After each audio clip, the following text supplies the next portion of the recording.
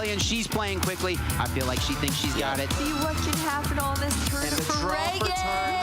You've been patient. You've been waiting all this time, but you ready. You've been putting in that grind, so let's go. Champions are hard to find, but you know the goal when you're ready to shine. Have they heard of you? Then they know. You got your sights set on that road. If it's on the battle, then let's go. 'Cause you'll never stop. Show them what you got. Fighting through another turn. And Alvin is going to join it. Very impressive showing and a really good understanding of how these teams work. Show 'em what you got. Yeah, they already know. You got your sights set on victory road. Show 'em what you got. Yeah, they already know. You got your sights set on victory road. The Maestro wants to go for a sweep of his own. Scrafty has already knocked out 2 Pokemon. He said this match was too hot. I need to cool things off here with an ice beam. A Bastion, it rumbles onto the field, and the smackdowns are adding up.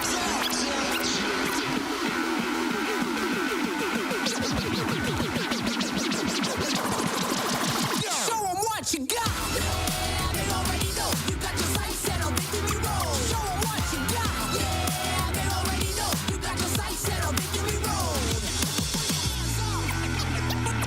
Put your hands up. Welcome back, Pokemon trainers, to the 2024 Stuttgart Regional Championships. We're here in day number 2, feeling just as festive as yesterday here, and so excited to be seeing who we are going to be crowning our Stuttgart Regional Champion. These players have played through 9 rounds of Swiss yesterday to take it down from nearly 500 players all the way down to the top 42 that have going to have made a 7-2 Swiss record here, and playing another few rounds of Swiss before we go to our knockout stages. My name's Ben Kiriakou, joined here by Jamie Boyd, Costa Didymos, and Charlie Merriman. And what an event we've had so far.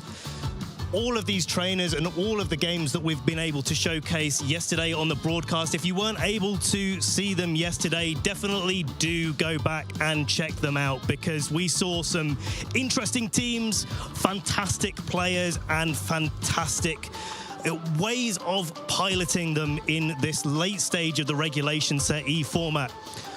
Jamie, quick favorite moment from you. Favorite moment, I'm still sticking with my double critical hit to steal the game away from a world champion. The Ogerpom, getting that increased critical hit ratio, getting the 2 crits it needed, and absolutely stealing the game. And there you have it, trainers. That's just one of the moments that we had yesterday. Of course, the season is in its sort of mid stages at the moment. We've had a few tournaments already in the European region, but let's have a little look at what the remaining European calendar is going to be looking like, Costa. Yeah, so as I believe we did cover yesterday, we do have, of course, Liverpool Regional Championships coming up in the new year. That is also going to be giving its own little pieces of gifts there with the Regulation Set F, new introduction of a new rule format. So a lot of spicy Pokemon that are currently being eyed up on potentially stealing the show, essentially, from January onwards. So I'll be really looking forward to seeing that. But of course, we do have the Dortmund, Utrecht regionals coming up straight after that, followed up by the one and only European International Championships held at London. A very exciting event indeed, and we are simply having a wonderful Pokemon time here this weekend. But if we look ahead to what this is all building towards, it is those World Championships, of course, in Honolulu, Hawaii in 2024. A really special location for Pokemon. And that's going to be culminating in getting those championship points for qualification to the World Championships this year. Yeah, of course, for us over here in Europe, you need 400 in the Masters Division to be able to get that qualification. Of course, there is also now that automatic qualification for all of our regional champions. We've had 3 of them so far, and we're going to be getting a 4th here in Stuttgart. Yeah, there's so many points on the line there for all of these regional championships. But you don't have to win to be able to just catapult yourselves all the way to the World Championships this year. A few points at every event in the season will get you there and over the line, and that's really important to realize, especially combined with those local level events. Indeed, as I think being able to build up to it through your own communities as well is something that I think really gets people together. You know, you get to meet new people and have a lot of similarities to them within your own region. And then who knows, you may even go ahead and actually organize a trip to one of these regionals, you know, as a great opportunity to be able to build up to it together, you know, get some training going, practice, and just make even more friends and build friendships along the way. But it's not only the points that are on display here for these players that have reached day 2 and will be vying for those top placings. There's also a lot of prizes on the line for these trainers as well, especially in those top spots. Charlie, take us through it. Well, yes, if you finish first in an event like Stuttgart, I mean, you can see the prize money there on screen in the junior and senior division and the masters as well. $6,000 along with 72 booster packs. And, you know, if you cast your eye down to that 16th place as well, there's so much on the line. But I think, frankly, many of the trainers here, that's an additional bonus to the prestige of being at an event like this, and everyone has their own goals, what they want to achieve this season, event to event. Absolutely. It's all about that progression through the season that we are moving very swiftly through. It feels like only yesterday that it was the Barcelona Regional Championships to start off our season, and now we're 4 regionals in the European regional themselves. Let's take a little bit of a look at the players that have made it to day 2. Jamie, take us through it. Yeah, we do have Sergio Ramirez there with the undefeated record and won the 10th round as well, so at least still undefeated going into the 11th round. A very, very good showing. Got to feature him yesterday. The player that's had my favourite moment that I just said about the double critical hit, taking down a former world champion in Eduardo Cunha, and still going very strong, it would seem. Really, really does seem like he's going very strong. Any names, Costa, for you that are sticking out here? I think there are actually quite a few, but just to try to pin it to a couple, I think I was talking a bit about Niels yesterday. I'm really looking forward to actually, who knows, potentially getting him on stream to be able to actually see what sort of tricks he has up his sleeves, as he so tends to every single event. But also another name to shout out there would be Elias Rufagalis of the Greek region, currently at 9-1 at the moment. So looking really, really strong, and I'm honestly looking forward to seeing him progress even further. And of course, there's several other players on that list that I'm sure players at home will be looking out for and rooting for. But Charlie, there's so many more names here coming into day 2. There absolutely are. We saw Mikhail Kelsch on stream yesterday in Swiss Round 9, clinching that victory, first on-stream victory, so congratulations to him, progressing through to day 2, of course, the World Championships runner-up in the 2023 season. And really, there are some names who people might be less familiar with, and that's one of the very exciting things about an event like this. I mean, we saw Sidi Badian claim a victory on stream yesterday as well, and I've got my eyes on Marie Suteg there, another German player looking to make an impact on home turf. And with a Pokemon that he's very well known for, that Grimmsnarl that he's been using ever since he was able to win a regional championship with it, and really nice to see him back with kind of the Pokemon that really work well for him there.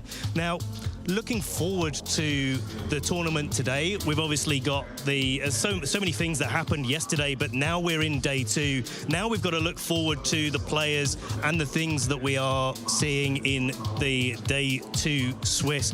Before we do that, though, just a quick shout out from everyone. Jamie, we've had your favorite moment. Costa, favorite team?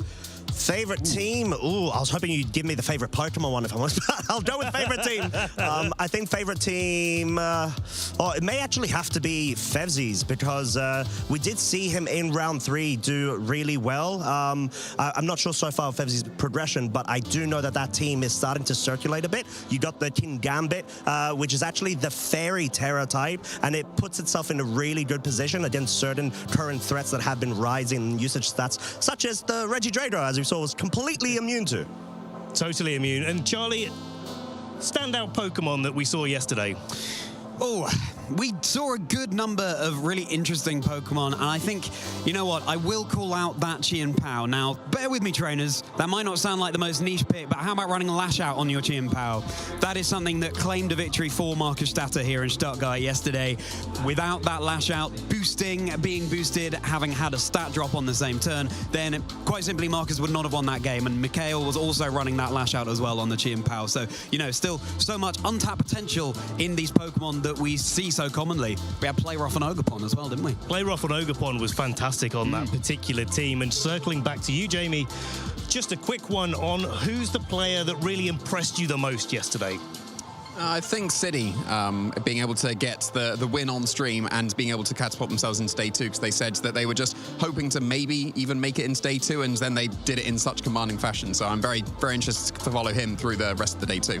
And we are going to, I'm sure, see him do very well in day 2. Of course, if you've been following at home, please do make sure to let us know what your favorite moments are today. Join us on the broadcast on X with that hashtag #PlayPokemon. And of course, please do tell us what you think.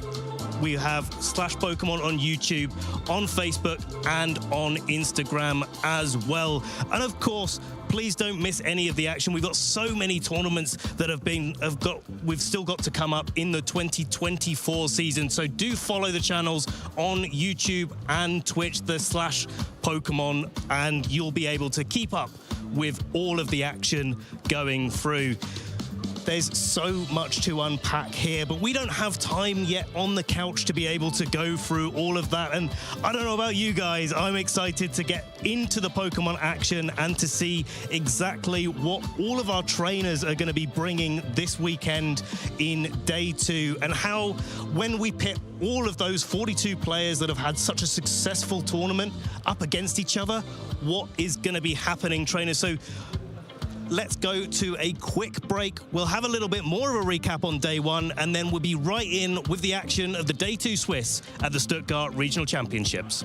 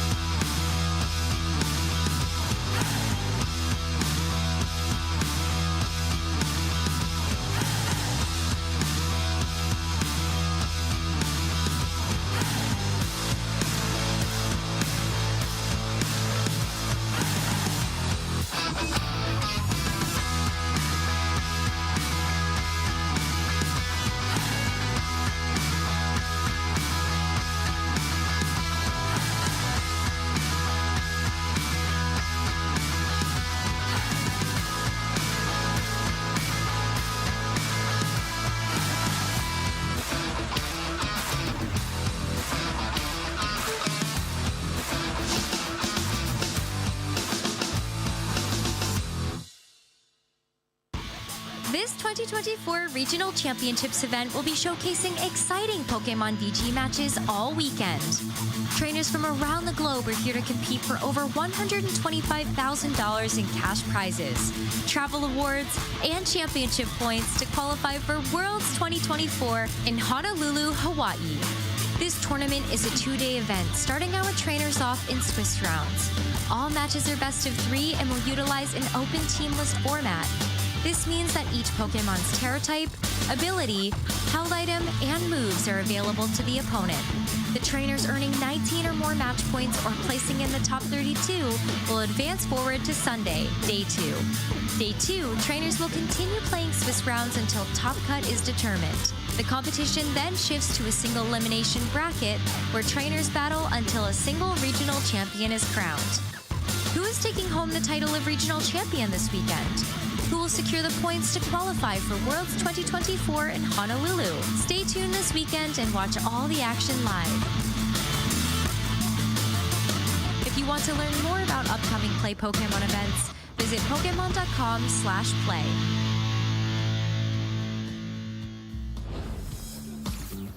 And welcome back, trainers. We are here. We've somehow phase shift straight over to the caster desk just in the nick of time. I myself am Costa, and I'm joined by Jamie as always. And we are here to celebrate and be able to broadcast to you lovely people at home day 2 of the Pokémon Stuttgart Regional Championships of 2024. And what a glorious day it is, as I'm sure we're going to be seeing a lot of high-level high-level VGC action. Yeah, we saw a lot of high-level action yesterday as well. I would say E for excellent for yesterday. Regulation E, of course. Last one of the format for us before we move on to that Regulation F. We're going to be just having our day two Swiss. We're going to have our top cut, and then we'll be moving on to Regulation F after that. But what a way to send off Regulation E. I think it's a really good way. It's sort of like poetic, to the point where hopefully we'll be able to see even more Pokemon that are a bit irregular to the current meta that we've noticed be able to go ahead and come to the fore, essentially. I think we did mention a couple of them already. One that I was having some secret hopes for would have been the Dondozo, maybe trying to no, it's shored up, Costa. It's shored. No, I was hoping. It's sort of like I was trying to like provoke it and say, you know, like prove me wrong, please, please, please, and it just kind of didn't. And yeah, well, at least for now. I'm not sure. I haven't actually checked to see. There is actually a Dondozo in day 2, yes. Oh, wow. So we'll have to follow along and see how that is doing. Yeah. One call out as well, there is a Thunderous Incarnate in day 2 as well. Actually? So wow. my prophecy came true from yesterday as well somehow. Oh, wait. Did not expect that. Is there a Delirium Articuno though? No. But there were 3 in the tournament. There were 3 in the tournament. I'll take that. Okay, all right, that's good. But Roaring Moon is still there though, right? Roaring Moon's still here. Absolutely. Roaring Moon's it not makes going sense. anywhere. I mean, for now, it doesn't look to be, but let us see, of course, if it is going to be able to get any sort of medals on its name for this weekend. But, of course, I think we do have a couple of notable matches that we'll be able to go ahead and get on the graphic very shortly in order to spice things up and give the opportunity for everyone of you lovely people at home the opportunity to give a bit of a pick, get that votes going. Please do so, and we've got the matches on screen right now. Yeah, absolutely. We've got two trainers that are still at 10-1. Sergio, unfortunately, did lose his previous round, so the top 2 matches are 10-1. Nils Dunlop versus Lorenzo Silvestrini and Elias Rufgales versus Sergio Ramirez. They are both 10-1 matches, as well as those 2 below.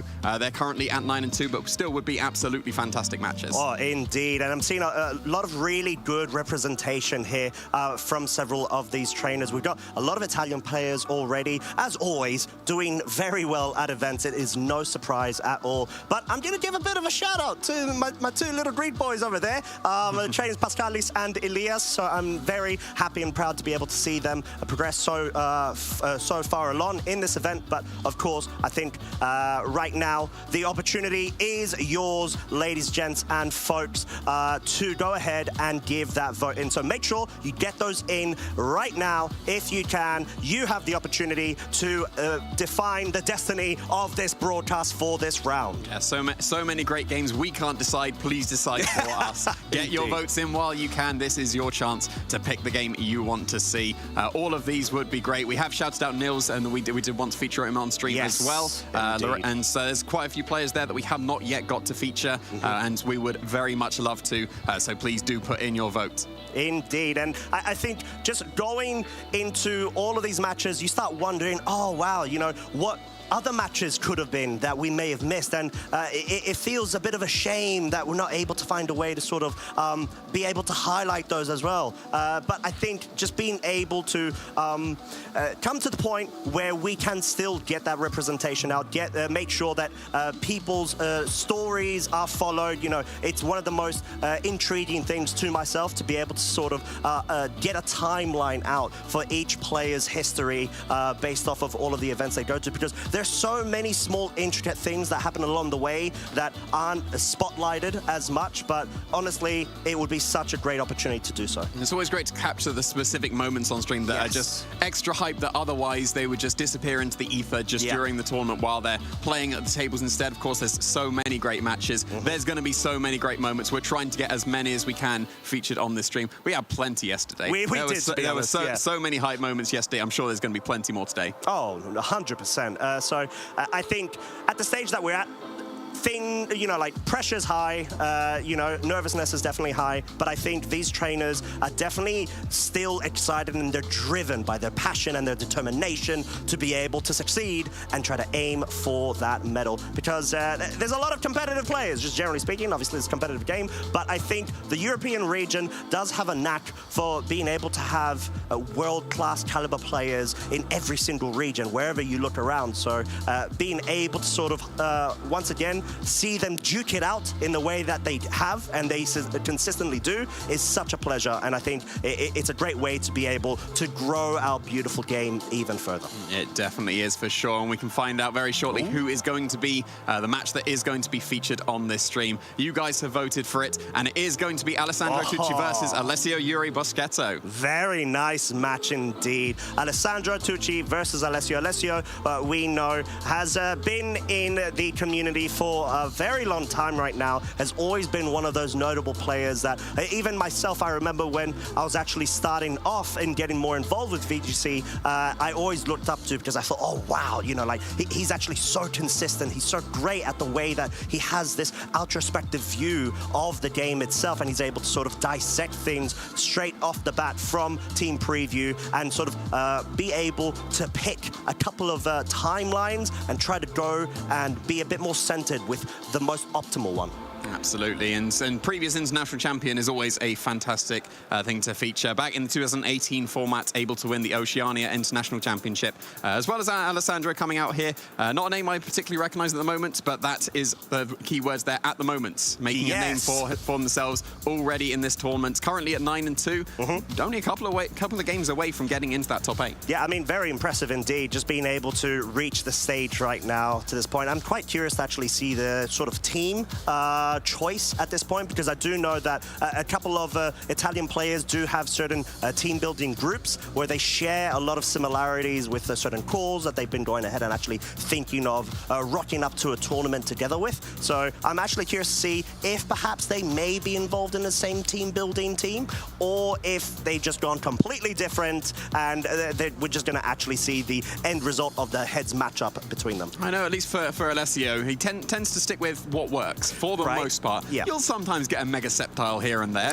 but the good old days. The good old days. Still managed to make top 8 at that national with the mega septile. Very impressive. But at least in more recent years, tends to stick with what works. So I wouldn't be surprised if we are going to be seeing that here. And of course, no idea what Alessandro is going to be bringing, so that's always going to be a nice surprise. Oh, it is indeed, because I think we already covered the points where there's a lot of variety that you can actually go for. Obviously, should I say there's room for the variety now that the meta's starting to become a bit more centralized, or it has been the past couple of events that we've seen. Obviously, the hyper-offensive Tornadus Urshifu core is just kind of always there, and I don't think it's going to go. It's just going to have to be felled some way, maybe through a Hisuian Guja. I don't know. I don't think there is one. You started. Here comes the Articunos. Valid. Absolutely, yeah. But yeah, like you can't really go anti-meta team without there being a meta to actually counter. So now we're at this stage, and now we're quite deep into Regulation E, of course, final tournament. Then we're going to have the meta established at this point. Apparently, it's Tornadus and Urshifu everywhere, because that that was the most common. We'll have to see the statistics in day 2, because obviously they do change as we go. Look at that! Whoa! It's like I'm a prophet. So those were the day 1 stats that we did have, of course. We'll see what's happening in day 2. Roaring Moon just squeaking in there in that 12. But yes, the Tornadus and Rapid Strike Urshifu is going to be still absolutely dominant. Like 47%, 44%. That's the first time the Tornadus has even broken, not just in second place, in the top 3 just in general. Exactly. It's always been Urshifu, it's been Fluttermane and Iron Hand. Those have been the dominant top 3, but Tornadus overtaking Fluttermane and Iron Hands, that's a pretty significant deal. I do want to make actually a point there. You remember the good old days when Iron Bundle was in the top 12? What's an Iron Bundle? What's an Iron Bundle indeed? I mean, Iron Bundle? It would have been great for the festive spirit to be able to bring that alongside Delibird, but I feel like there could be room for Iron Bundle. I'm actually quite surprised to not see it used more often, because there's a lot of Pokemon on this graphic that can actually be hard countered by Iron Bundle as long as they can connect with all of its moves. Well, if you're trying to make your Urshifu as strong as you can and run it with the Adamant Nature, that means that you cannot outspeed a Booster Energy Iron Bundle, even if you've had the Tailwind set for your Tornadus, and that tends to be what most Urshifus do. You don't tend to go with the Jolly Nature and go as fast as you possibly can with Urshifus. You want to be hitting hard. You want to be getting those KOs with the Rain boosted, Terra Water boosted, Surging Strikes, probably with the Mystic Water as well. So you want to be doing as much damage as possible, and then that's a perfect place for Iron Bundle. If that is the case of the meta, Booster Energy Iron Bundle, that could be a perfect place here, especially like seeing the Ogerpon there as well. That's quad reek to freeze dry. So yeah, that would be a pretty impressive call. But apparently, at least not for day 1. Who knows if it made it into day 2 though? And intro to the graphic of day 2. I'm hoping. There we go. It was a bit delayed, but it worked. No, my roaring moon. No. What roaring moon, Jamie?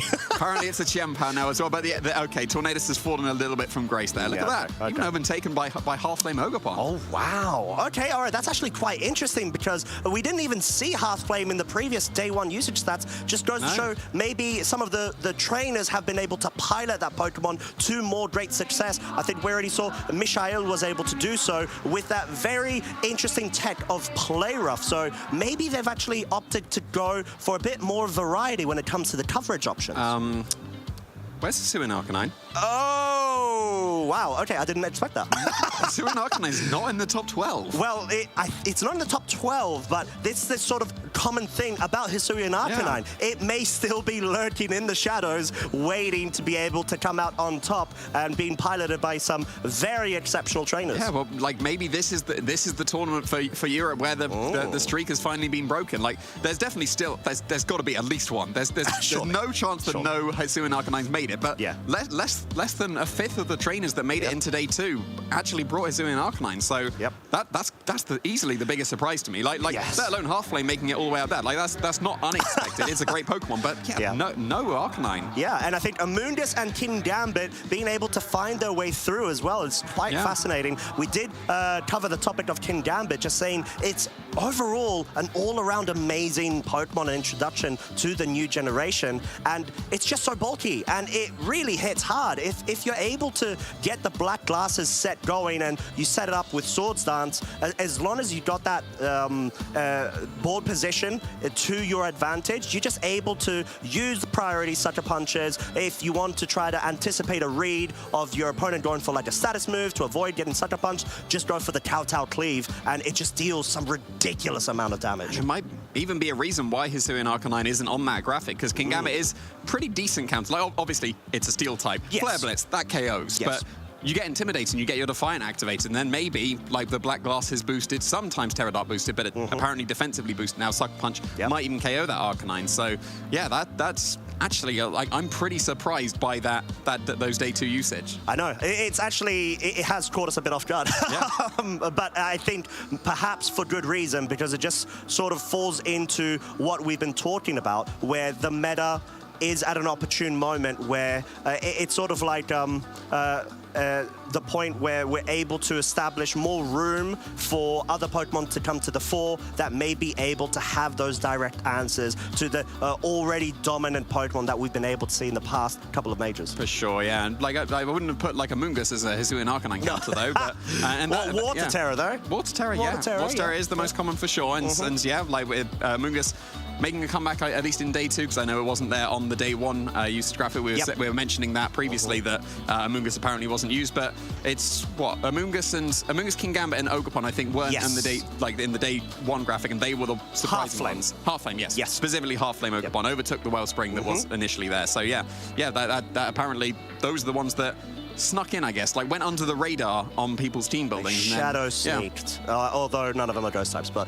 nice try. Yeah, well, you know Close. Close, but not so. But I think Amoonguss is one of those Pokemon that we've seen has been an absolute monster in multiple seasons of VGC across the years. So being able to have it for consistency purposes and for it to be able to check certain threats, such as, let's say, Dondozo, at some point we saw that it was quite prevalent to be able to have Clear Smog being ran on Amoonguss, and then at some point that started petering out a bit. It wasn't actually used as much. Trainers would actually opt to go for Protect instead of not having any sort of immediate defensive way to further extend the longevity of Amoonguss on the field. So being able to actually see it come back in this way may be a bit of an indication that trainers are really revaluing the worth of Amoonguss and saying, right, I think there honestly is a great spot for it here. It does seem like it, and it did.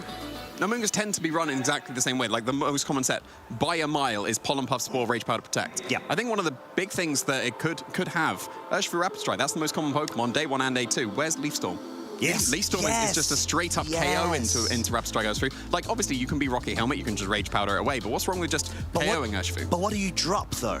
That's the question, and it depends on how that fits with the rest of your team. It's got to be Protect, right? Because Pollen Puff, Spore, Rage Powder, that's the entire reason you're using Amoonguss. That's the substitute for the Clear Smog days, right? Or when you would usually have that 4th slot for the Dondozo, might as well take 4 and offensive pressure onto that Urshifu, as you mentioned, which is so dominant. But, of course, we do have our trainers getting ready on the stage. We're going to have Alessio on the left-hand side and Alessandro on the right-hand side. So I'm really looking forward to actually being able to dive a bit more into seeing what both of these trainers have been able to bring to this tournament. And you can see there, they're just conversating a bit.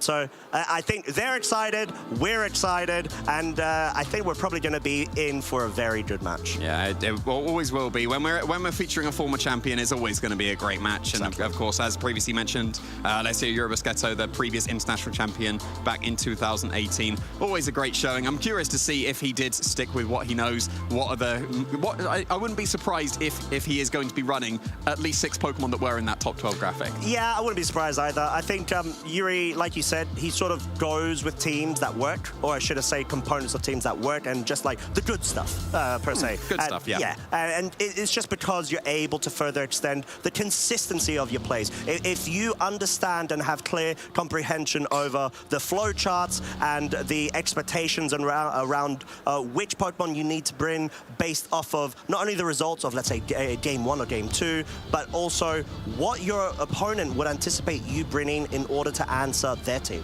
Yeah, for sure. We'll have to see what Alessandro is going to be using as well, because we don't have too much information on him, at least from our side as casters, but we're going to be finding out very shortly.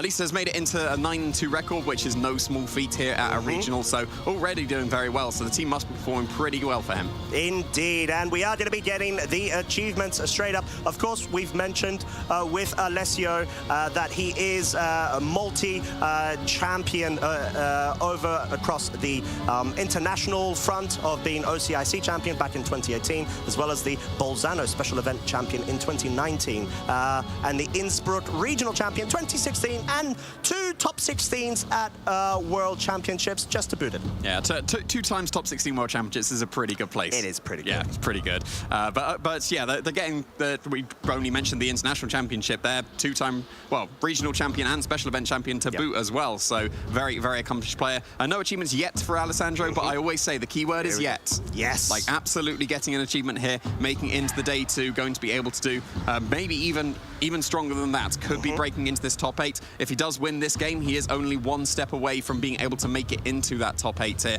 And it looks like we're going to be getting into the game very, very shortly. Indeed. Unfortunately, we do not have team sheets available, but we'll quickly run through the teams from both of these players. Over on the left-hand side, we've got Alessio with the Odrapon, Golden Go, Amoonguss, Iron Hands, Roaring Moon, and that Choice Scarf, Landorus Therian. Over on Alessandro's side, the Iron Hands, Golden Go, Amoonguss, Urshifu Rapid Strike, Tornadus, and the Hisuian Arcanine. So 3 of the same Pokemon from the looks of things. It doesn't look like there's any true surprises here. Like I was saying, probably Alessio would have all 12 Pokemon, or all 6 Pokemon in the top 12 graphic. Correct for day 1, not quite for day 2, because there is that Wellspring that did fall off for Half-Flame apparently for most trainers, and Roaring Moon is still there on the field. But we were saying about the Amoonguss, there's 2 of them. That might be the reason why that is picking up again. But there's the Hisuian Arcanine. There is still at least the Hisuian Arcanine here. May not be the most used at this point, but still very much in with a shot at keeping its streak going. Alessandro going to be the one piloting it here if he is to keep that streak for Hisuian Arcanine alive. Indeed, and it is choice banded, and we do know that it is the Fairy Terror type as well. However, it also has access to Head Smash. No Terror Blast there, so even though the Fairy Terror is there, it may be more defensive as opposed to actually being able to capitalize off of an offensive move. Yeah, you basically choose between Head Smash and Terror Blast at this point if you are the choice banded set. Flare Blitz, Rock Slide, Extreme Speed, that's basically guaranteed. There's no reason not to run those on the choice banded set. We'll have to see if Head Smash is going to pay off for Alessandro here, because Arcanine is being led immediately with that Tornadus as well, and Alessio is going to be leading with that Roaring Moon and the Landorus Therian. So we've already got available options of speed control on both sides on the field. However, it's that ultimate battle, and I think your headline topic as well, Jamie, of which is better to set Tailwind, the Tornadus or the Roaring Moon? Yeah, no bias from me. Oh, there is the support of Roaring Moon there. It is going to be that Tailwind set, so it is the true battle here between the two Tailwind setters, who's going to come on top, and also the battle between the two Intimidators. You've led with the Suin Arcanine and the Landorus, absolutely the two most common Intimidate Pokemon that we do have available in that format. Landorus tends to come out on top, though, given that quad weakness to the ground type attacks from the Arcanine, as well going to be carrying the Choice Scarf, so it's definitely going to be faster than the Arcanine. However, this is the downside of the Roaring Moon against the Tornadus. The Prankster could allow that Tailwind to allow that Arcanine to move first. Not this turn, though. It's switching into Amoonguss. Indeed. So Amoonguss actually coming in here, maybe wanting to capitalize off of a subsequent position to actually put another Pokemon to sleep. But we see Knockoff coming out from Roaring Moon, being able to get rid of the Rocky Helmet on Tornadus and getting inflicted damage onto it. But the Rock Slide from Landorus is actually going to go ahead and flinch the Tornadus, which from the looks of things was trying to go onto the offensive, perhaps with that Icy Wind. Yeah, that would have done a lot of damage to that Landorus, and it's super effective into both. So Icy Wind would have been a great call there, but unfortunately that is one of the downsides of Rock Slide. It can get those flinches, and now you're kind of forced to go for Tailwind with the Tornadus. You can't really go for an Icy Wind anymore. A knockoff and another Rock Slide, that might be KOing this Tornadus. Definitely not, though, this turn, because Landorus has now switched into the Golden Go. Indeed, Golden Go actually being able to nullify any sort of spores that try to target down that slot. This may well be a Protect coming out from the Roaring Moon, just to try to ensure from Alessio's side that he's completely covered in terms of being able to be susceptible to sleep. But no Protect here. Going to be able to knock off the Citrus Berry, and the Amoonguss is going to be targeting down that Roaring Moon. So, unfortunately for Alessio, not being able to get on top of that turn, as we do see both Golden Goes are now on the field, Jamie. Yeah, it looks like Alessio was trying to catch that spore with the Golden Go. Of course, that good as gold ability going to keep it completely safe from that. So this Amoonguss, it's done its job. It's put the Roaring Moon to sleep. Now it can't really do too much. It's potentially pollen puffing its own Golden Go up to be able to recover that HP, but I think the speed interactions here is going to be pretty crucial. They're both holding the leftovers, so that's not really an indication of who's going to be the faster Golden Go. Both are on a Tailwind team, so we'll just have to see on this turn which Golden Go is going to be faster. Obviously, you're threatening with a Shadow Ball, but because they are the leftover set, that might not be strong enough, even with that super effective hit without a nasty plot. Ooh, nice switch here from Alessio. You're not going to be able to fall to Spore in that slot with the Ogerpon having the grass typing and being switched in there. However, there may be no need of that. Alessandro just going ahead and switching the Tornadus straight in, maybe wanting to go ahead and better his position in the following turn. But we've got our first terrestrialization on the field, and it seems to be Alessandro's going for the Dragon typing here, being able to move first, quite notably, and getting a nasty plot set up, +2 of its special attack here. And I think we're going to be seeing the exact same mirror action from Alessio's, but I think the speed interactions here would likely be most crucial. However, Tornadus would have still guaranteed the outspeed of the Tailwind, but this may allow it to attack now. Yeah, this is still definitely good information going forward for the entire set, that Alessio's Golden Go is at least not as fast as the one that Alessandro is running, but has Follow Me redirection now available with that Ogerpon, so you can't go for a Shadow Ball into the Golden Go very safely. That can easily be redirected, and if you go for that Make It Rain, then it's not very effective into the opposing Golden Goes. And now you've got rid of your Steel typing, Make It Rain is going to be neutral into the opposing Golden Go, so I don't see anything wrong with a Follow Me and just a Make It Rain from Alessio's side here. Yeah, Shadow Ball will do great damage to the Ogerpon if it does go for the redirection, but because that Tornadus has got the Tailwind available to it, now it hasn't said it so far, it easily can and allow that Golden Go on Alessandro's side to move first. Ooh, Alessio may be going ahead and actually trying to read into that. Does opt to go for a spiky shield there, wants to play on the defensive, followed suit by the Golden Go over on Alessandro's side. And guess what? We've got 3 Protects coming out. What's Tornadus going to do? Is it just going to go ahead and get a setup of Tailwind? No, it is going to just try to go on the offensive with the Bleak Wind Storm and failing naturally. Not due to missing, but due to running into brick walls. Oh, what an exciting turn there. Protects so all around. Not even leftovers recovery to stall out there. It wasn't at least a Tailwind set on the Tornadus, just going for the Bleak Wind Storm. That could have been just at least one turn and the Tailwind used up immediately. for Alessandro's side if he did go for that, because it would have just been whiffed into a double protect there. But now that they went for the Bleak Wind Storm and can now set the Tailwind, would be able to have an extra turn in the future. Indeed. And I think something to make note of as well is the Roaring Moon not being able to take advantage of any sort of booster energy anymore, as it's already been used up when it does try to come back onto the field. But we do have the Ogerpon now going ahead and showing off its terrestrialization, its glorious one, with the Embody aspect giving it the +1 in special defense. Accompanied by the Follow Me right now will mean that it is going to be a specially defensive wall right now that, unfortunately, Alessandro's Golden Go will have to try to overcome in order to target down Alessio's Golden Go. Shadow Ball being able to guarantee a 2-hit KO, but the real question is, what damage is this? It is a lot of damage. However, Golden Go seems to actually be able to hold in with the slither of health. That's all the amount of health you need, especially because you're going to get a little bit of leftovers recovery as well. You've got the Tailwind set on your side of the field. The Tornadus finally went for that move. Now you're definitely outspeeding both of these Pokemon with your Golden Go, and assumedly this Arcanine, which is joining the field as well. That's going to threaten a lot of damage with its Choice Band. Now it's going to be important which is going to move first, the Golden Go on Alessandro's side of the field or the Arcanine, because that Follow Me could redirect any of the attacks. That could be a Choice Banded Flare Blitz that could be targeting the Golden Go. We've just seen that the Golden Go from Alessandro's side of the field, Shadow Ball is enough to knock out that Ogerpon, even with the special defense boost with that Shadow Ball. If Golden Go has been trained faster than Arcanine, this is just a Shadow Ball KO into Ogerpon, then a Flare Blitz KO into the Golden Go. But if it's the other way around, so Ogerpon could have redirected, but not going to. It's going to switch out instead to the Roaring Moon. Oh, this is going to be interesting. Let's see how it pans out, trainers, as the Protect does come from that Golden Go on Alessio's side, not wanting to risk things and be able to stall a turn of Tailwind. Head Smash being revealed, picks up an outrageous KO onto the Roaring Moon, completely knocking itself out here. I don't think Alessio minds as much at the moment. I think Alessio's game plan may have to be to try to stall out Tailwind, bring in the Choice Scarf, Landorus Therian later on in the game to be able to at least bring this back in his favor. But Shadow Ball seems to have tried to follow up after Head Smash, and seems like the answer's there. The Arcanine is faster than the Golden Go. Yeah, so that means you couldn't have gone for the Shadow Ball and then the Flare Blitz, so it makes sense to lock into the Head Smash instead, because that would have KO'd the opposing Ogerpon. Would have had to be that move. Any other attack probably wouldn't have been able to KO that Ogerpon. But now you've intimidated the Arcanine. Head Smash is not going to be doing as much, and it can't really do too much to the Golden Go. Instead, it kind of has to be the Shadow Ball coming out from the opposing Golden Go on Alessandro's side of the field.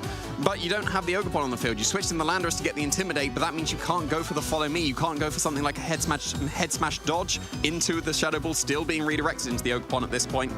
That Clutch Survival with minimal HP on the Golden Go is all it needed here to still be threatening the massive damage.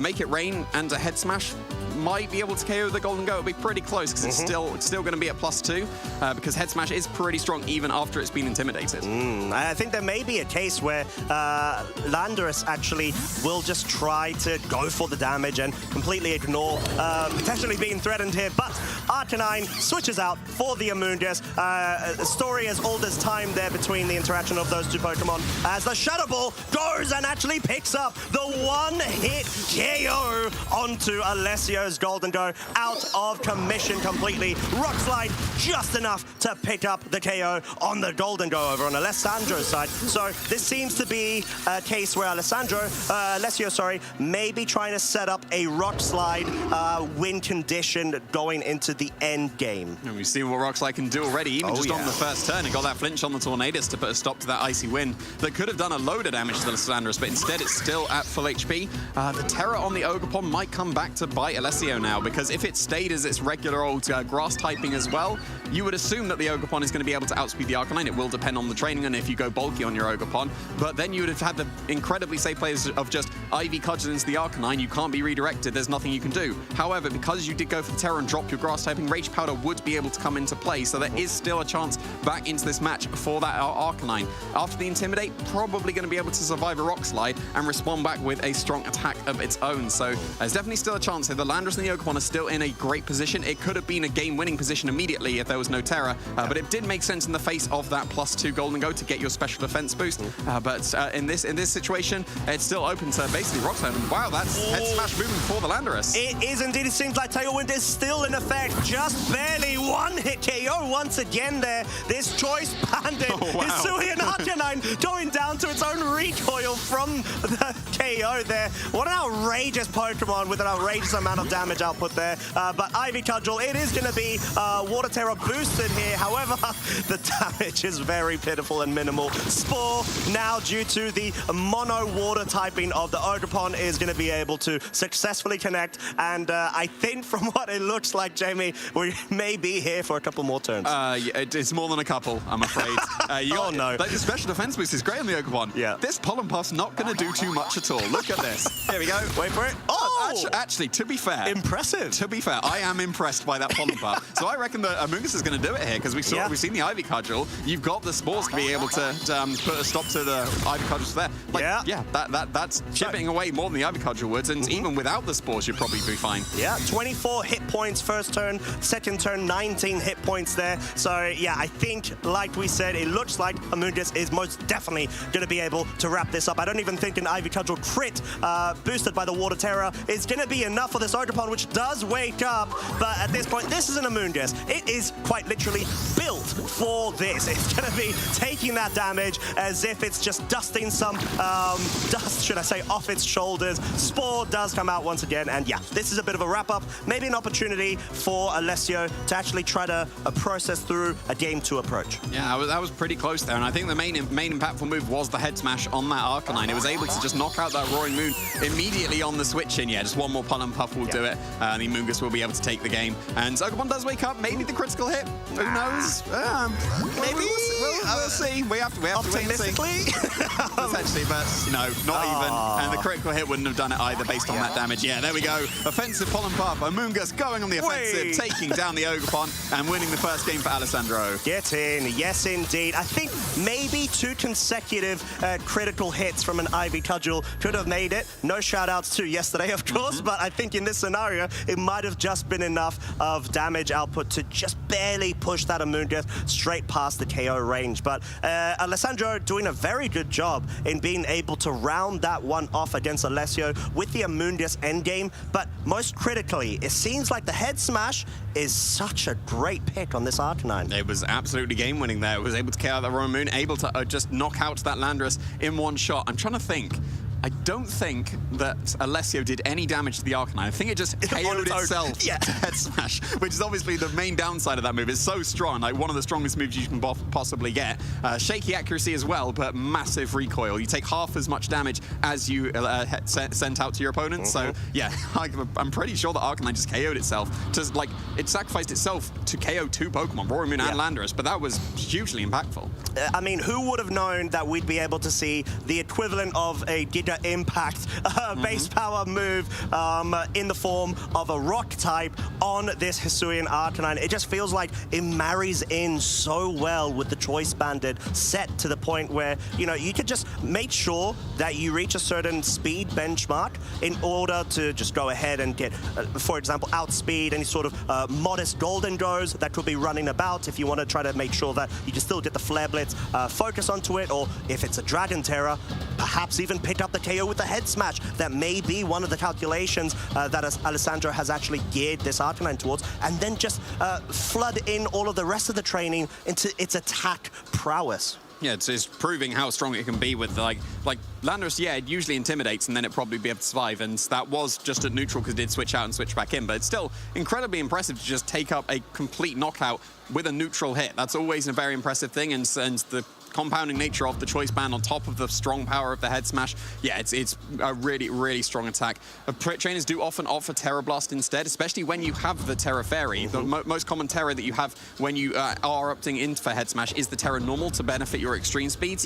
But yeah, the head smash just on its own here, like it's incredibly strong. I wouldn't be surprised if we still see the Arcanine here. It's proving why Arcanine still is absolutely a threat, even if it wasn't in that top 12. I know, exactly. As long as the head smashes do connect, but we shall see in this game too. Ladies, gents, and lovely peeps, we've got the leads. Alessio rocking with the Roaring Moon, and Landers Therian versus, once again, Alessandro's Tornadus, however, with a Golden Go. Now, is Alessandro brave enough to go for that Icy Wind again in the face of that Rock Slide that could be flinching? The Golden Go, it's not in the greatest of positions here. It's threatened by the knockoff, it's threatened by the Stomping Tantrum. If it wants to stay in, it's probably forced to use its Terror immediately on in turn 1 of this game, but then it would at least be able to get that nasty plot. But if you just match the Tailwind with the Roaring Moon as well, if that's the choice, then you're going to be able to outspeed on the next turn, and then Breaking Swipe would threaten Terra Dragon, the Golden Goat as well. That would still do massive damage with the Stomping Tantrum and Breaking Swipe, even if you wouldn't be using it for any of its attack drops. So yeah, there's a Terra coming out immediately, and I wouldn't be surprised if this was just the Golden Go because of the threat of the knockoff and because of the threat of the Stomping Tantrum. Good shout, Jamie. It is indeed. We're going to be seeing the Dragon Terastallization, a Terra type of defensive choice that has definitely increased in usage with the rise of the Urshifu.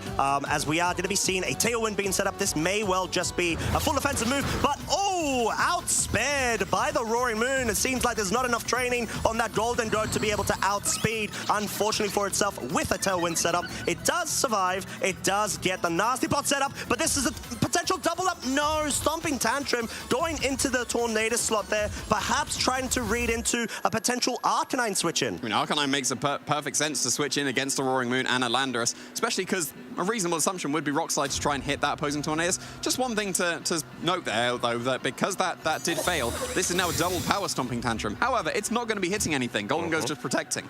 Indeed, Icy Wind does connect with both the Roaring Moon and Landorus. Look at that. It's a two-hit, two-shot onto a Landorus. Kind of makes sense. Quad weak, of course. Roaring Moon is going to now be brought down to neutral speeding. However, we do have the Tailwind now actually being able to be set up. Stomping Tantrum, like you said, Jamie, did try to focus down onto that Golden Go. It will be losing its double-up base power effect. Yeah, but we got some crucial information there on the first turn that the Roaring Moon still outspeeds this Golden Go, and after taking a knockoff critical here, that might be in range of a Breaking Swipe here. That means that the Arcanine might need to come in to intimidate, but then you've seen that the Landorus has locked in Stomping Tantrum and is willing to Stomping Tantrum a flying type. So this may not be a safe switch in.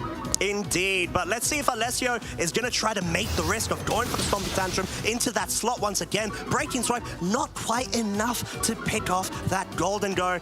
Naturally, it will be dropping the attack, though, of the Arcanine, but no, it is a safe double up into the Golden Go. Perhaps Alessio didn't want to go into any further mind games and just wanted to try to capitalize off of at least getting some progress made on this turn, given how, unfortunately, they did try to make the prediction into Alessandro's Tornadus there. But if they'd have even made the prediction, yeah, Arcanine's probably KO'd, but then that's a +2 Make It Rain, KOing the Landorus and maybe KOing the Roaring Moon as well. Yep. So it makes sense to just double up into that Golden Go. If you've just seen it protect as well, that's a very, very safe double attack into both of those. Amoonguss has joined the field. It's going to be threatening those spores, but you probably need to go for the Rage Powder here to keep that Arcanine safe from any of the Stomping Tantrums, because you don't have Terra available anymore. You were forced into that on turn 1 with the Terra Dragon. So yeah, there is that Rage Powder keeping the Arcanine safe. Indeed, Arcanine just wants to be able to get off any sort of damage that it can. Potential KOs, as we saw in the previous game. However, it is now at -2 of its attack. Can it dispatch the amount of damage we've seen in the previous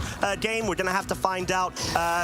Stomping Tantrum dealing minimal chip damage onto, of course, the Amoonguss. However, we actually see Rock Slide coming out, just wanting to try to make sure you get some bit of damage dealt onto both Pokemon.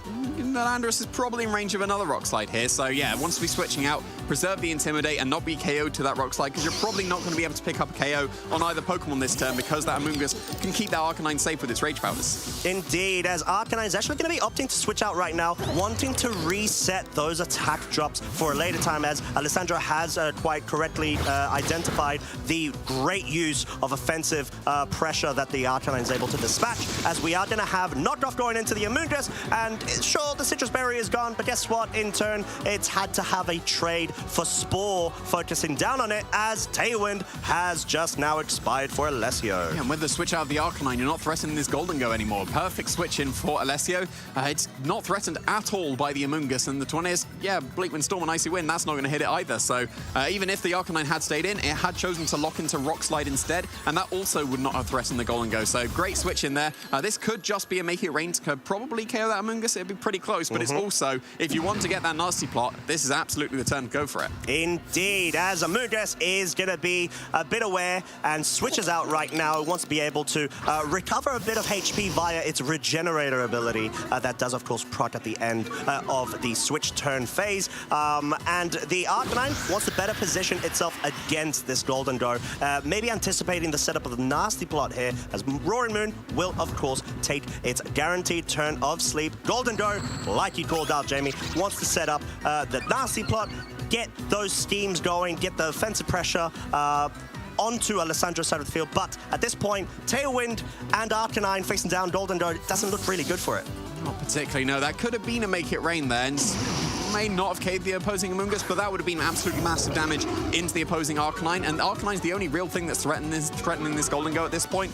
And Intimidate is nice, but with the Choice Band being just effectively cancelled out, that would have probably KO'd this Golden Go, so that's probably why it's protecting. Indeed, and I think a bit of a position game here from Alessio, just wanting to make sure he gets the Intimidate onto the Arcanine at the cost of losing the Landorus, which I do quite like as a play, as you're going to be able to at least further burn out an additional turn of Tailwind whilst maintaining the protection and safety on this Golden Go, not having to immediately commit to a terrestrialization just yet, and now able to bring the redirection onto the field, which at this point I do really quite like. Yeah, this is a just fantastic position for Alessio. I don't see any real counters to just going for the follow me with your Terra. You get rid of your grass typing, and then you're not taking super effective damage from the Bleak Wind Storm, and you're taking not very effective damage from the Flare Blitz, and then Make It Rain just basically cleans at this point. Indeed, Arcanine being a bit aware of its position right now, switches out for the Amoonguss. Once again, trying to enforce a bit more of a board position play from Alessandro's side now. If we do see the terrestrialization, which we do, this is a really nice switch in of the Amoonguss being able to come back onto the field. You can threaten those spores into the Ogerpon in the subsequent turn. However, there is still the Golden Go you really need to deal with at this point, as it's just going to go ahead and dispatch a huge amount of damage, especially as we've got the redirection now on the field. Bleak Wind Storm, minimal damage on both Pokemon. However, it does actually drop the speed of the Ogerpon. I'm not sure if at the moment that will count, but guess what does? The double KO onto the Amoonguss and Tornadus. Double one-hit KO, should I say, pretty much, indeed, leaving the Arcanine on its lonesome self. Yeah, and that's just another follow me and another Make It Rain, and there's nothing that can be done here.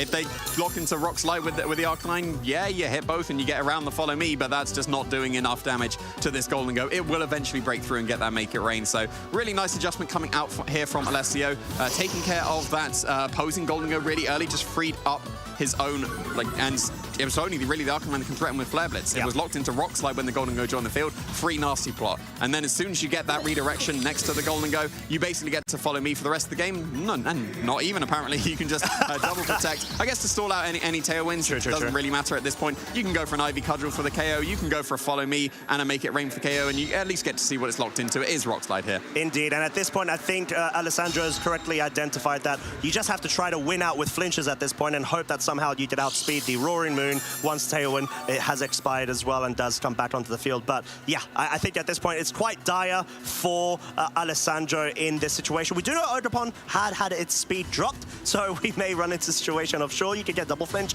but I don't think I'm going to see this Golden Go go down anytime soon. It would take quite a few Rock Slide flinches because the leftovers just countering it so well. The Ogerpon just switching out here. There's no need to follow me. There's no need to try and get around any of these flinches. It doesn't matter. The Golden Go is just going to break through immediately and send us straight into that Game 3. Indeed, Game 3, and what a great way to be able to do so. A lot of very smart, slick board position plays from Alessio there to be able to set up the board to the point where you're able to, sure, lose the Landorus, but its use was through those Intimidates. He correctly identified the MVP status of that Hisuian Arcanine, especially with that head smash, where Alessandro wasn't able to capitalize off of that at all. He had to succumb to the multiple consecutive breaking swipes, dropped its attack down to -2. Sure, switched it out, brought it back in, and guess what? Landorus was there to further reduce its damage output back, let's say, to neutral as if it didn't have the choice band. But at that point, he had to still lock into Rock Slide because he wanted damage on both Pokemon as opposed to just locking in to Head Smash, which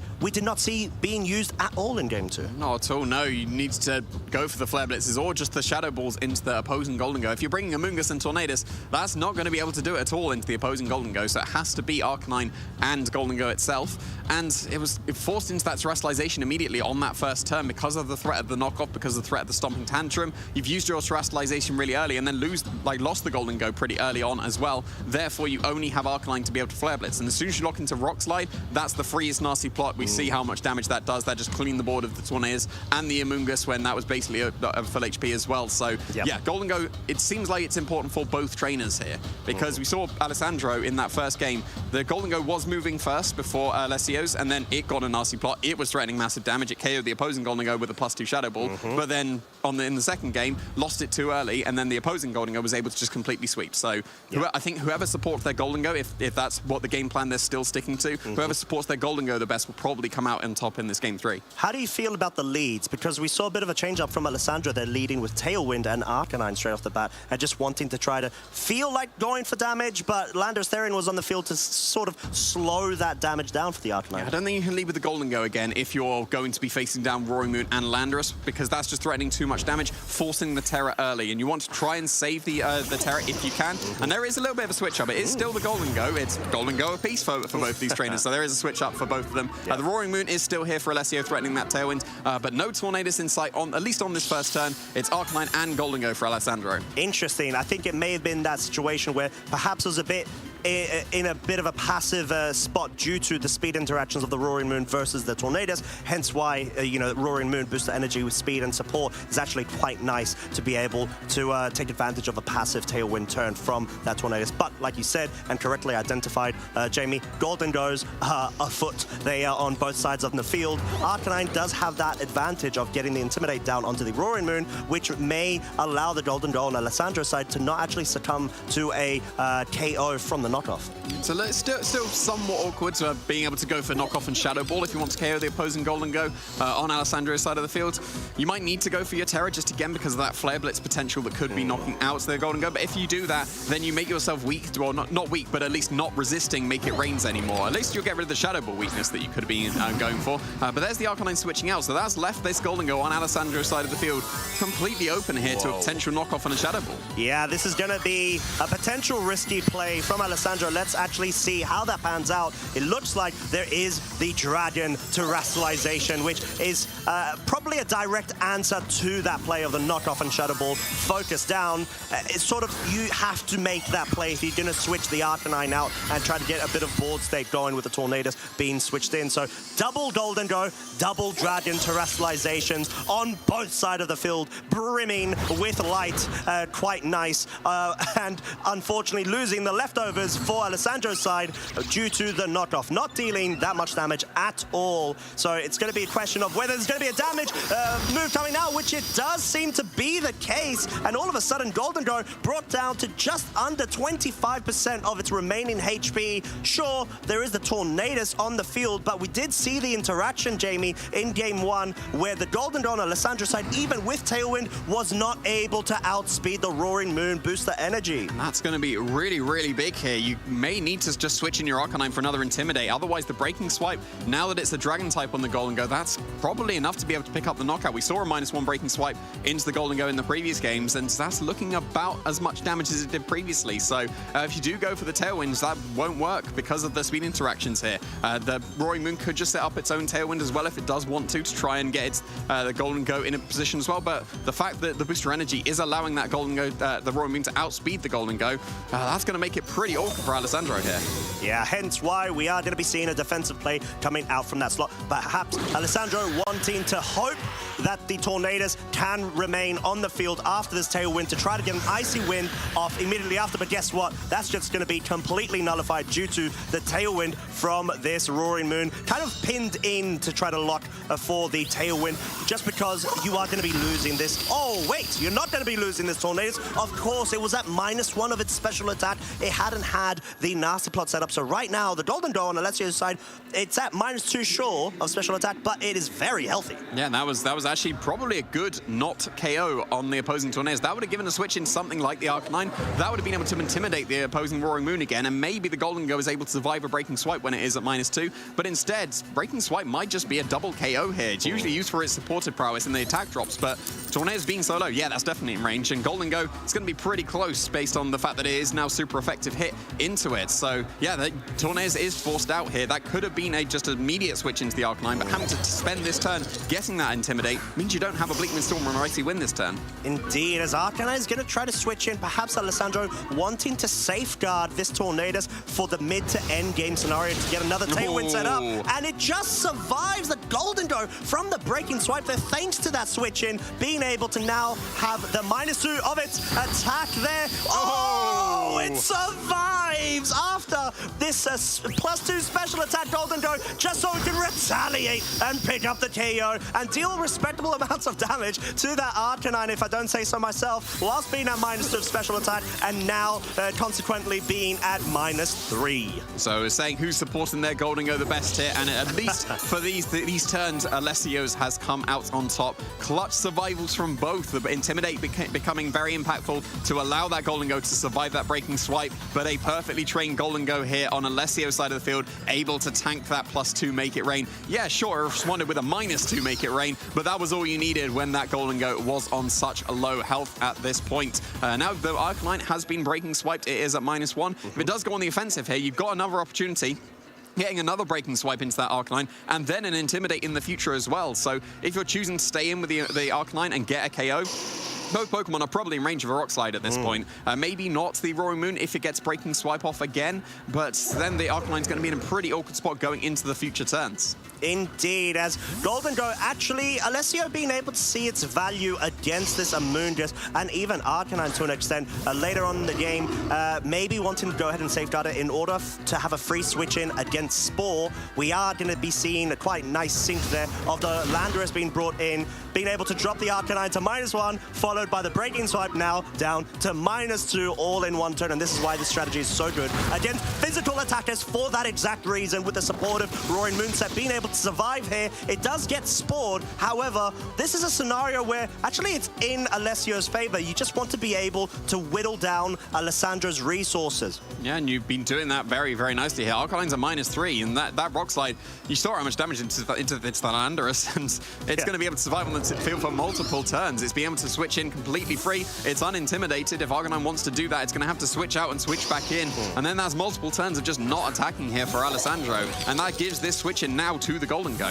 Indeed, and going to also see a switch in from Alessandro's side. It makes sense. You want to go ahead and neutralize all of those attack drops from the Arcanine, bring it back in later on. Tornadoes actually being the sacrificial lamb at this point. Will be going down, only basically utilizing as much of the resource available as you can from Alessandro, because getting that Spore on the Landorus and not being felled by a flinch from that scenario is definitely in your favor. You want to try to slow things down and get the pressure back on, especially against this Golden Go. Now that it's the Dragon Terror, you can still extreme speed into it. You can, and you might need to at this point, because you assumedly got that Ogerpon waiting in the back, and now that it didn't go for its terrestrialization, that's the Golden Go that's got it.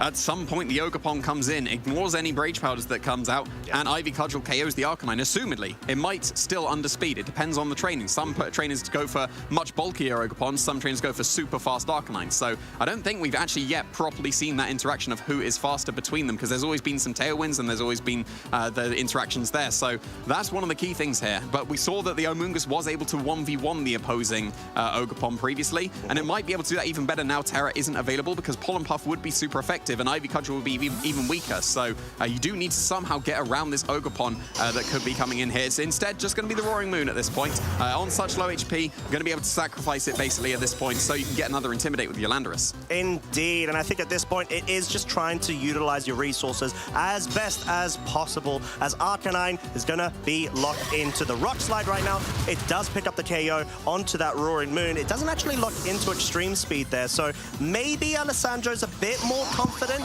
in his speed tiering versus this Ogerpon, because we do tend to see Wellspring Mask Ogerpon be a bit more bulky in order to capitalize off of the utility of redirection. However, I have actually seen myself some very speedy Ogerpons which are trying to take advantage of that fact and actually get surprise KOs, reach that speed benchmark to be that tiny bit faster, especially against Arcanines. You probably have to play for Arcanine being faster than Ogerpon at this point. If it's not, it's just game over. There's an Ivy Cudgel, and then bonk, Arcanine is gone. So, and then you've got your Golden Go that's going to be immune to Spores. It will leftovers back up. It will beat the Pollen Puffs any day. You get this Intimidate for good measure as well. There's just really no damage on Alessandro's side of the field anymore. Yeah, it's a Choice Band Rock Slide, but it's an Intimidate Rock Slide. Ogerpon's faster. Here it comes. Goodbye, Arcanine. And then it's now Amoonguss.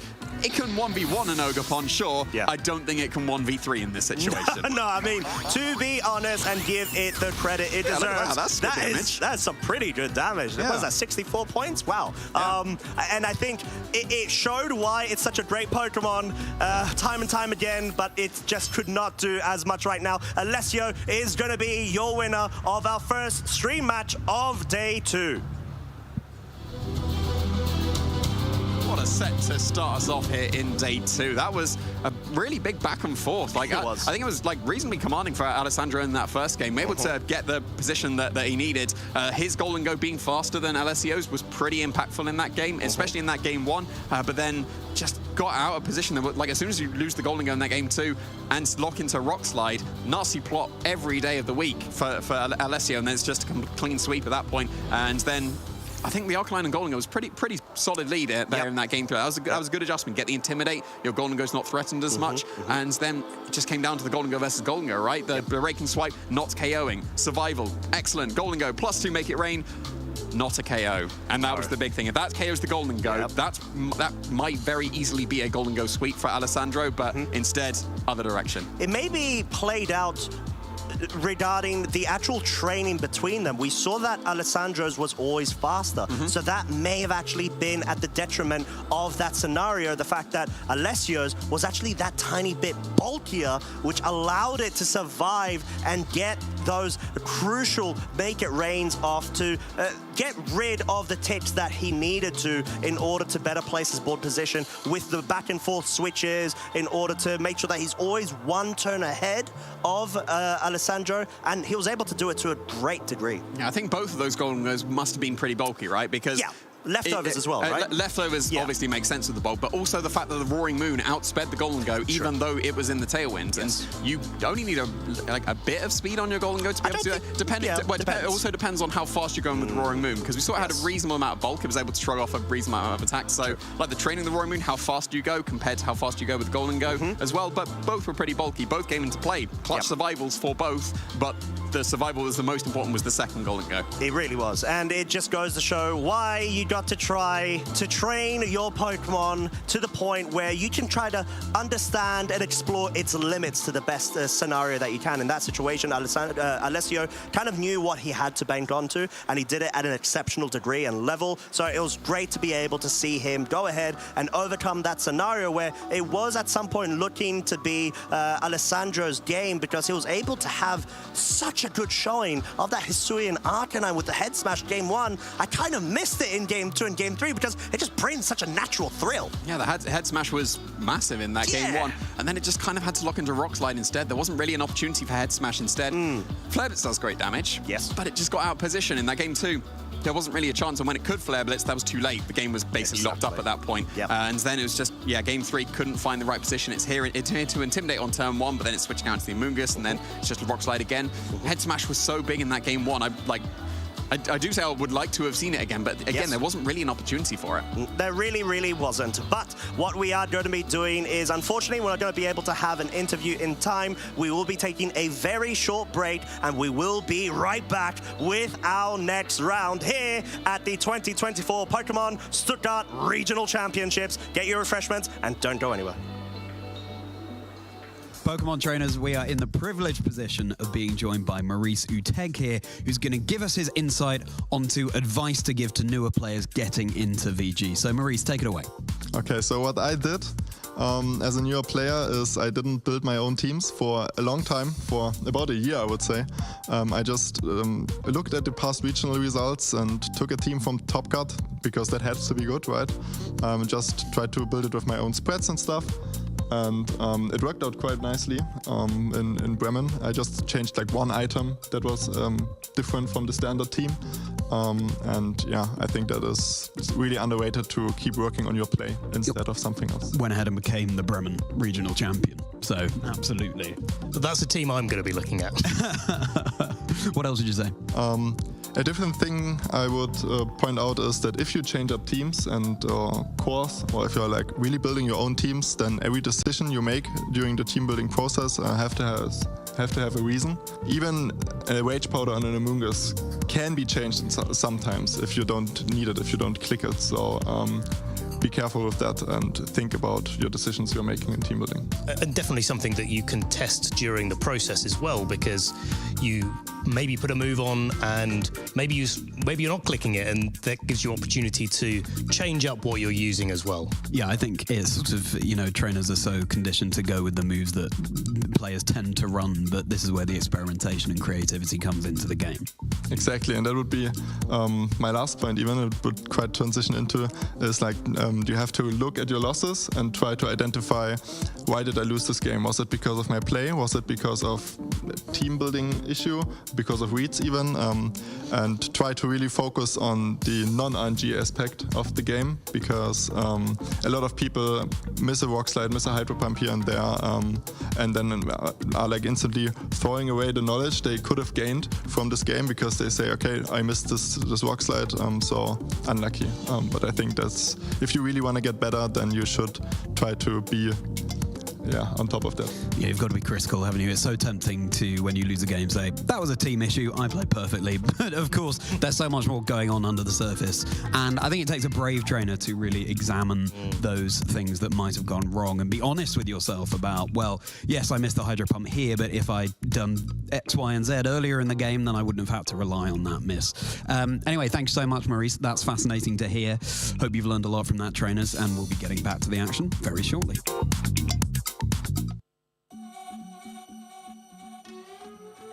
Hi Pokemon trainers, David Partington here, shining a spotlight onto some of the best items being used right now in the Scarlet and Violet era of competitive Pokemon. This time, be on your guard for the Ability Shield. This item prevents any other Pokemon from affecting the holder's ability in any way. For instance, their ability can't be nullified by the Mold Breaker ability, nor by neutralizing gas. Therefore, the Ability Shield is the ideal item for a Pokemon that heavily relies on its ability to do its job on the team. One effective use of it is on Landorus Therian form. If paired with a Weezing as a teammate that has set neutralizing gas on the field, its Intimidate ability can still function. But on top of that, it means Landorus can now drop the attack stat of opposing Pokemon who would normally block Intimidate, such as Kingambit with Defiant or Dragonite with Inner Focus. So trainers, keep the valuable ability of your Pokemon insured. Arm up with the Ability Shield.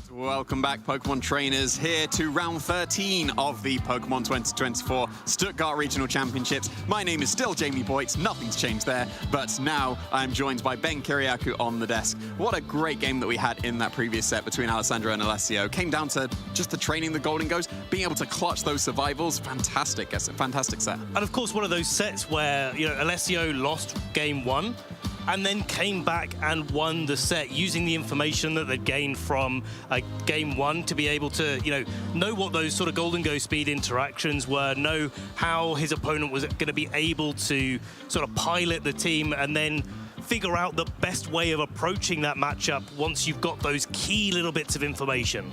Yeah, it was a great game to start us off here. Of course, we got another great game coming up also. We're just a couple of sets away from seeing who is going to be moving on to the quarterfinals. We've got a couple of players that have probably already made it there. If you get those 11 wins, you're probably in. If you get the 12 wins, you're sorted. And we might have a trainer here that we are going to be featuring that could be getting their 12th win if they do win in this match we're featuring. And that is going to be really exciting for us to be able to kind of get a sneak preview of how the top 8 is going to be starting to shape up as we get closer and closer, as you said, Jamie, to that round 14, which will be the last round of Swiss. We're not quite there yet, and everything is all up for grabs for the players that are playing in day 2. They've been showing us why they're here so far, and let's have a little look at the notable matches that we have up on this round of Swiss 13. Yeah, Niels Dunlop versus Ilias Rufagalis is going to be who we are going to feature here. Niels Dunlop is the one with the 11-1 record, facing down against the 10-2. 12 wins will do it. Niels might already be there, but securing his win on stage would absolutely guarantee it. Same with Sergio Ramirez, has dropped 1 game, is also 11-1, facing down against Nikolai Hoy-Nielsen, who we did feature yesterday. Both of those are the 2 trainers that could be already in the top cut and are just looking to absolutely secure it. Michael Kelsch also there against Filippo, and that is a fantastic position to be in for Michael. Hasn't dropped a game yet so far.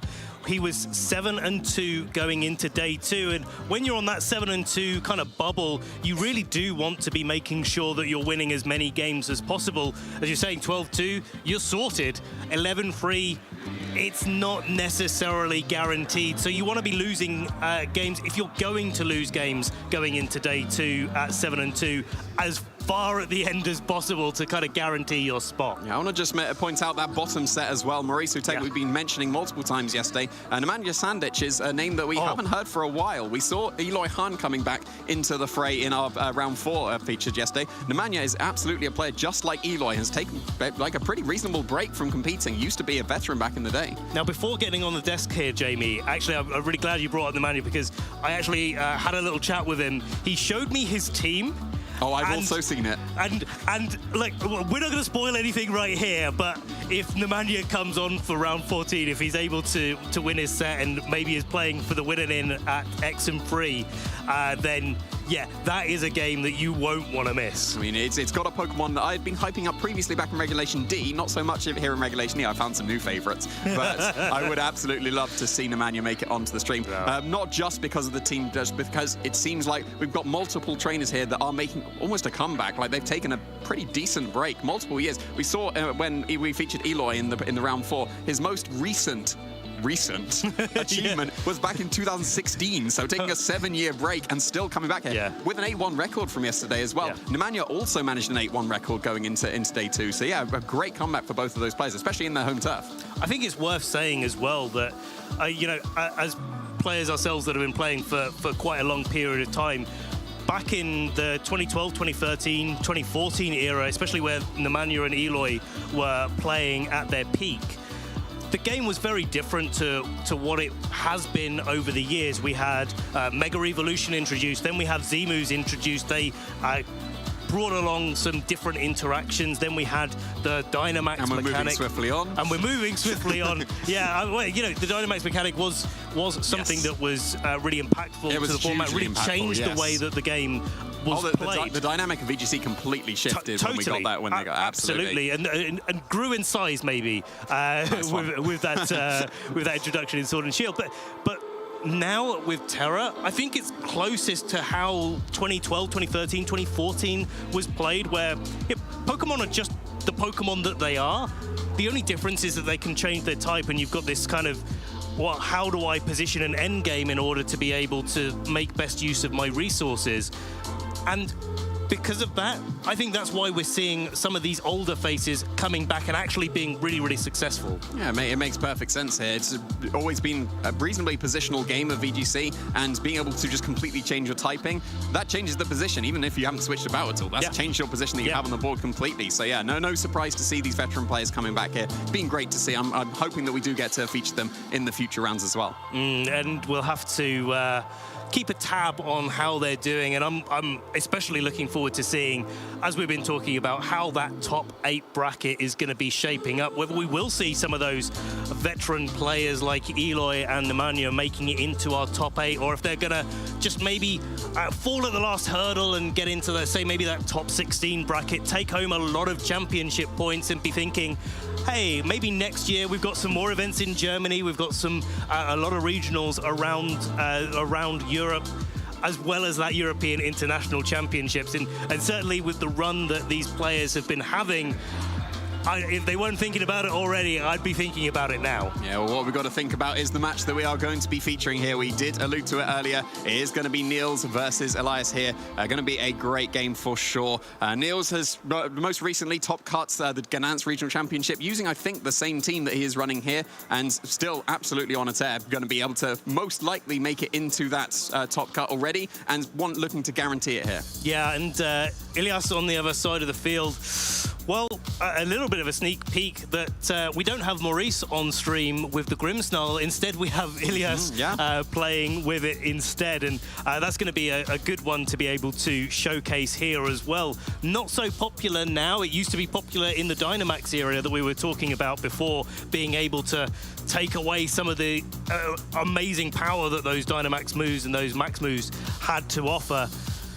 Not so common now because of the sort of difference in power level, but I think it's still very, very relevant. Well, Pokemon don't hit as hard. Like, don't get me wrong, some Pokemon hit very hard. What was the Rillaboom that you had yesterday with the... I'll let you take it away. All right. First try. So it was a Grass Terra boosted, Meadow Plate boosted, Helping Hand boosted, in grassy terrain, Grassy Glide, and it did like 20% Golden Go. So, yeah, the power level is nowhere near as it was in the Dynamax era. The screens were so impactful back then to reduce the damage output. It's still going to be absolutely impactful. Like, don't get me wrong, damage reduction in general, we've seen Intimidates just be the best, well, arguably the best ability in VGC so far just because of the damage reduction. Screens absolutely still have a place here. Yeah, I seem to remember there was a time in Regulation Set A where we thought Intimidate was no longer going to be quite as relevant. Pokemon introduced like King Gambit with Defiant, and we had Pokemon that can boost up their stats. And we had the Clear Amulet item introduced as well. Clear Amulet item, absolutely. Yeah. All of these counters to Intimidate. There was a little bit of a period where players kind of fell out of favor with it, but hey... Look forward a few months and here we are. Intimidate still good in VGC. Who could have called it? It would seem so, but apparently Landorus has overtaken Isuan Arcanine, as we saw in that previous round just before we started, that Arcanine is not actually used too much in this day 2 here. Landorus has very much taken over, so yeah, we can get into this game very, very shortly. As mentioned previously, Niels, very accomplished player, was able to top cut the World Championships twice in a row, got a top 8 into a top 4, and also a 2-time regional champion. One of them was over in the US and in his home turf in Malmö in Sweden as well back in 2017. I have to say, I was the finalist in the Malmö Regional Championships in 2017, and it was an excellent game that we had between us.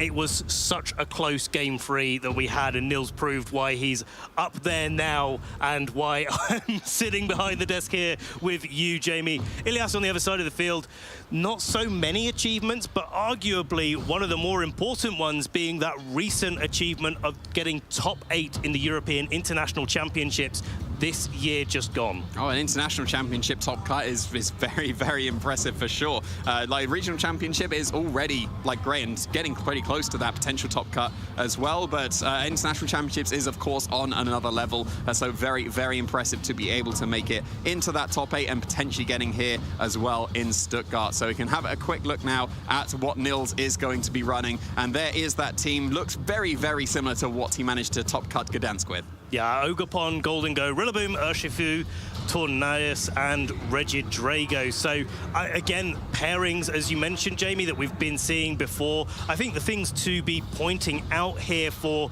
our trainers back home is that focus sash item on the Tornadus. A lot of Tornadus have been going slower and slower and slower. This one probably going a little bit faster and more offensive, just trying to get that pressure on with the Icy Wind. The other thing I really want to point out, and I love how these Half-Flame Ogerpon that have been rising in usage have been changing. No grass type option on that move. No, just getting the coverage of Stomping Tantrum instead while opting for that follow me. You got Rillaboom on the team, you've got the grass coverage you need. But here we are going to be having grass coverage on the Half-Flame Ogerpon that is Elias is going to be running. And there is that Gastrodon, the correct Gastrodon. We're the blue team, and it is going to be the blue Gastrodon we are seeing coming out here. Are we the blue team, Jamie? Hey, you said yesterday we're the blue team. Okay, we're the blue team, ladies and gentlemen, and that Gastrodon's going to have done quite a lot of work against the Urshifu that have been so popular, especially in Gdansk, but also here being able to redirect those attacks. But I don't know about you, Jamie. On the stream yesterday, I didn't see as many Urshifu as I was expecting. Well, it was still, what, 47% usage? Which is still, it's a high usage, that's almost half, so that's pretty impressive. I'm sure that Gastrodon has done a lot of work, hasn't it? Gastrodon, like, the main reason you'd be running is because of the Rapid Strike Urshifu, right? Because, if Urshifu is the most common Pokemon, the most common attack must therefore be that Surging Strikes coming out from that attack. So, going to be able to redirect that very, very nicely. Of course, you're still open to the close combats that could come out from the Urshifu, and you're not threatened, actually, really, by the Ogerpon, because it has dropped its grass type attack. So Ivy Cudgel and Stomping Tantrum won't be doing too much to Gastrodon. So I wouldn't be surprised if we do see it here. But then on the same vein, Regidrago doesn't really care about Gastrodon in the slightest. It's just going to do massive damage with its Dragon Energy. And I think that's the real thing that's going to be quite interesting for how these players are going to approach it, because you've got that Surging Strikes that's kind of new to some of what Nils is going to be doing, but Nils has to position that Regidrago, if he chooses to use it in such a way that it's going to be doing damage. But when you've got a Pokemon like Grimmsnarl on the other side of the field for Ilias, then that one, Light Screen, and two, the Fairy typing will be a big impact in, how effective that Regidrago can be. Yeah, the screens might come into play here, and I think it's actually quite smart to pair the Gastrodon with the screens, because obviously Surging Strikes would just critical hit straight through it, but then you won't be able to because of that Storm Drain. So then the Reflect and the Light Screen may come into play here for sure. So we'll have to see if that is what Elias is going to be opting for. We haven't seen too many Grimmsnarls coming out at all, but here is one immediately on the first turn, paired up with that Half-Flame Ogerpon against that Rillaboom and Golden-Go. The Golden-Go in a great position here on Nils' side, because he's able to get those big Make-It Rains off onto the Grimmsnarl. And even with the Light Screen, it's probably not likely that the Grimmsnarl is going to be able to take a hit, because this Golden-Go is boosted up by the Life Orb, so no need to necessarily go for a nasty plot in this situation. You can just go on the offensive and make sure that Golden-Go, the Grimmsnarl even, doesn't get the opportunity to set up a board position for Ilias. Yeah, it's going to be absolutely massive damage if a Make It Rain is fired off here. No Spiky Shield here from this Fake Out. That's going to put a stop to that Ogerpon, threatening the Ivy Cudgel into the opposing Golden-Go. Of course, Light Screen is set up for that Grimmsnarl because of the damage output that could be coming up from this Golden-Go, but it's going to be even stronger now because it did opt for the nasty plot. So not opting to KO that Grimmsnarl does leave it still threatened by that Ogerpon, though. And this is the little bit of the problem that you've got here from Nils' side. His Golden-Go is carrying Terra Steel rather than the more common Terra Dragon that we see, which is actually just a wave that players have been adapting to Ogerpon being in the format. It covers all of the weaknesses that you would have otherwise. And now that means that Golden-Go on Nils' side of the field isn't able to resist in any way an Ivy Cudgel from Ogerpon on Ilias' side of the field. So Nils has got to do something about that so that Golden-Go is even able to launch an attack out. Well, Tornado switching in here for the Rillaboom would be a way to do it. I wouldn't be surprised if the Golden-Go is just going to be protecting itself so that a Tailwind could be set up in the future, allowing that Golden-Go to outspeed the Ogerpon that appears to be going for its Terastallization to really be putting that damage output out with the Fire Terastallization, boosting the Ivy Cudgel, the Embody aspect, giving it that +1 attack. That Golden-Go would absolutely be KO'd by that attack if the Ogerpon does choose to go for that. Of Of course, the Golden Go wants to keep itself safe here, ready for a Tailwind in the next turn, so it is protecting itself. Ivy Cudgel, though, ignoring that completely. Here into comes the Tornadoes. A massive attack into the Tornadoes, but it is carrying that Focus Sash. It's not going to be KO'd here. It would have to be a Spirit Break. Grimmsnarl didn't move yet. It's not going for any kind of Prankster attack. It has to be Spirit Break. That's a double up into the Tornadoes. No, not caring at all about the Focus Sash. Fantastic play from Ilias. That's no Tailwind available anymore. How does this Golden Go get off and make it rain without that Ivy Cudgel anymore? Well, it's going to have to be the fake out coming in from the Rillaboom in the back, but Nils needed that Tailwind so much. What a fantastic play there for Ilias, saying, hey, well, if you've got if you keep the Rillaboom on the field, the Golden Go's likely to protect. I'm just going to launch out damage into that Rillaboom and probably pick up the knockout. And especially even safer because you've got that light screen on the field turn 1, where Nils was kind of playing around the Ghost-type Terror on the Grimmsnarl to say, well, if I fake it out and I get it wrong, then I'm going to allow the Golden Go to take a lot of damage from the Ogerpon, and the Grimmsnarl is going to be able to get a light screen up. But Ilias taking advantage of that position, being able to even knock out the Rillaboom, knock out the Tornadoes. We've got a sneak peek of this, the Regidrago in the back, and the combination of Ivy Cudgel and Spirit Break would have knocked that out too. Ilias just putting himself in a perfect spot. That was just a fantastic play. If it went for a Make It Rain, yeah, Grimmsnarl's KO'd and Ogerpon takes a lot of damage. But yeah, even just covering for the Protect absolutely perfectly. There's nothing wrong with this Spiky Shield here. It's got to be Fake Out and Make It Rain, but then you've stalled that out by going for the Spiky Shield. But here comes a follow-up prediction from Nils. No Fake Out here. Instead, Grassy Glide before that Reflect is set up by the Grimmsnarl, which is probably going to be its last move here. This is a +2 Make It Rain into that Grimmsnarl. Even with that light screen, there's absolutely no chance. Probably didn't even need that Grassy Glide there to be able to pick up that KO. I think the Grassy Glide is probably covering for the Grimmsnarl, maybe thinking about switching out in that scenario, but Ilias not giving an inch here at all. Getting that Reflect up, that will be relevant for the Rillaboom on the field. It's going to lower the damage of those Grassy Glides. That could interact now that King Gambit's coming in. Now that Golden goes at +1 stages of special attack, maybe a Grassy Glide with a Shadow Ball follow-up won't be able to pick up the KO on this Ogerpon.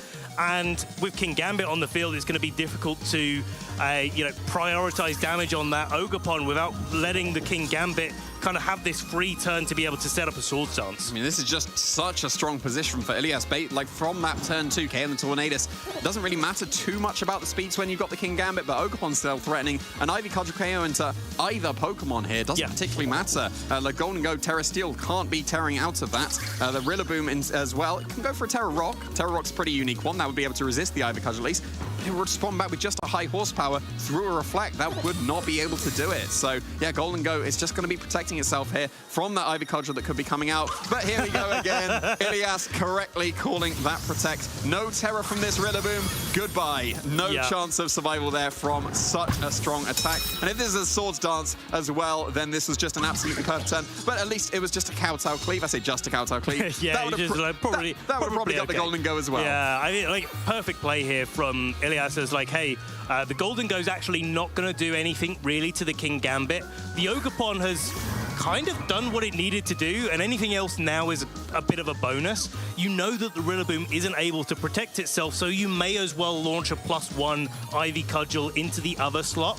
If the Golden Go does swing, it's probably not picking up a KO without a critical hit, and so you're just taking advantage of that board position here. Golden Go going for the second Protect in a row, but Ilias not falling for it. Sucker Punch going into that Regidrago, and Ivy Cudgel finally finding its mark on the Golden Go. The Golden Go was playing around that attack for basically the entirety of the game, but finally just fell to there. And Draco Meteor, that's a bit unfortunate. I think the game was probably over, but that's a little bit of insult to injury there with that Draco miss. I mean, yeah, at this point in the game with the resources that Nils has, there really is no way back into the game. You're at half health, and therefore your Dragon Energy is not doing as much damage. And if you Draco Meteor, you have to Draco Meteor multiple times in a row. That means you have to realistically get multiple crits with those special attack drops. So yeah, Ilias, such a strong performance here, and I think rightly so. Nils taking the time to kind of go back to the drawing board, have a look at these team matchups here, and think, what can I do better in game 2? Yeah, it's Golden Go against Ogerpon. Ogerpon's winning that most of the time there. Yeah, if you'd have been able to get the tailwind, you'd have been able to get that Make It Rain off, but then the Ogerpon would still surely survive that attack with the light screen support and the resistance. It would have still been able to then KO the opposing Golden Go here. The Regidrago just buying some more time. There's nothing wrong with the Protect here for more thinking time. This is a best of 3. Nils losing this game means that he still can get the wins in the previous 2. So even though that Protect doesn't seem like it achieves anything there, more thinking time, nothing wrong with that. Absolutely, and you know, more thinking time for both of these players as well. Ilias going to be taking the opportunity. He still has to put in the correct moves to be able to win the game, and so if Nils doesn't go for the Protect there and they win, no harm done, so to speak, from Ilias's perspective. And actually, looking at these team matchups now, I think it's worth, you know, taking a time to start thinking about the game 2 adaptations, because the only Pokemon that's really able to knock out Grimmsnarl is that Golden Go on Nils' side of the field, at least in the early game. But the Ogerpon is always probably going to be paired next to it. And I think looking at this, Jamie, I'm not sure what your opinion is about how Nils can get himself into a better position against that lead combination that did so well in game 1. Yeah, Sucker Punch is just going to round things off here. Regidrago is failed. Maybe if the Draco Meteor would have connected with the Ogerpon, you'd have at least found out what the 4th Pokemon was. Yes. With that not revealed, who knows if it was the Gastrodon? Because Urshifu would be a pretty reasonable lead into that opposing Ogerpon Grimmsnarl, because you'd just be able to ignore the Reflect that could go up, and then absolutely massive damage critting straight through that. If it goes for its Terror, it's absolutely KO'd. So that would be pretty reasonable, but the fact that Draco missed means that we don't know if the Gastrodon came to that game. It could have been left in the back, ready for that Urshifu. It could have been the Landorus or the Fluttermane. So, yeah, that Draco miss, even though it looked like it didn't matter, actually lost some information for Nils. So that could have affected his adjustments in this game too. Well, definitely. And one thing I'm interested in that interaction is the training on Ogerpon versus Urshifu, where Urshifu can be faster than Ogerpon depending on the training. But a lot of the time, half-flame Ogerpon tends to be a little bit speedier, and especially with Ilias opting for the grass move where Nils hasn't opted for the grass move, it is in a position where the Ogerpon could maybe take a quick KO against the Urshifu, and you don't need the Gastrodon in that situation. Yeah, you wouldn't be able to, wouldn't need to at all. You just don't go for your Terror. You'd recover a lot of HP with the Horn Leech. Assumedly, you'd be able to survive a Surging Strikes. You'd probably need a Rain Dance to be able to get that going, but that's not even an option available on this Tornadus. It's a pretty unique one with the Focus Sash and as well the Air Slash with no Bleak Wind Storm as well, opting for the consistency of the Air Slash. That was a conversation we were having multiple times yesterday. But most trainers do opt for that Bleak Wind Storm, but that's because it's usually paired with Rain Dance. Rain Dance makes it 100% accurate. No Rain Dance here means that Air Slash is a lot more consistent. Tornadus as a lead could be pretty reasonable as well, because that was just caught on the switch in and allowed no Tailwind to come out, and therefore the Ogerpon was outspeeding everything for the remainder of the game. If it's led instead, it would be able to set that Tailwind immediately and get that speed advantage straight away. Well, I'm wondering, looking at this team, the only form of power control that Ilias has is that Grimmsnarl being able to get the Reflect up onto the field and the light screen that we saw in game 1. But I'm wondering if that means that Ogerpon on Nils' side of the field is actually particularly strong in this matchup. Both of them can Terror, but if both of them Terror, then the Stomping Tantrum on Nils' side gives him an advantage against the Stomping Tantrum on... the non-Stomping Tantrum Ogerpon on Ilias' side of the field. We'll have to see, trainers, as these players get into Game 2. It's Grimmsnarl and Ogerpon. I don't think there's any need to switch that up until Nils gives him a reason, to Ilias a reason to, where Tornadus Urshifu, the lead that you suggested, Jamie, is going to be rounding things out here for Nils. Pretty classically coming out here from Nils. There's no reason not to go for this if it seems like it's going to be the adjustments. Not knowing if there's the Gastrodon in the back, though. That's the big thing, because you can easily go for an Air Slash and a Surging Strikes. That's definitely a KO into Ogerpon. It might even just be a Tailwind and just going for Surging Strikes at this point to crit through, so you definitely outspeed. Maybe Icy Wind will work as well, because assumedly this Tornadus, if it's Focus Sash, it's got to be run max speed, right? That's the assumption based on Focus Sash. That means it naturally outspeeds the Ogerpon. You'll be able to get that extra bit of chip damage, but apparently Urshifu was not the call on this first turn, immediately switching out into the Ogerpon. I think that's the right thing to do in this situation. No need to overextend, no need to take or get KO'd on turn 1, especially with risk of Gastrodon coming in. There it is. Nils has called this perfectly here, not going to fall foul of a Storm Drain in this situation. And because of the only fire and grass type coverage that Ilias has on that now terrestrialized Ogerpon. The Ogerpon on Nil's side of the field is probably going to take a Horn Leech and take it really comfortably. Yeah, I would absolutely shrug that attack off. Here's the Air Slash, though. Not much damage. It's all right. And okay, that's all right. That's a good reason to run Air Slash. Obviously, Bleakwind Storm can't do that. Air Slash does have that flinch chance, and that's basically just a free switch in that Ogerpon. Like, yeah, probably a Horn Leech into the Ogerpon, but it could have been an attack into the Tornadus, and that might have broken the Focus Sash, so that could be a pretty impactful flinch if that was the case. Right, and now we're looking at the Ogerpon on Ilias' side of the field. Now that it has got that Terror, we're starting to think about the speed interactions between these two Ogerpon, whether or not the Stomping Tantrum on Nil's side is going to be able to go first. There is the opportunity for Nils to go for the speed control in either Icy Wind or the more reliable Tailwind to get that Stomping Tantrum going off first, but instead Nils realizing that Tornadus is the Pokemon that he wants to preserve this turn, as well as his Ogerpon. It's a double protect from Nils. Yeah, just scouting out here, nothing wrong with that. To be able to see what Ilias is choosing to go for with the Gastrodon. Ivy Cudgel into that Ogerpon and followed up with a Yawn with the Gastrodon makes a lot of sense to be able to try and put the opponent to sleep. And a little bit of a neutral turn there just to see what's happening. You don't get to find out the speed interactions. Maybe Nils was expecting a Protect from either of these Pokemon to try and then maybe go for a Protect and then a Yawn to be able to get that attack off. But here comes the Terrestrialization instead.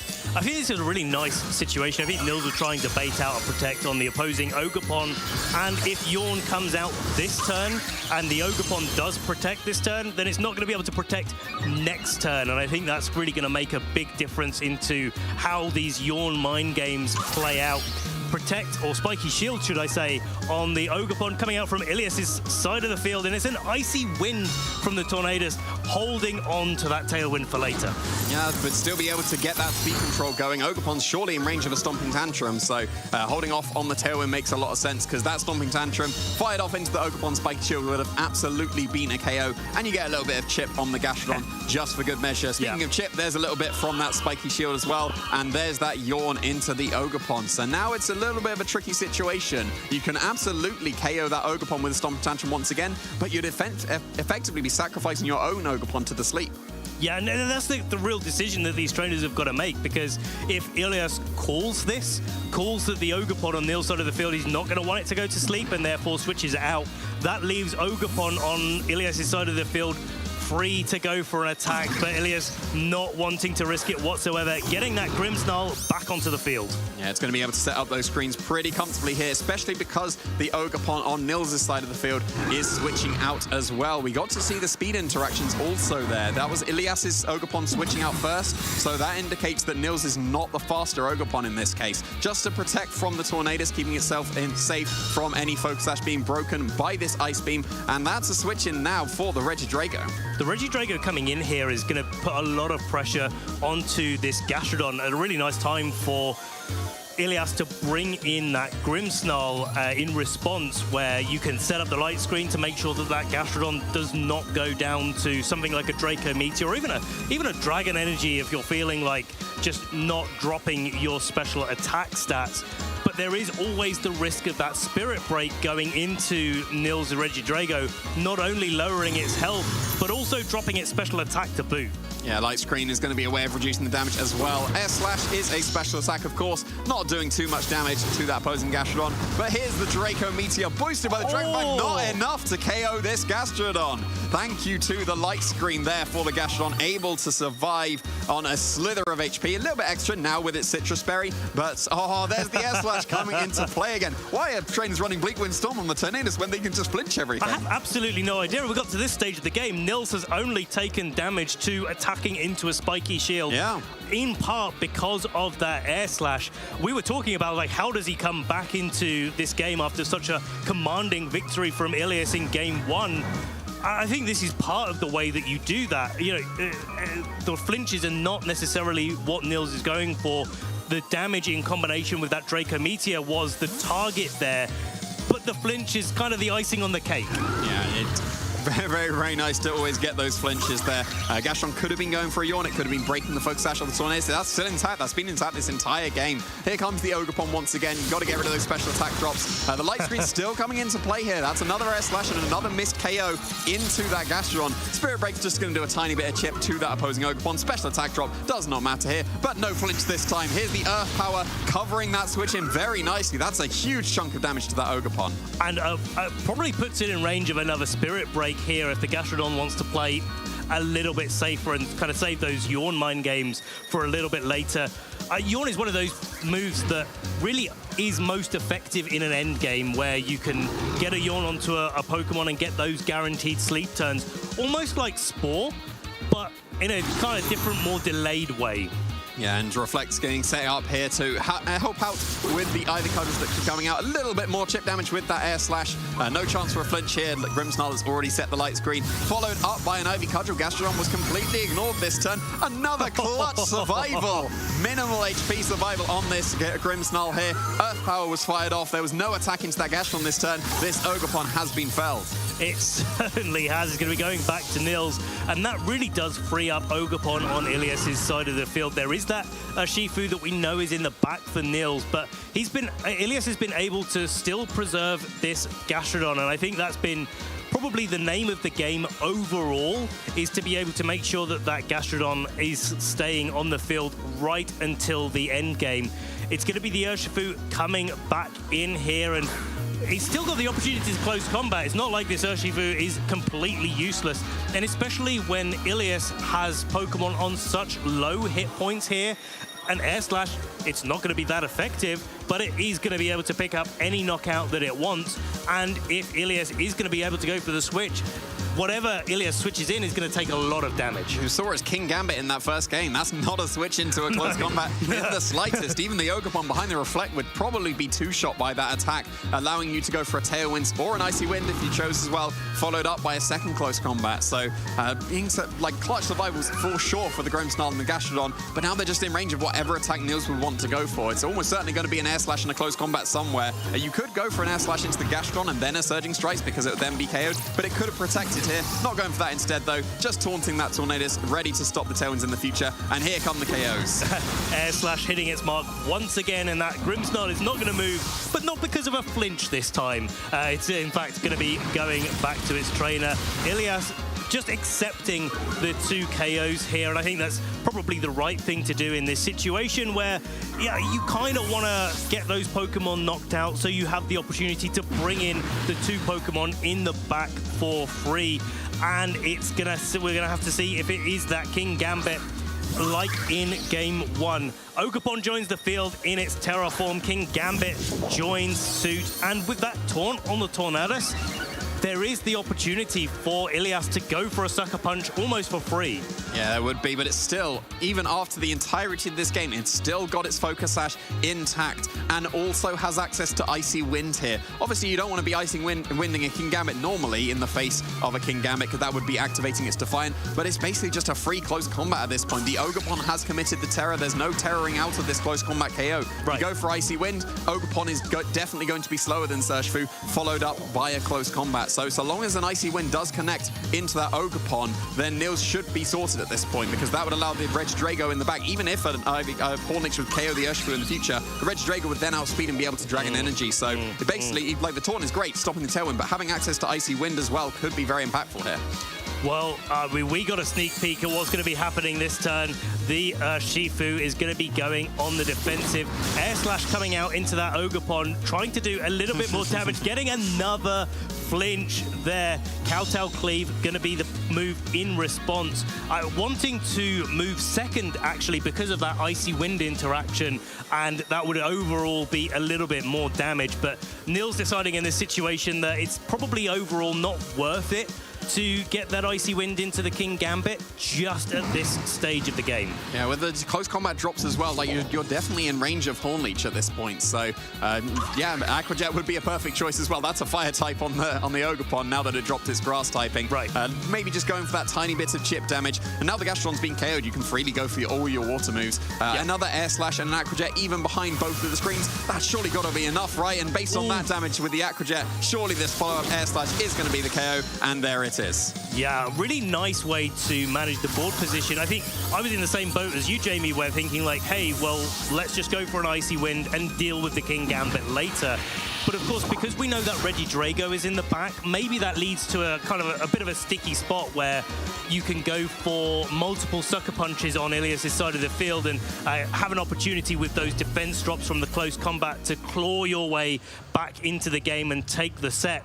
Nils deciding that that wasn't the game plan that he wanted to go for, instead trying to find a little bit more of a consistent route that doesn't give your opponent any opportunity. Yeah, to be fair, it could have been an opportunity. If the Tornades was doubled there and the Ogerpon did not get flinched, then that could have been a double up. KO, break through the Focus Sash, Kowtow, Cleave, Ivy Cudgel. Didn't set Tailwind, didn't Icy Wind. Does the Ogerpon still now outspeed the Urshifu and get the KO with the Horn Leech? However, Aqua Jet would have still been in play, but then it needed that extra Air Slash as well on top of that. So that would have been pretty crucial there. With those screens in play, I think that's the one thing that where you usually look at a Pokemon like Ogerpon at what, 40-50% of its health, it's certainly in the yellow, and think, hey, this is in range of an Aqua Jet. Well, not with screens, not anymore, and especially if Ilias is trained that to have a little bit of defensive investment too, to kind of capitalize on those screens, then yeah, it really did come down to all of those extra air slashes. Now looking into Game 3, what are you thinking for both of these trainers to as a way to approach this match, Jamie? And there's a great adjustment from Nils for sure. Like for the first multiple turns, took almost no damage. It was what, Spiky Shield Chip, and that was it. So was able to position very, very well. I don't think the Gastron really achieved too much there. Yeah, it's really good to stop the storm, activate the Storm Drain on the Surging Strikes and Aqua Jets that come out from the Urshifu, keeping the Ogerpon safe, which seems to be Ilias's main damage dealer. Yep. It didn't really achieve much. It yawned, and then the Pokemon switched out, and then it flinched, and then it Ice Beam into Protect. It just didn't really do anything. So probably a bit too passive there, because Nils was able to set up into a great position to do massive damage. Almost KO the Gastron, almost KO the Grimmsnarl. Didn't really matter. You just KO it the next turn. But yeah, I don't think the Gastron achieved too much. But then if you leave that in the back, you're just freeing up the Urshifu to do whatever it wants with its Surging Strike. So it's a little bit of an awkward one.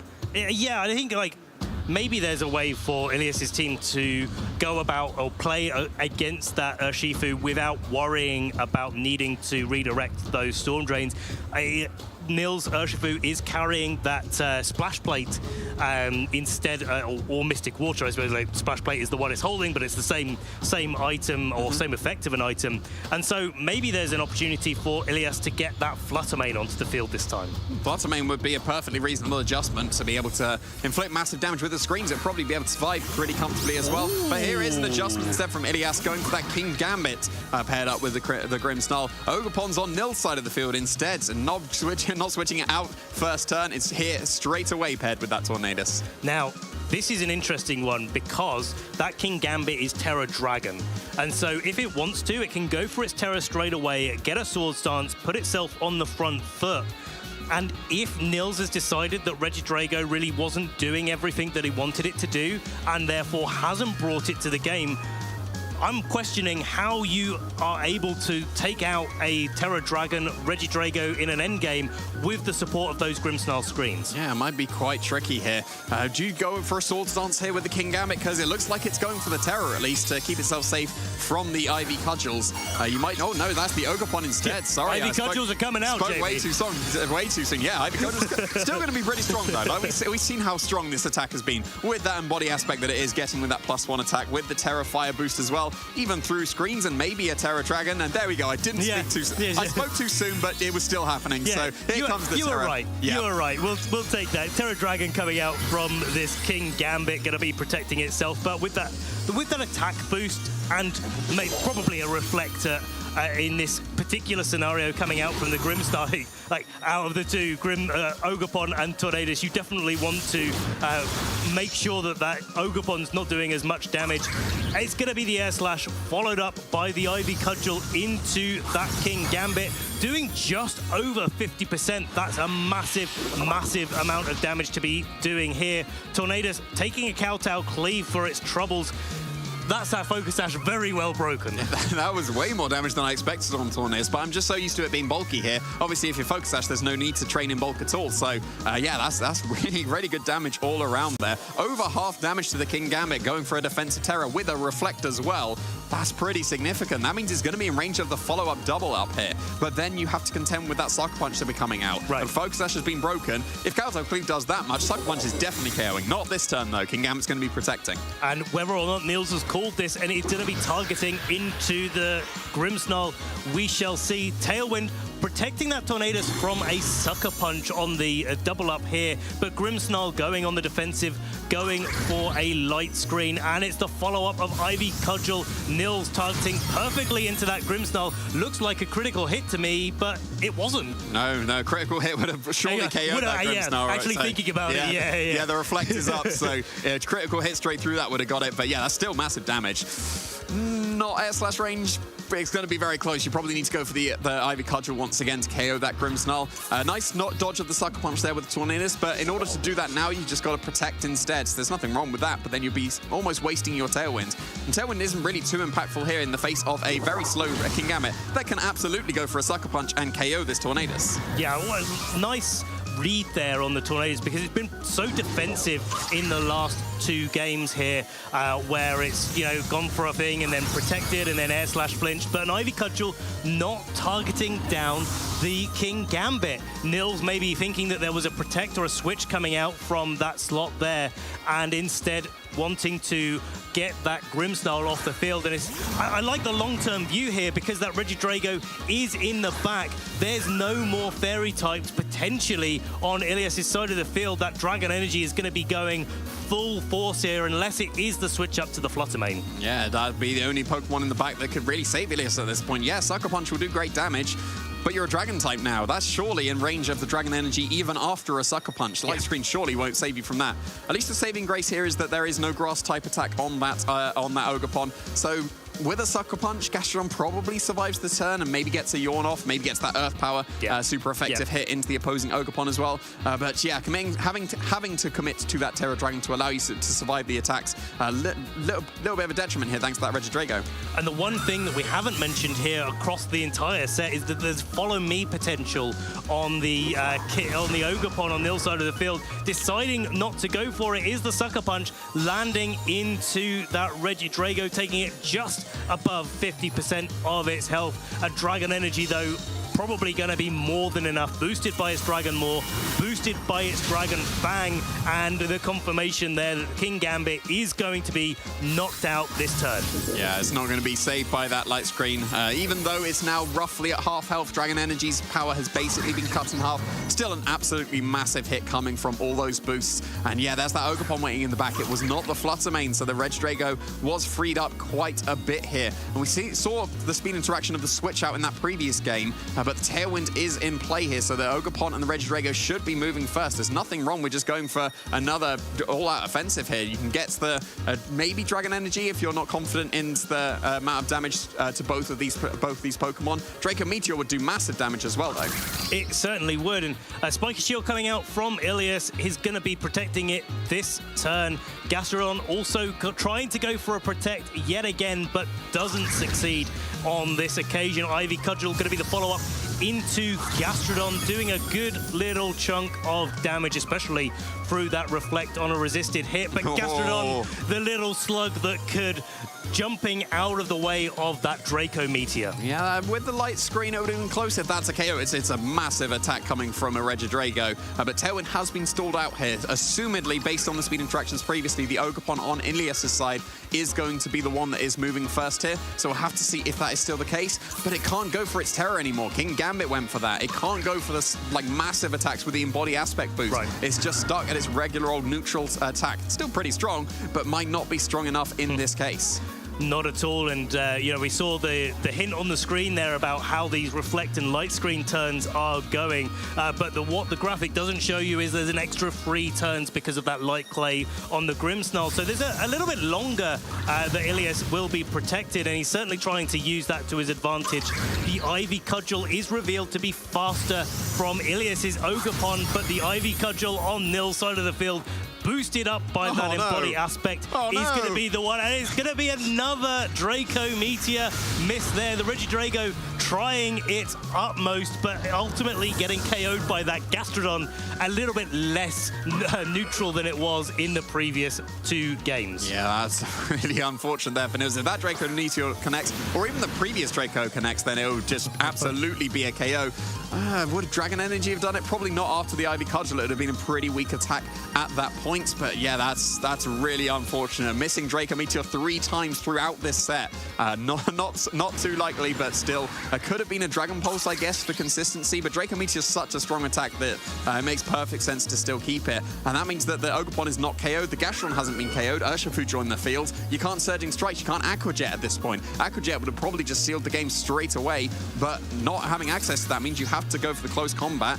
You don't have a grass type attack on your Ogerpon. The Gastrodon's actually in a pretty reasonable position now. It's not doing too badly for itself, and it does make me wonder if a few turns ago we could have seen that follow me Dragon Energy until a lot of damage has been put out onto the field, and then the close combat kind of feels a lot better in that sort of end game scenario. Protect in front of an Urshifu though, that's a double protect. That means that Urshifu is free to do whatever it wants thanks to its Unseen Fist. If this is close combat, it's got to be a close combat. It's going to KO the Ogerpon for sure. Surely, yeah, there's the KO. So yeah, you can't protect in front of an Urshifu. That's like the reason why it's been so effective throughout the entirety of this format, why it's the most common Pokemon that is used. It does not care about protect, so Spiky Shield there not coming into play in the slightest, and Ogerpon is just completely felled. That could have been a Horn Leech, potentially KOing that Urshifu. I'm wondering there if Ilias was trying to work out his game plan, and maybe he's got protect in his first slots in his moves, and maybe he didn't quite make it there at the end of time. But either way, it's going to be Nils taking the win in round 13. And moving on to the top cut for sure, that is Nils's 12th win. So he is absolutely guaranteed to be making his way once again, twice in a row, into the top 8 of a regional championships. And here in Stuttgart, a fantastic achievement. Well fought from Ilias for sure. That game 1 was so dominant.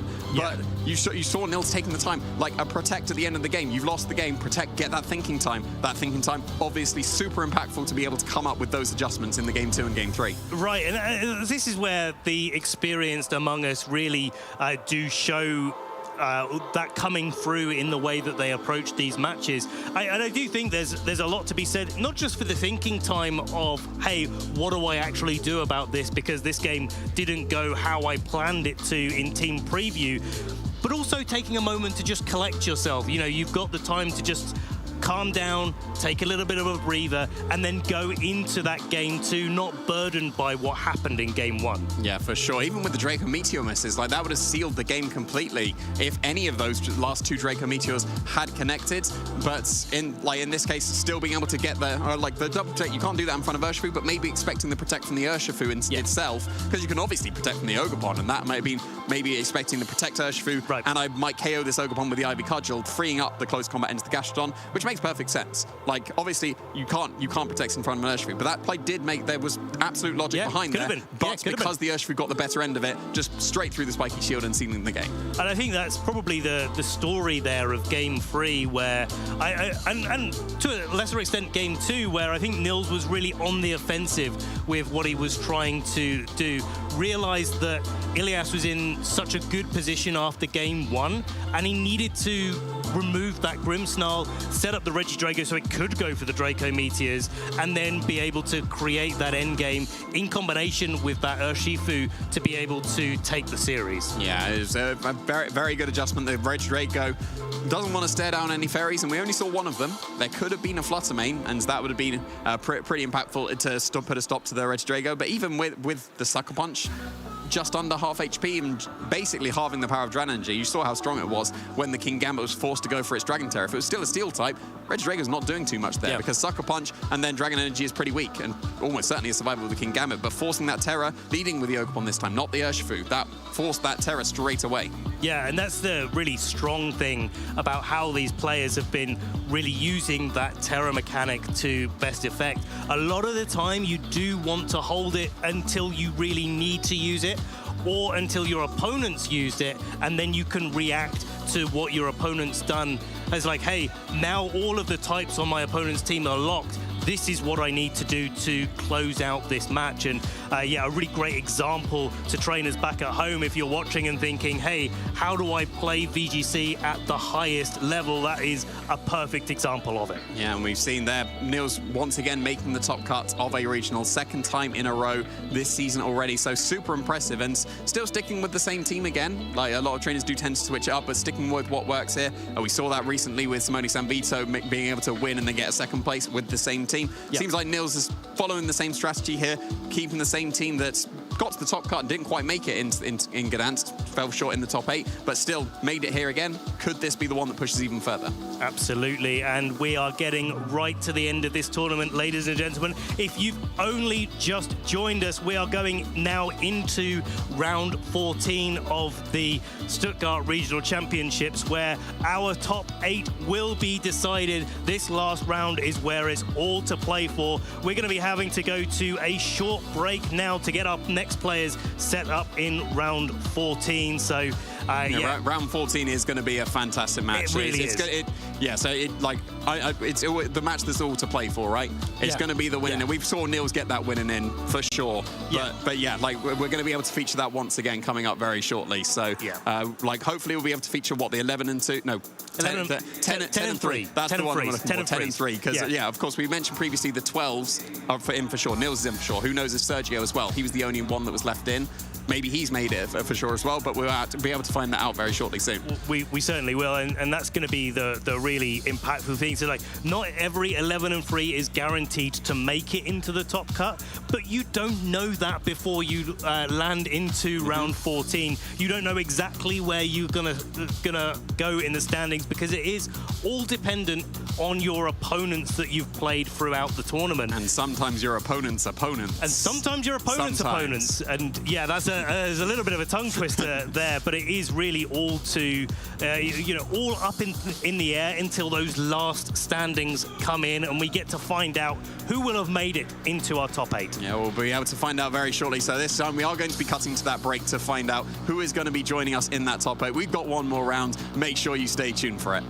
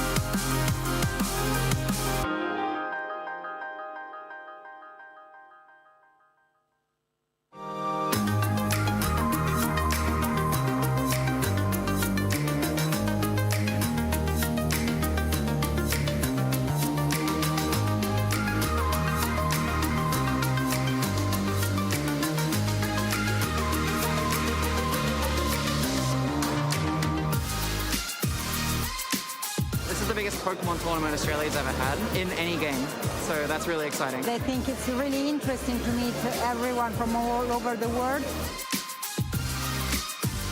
Yeah, it was one of my favorite tournaments, so just playing the game, I think this format is really fun and I'm really enjoying it. So it's good just to see everyone and do live events again. I've made so many friends from it, and it's just a one-of-a-kind game that I'm hooked on. It gets you together to meet people, to hang out, to socialise, to have fun, have a good time, be in each other's company, and it's just a really great game. Be resisted, but it looks like that is a knockout. Yakovic is your first ever Oceania International Champion. Yako with the clean sweep here at OCIC, making history on this stage, defeating his friend and local fish on a heater to win the championship here.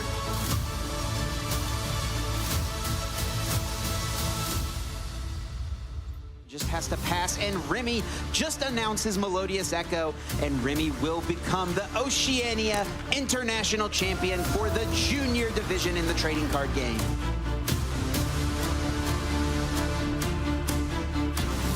And as well, Zigzagoon KOing Comfey, and the Super Zap Cannon gets rid of that Cramorant, and Polaris has won the Oceania International Championship.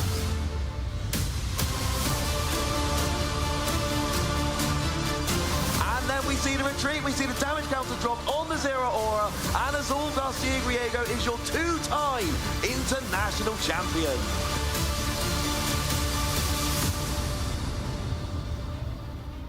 Little bit of hope here as Kiara is actually just going to go ahead and finish up this game with the Icy Wind. There we go. Kiara is your 2023 Oceania International Champion of the Junior Division. Huge congratulations. Well fought battle 2-0.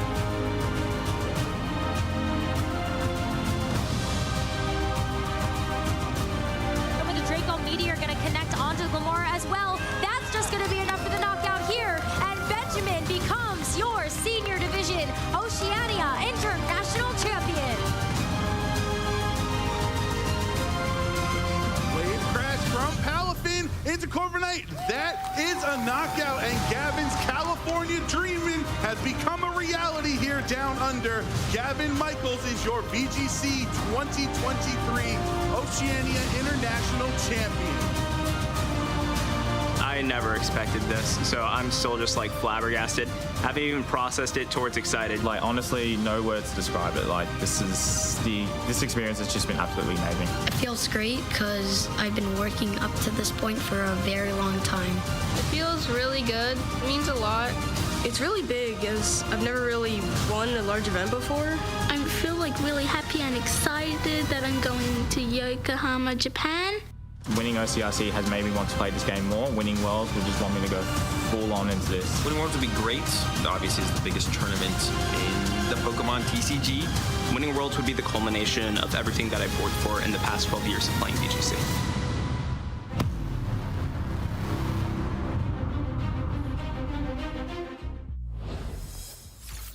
Pokemon trainers, despite our surroundings, we're certainly not giving you a chilly reception here at VG. Instead, why not bask in the warmth of the caster glow? Charlie Merriman here, joined on the desk by Costa Daidimos. How are you? Indeed, I am doing great.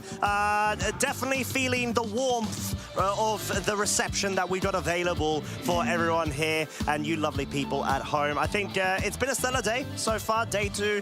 I think out of the events that I've been over the past, I'd even say a couple of years, I think there's been a lot of build-up in expectation and excitement when it comes to, okay, well, what's going to be the final ace up the sleeves that trainers are going to try to target down before we make that natural change over in the new year to the regulation set F format. Yeah, this has been one of the most exciting regionals I think I've been at, Costa, not only because of its position in the calendar year, heading towards the end of the regulation set E format, but for that reason, trainers are really spicing things up. They're keeping their ace cards up their sleeve and revealing them now in order to make the impact they want to as we enter the end game of Reg E. Indeed, but of course we are here still for the final round of day 2 Swiss, where we're going to have yet another cracker of a set that will be coming up right now. But let's go ahead and check out which of the matches we're going to have, because we do have them notable, and as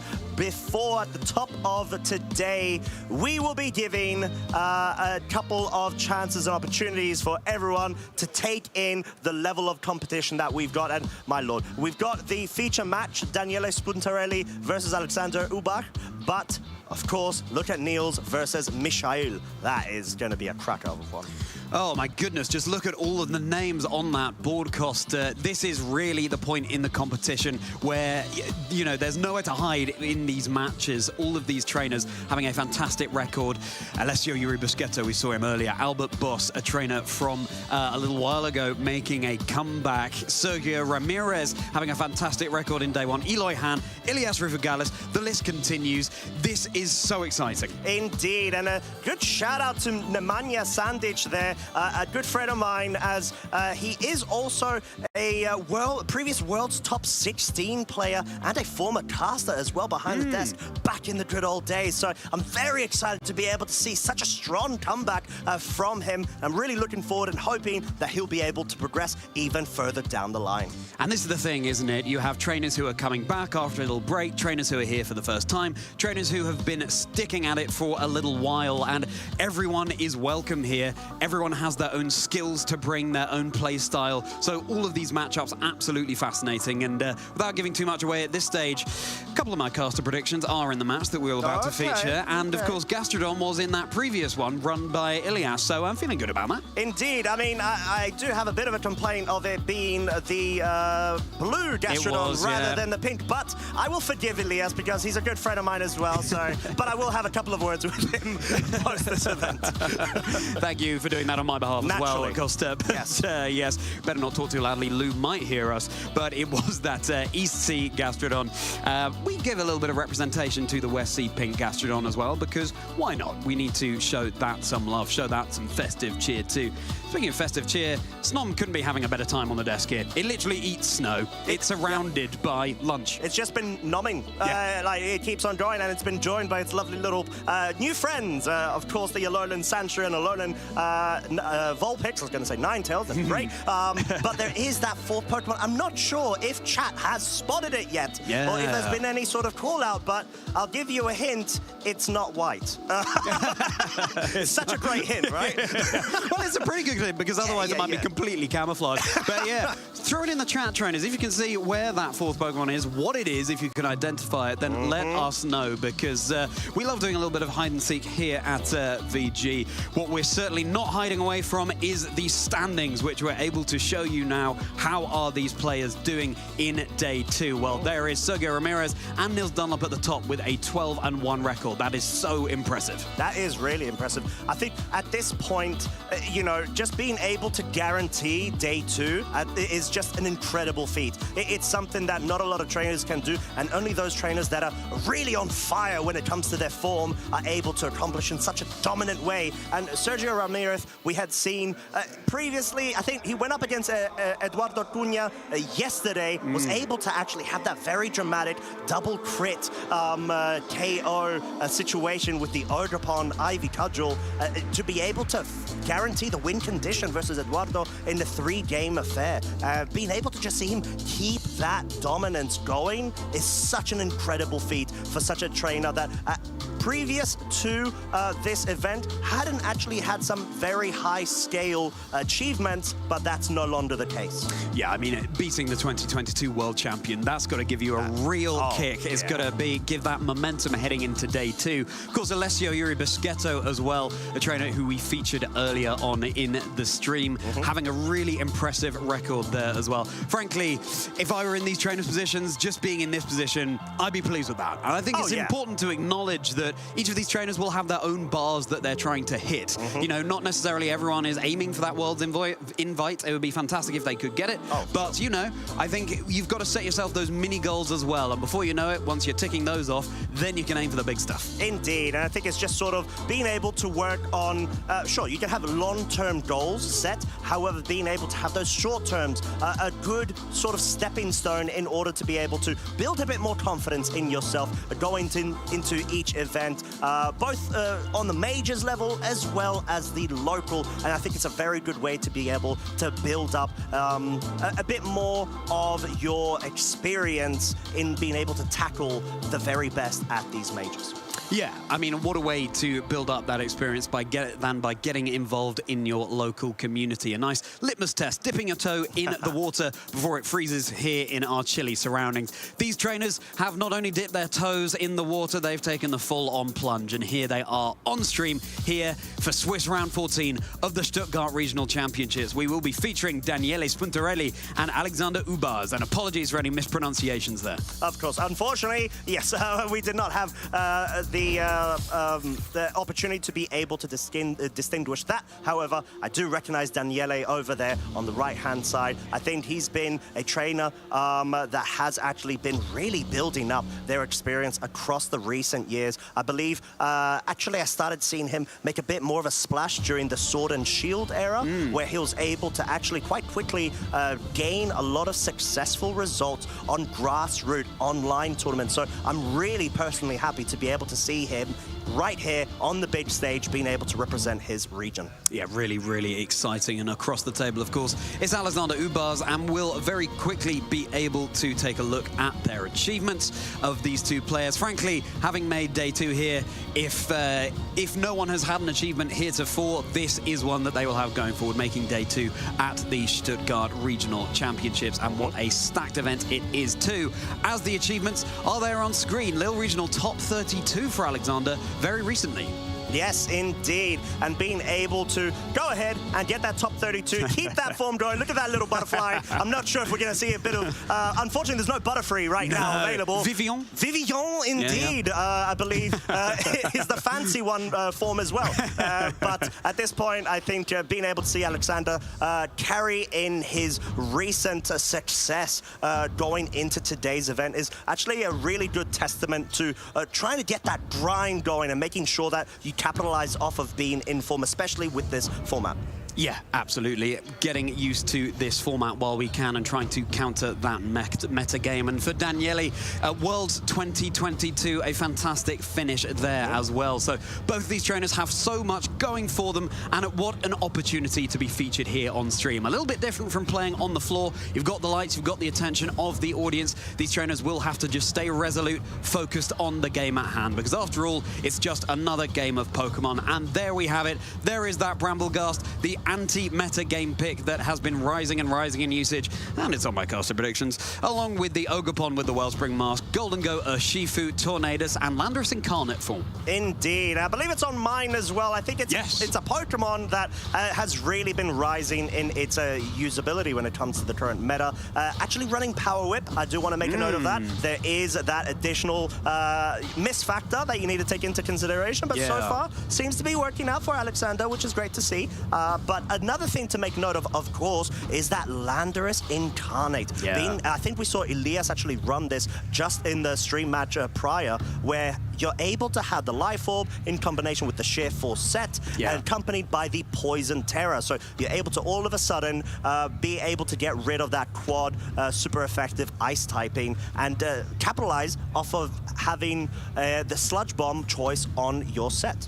Exactly, boosted power, but of course there won't be any chance of poisoning with that Sludge Bomb with the Sheer Force ability, removing that secondary effect and channeling it all into power instead. And there's another Ogerpon Wellspring Mask on the other side of the field for Daniele. Golden Go, Rillaboom, my #1 caster prediction, Arcanine, Hisuian form, Chien-Pao, and another Landorus Incarnate form with that Terra Poison, and indeed the substitute here too. Now there's no Lash Out on that Chien-Pao, which was a really useful tech that we saw Michelle Kelch running yesterday, as well as Marcus Statter, instead going for that crunch. So it seems like this is a trend in the metagame right now, leaning away from running that Sacred Sword in favor of running 2 Dark-type moves instead. Both trainers actually opting to go for double Grass-type Pokemon there, as well as that Landorus. I do find it quite interesting combination with the Golden Go. I think there's been a bit of a niche that's been targeted there for the synergy that you can actually share between all of them. You got Redirection, you got Fake Out, you got the potential of setup, or you have the burst damage potential from this Landorus. And actually having Substitute isn't something that you would commonly see when paired up with the Life Orb users. However, due to the interaction of having Sheer Force, you do not actually fall subject to recoil damage from the Life Orb. So really quite nice standing there. However, you are still locked on single target damaging due to dropping the Sandsear Storm, which Alexander does have available on their side. Yeah, Sandsear Storm is such a useful move that has now become apparent in VG. Getting that spread type damage is always so valuable. Of course, we see Tornadus running Bleakwind Storm very often. That is a way to get that damage onto the field. Now, my eyes are on this Bramblegast. What I really like about Alexander's Bramblegast is it has that Ghost Terror type, because I feel that sometimes Pokemon like Bramblegast, it doesn't have the damage output that you want it to have. Yes, it's useful for support and can get Wind Rider boost, but going for that Ghost Terror type, able to really ramp up the power of the Shadow Sneaks and the Poltergeists that Bramblegast has in its favor. Could even do some really good damage into Daniele's Golden Go. Indeed, and I think that in combination with the Tailwind just gives it that natural affinity to try to have that really hard mode that goes incredibly well into certain hyper-offensive strategies that we see across the meta. And Poltergeist can potentially miss. However, its new introduction due to the Teal Mask DLC is quite nice of a cap-off here. I think we've seen James Bate, actually, and this looks quite similar to the team archetype that he had brought in a recent event as well, doing incredibly well. Really kicking off, because Bramblegast most definitely does have a place here. It absolutely does, but is it going to be joining the field immediately? No, it's going to be those double genies of Landorus and the Tornadus over on Alexander's side of the field, and Chien-Pao and Ogerpon for Daniele. So Chien-Pao dropping the defenses of everything around it. This Landorus incarnate form does not like staring down a Chien-Pao, so perhaps aiming to force out a Terror or indeed a switch. Indeed, and I think in this scenario, Rain Dance is paired up on this Tornado, so it will allow Sandsear Storm to actually hit a couple of targets. I mean, I would say accurately, completely, if, of course, they are subject and do not have a ground immunity. But at this point, I think this is a great bring with the Ogerpon being able to terrestrialize and actually not only negate its grass typing and drop it, it gets that +1 in special defense. So Chien-Pao is a threat to take into consideration here, and Alexander really needs to try to pave out the path to potential ball position advantage. Yeah, Ogerpon staying resolute on the field with that +1 in special defense, and Tornadus is getting a little bit metallic here, going for that Steel Terror. Immediate terrestrializations as Landorus wisely keeps itself safe from something that could be coming out from that cheeky Snow Leopard over on Daniele's side. Is going to be the Ice Core Crash into the Tornadus, now a resisted hit, but would it be getting a flinch here, as Ogerpon will be going into that Landorus, of course, being kept safe. What is Tornadus going to be going for here? No, it is going to get that flinch, so Tornadus not able to act this turn. Indeed, and in this scenario, I do quite like being able to have that Steel Terror typing. It may fall subject now to any focus up, double ups there, but at this point, I think you've been able to accomplish what you wanted to go for. You got the Tailwind up, you can take the speed advantage control, set up a Rain Dance, make sure that you can target down at least both sides of the Pokemon. But Ogerpon, I think, is a big obstacle right now that Alexander will have to try to position that Bramblegast into at some point later on, whilst the Tailwind is set up, in order for it to still be able to capitalize off getting that +1 through the Wind Rider ability.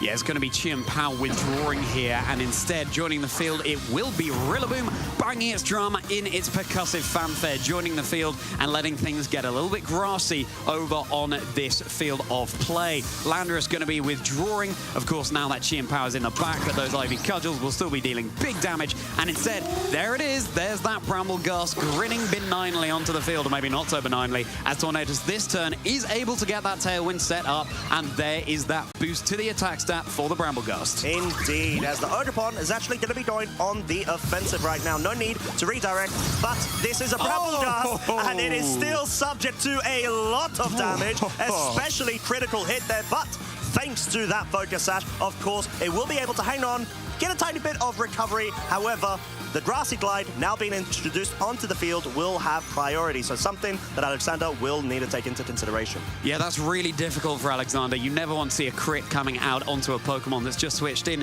And the fact that it was not very effective as well absolutely speaks to the power that this Ogerpon has behind it. Very fortunately, holding that Focus Sash, but as you say, Costa, very vulnerable now to a Grassy Glide. Of course, Bramblegast cannot be faked out. It is part Ghost type. But if Alexander wants to capitalize on this Bramblegast, might have to do a little bit of repositioning here.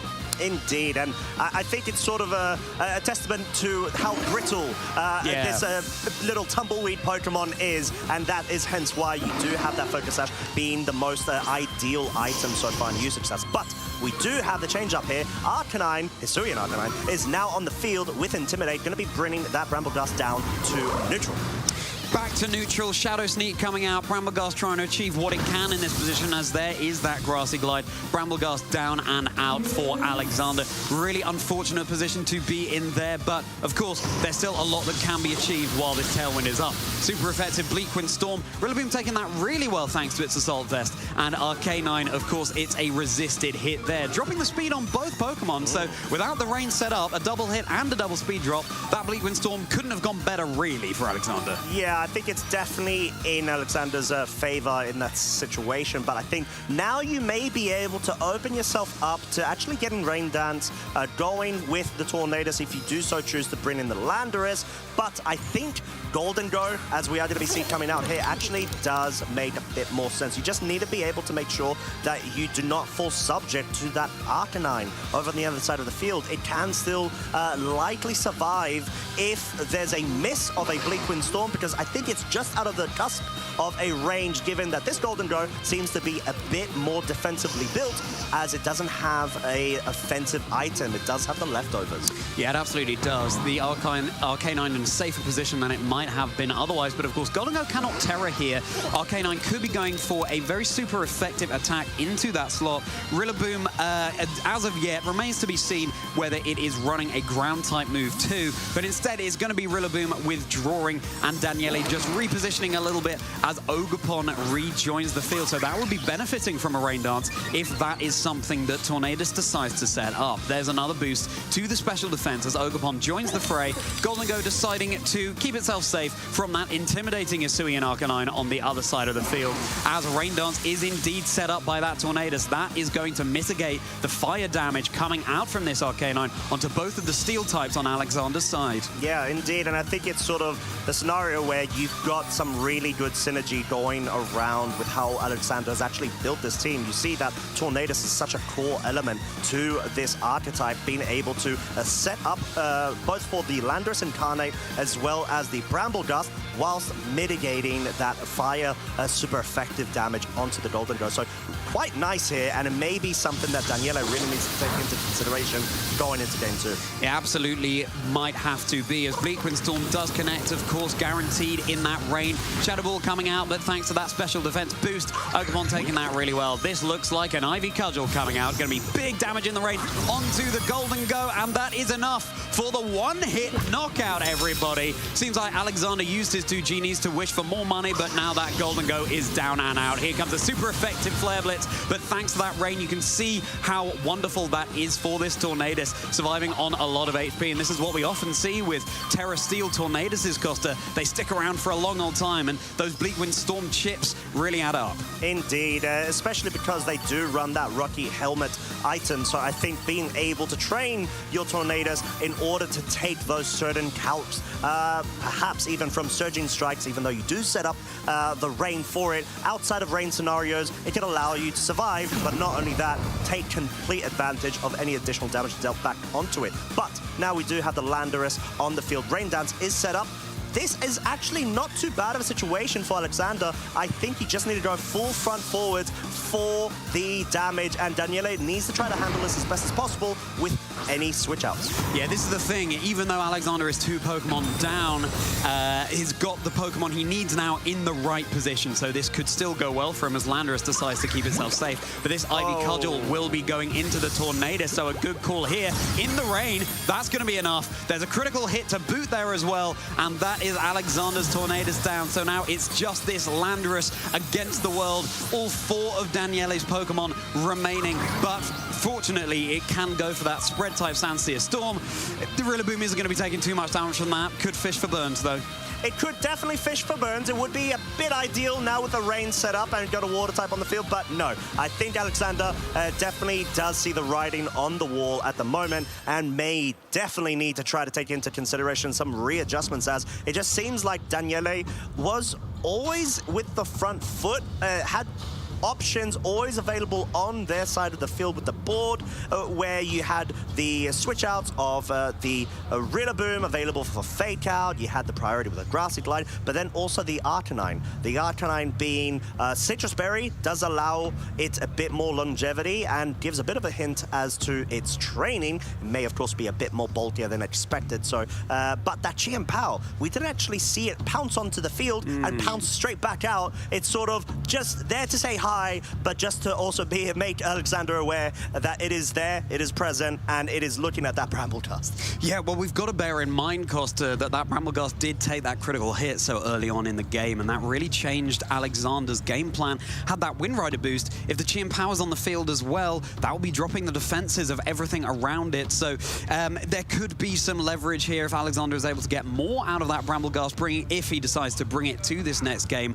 And I would say that Grass and Ghost covers all of the Pokemon on Daniele's side of the field. There isn't, if one of them isn't very effective, the other move will be.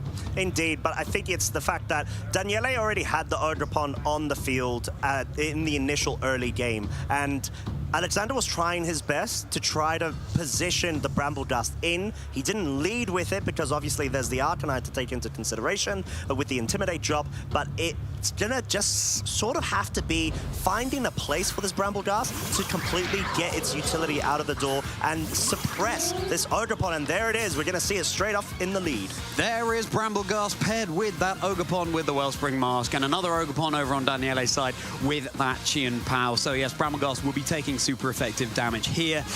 There is that Terra option available in case Alexander wanted to take not very effective damage instead of neutral from an Ice type, but Daniele, after a very quick locking in of moves, is deciding to take the Ogerpon out of the equation and add in this Hisuian Arcanine, trying to get that Intimidate drop on both of the physical attackers over on Alexander's side of the field. Here comes that Ice Crash. Is it going to be able to get a flinch? We'll have to find out, as Poltergeist is going to be landing into this Hisuian Arcanine straight away. Even with that Intimidate, really good damage thanks to that Sword of Ruin that's on the field, and Arcanine having to eat its snack a little bit earlier than it was expecting. Indeed, as Ogerpon is going to be going on the offensive with the Ivy Cudgel, will of course be breaking that Focus Sash on the Chien-Pao, and at this point I think I do quite like the readjustment, having Follow Me available on Alexander's side of the field just in case, and just dispatching damage, but it does fall subject to this KO. Yeah, there is that crunch coming out, and that's Ogerpon down already for Alexander. So in both games, very early KOs taken onto his side of the field.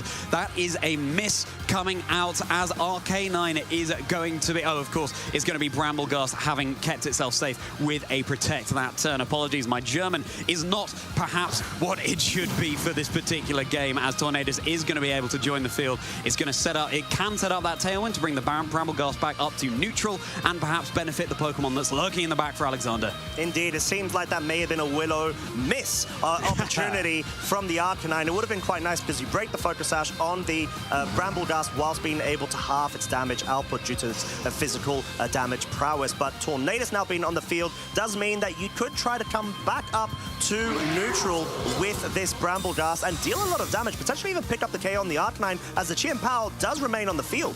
No KOs coming out into Chien-Pao or indeed the Bramblegast as it keeps itself safe. Both of them with that Protect. There is that Tailwind in order to get that attack boost for the Bramblegast. Of course, you cannot set up multiple Tailwinds, so it's just that is it now for the Bramblegast. It won't be getting further boosts on this turn at least. Hisuian Arcanine targeting that down, but Bramblegast managing to mitigate that with its lovely protective shield. Indeed, and I think I do quite like the Protect there because you're able to allow the Tornadus to actually act upon itself with the subsequent turn, get some damage off, and actually utilize this switch out here with the Landorus Incarnate joining, maybe anticipating the Sucker Punch coming into that field, wanting to retain it, and it does look like that may have been the case. Yeah, that's leading to be a miss from the Chien-Pao there, as a Bleak Wind Storm does connect with both of the Pokemon on Daniele's side of the field. Here comes Flare Blitz into the Landorus. That is a huge amount amount of damage into that Pokemon. Yes, Arcanine eats up some recall damage as well, but just goes to show, and this Hisuian Arcanine is not even holding that Choice Band. It's the Citrus Berry, so still very offensive Pokemon, and Landorus perhaps not taking that as much as well as it would have liked. Indeed, due to the Sword of Ruin still being on the field, it does go ahead and maximize the damage output of that Arcanine. But Landorus is in a bit of a predicament here, as it is subject to a Sucker Punch here. You could try to go a bit on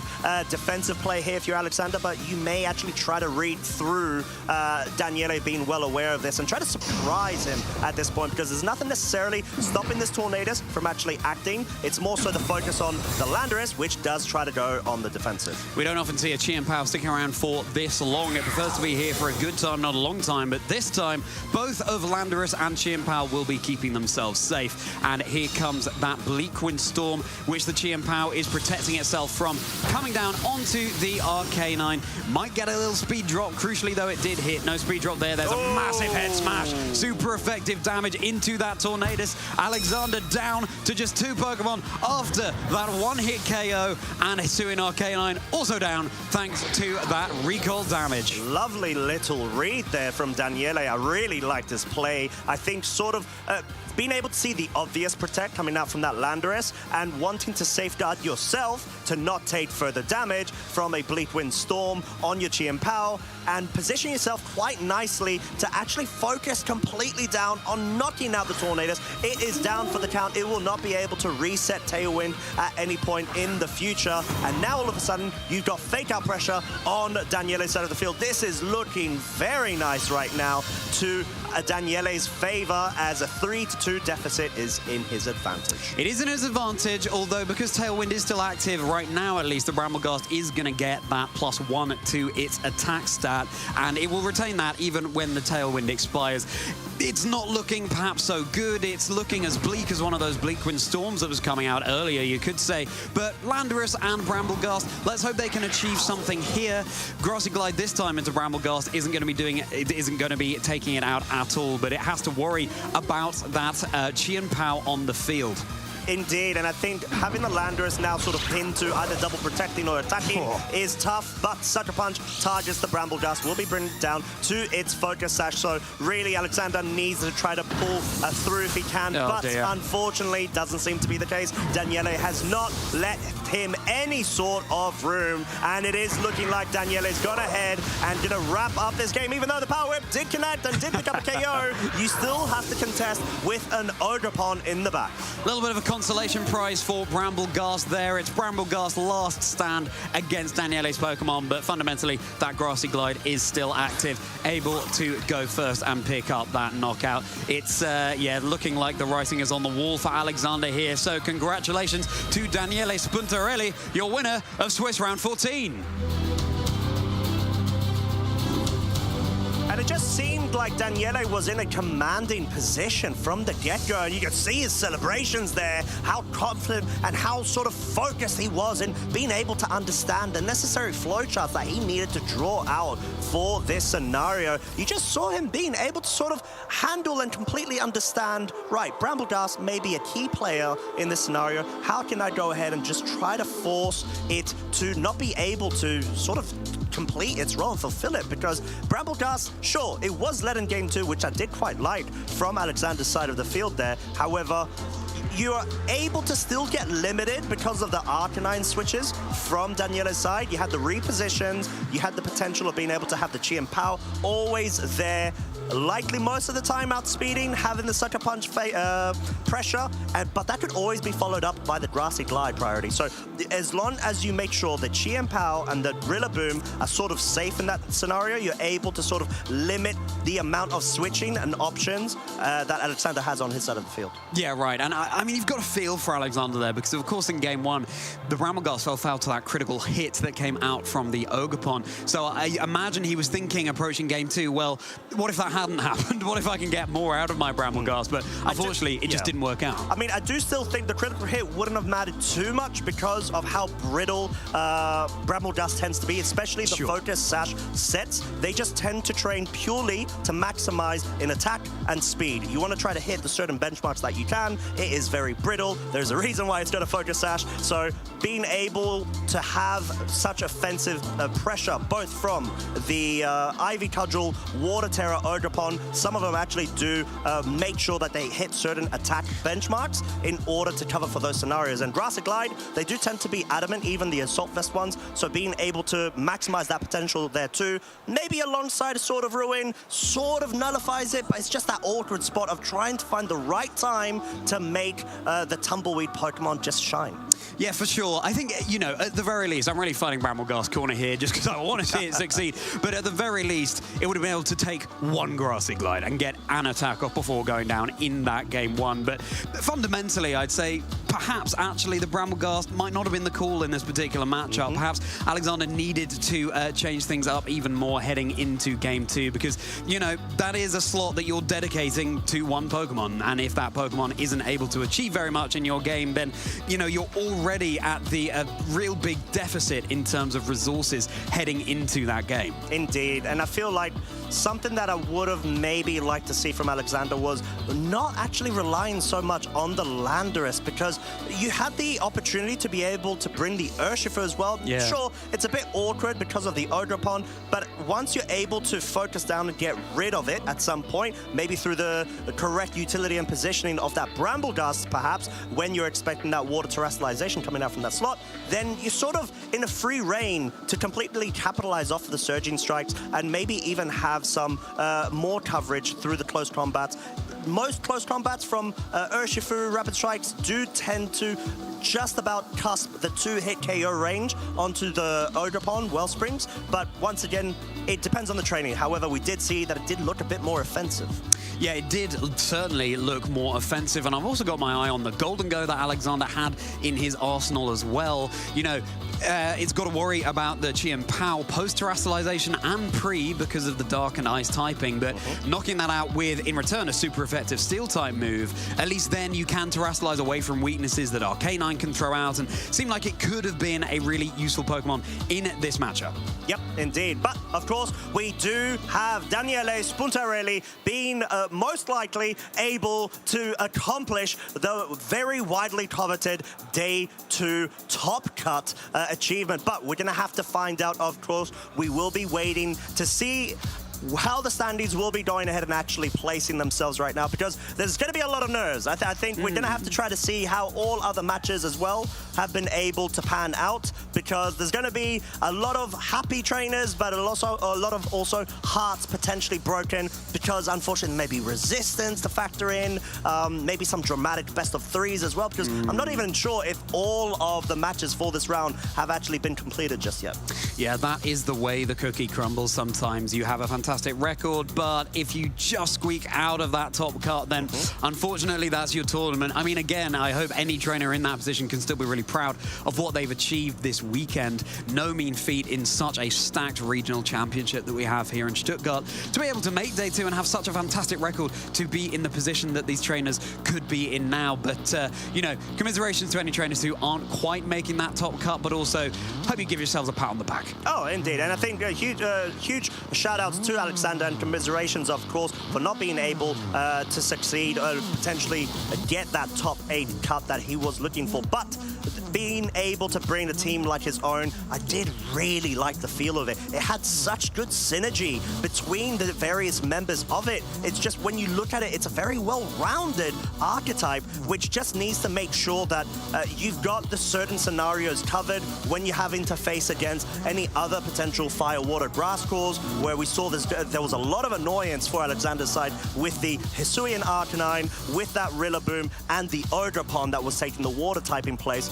That in combination with the terrestrialization was at some point quite tough for Alexander to be able to deal with, because you sort of didn't have a direct line to dispatch of any one of them, because the moment that you're able to break one away from the trio, then you start making things a bit more easier for yourself. You start limiting the amount of switches that your opponent can do with the very good synergy between them, and even the fake-out pressure that we saw from the Rillaboom. Yeah, that is certainly creating a hole in the armor. Firewater Grass Cores, or indeed Fairy Steel Dragon, the way they all tie up together. This is a crucial element of team building and the rock, paper, scissors almost nature that Pokemon can be. And it's why these cores tend to do so well and why they've been tried and tested throughout the years. And certainly I hope that's a useful lesson for the trainers at home in terms of their own team building and in terms of how to approach breaking through that. That can lead to these situations where it's a revolving door of Pokemon. You have your fire Pokemon up against a water one, so you switch into your grass, but then they can switch into their fire, and so on. But then it comes down to the mind games that are so prevalent in this beautiful game as well. Indeed, but I do think and agree with your shout out for the Golden Go there, as I think being able to set it up as well, you get a nasty block going. If you're able to sort of maximize its damage potential, you're hitting everything quite nicely except of the Ogerpon. That's where having the grass type on your side to at least sort of try to mitigate its presence as much as possible will have been the play. But once again, it's a bit more complicated for Alexander to try to navigate that. So it's not a very straightforward thing. There's a lot of pressure going on as well. There's a lot of different factors to take into consideration, but huge congratulations to both of our trainers. Yeah, congratulations to both. Now, Costa, how about a little holiday gift for you? I mean, I won't say no. Okay, then why don't we have a look at our top 8 here in Stuttgart. The trainers who have made it into the top cut, fighting through 2 intense rounds of Swiss in Stuttgart. We know which trainers will be progressing through, and we're able to show you that on screen very shortly. I'm excited. I am very excited as well. We'll have to see if we do actually have that established yet or not. We may not have. There's a good chance of that, but we're going to be able to go ahead and quickly verify for you lovely people at home shortly after a very small break, and then we'll be right back with Winner's Interview.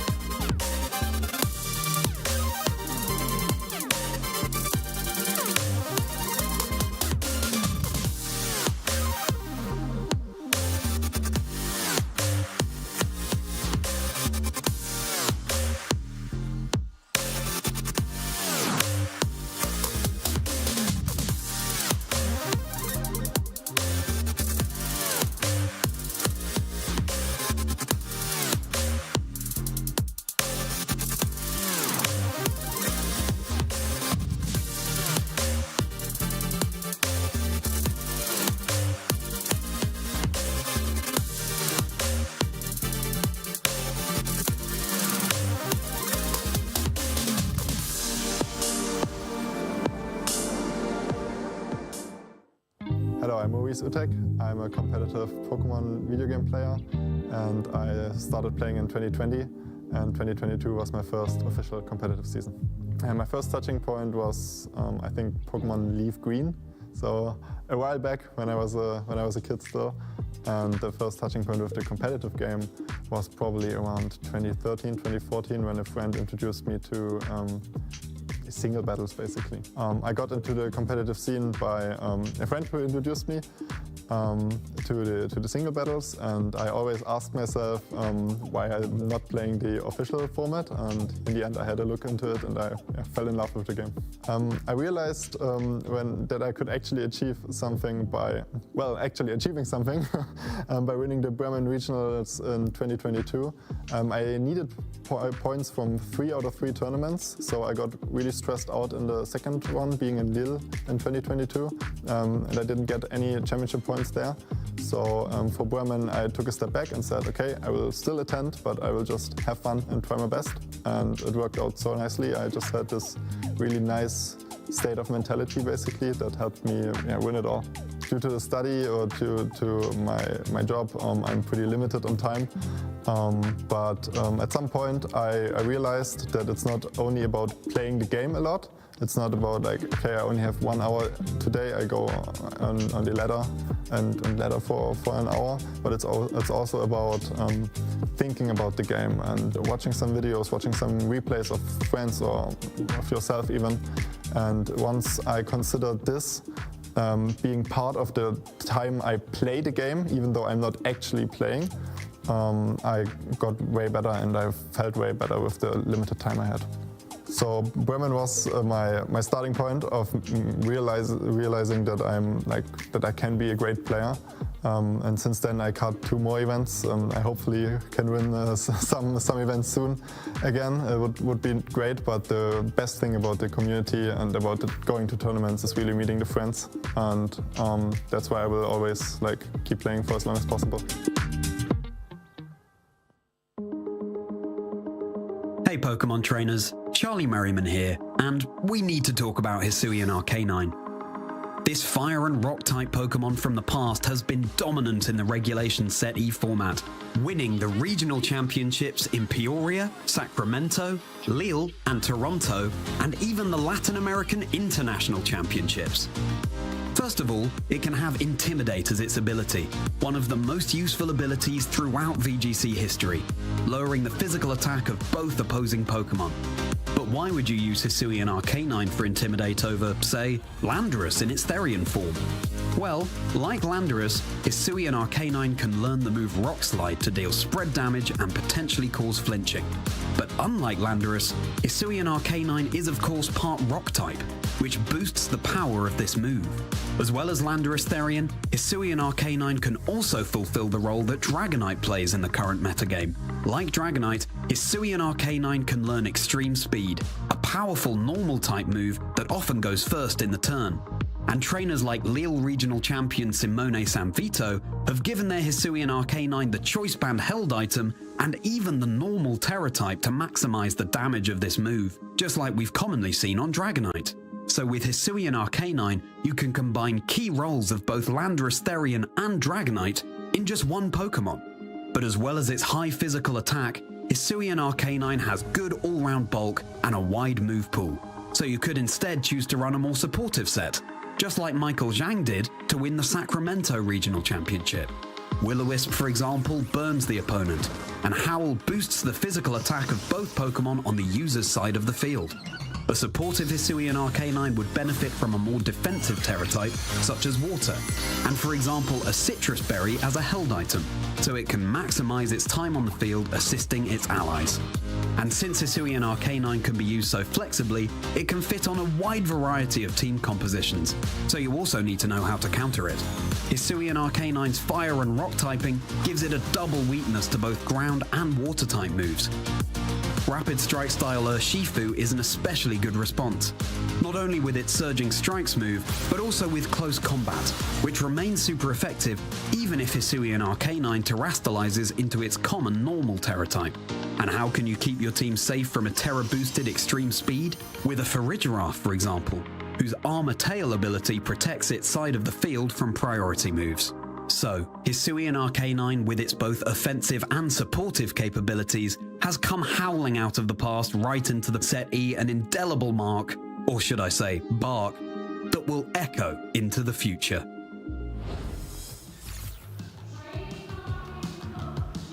We're here with the winner of round 14 in the Stuttgart Regional Championships with an 11-3 record, and we've just found out, Daniele, that you have made it into that top cut. How are you feeling right now? Really amazing. I can't imagine to make top cut before to attend this event, but at least I made it, and let's see what's happened forward. Definitely, especially we were talking a little bit beforehand. This is your first event since you went top 16 at the World Championships in your first season last year. How are you feeling right now coming into that? I feel like it's impossible to make something because I don't play since Worlds 2022. And then I came here without any expectation, and I made it actually. So I'm really happy. you really look it right now, and you have every right to I'm be. smiling like and carry on right the way into top 8 because it is that enjoyment of the game and playing at this top level that's so fun, isn't it? Thank you. The matchup I think was tough because I'm not prepared very well to face Bramblegas team, so I tried to figure it out during the games. I thought that Ogerpon Shenpao lead was the better against this team, and I think I was right. Despite I had some luck in game 1 because flinch of Icicle Crash and miss from Blacking Storms, but in game 2 I think I played better than him maybe, and I predicted sometimes some product of his Landrus attacking his Tornadoes both of time with Ivy Cargel, so I'm happy that I won. Yeah, especially when you do have things like that happen in game 1, it's like, hey, that goes in your favor, great, but game 2 you've still got to find the way to actually win, and you did that so well. I'm getting the call that we're going to have to get ready for your top 8, and we don't want to hold you up from that, of course. So before we go to that, and we'll let you get to your top 8 match, have you got any shout outs for people back home? Of course, I want to thanks all the Roman community which support me every day, and all my friends that cheering for me today, and thanks to them because I'm improved at this game. Thanks to them. Without them, I couldn't be there, and probably I wouldn't made the top cut at the worst too without them. So the biggest shout out to them. A fantastic shout out there. Thank you so much, Daniele. Thank you. Congratulations on making it to top 8. Thank you. We're going to let you go and get prepared while we get prepared to see what our first top 8 match on the stream is in the Stuttgart Regional Championships. So don't go anywhere, trainers. We'll be right back. 私の名前は木村翔平です。東京出身です。 Pollen Puff will take out the Chien-Pao, and all Michael Kelsch has remaining in this matchup is a sleeping Dragapult. Now Dragapult is in a very nasty situation as Shohei still has 3 Pokemon remaining. Michael throws in the towel, and Shohei Kimura will be your 2023 Pokemon World Champion. まだ実感が湧いていないです。1戦目はもう想定していた選手と違うものが出てきてしまってかなり厳しい状態になっていたんですけど、パオジアンのつらら落としに助けられて1戦目を取ることができて、2戦目は想定していた対戦内容だったので、想定していた通りにことが進んで、勝利を収めることができて嬉しかったです。相手のパーティーのリキキリンとウーラオスをどのように倒すかが鍵となっていて、それらに対抗するためにテラスタイプを変更したモロバレルが、鍵になると考え、臨みました。勝利することも大事ですが、その対戦相手がいることによって、得られる、友情だったりコミュニケーションが僕の中では一番、このゲームの大切なところだと思っています。次の大会も、参加して、もう一度2度目の、ワールドチャンピオンを目指して頑張ります。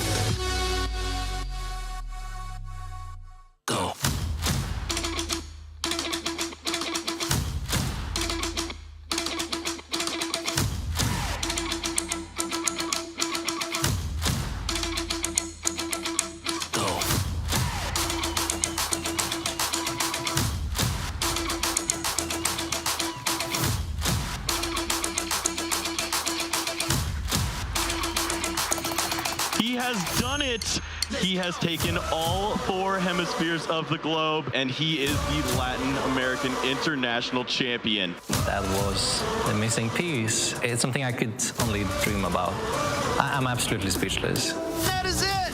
JW Naldo is your first Latin American International Champion here. It looks like that is a knockout. Yakovovich is your first ever Oceania International Champion. Wow! What does? He is able to secure victory and become the first player history to win a regional and an international championship. This win, I've always wanted to show that I'm one of the best, if not the best, player in North America. Like, honestly, no words to describe it. Like, this experience has just been absolutely amazing. Ainda estou sentindo a sensação de ter vencido. Então, estou muito feliz. Ainda não caiu a ficha. Piper Lapine closing out here, winning her second regional of the 2023 season. Justin Tang winning his second regional championship. The back-to-back champion, Luminion V into boss's orders, brings back up a Crobat V for the knock. Definitely pretty excited. A little bit lucky for sure to win 2 regionals in the same year, definitely. It feels really good. It feels great, it really does.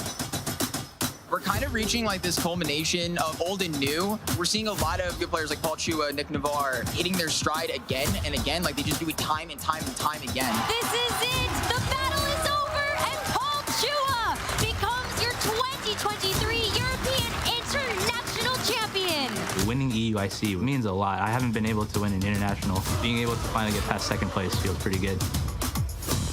But we're getting a lot of new players as well, like Justin Tang, who just kind of pop up, and they're incredible. Justin Tang, your Knoxville Regional Champion. First regional competition that he has competed at, and he's taken down the entire thing.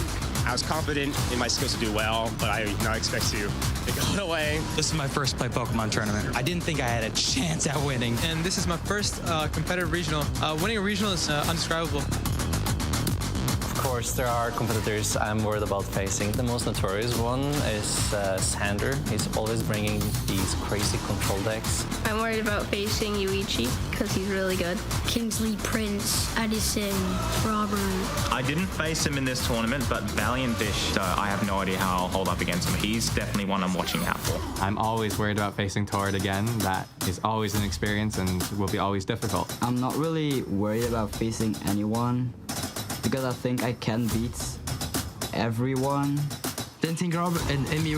I'm definitely worried about facing Gabriel Agati. I'd be nervous about hitting Isaiah Bradner. Justin Bakari. Probably Luca. Justin Tang. I think I'd be nervous going up against Caleb Gedimer again. I'm confident in my abilities, but I know there's going to be 100 plus of the best players in the world, so it's going to be really tough. All the trainers have just scaled up their game. The competition has just gotten so fierce. This has made me so excited to get to Worlds. Winning Worlds would mean the absolute world for me. After getting second in 2018, winning would absolutely be amazing. Winning Worlds is everything to me. I really want to be the best player that's ever played this game. I think you have to be a little bit crazy to think that you can win the World Championships, but I am a little crazy. So it would be breathtaking to win the World Championship. I've won a regional. I've won an international. Worlds is the last thing I have on my list. Winning Worlds means I can submit myself into the history of Pokemon Go forever. Winning Worlds would mean everything to me, you know? So I'm going to try my best at Yokohama to hopefully maybe win. I just feel like I'm going to have so much fun. Nearly 500 players started out this weekend. We narrowed them down yesterday after 9 rounds of Swiss into the top 42 players that were remaining in the tournament. That 5 rounds of Swiss is now over, Jamie. We're in the top 8 now. Our last 8 players battling it out in a single elimination knockout to crown our champion in the Stuttgart Regional Championships. This is where it is all to play for now. 8 trainers remaining, need to be whittled down to 1. We're going to be able to feature 2 top 8 matches for you guys. Then we'll have our 2 semi-finals, and then, of course, that grand final coming up afterwards at the end. Yeah, absolutely. I mean, we're going to have a 4 matches to pick from. One of those will be the community choice again. So you at home will be able to vote and see who you want of the remaining players that are left, the very few of them that are left that you want to see throw it down. And then we will get to pick the other match that we will be broadcasting in the top 8.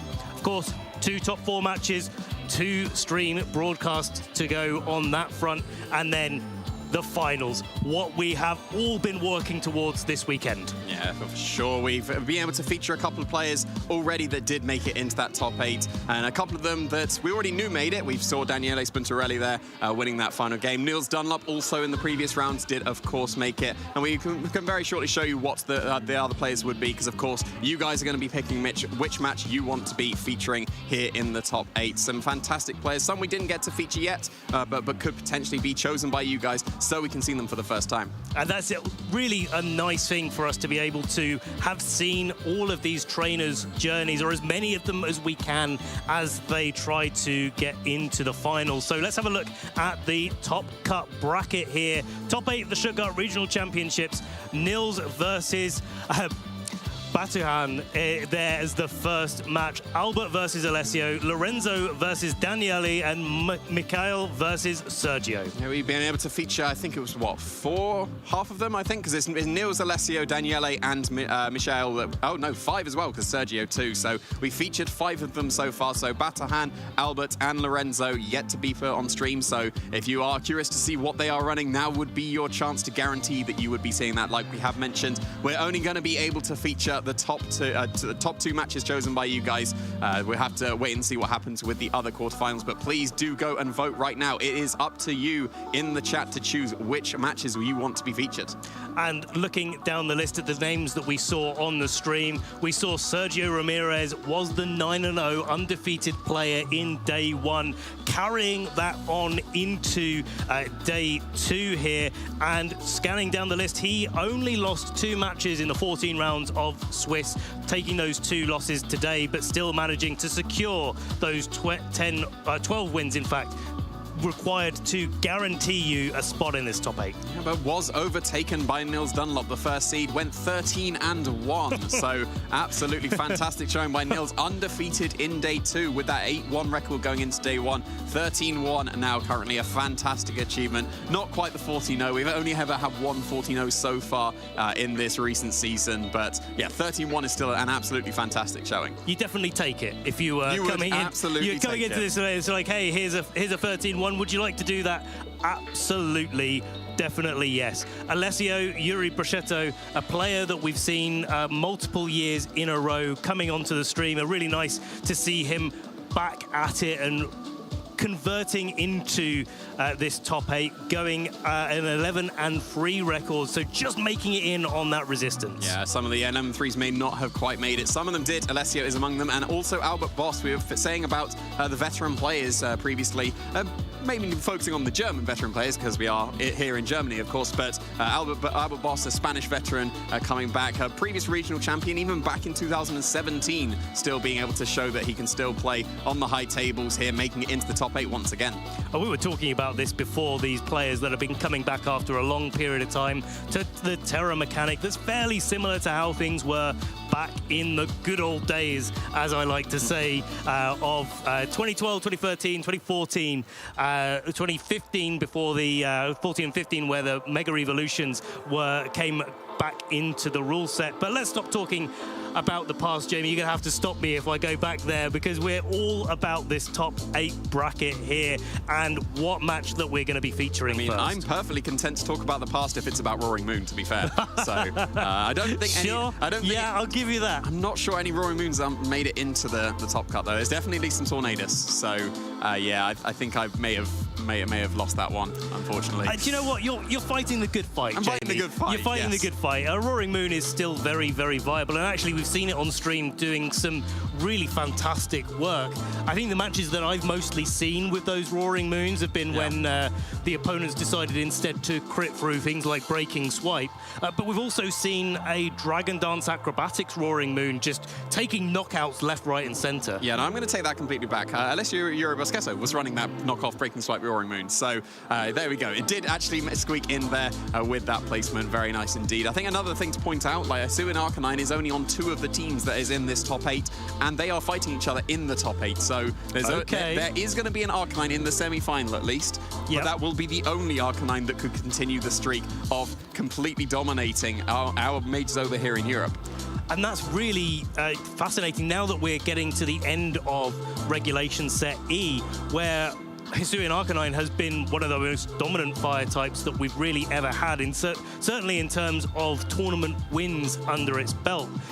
But this is the last one in the European region. We still have San Antonio next weekend, but seeing it not find as much success in this last region, I think it's testament to how all of these trainers have developed their strategies and developed their teams to be able to deal with those sort of prominent threats, as well as that Tornado Urshifu that's really running riot still in this event. I would say surely the Ogerpon Half Flame would be the main star of this tournament, because it didn't break into that top 12 of usage stats in day one. It was the Wellspring Ogerpon that was in there, but then it came in 5th place in the day 2, and we've got plenty of Ogerpon Half Flames available for us in this top 8 as well. So that could be the fire type that takes this whole thing, takes the crown away from Arcanine right at the end of Regulation E. It's kind of like an Arcanine, but not at all like an Arcanine. Not at all like an Arcanine. No. But I do think it's been in this really good space at the moment, especially where trainers are trying to find a way to beat those Hisuian Arcanines. It's had a really good showing in day 1. I think a lot of trainers seeing how successful it's been, deciding like, hey, yeah, I've got to find a way to use this Pokemon. But actually, I think the Half-Flame Ogerpon has been in a slightly better position, at least, to be able to, take its victories here, and that's shown in the day 2 usage statistics, where it got into that top 6. Yeah, absolutely, and we've got, I believe it's 3 Half-Flame Ogerpons in this top 8. So, three were Half-Flames and 1 Wellspring, I believe it is. So Ogerpon is still doing pretty well here. Yeah, absolutely. And if you haven't already, do make sure that you're following all of the channels that we have here. It's going to be /Pokemon on YouTube and Twitch. We've got so many events left in the season. You don't want to miss any of them, because if this weekend has been any indication, then it's just getting better and better. Yeah, it's getting better for sure. And if you want to follow along with us, of course, there was the /Pokemon on YouTube and Twitch, but also the #PlayPokemon if you want to get involved. What have been your favorite moments so far? What Pokemon have been coming out in this tournament that you haven't expected so far? There's been plenty, even in this top cut, that you probably wouldn't have expected. You just be asked, hey, do you reckon this Pokemon's going to make it? Well, here it is. Yeah, absolutely. And that's the really great thing, that we get to interact with you guys that are watching along with us. So we're experiencing all of this live. We don't know what's going to be happening. So, seeing that and experiencing along with us is a fantastic way to get involved in Pokemon. Yeah, for sure. And any posts that we can see here would be absolutely fantastic. So please #PlayPokemon if you do want to get involved, like these trainers here have done. Here is your senior regional champion for Stuttgart, Teddy French, able to take the gold here. A fantastic showing. I did actually just manage to catch him before we came on for the beginning of this top 8. He is now first in the world in championship points in the senior division with that win.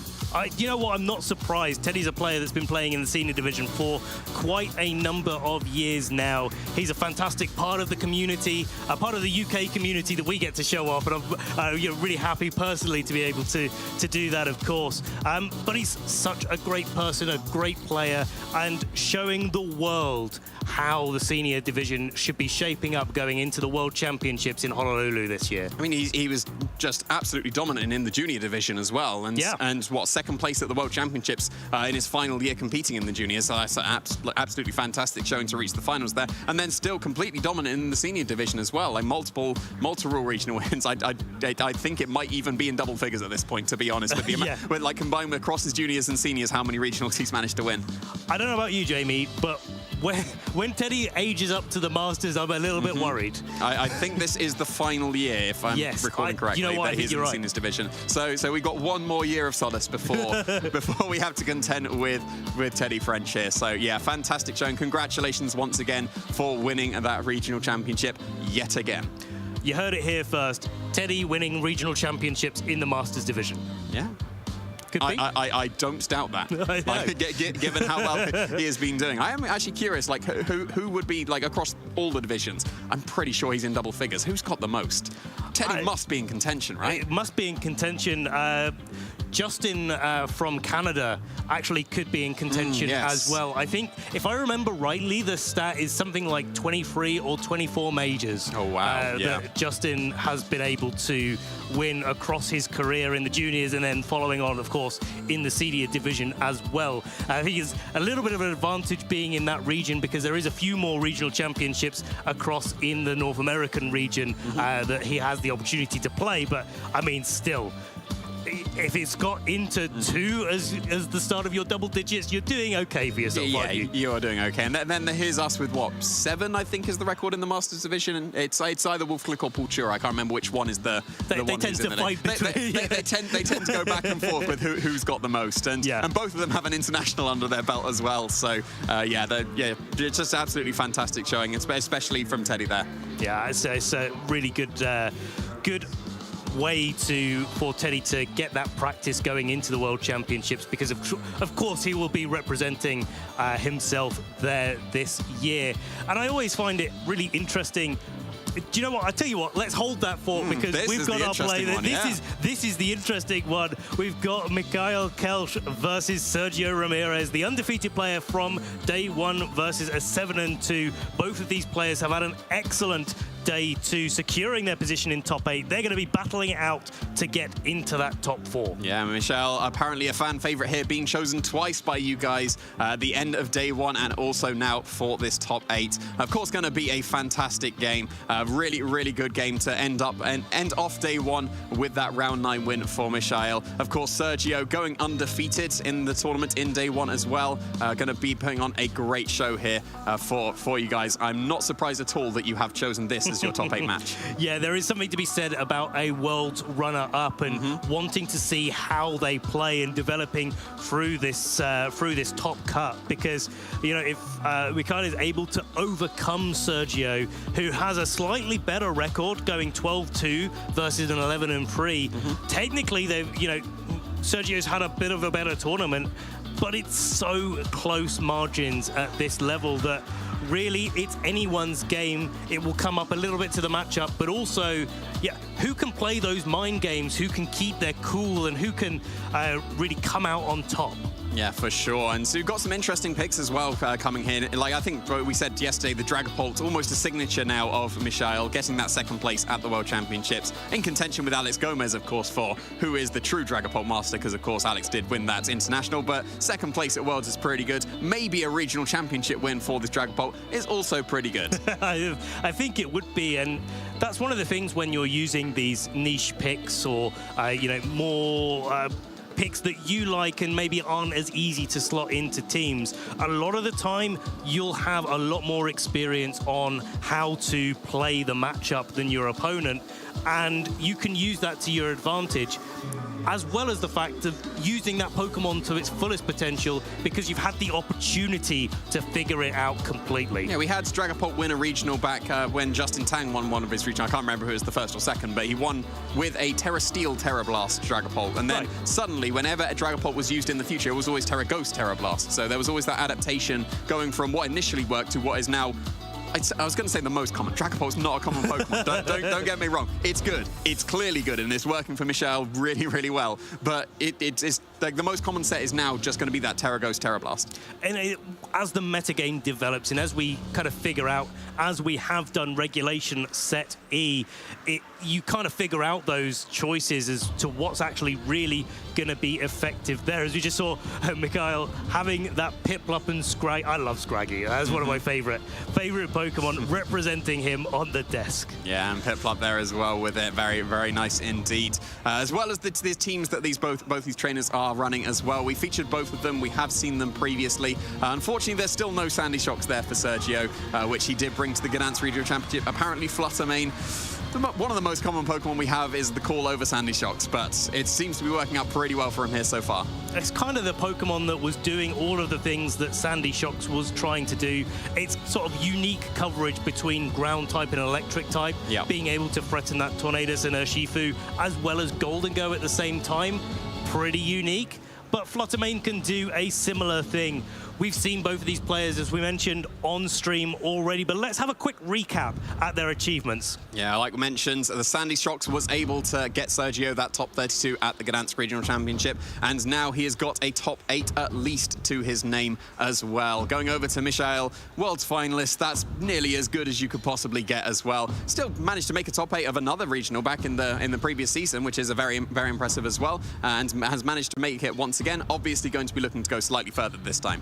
One of the things I love about watching these two trainers play up against each other is they're both relatively new to the big stage, and that doesn't come with the experience of being in these top 8 situations regularly. Of course, Michael, we know that he's able to, you know, hold his cool and be able to get to that final position, but he hasn't yet managed to convert a finals into a win. So watching him being able to have another opportunity at this regional level to be able to, you know, get over that final hurdle will be fantastic to see as we see his rather unique team there on the screen. Yeah, really cool team coming out here. A couple of niche picks there with the Dragapult, of course. We've said that previously. We said about the play rough on the Ogerpon, a very unique coverage move there, which would counter the Dragon Terrors that would be wanting to resist both of Ogerpon's regular old attacks in that Hornleech and Ivy Cudgel. We've seen a few Chien-Paos run the Life Orb, and it's been mainly Focus Sash, but it's been doing a lot of damage in that round 9. Has been, and looking as well at the other options that Michael has on his side of the field, we see that play rough Ogerpon that it was relevant in the match that he played on stream against a Roaring Moon, but didn't actually end up being used.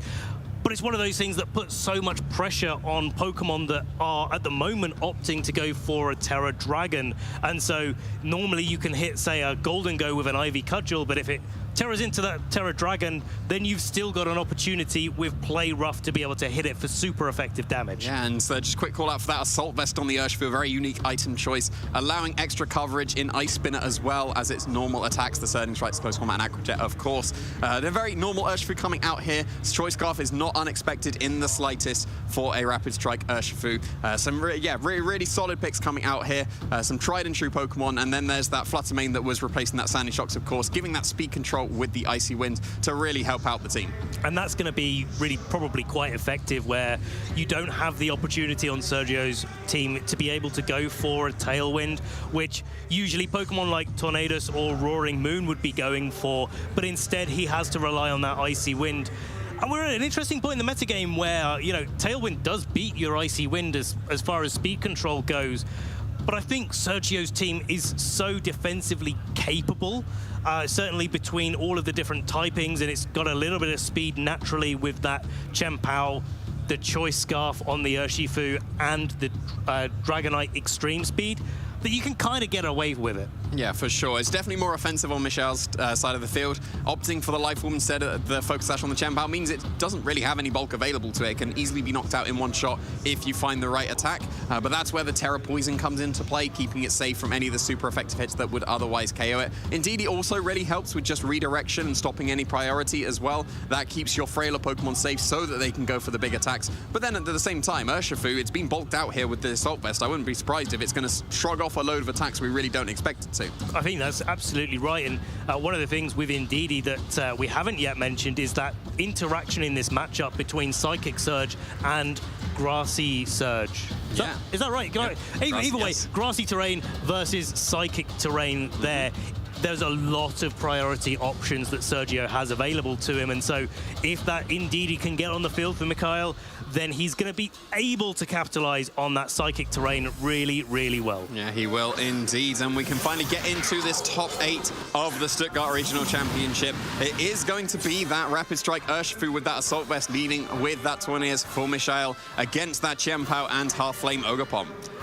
And I like the position of this Urshifu in this situation. I mean, you've got two physical attackers in front of an Assault Vest Urshifu, but still you have the opportunity to go for a Tailwind and to launch a Surging Strikes out into either of these targets. The Ogerpon specifically in this situation for Sergio is going to have to be a little bit careful, and really anything next to Chien-Pao needs to be a little bit careful because the Sword of Ruin does affect its partner. And that would be boosting up the Rapid Strike Urshifu's attacks here Rillaboom is the Pokemon of choice, switching in for that Ogerpon. He's going to have just the grass typing, not the grass and fire, so would be resisting any surging strikes that would be fired off into that slot. It is a turn 1 Terastallization immediately on that Rapid Strike Urshifu from Mishael, and it's the very unique Fairy typing coming out on the Urshifu. It's almost always been water, maybe a couple of poisons here and there, but Fairy, the Terra type of choice here, going to be boosting up the attack power even stronger with that Rain Dance from the Tornadus. Icicle Crash is going to be fired off in response into that Tornadus. There's no chance. That's an easy KO into the Tornadus here. One hit KO, and almost certainly going to be a follow-up here of the Surging Strike. Not into Chien-Pao though. That would have probably been enough to pick up the KO with that Rain Boost, but a very nice switch in here of that Rillaboom to be able to soak up those hits. I say soak up, it's done over half. Yeah, I mean, so there's two sides to this story, right? The Rillaboom coming in to take that Surging Strikes, yeah, definitely better than losing your Pokemon, but you've brought grassy terrain onto the field if you're Sergio before that, before the Indeedee on Mishael's side of the field has been revealed. And so if you're worried about this terrain war between these two players, then you definitely want to be, as much as possible, holding back that Rillaboom for the right moment. Indeed, he gets on the field, and then you bring it in. And in this case, where Rillaboom's come onto the field early, it's very easy for Mishael to be able to turn off that grassy terrain. Ogerpon comes in, though, looks like a little bit of a bait. Yeah, absolutely. This could very easily be a bait here. If you brought in the Indeedee in the face of the Rillaboom, you know that you can't go for Fake Out. You know you can't go for Grassy Glide, but leaving it in the back, potentially to switch in here, could be very, very nice for Mishael. At the same time, Ogerpon is absolutely threatening a KO into this Rillaboom. Even in the rain, Ivy Cudgel helped out with the Sword of Ruin. Yep. Would be enough to pick up the KO on that Pokemon as well. Chien-Pao in the rain is probably still going to be KO'd to that Surging Strikes as well. So that's why you'd be inclined to go for the Fake Out or go for the Grassy Glides in combination with maybe an Icicle Crash to try and pick up the KO on that Urshifu. But if that Indeedee is waiting in the back, like we just saw there, very, very nice bait potentially here from Mishael. Not switching in the Indeedee immediately, switching in here in this position to overwrite the grassy terrain. We'll have to see if a Fake Out was launched off into that Urshifu to try and keep the Chien-Pao safe here. Psychic Seed not going to come into play at the moment. The special defense boost facing down two physical attackers. Always nice to get that boost though as well. But Rillaboom, nope, not falling for it in the slightest. Very nice here, switching out into the Urshifu of Sergio's own, not falling for the bait. Icicle Crash is launched off into that switched in Indeedee. Absolutely massive damage, way over half. But there is that Surging Strikes in the rain. Who cares about a Focus Sash if you can hit 3 times in a row? Goodbye, Chien-Pao. Goodbye, Chien-Pao. So much offensive pressure put on the field there by Mikhail. And the Urshifu coming in is going to be probably supported by the Rillaboom that can get out. So Sergio baiting the bait, maybe, yeah. Jamie, in this situation where you bring the Rillaboom in. That means that the Indeedee likes to be able to switch in to get the terrain. You switch it out, you know the Chien-Pao is going to be probably knocked out this turn. So it gets another Icicle Crash, it gets some damage. Now the grassy terrain is back in play. You've got the Fake Out potential that's reset 2 turns in a row, in fact. And now you can take advantage of the Choice Scarf on the Urshifu on Sergio's side to knock out the Indeedee, take away the ability to be able to go for a Psychic Surge and follow up with maybe a big damaging attack on that Rillaboom to try and damage down this Urshifu. Quite possibly indeed, but the Indeedee does want to be able to reset its Psychic Terrain here, switching out into that half-plane Ogerpon here. The speed interactions could be quite crucial here because Urshifu Choice Scarf, that's absolutely moving first, but the terrain between the Rillaboom and the Urshifu could be quite impactful here. There's the Terra on the Urshifu, the much more common one that we see in that Terra Water to boost up its offensive prowess even more. In the rain, it's going to do absolutely massive damage. It wasn't just a Fake Out here, not opting for the Grassy Glide to try and potentially KO. And now that the Urshifu has lost its water typing, this is now a neutral hit into that fairy typing of the Urshifu. And with the rain that Mishael himself set up, that is a KO onto the opposing Urshifu with a Surging Strike. You don't say that every day. You do not whatsoever. It's a 1-hit KO, a 3-hit KO of sorts, but either way, that went down in 1 attack. I didn't even see that play coming, actually, the Fake Out into the Indeedee to stop the Follow Me. And I was thinking earlier in the match, hey, Terra Fairy's really great as a defensive terrestrialization on Shifu because you're no longer weak to, say, a Rillaboom, Grassy Glide, or a Wood Hammer, but instead you make yourself not resist that Surging Strikes, and that's not a place that you really want to end up faring into. Yeah, it looked really nice in the beginning of the game, but of course, we're playing through the entirety of the turns, coming back to bite Michelle a little bit there. It had to be the Rain Dance and the Terra Fairy in combination. Without the Rain, probably not a KO, but because he did set it himself to boost up his own Surging Strikes, yes, you did end up getting the KO on the Chien Pao because you set up the Rain, but then you also lost your Urshifu in response. Urshifu here not staying on the field in the face of those potential Grass-type attacks and the Psychic that could have come out as well from the Ndidi. Just some redirection here with that Follow Me to keep that Ogerpon safe. That's a perfect switch into a Horn Leech there. Yep. Absolutely minimal damage coming out into that quad resistance of the Horn Leech. And no grassy terrain helping out this Rillaboom, so it's just going to be U-turning right on out of there. Super effective hit. Ndidi is KO'd, and grassy terrain can be set up whenever Sergio wants again. And it's going to be the Urshifu coming back onto the field for Sergio, so an easy Surging Strikes into Michael's Ogerpon. That's the only Pokemon left for him this turn. Ogerpon on Michael's side of the field can only target one Pokemon at the time, but it's not going to get an opportunity in front of a Choice Scarf, Terra Water, Rain-boosted Surging Strikes. First try, nice one. Yeah. So, yes. Yeah, that Surging Strikes was absolutely KOing that Ogerpon, even without going for its Terra, keeping its Grass typing, that should be a KO as well. So it did seem like it was a pretty nice couple of turns at the start for Michelle, getting into a pretty decent position, like over half to the Rillaboom on the switch in. I think the key play there was switching out your Rillaboom when you could have gone for your Grassy Glide or Fake Out in the face of no priority. Here's the Ogerpon. It wasn't the Ndidi that switched in, but didn't fall for the bait. The Ndidi did switch in, but the Rillaboom did switch straight back out, and I think that was the key play there for Sergio. It's a weird situation to be in, right? Because actually, arguably, if the Rillaboom switched out there and Mikhail was able to target down that Urshifu, maybe would have done a little bit over half, and similar to the Rillaboom, maybe a little bit more, in fact, because it is that Choice Scarf variant. And in response, because it was a Terra Fairy on Michael's side of the field, the Icicle Crush was the most damage-dealing move. Now, it's going to be doing a lot of damage, but maybe that's actually the lesser of the threats. You can kind of play a little bit of a 2v1 on Michael's side of the field until Sergio has a few less resources to his name. But as it stands, as we said, Sergio playing very, very well.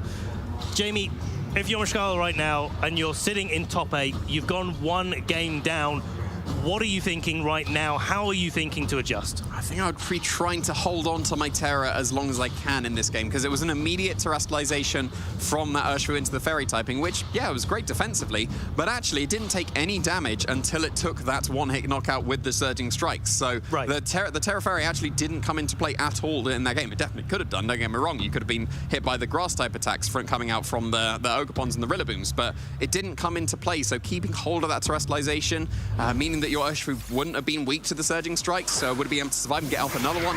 That might be the key here for Michael. We shall have to see as the leads are revealed. No switch-ups here for either trainer, actually. Tornadus Urshifu versus Ogerpon and Chien Pao. Yeah, so he's in a very similar situation here. You are still threatened by that Horn Leech into the Urshifu, so maybe you do need to consider that Terra Fairy. Like, it's kind of got to be the play if you want to keep your Urshifu around. We saw the Rain Dance in the previous game, and not a Tailwind, so it was just boosting up the power of the Water-type attack, so Tailwind here could be quite impactful, just to allow that Urshifu to be able to outspeed all of the opposing Pokemon, because it was able to maybe bulk itself out with the Assault Vest, but you're facing down 4 physical attackers here. That doesn't really come into play. That means it's going to be pretty slow, so you need the Tailwind to help yourself out. Otherwise, the Chien Pao's outspeeding, the Ogerpon's outspeeding. Rillaboom, of course, could outspeed. We don't know, because this could be a pretty bulky Urshifu, so I wouldn't be surprised to just see Tailwind here instead of Rain Dance. And it's a switch up here for Sergio, switching that Chien Pao out on to the field for a Rillaboom. And I think this is a really good switch up. That Chien Pao looking, as we saw in game 1, like it was going to be able to get knocked out by a Surging Strikes early in the game by that Urshifu. Instead, Sergio deciding not to hang the Chen Pao, reduce the damage potential onto the Ogerpon. Looks like the Ogerpon's going on the defensive with that Terra, getting the embody aspect going, getting that attack boost going, and it's going to be the Tornadus protecting itself from the Ogerpon. A grassy glide, helped out by the grassy terrain and the priority that that brings, getting a one-hit knockout into that choice. Assault Vest, in fact, Shifu, and what a read to make, because, as you were saying, Jamie, Michael did not commit the Terror that turn, wanted to hold it for the end game, and Sergio read him like a book. Yeah, I'm sorry, I take it back. Terrestrialization would have been pretty good there, unfortunately. Yeah, that was a fantastic play from Sergio, being able to catch that Urshifu with the one-hit knockout, almost certainly needing that Ogerpon to go for its Terrestrialization to get that Embody Aspect attack boost, allowing that Grassy Glide enough power to be able to KO the Urshifu, even without the Chen Pao's help as well. We see the Tornadus not wanting to take an Ivy Cudgel this turn, instead switching into the Indeedee, taking away the priority of that grassy terrain and blocking any other priority moves that Sergio would like to go for a little bit later on. Well, is this Indeedee going to be taking a big attack on the switch in here? We'll have to see after a Terror is committed by Mikhail's own Ogerpon here, going also for that embody aspect. I feel like the Rillaboom on Sergio's side of the field has a big target on its head right now, with that attack boost coming out onto the Ogerpon. Yeah, absolutely does. And yeah, there's priority attack trying to come out there. Must have been the fake out, but blocked by that psychic terrain very, very nicely. The Ogerpon on Michel's side is moving first. Resisted hit. Doesn't matter. It's doing over half to the Ogerpon. But here comes the responding Ivy Cudgel from the Ogerpon on Sergio's side of the field. Yeah, that's goodbye, Indeedee. You're not surviving that one. That's a one-hit KO. Doing the numbers on Ivy Cudgel from a Terra Fire Embody Aspect Half-Flame Ogerpon, it kind of works out to a similar or even greater power level to Zacian that we had in the Dynamax era. Yeah. And that's a lot to be said for that Ogerpon. Yeah, it's such a strong attack. And Indeedee, you usually train it like completely in defense, because you get the Psychic Seed to help out your special defense. You almost certainly go full training into defense. Does not matter here in the slightest. Ogerpon just so strong. Even just seeing Ogerpon versus Ogerpon doing over half with your resisted Ivy Cudgel into that. Just such a strong attack. And you're able to now put it in range of another one. Tornadus can set the tailwind, so you're definitely moving first. But you're not going to be able to KO it this turn if it's going for a spiky shield. And the Tornadus probably going for, a tailwind this turn, making sure that the Ogerpon on Rashail's side of the field is probably faster than the Chen Pao. I feel like that's the real Pokemon that Rashail is targeting down now with this tailwind. We see a U-turn, though, coming out from this Rillaboom, an Ivy Cudgel into the spiky shield on Sergio's side. So Rillaboom gets to get on out of there, reposition, bring in the Chen Pao or the other Pokemon that has yet to be revealed for Sergio. Yeah, we saw it was the Urshifu in that first game. I would be not surprised in the slightest if it was once again. But being able to reset that grassy terrain, you're going to be able to come back in at some point and have fake out pressure, allowing you to stall out even more turns of Tailwind here. There is that Rapid Strike Urshifu joining the field, going to be able to threaten some massive damage into that Half-Flame Ogerpon that has committed its Terror. So if you are able to get a Surging Strikes into that, that would be massive damage. You also got the option of just Choice Scarf Aqua Jet. That's good enough. Doesn't care about Tailwind anymore. You can even switch out your Ogerpon here to get a Chen Pao on the field for Sword of Ruin.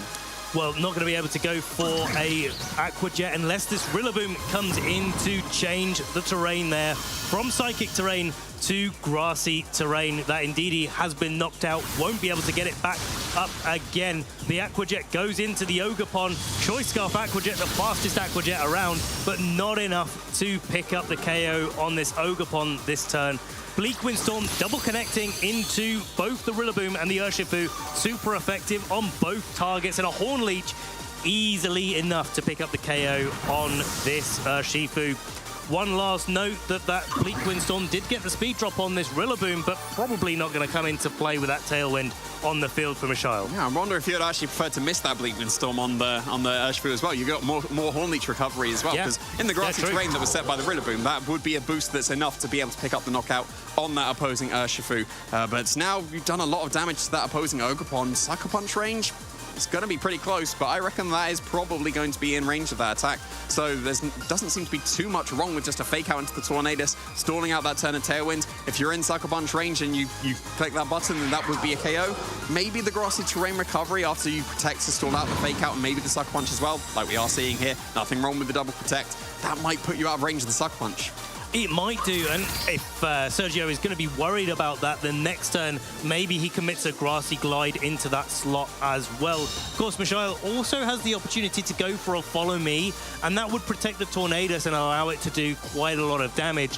If Sergio decided that turn to be able to go for the Sucker Punch and it failed, Grassy Glide would be resisted by the Ogerpon, wouldn't take too much damage whatsoever, and Tornadus might be able to sort of squeak out the damage that it needs to with this Bleak Windstorm. Yeah, it's still putting on a pretty good amount of offensive pressure here. Like, Rillaboom might be in range of another Bleak Windstorm. It's going to be pretty close based on how much it did in the previous turn. There's a failed Spiky Shield. Trying to avoid a Sucker Punch there. Doesn't particularly matter that you failed it, because it does avoid that Sucker Punch that's coming out. Grassy Glide follow up there, just ensuring the extra damage that Sucker Punch may not have picked up the KO, but that was actually significant damage there. Would have been in range of another one, but there is a Bleak Windstorm. Getting the speed drop on the Chiempow that actually really could come into play here, because that means that when your Tailwind is being stalled out here, you're still going to be able to outspeed, forcing it into Sucker Punch once again, and that allows some more Sucker Punch mind games. Well, yeah, I mean, this is a big critical hit as well, because potentially this Chiempow is in range for another Bleak Windstorm to get the KO. I think the big thing here is whether or not Sergio's Ogerpon is trained well enough to be able to take a Bleak Windstorm here and reply back with a +1 Ivy Cudgel. I think that really does make all the difference in this situation, because one Bleak Windstorm being able to knock out the Chiempow will mean that the Tornadus is almost uncontested, assuming, of course, that it lands those hits. Yeah, we'll have to see if it's going to be able to outspeed the Ogerpon as well. It's pretty bulky Tornadus based on the HP stats, so whether it's trained fast enough to be faster than this Ogerpon, it now should be faster than Chiempow after the speed drop. That will also depend on the training if you've gone full bulk as well, but yeah, not going to care about any of the speeds there. Grassy Glide is still available, and it's on this Ogerpon instead on Sergio's side of the field. That is enough to pick up the KO on the Ogerpon on Michael's side of the field. It's all down to this Tornadus now at this point. Is moving first, but does not connect with the opposing Ogerpon. Enough to KO the Chiempow. That speed drop definitely coming into play there, so it can outspeed that. But now it's 1v1. Sword of Ruin's gone from the field, though. That might be just enough for this Tornadus to survive. It's going to be pretty close. That's a really, really good point here. And now with Tailwind expired, you've got to be thinking like, hey, hopefully that I, can take this Ivy Cudgel, but it is going to be the Bleak Windstorm going first, not going to pick up the KO on this turn. Ivy Cudgel in reply, Ogerpon launching its attack out into Tornadus is enough to pick up the KO, and it's going to be Sergio Ramirez making it into the top 4 of the Stuttgart Regional Championships. Taking down a world finalist on the way. Huge congratulations to Sergio. Very, very well played there indeed. Some fantastic plays like the Grassy Glide turn 1 of that game too. We saw that Michel wanted to go for that Terra Fairy. If he would have done that, would have been able to survive, but catching it perfectly on that first turn really set the momentum for that game. And I think it's something to be said for the ability to use priority so well in a matchup where your opponent has the opportunity to go for psychic terrain. And of course, we saw how well that Rillaboom was positioned by Sergio to be able to come in, get the grassy terrain, maybe launch an attack out, maybe get a U-turn, get on out of there and come back in to reset the terrain into its grassy form and really utilize those grassy glides. And I think, especially at the end of game 2, you don't need the speed control. You don't need the tailwind, because you're going to be going first by virtue of the moves that you're picking. Yeah, it's a really, really nice showing there of all the priority. And yeah, dancing around the Indeedee, very impressive. Like, we saw multiple grassy glides with priority. We saw Sucker Punches trying to come out as well with that Chiempow. So yeah, like the Indeedee, it seemed like a really nice pick in that game and could have been very well positioned, but I think that Sergio played around it just so well, especially in that game 1, not catching that Indeedee on the switch and switching back out with the Rillaboom, being able to switch back in the Rillaboom to get that priority Aqua Jet, the little bit of chip damage extra, that would have put it in range of those 2 grassy glides. Without that extra Aqua Jet chip, probably wouldn't have been range of that attack. No, I don't think it would have done. And you're coming to the Indeedee, and I think the biggest point here in the way that Michelle has has built his team, it makes a lot of sense with the way that he's trying to do it. So it's like he's known for that Farigiraf Dragapult that he used to get to the second place in the World Championships just last year, but instead using an Ndidi to do a kind of similar role. Yeah. In this particular matchup, though, the Ndidi kind of has to come for the psychic terrain, but that's almost all it's doing. Yeah. It was never in a position where it could get those helping hands up. It could get a psychic off in psychic terrain to do a little bit of damage, to say something like an Urshifu, which it would probably get close to knocking out with the terrain boost. Yeah. But it just never got the opportunity to do so, and instead it was, came in, take a hit, get knocked out. Oh no. It was basically like Michelle was playing with just 3 Pokemon there, because the Ndidi Psychic Terrain never really came into play. Yes, you had to switch out to get the Rillaboom on the field for the Aquajet, but then otherwise, yeah, it came in, just KO'd immediately, because apparently Half Flame is just such a strong Pokemon. Oko into the Ndidi and just one shot into the Tornadus as well. Like I reckon the Tornadus might have had a chance of living that attack. I agree. You train it reasonably bulky. You like, especially with the HP stat that we saw on there, that's a bulky Tornadus, but just such a strong Ogopon. Yeah, and you could see in that last turn, Michelle was hovering over that Rain Dance button, knowing that, you click the Rain Dance button, the Ivy Cudgel does a lot less damage. You probably survive the attack unless it gets a critical hit. And then you've got a 100% accurate Bleak Wind Storm. Both ways of playing that turn, especially when you hit the Bleak Wind Storm, were completely valid ways of approaching those final turns. And I think going for it before the Ogopon that turn, I think was just a little bit of extra because of that increased chance of critical hit on the Ivy Cudgel. Yeah, and actually, just think about it, there was the Rocky Helmet on the Tornadus, right? No, but Ivy Cudgel doesn't make contact. Doesn't That's make the contact. key thing. Yeah, so I was just thinking maybe the Rain Dance and then a little bit of Rocky Helmet. No, but Ivy Cudgel doesn't make contact. Yeah. You're going to bonk things without your hands, unfortunately. You've got the Cudgel instead. So, yeah, just really strong showing for Ogopon. Like, I really think it might just take the mantle over the top fire type here, at least in this tournament, from Hisuian Arcanine. We'll have to see how that did in the other top 8. Yes. And potentially be featuring that as well. So, yeah, Half-Flame Ogopon making a fantastic showing here. Well, we definitely know that Hisuian Arcanine is able to advance to the top 4, as we were saying before when we were discussing the matchup bracket. If it does manage to win, that is an absolutely incredible result. Only one in the top 4. It has to win its top 4 match and then the finals as well.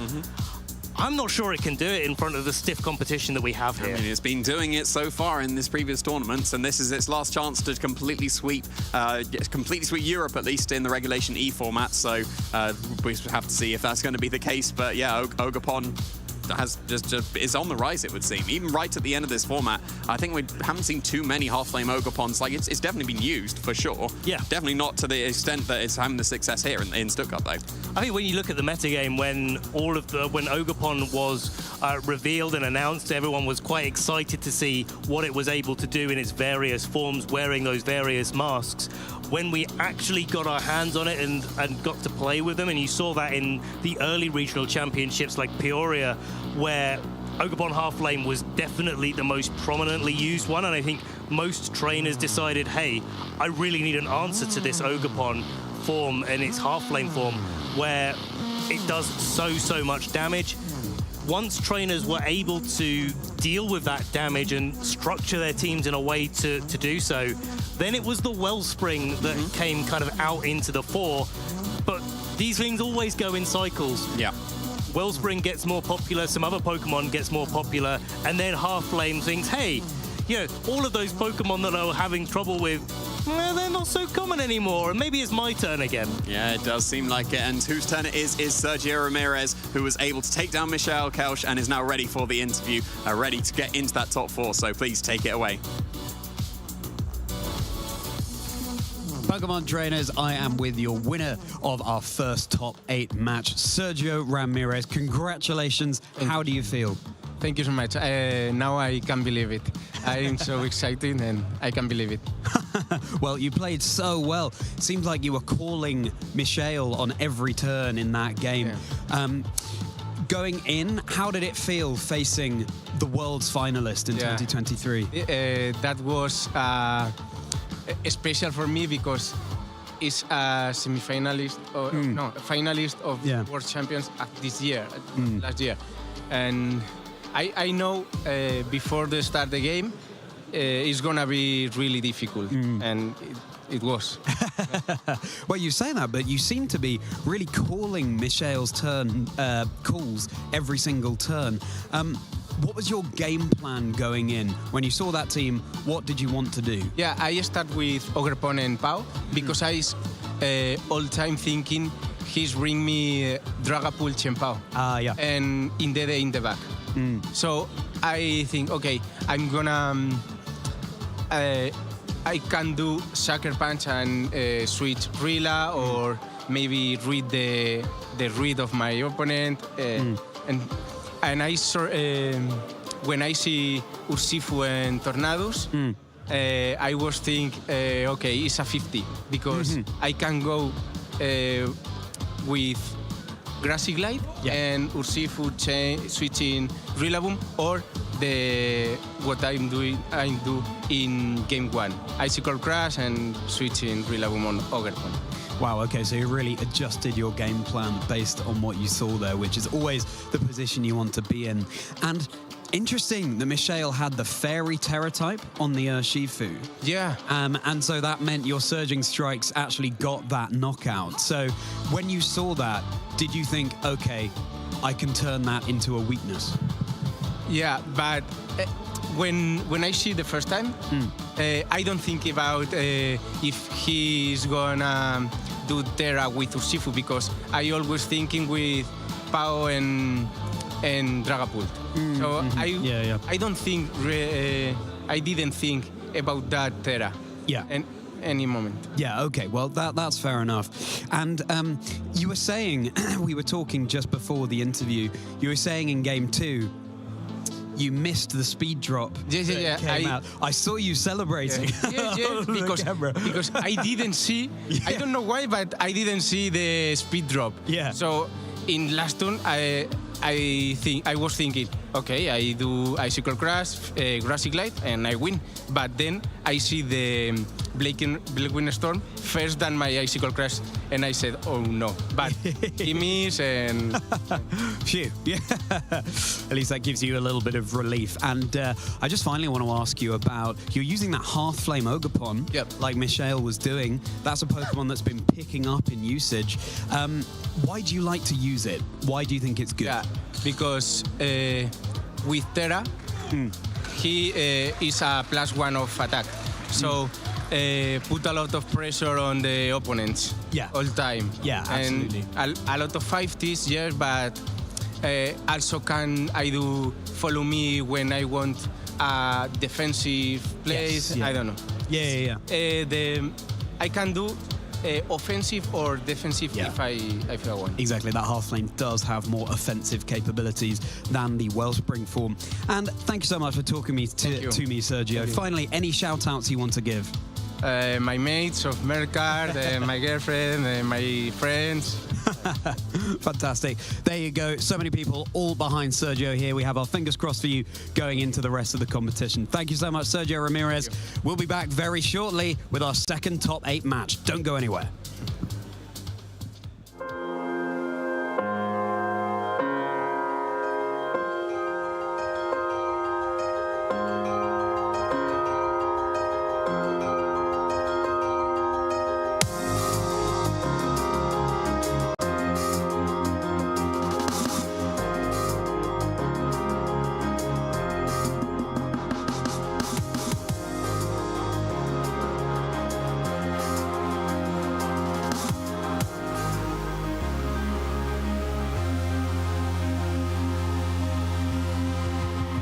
Trainers, let's start the International Championships. Here comes the Shadow Ball. We can hear the crowds. It looks like we have another GBL Lindos going to top 8 here. Is this enough to KO the Stumpus? And it is. Down what a game 3. Stumpus. This is huge. I mean, this Latin American community, we're always hyped, and I feel so happy because it's huge for us as a community, it's huge for the game, and it's huge also to receive any new players. So you're always welcome. Ronaldo trying to become a champion here in Sao Paulo. He's 2 wing attacks away. He goes up for it, and that is it. JW Naldo is your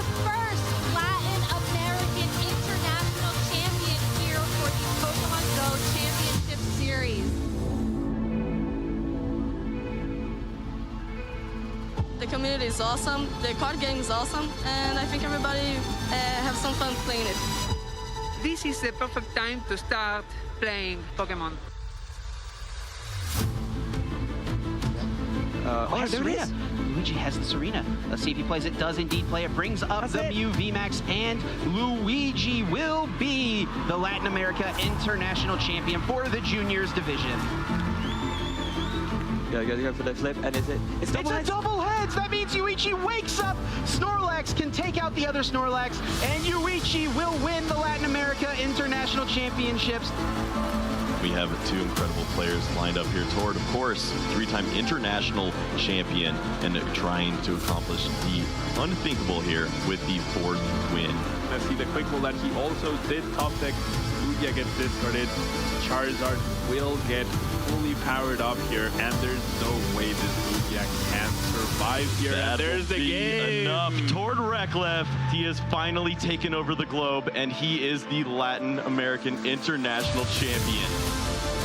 Feels absolutely unreal to win LAIC. That was the missing piece. Now I have this champion trophy from each continent that I can bring home and feel extremely proud and happy about. I'm absolutely speechless.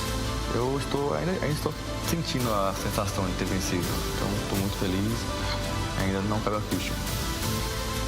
Winning internationals feels awesome. Me sinto muito bem, muito realizado. Era o meu sonho ganhar um internacional e agora estou à procura de ganhar um mundial. I've never been to Japan before. I'm really looking forward to Worlds. Winning Worlds would mean the world to me, especially winning it in my home country. E seria incrível, né? Você ter um conhecimento mundial, você se provar como jogador, seria sem palavras.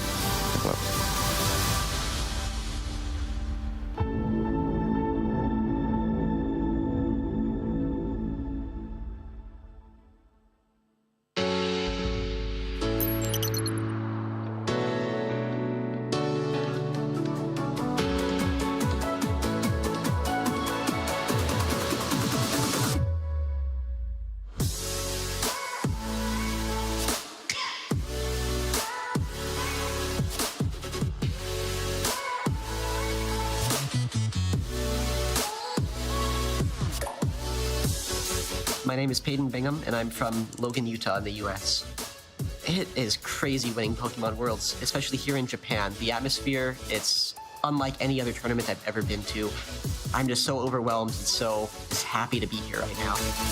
My family pushed me to keep on going, to keep competing, and I eventually was able to push and get the World Championship. I'm definitely going to be at Worlds next year. My name is Vance Kelly. I'm from Kansas City, Missouri. It still hasn't really set in that it's real. It's really exciting, and it was super cool seeing my friends in the audience, and it's been a great time.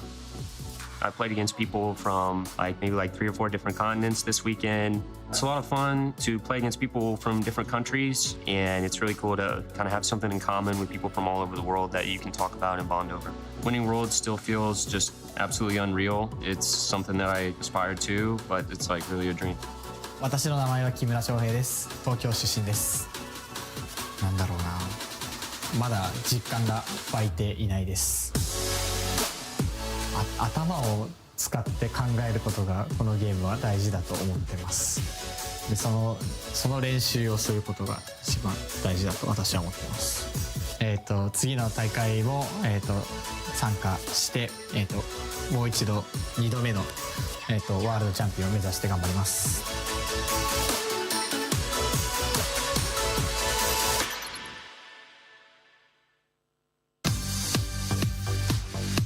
I'd have to say Piplup would be my starter Pokemon. I love the Steel type, and it's the only starter that has that on it. I'm big into TV, just sitting back and relaxing on the couch after a long day of work, or Pokemon Go. Last year's world champion Dancing Rob definitely is one of them.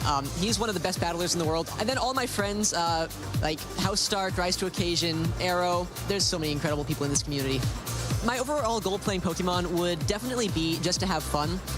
When I won Worlds, I wasn't really expecting that to be the tournament that I would win. I went in knowing, I like the game. I know what I'm doing, and, winning definitely is what I want to do, but it's not the priority. So I just like to have fun with Pokemon. When I'm at events, we actually have a tradition to get tacos before day one, so I definitely have to say that would be a tradition that we always get.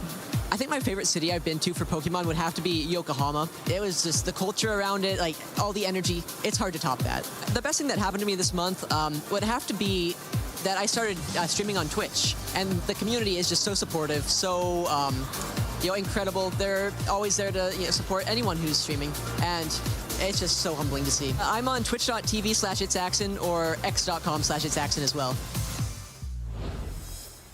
Welcome back, Pokemon trainers, to the second of our top 8 matches here in the Pokemon 2024 Stuttgart Regional Championships. My name is Jamie Boynt. I am once again joined by Charlie Merriman, and we are going to be having another fantastic game coming for you guys. It was a brilliant start to our top 8 with Michael versus Sergio. Sergio being able to take down a world's finalist.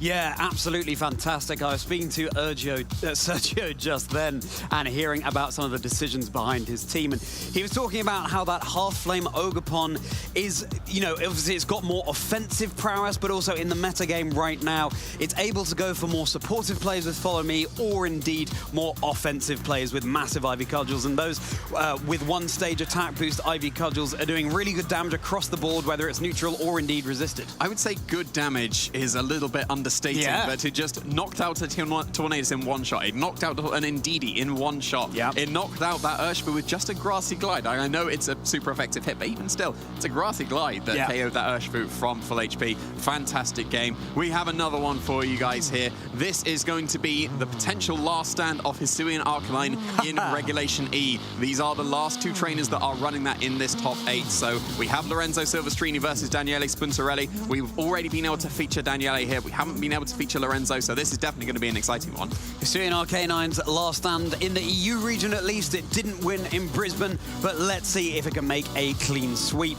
And these trainers are both running that Pokemon, so there is a guaranteed Hisuian Arcanine in the semi-final, but we'll have to see if it will go any further than that. And we were able to feature Daniele earlier on today. Let's see how these teams match up against each other. Yeah, it was really cool picks from Daniele as well. The Landorus Incarnate did seem to be on the rise somewhat. It's one placing in the Gdansk in the previous region that we had in that top 8. At least another one here with that with Daniele. So yeah, Landorus Incarnate does seem to be a little bit on the rise. It's always been the Therian form. Like it's seriously always been the Therian form, because Intimidate is such a great ability. But the special attack boost that you get, special attacking and the boost you get from sheer force, I should say, on your Earth powers and now your Sandstorm Storms, it can actually do absolutely massive damage. Yeah, it absolutely can. That spread type damage is always so valuable in Pokemon VG, and that is something that can turn a match into your favor that's not going your way. Even if you have one Pokemon left against an opponent's 4, you could, in theory, just clean that up in 2 turns if you're able to deal massive damage with that spread type move. But so many end games we see that a trainer will lock in the forfeit precisely because their Pokemon on the field can only do single target attacks into the opponent. Yeah, and the Landorus here doesn't have that Sandstorm Storm. It's going to be opting for Substitute instead, so it is just going to be going for single target damage, but consistent single target damage. Earth Power, a very, very strong attack indeed. Excellent coverage with the Sludge Bomb too. I think the Landorus Incarnate is one of the perfect Heatran counters there could possibly be, because obviously it's easily a knockout if you hit it when it's still its Fire Steel typing, and then it catches those Terra Fairies or Terra Grass if you are going for the Terastallization, of course. We can see the results of both of these trainers so far. Daniele had that very impressive run at the 2022 World Championships. Bringing Galarian Moltres all the way to the top 16 was really, really impressive. Also getting that top 16 in Liverpool. And over on Lorenzo's side of the screen, those are fantastic achievements at the regional or special event level and indeed the international level, with an EUIC top 32 in 2018 and more recently in 2019 the Bolzano special event in the top 16. So these trainers are no stranger to being on stream, doing very well in the later stages of a competition. The mind games are real here. How many turns ahead are they going to be calling on their opponent? Yeah, and it's nice to add at least a top 8 for both of those trainers. It's always been, you can see there the top 16s, a top 32 here and there, and it haven't got a top 8 yet, but now they have. Here is at least the top 8, top 4 for one of them too, so very impressive runs for both of these trainers so far, getting those at least 11 wins to make their way into the top cut. Very impressive. We've seen Daniele's team already featured on stream. Here it is again, and yeah, there is that Landorus Incarnate, able to do some absolutely massive damage. A couple of cool picks as well. I think the Hisuian Arcanine opting for Head Smash instead of Rock Slide is probably the biggest thing on this team here. Yeah, Head Smash has been doing massive damage throughout this tournament. It's really been rising in usage, and it can just clean up a knockout, but Arcanine, of course, takes a lot of recoil damage as a result of that move. Worth noting that this Arcanine is carrying the Citrus Berry rather than the Choice Band. Another reason why you might want to lean into that Head Smash to get the big damage output that the lack of Choice Band is not providing there. And it's going to be the Dark Terror type on the Chi and Power rather than Ghost. Often going for that Ghost Terror type to get around a Fake Out, but Dark, of course, will be increasing somewhat the damage output of the Dark type moves. Yeah, especially because you've opted for Crunch instead of something like a Sacred Sword, which is quite common on Chien-Pao as well. Because you've got your Focus Sash, you don't really need to worry about defensive typings. It's really only Ghost for the sake of avoiding Fake Outs, but comfortable enough not to go for that and wanting that extra power on that Crunch and the Sucker Punch as well. So a really, really cool team coming out from Daniele, and we're going to be able to see Lorenzo's coming up here very shortly. Seemed like a bit of a game of rock, paper, scissors going on between these trainers to determine something, but what game of rock, paper, scissors will determine this match is going to be that of Pokemon VG with Goldengo, Fluttermane, Rillaboom, Rapid Strike Starter, Shifu, Tornadus, Hisuian, Arcanine over on that side. These are a classic 6 Pokemon right now in the metagame, Jamie. I mean, these are the 6 Pokemon that won the Gdansk Regional Championship. Yep. It was a Choice Specs on the Goldengo that won that tournament, instead opting for a more defensive Leftovers and Terra Dragon set coming out here for Lorenzo, but still absolutely seems to be putting in the work. Otherwise, I don't think there's too many surprises here on the team. You've got the Choice Band, which is classic on the Arcanine, is Head Smash instead of Terra Blast Fairy, going for that Terra Normal. Choice Specs on the Fluttermane, one of the most common items, could be a Booster Energy, but instead opting for just the massive damage of the Choice Specs. Yeah, and Thunderbolt as well. Really nice coverage option against those ubiquitous Rapid Strike Starter Shifus and indeed the Ogerpon with the Wellspring Mask, if it so chooses to go for the Terastallization. It's also high horsepower on the Rillaboom. Really good coverage option. So often we see it running 2 Grass-type moves plus U-turn, but that somewhat limits the damage output it can do into opposing, for example, Heattrans. There is no Heatran coming to this match, but there is the Hisuian Arcanine. Yeah, if you manage to catch that without its Terror, then you're going to be able to knock that out pretty comfortably with the high horsepower. Maybe not after the Intimidate, depending on how it's been trained. The offense on the Rillaboom and the defensiveness on the Arcanine. At least the Arcanine on Daniele's side of the field, surely going to be the more defensive one. You tend to run it more defensively, not so much in offense if you're going with that Will-O-Wisp Citrus Berry set. Going to be doing absolutely massive damage, of course, with that Choice Band coming out for Lorenzo. So pretty similar teams here. Like, Daniele doesn't have any kind of true speed control coming out on his side of the field, but going for a bit more supportive in terms of the Arcanine is a bulkier set with Will-O-Wisp and Citrus Berry. You've got that Ogerpon as well that could be redirecting, so not opting for any kind of speed control, just trying to bulk it out through that potential Tailwind. Yeah, and that's absolutely a strategy that trainers can lean into. Speed control isn't everything. It's a lot, but it's not everything. Right now, it's going to be Rillaboom and Goldengo joining the field over on the side of Lorenzo, and Goldengo and that Wellspring Ogerpon for Daniele. So no Tailwind in effect right now, but there certainly is a Fake Out, Jamie. Yeah, and there's a Follow Me as well. So it seems like both these trainers are leaning into the Goldengo, trying to set up a nasty plot and sweep with their Grass-type supporting Pokemon. Fake Out coming out potentially from the Rillaboom to put a stop to any of the Follow Me's from Daniele's side of the field. So at this point, do you consider going for a Fake Out and then you can just get a Shadow Ball into the opposing Goldengo? We have to reveal the speed tiers of the Goldengos here. Depends on the training who's going to move first. Whoever is the faster one will definitely have the advantage because you'll be able to launch off your Shadow Ball before the opposing Goldengo would be able to do that as well. Potentially reading into the Fake Out here, the Ogerpon is switching out instead into their own Rillaboom.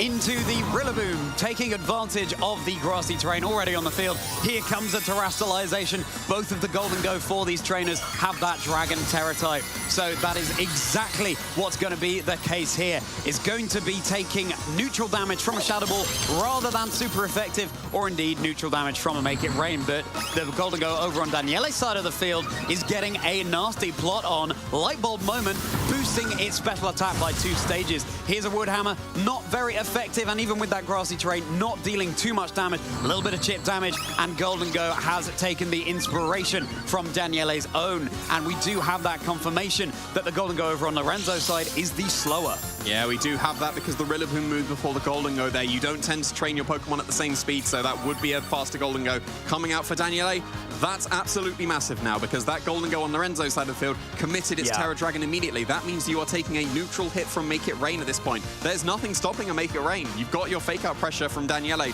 switching in the Rillaboom now. You can put a stop to any of the attacks that the Golden... You can even Fake Out the Golden Go now. It's not a Ghost type anymore. You could very easily just Fake Out the Golden Go, put a stop to any of the +2 attacks it could go for, and get that Make It Rain into the opposing Rillaboom. Yeah, you might take a high horsepower on your way out if you don't Fake Out the opposing Rillaboom, but that won't be enough damage to pick up the KO, and I think the Rillaboom on Lorenzo's side realizes that. Yeah, Rillaboom getting in on out of there, and Tornadus joining the fray instead for Lorenzo. Gonna go on Daniele's side of the field, realizing that it can bide its time going for that Protect. Another Protect coming out from Lorenzo's own Golden Go. These trainers want to make sure those Pokemon with their boosts are in the perfect position in order to deal massive damage later on in the game. U-turn coming out, and a little bit of Rocket Helmet chip damage onto that Rillaboom as well, as it goes rushing back to its trainer Daniele. We have that sneak peek of the Pokemon in the back. We've seen the Ogerpon, and it's Chien-Pao lurking, that cheeky Snow Leopard there, but it will be Ogerpon joining the field instead. Yeah, very interesting decision not to launch a Make It Rain. I couldn't see anything really stopping that. That was going to be massive damage into the opposing Golden Go. Maybe scared that it wouldn't be enough to pick up the KO on that opposing Golden Go. And then, like we saw in the previous rounds, I think it was Alessio Eurobasqueto's was able to survive. Maybe Lorenzo's would have been able to as well and respond back with a +2 Shadow Ball to KO the Golden Go. So playing it a little bit safer there on that previous turn. But you got your Follow Me available now. You haven't committed your Terastallization. You can go for a Follow Me, keep the Golden Go safe from any of the Shadow Balls that come out. It could just still be a Make It Rain, but that would at least still be resisted.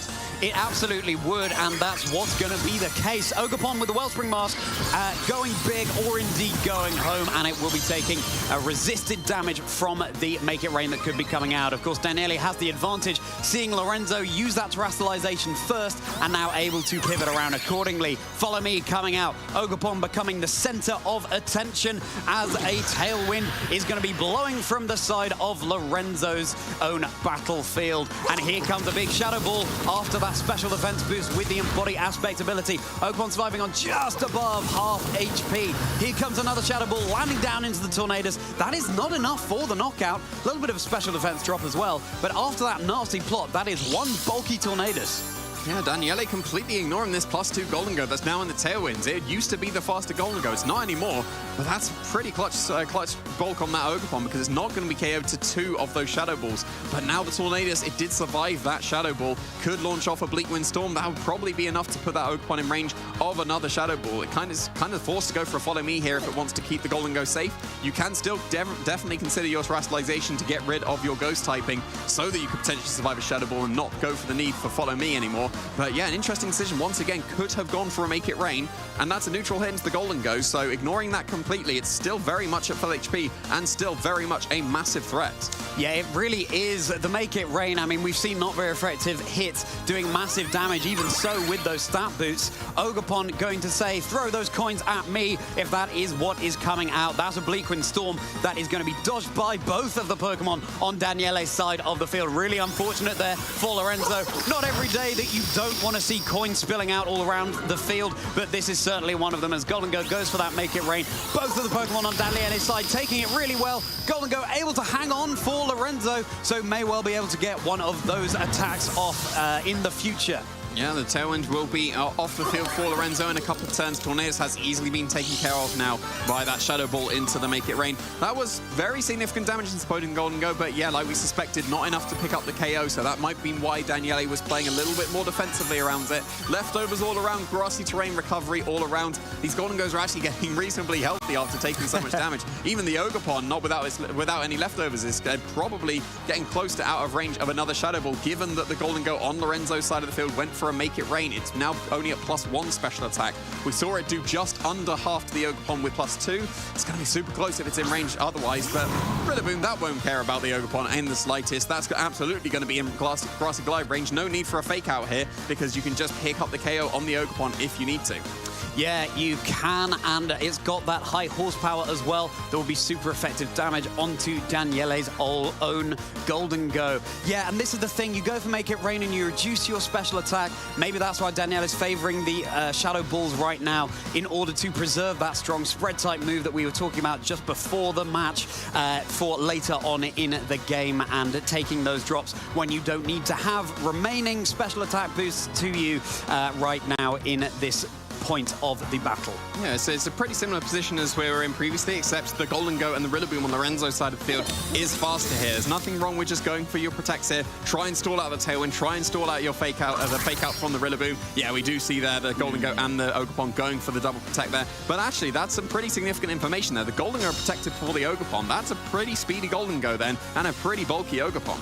Yeah, Golden Go running increasingly fast these days as a Make It Rain also coming out there. So really useful information for Daniele to be able to work with right now. These Golden Go have been on the field since the beginning of the match, staring each other down with their boosts, saying, I will if you will. Which of them is going to be able to get the advantage? The Ogerpon right now really threatened by the grass-type moves that could be coming out from Rillaboom, and of course, and as of yet, revealed Pokemon for Daniele in the back. We know it's that Chien-Pao. It's not going to be a very safe switch-in, but it is holding the Focus Sash. Yeah, and the Golden Go is getting pretty healthy here. Like, there goes the grassy terrain, but that's a lot of recovery. Yeah. The Golden Go on Lorenzo's side of the field was in the red, and now it's almost at half HP. That's very impressive recovery. Might be able to survive potentially another Make It Rain. It is still at +1 from Daniele's side of the field, so should just about still be in range of that attack, but you've been able to stall out the Tailwind pretty effectively here. Just stalling out the grassy terrain also, so the Rillaboom won't be able to do as much damage. It no longer has access to priority Grassy Glide, so that won't be able to be fired off comfortably into the Ogerpon at this point in the game. So yeah, pretty well played from Daniele to try and stall out the Golden Go being able to be faster. But we still had both Golden Goes on the field for the entirety of this game, but finally we're going to have a Golden Go off the field for Daniele instead. There's the Chien-Pao. Golden Go, having got set up, is deciding that right now is not the time to utilize that. It will have to be set up again later on in the game. It's going to be a double switch for Daniele as Rillaboom will be joining the field, which is really interesting because, of course, Lorenzo's Rillaboom could take advantage of that. Super effective damage onto Daniele's Ogerpon waiting in the back, having terastallized into water. Here comes Woodhammer, boosted by the grassy terrain. Really good damage, even though it's a not very effective move thanks to that grassy terrain. There's a Shadow Ball into the Chien-Pao, not the bulkiest of Pokemon, but also it's not a very effective hit. Chien-Pao surviving on above half of its HP, but the Focus Sash is broken now for that Pokemon, and Golden Go will be taking super effective damage from the Ice-type moves that Chien-Pao has. Yeah, absolutely would, and with all the recovery going on, it's probably out Sucker Punch range as well. Yeah. And the Rillaboom on Daniele's side of the field reset up that grassy terrain very kindly for all that recovery to come into play as well. But Tailwind's finally been stalled out here, very nicely positioned around that Chien-Pao. Defensively switching into a Golden Go is not something I expected to see there, but worked out really well here, because now it's absolutely threatening the KO with its Icicle Crash into that opposing Golden Go. Even if this Arcanine switching in here now is going to be intimidating, and that's surely still going to be in range. Oh, it will be interesting to see. I expect it would be thanks to the Sword of Ruin ability. Golden Go not wanting to take one of those Ice Spinners or Icicle Crashes one bit, keeping itself safe as the Fake Out was heading into that slot. This Chien-Pao on reduced damage output, and it's actually called the Icicle Crash into the Arcanine. A little bit of chip damage that could really prove crucial later on in the game, and Lorenzo has the opportunity just keep pivoting around with their Arcanine to get more Intimidates down on the field. Look at that Golden Go. It's so healthy in the green now. It was down to the reds. Daniele ignoring it in the first few turns of the game. It went for a Shadow Ball into the Tornadus instead of a Make It Rain. When it did finally make it rain, it put it down into the red, and now it's way back up in the green. Probably still in range of an Icicle Crash, you would assume, at this point. And the only switch in now is the Rillaboom. That might be able to survive, given that the Chien-Pao is intimidated. It'd be pretty close, and at least you get to find out what the Arcanine is going to be locking itself into. thanks to that choice band item, but it's still going to be able to threaten massive damage here. The Gem Power, it's had its Focus Sash broken, still needs loads of grass terrain recovery to get that back. That's going to be in range of any attack that the Gem Arcanine would want to go for, even like something like a Terra, well, not a Terra Normal Extreme Speed, of course. That's used on the Terra Dragon and the Golden Go, but any of its other attacks would easily KO the Gem Power. That is a miss of the Ice move onto the Golden Go. There's a Rock Slide, super effective onto the Gem Power and dealing a lot of damage to the Rillaboom. That's a double knockout here on the side of Daniele. So Daniele down to their final two Pokemon in that Golden Go and the Ogerpon, which has already terastallized. The Golden Go will have to get those boosts set up again if that is the course of action it decides to go for. And Golden Go getting yet more recovery here, recharging on the field thanks to all of that grass, all of those leftovers. The Golden Go has been on the field since turn 1. Yeah, and it's just so healthy at this point. That is a really unfortunate dodge there for Daniele. That would have still probably KO'd that Dragon type now Golden Go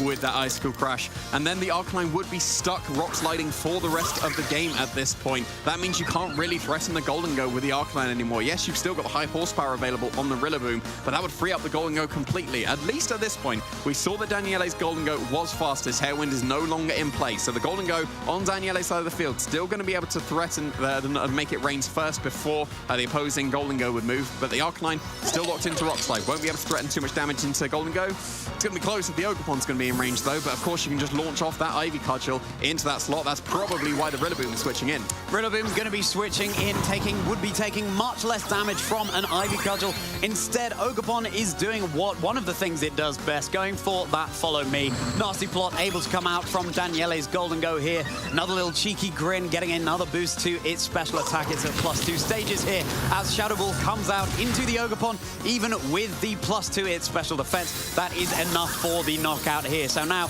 it's just this Golden Go. Daniele is going to be cashing in all of his coins, leaning on that Pokemon to try and secure this game for him. It's going to come down to who's faster between Arcanine and Golden Go at this point, because with the +2, you're probably going to be able to... Well, actually, no, I'm going to take that back, actually, because there's a load of recovery that's still coming into play on this Golden Go with the leftovers and the grassy terrain. I reckon that is probably going to be out of range, given the amount of HP it survived on. That's going to be so close. But there's, again, nothing wrong with just a Protect on your Golden Go. Sacrifice your Rillaboom here, because then you're back up to full HP. You saw you survive the attack from the Golden Go initially. It's not even going on the offensive here. That Golden Go on Lorenzo's side of the field, because Daniele is now protecting his own one, will be at full HP after being in the red. Full HP once again. This Golden Go recharging all the way up here on the field, and how fast it did that as well, with that recovery coming out onto Daniele's own Golden Go, and that's going to be full HP too. So in one sense, these Golden Goes are finishing the game just as they started it, on full HP, and there's that confirmation of it. Finally, the grassy terrain has gone. When the Arcanine comes back in, Rillaboom could be able to reset it, but now it's going for broke for Daniele with this Make It Rain. Yes, look at that, even in the yellow, it's not back down to the red with that Make It Rain. Very, very comfortably surviving there. There's the high horsepower. It's going to be followed up by a Shadow Ball from this Golden Go. And from turn 1, Golden Go sat on the field and absolutely swept through Daniele's side of the field. Lorenzo is going to take this game 1. Congratulations to Lorenzo taking the game 1, and commiserations to Daniele.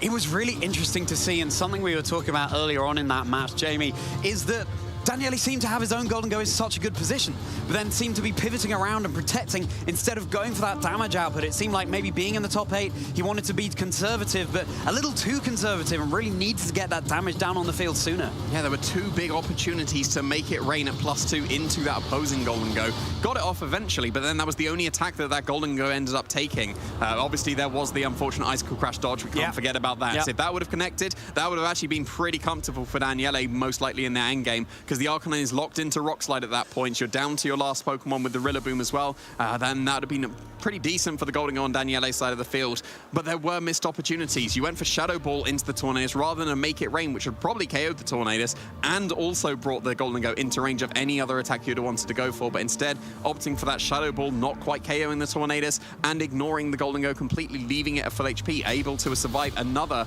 +2 Make It Rain. So yeah, like, missed opportunities in the early game, but obviously a missed Icicle Crash is also something that came into play. But this is the thing, RNG sometimes gets the better of us, but we could have negated that by Daniele playing a little bit more decisively earlier on. Let's see what lessons he can bring to bear in this game too. It's going to be gold versus gold on one side of the field for these trainers, and gold Rillaboom and the Wellspring Mask Ogerpon facing each other down as well. Yeah, we saw these leads in game one. They seem to be working out for both of these players. Daniele might have been able to take it if that Icicle Crash had hit, so feeling comfortable sticking with the same leads in that game one. You've seen that your Golden Go is faster than the opposing Golden Go here. You could very easily just go for a redirection here in case Lorenzo was trying to get fancy and getting a high horsepower and a Shadow Ball into the opposing Golden Go, but no fake out here, so might actually be catching those moves. Yeah, Daniele saying, okay, let's try this again. I'm going to go for that nasty plot. Here comes a Wood Hammer. It's going to be neutral into the Ogerpon. Wow! Bringing it down to 7 HP. What a decisive first turn for Lorenzo, followed up by that Shadow Ball.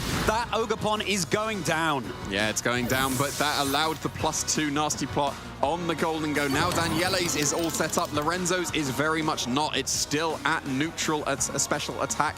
And now you're threatening a KO with Shadow Ball into that slot. You might need to go for your defensive terrestrialization with your Dragon type and to be able to survive that. But then if Make It Rain is clicked, then you're doing absolutely massive damage and very much threatened by this now switched in Shenpao that could threaten Icicle Crash KOs.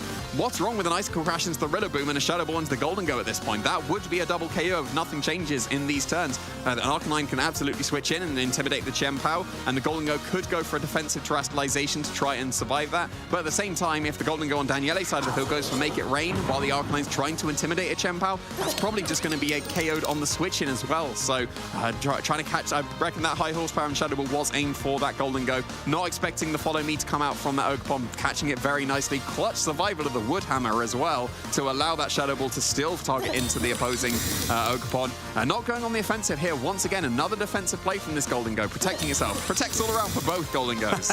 Yeah, sometimes you have to sacrifice your resources in order to get the very most out of your remaining ones. Grassy Glide is going to nicely break the focus sash of the Shenpao, but here comes a big old Icicle Crash into the Rillaboom. That is a super effective hit. This is a far more dynamic game already than we had in game one. Daniele really capitalizing on the momentum built up by that free nasty plot the Golden Go was able to go for. Yeah, and now, well, Tornadus joining the field is pretty good for Lorenzo to be able to get faster than the opposing Shenpao and the Golden Go, but it has to spend a turn going for that, and it has to be Make It Rain to KO the opposing Shenpao. That's not going to do much damage to the opposing Golden Go in the slightest because it would be resisting, and Shadow Ball is not threatening the KO into this Golden Go either because it hasn't set up nasty plots. So yeah, the Tornadus coming in here is nice to be able to get your Pokemon moving first, but because it has to spend that turn, that's only Golden Go attacking.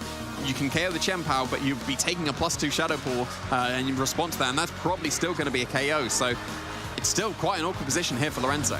Yeah, Lorenzo is sort of on the back foot right now as a terrestrialization comes out into that Golden Go. It's come over all Draconian in that Dragon Terra type. It's now going to be taking neutral damage from a Make It Rain, but it will be taking also neutral damage from a Ghost type move, and it's going to be a Responding Terror on Lorenzo's side. Is it going to be a Golden Go apiece? No, it's going to be that Tornadus going for the Steel Terra type. It's feeling a little bit metallic here, able to survive on the field for a really long time. We've seen Steel Terror on Tornadus time and time again here in Stuttgart. Oh, that is a big sucker punch onto the Golden Go. Bring it down to very low health. Here comes a Tailwind, and if that is a Make It Rain coming out, no, it's a Shadow Ball onto Daniele's Golden Go. That's got to feel really good. That is a not boosted Golden Go. Here comes a Make It Rain. Not very effective on Lorenzo's Pokemon, either of them, but it is enough for that knockout onto Lorenzo's Golden Go, the MVP in the previous game. Yeah, taken care of pretty quickly here on Lorenzo's side of the field.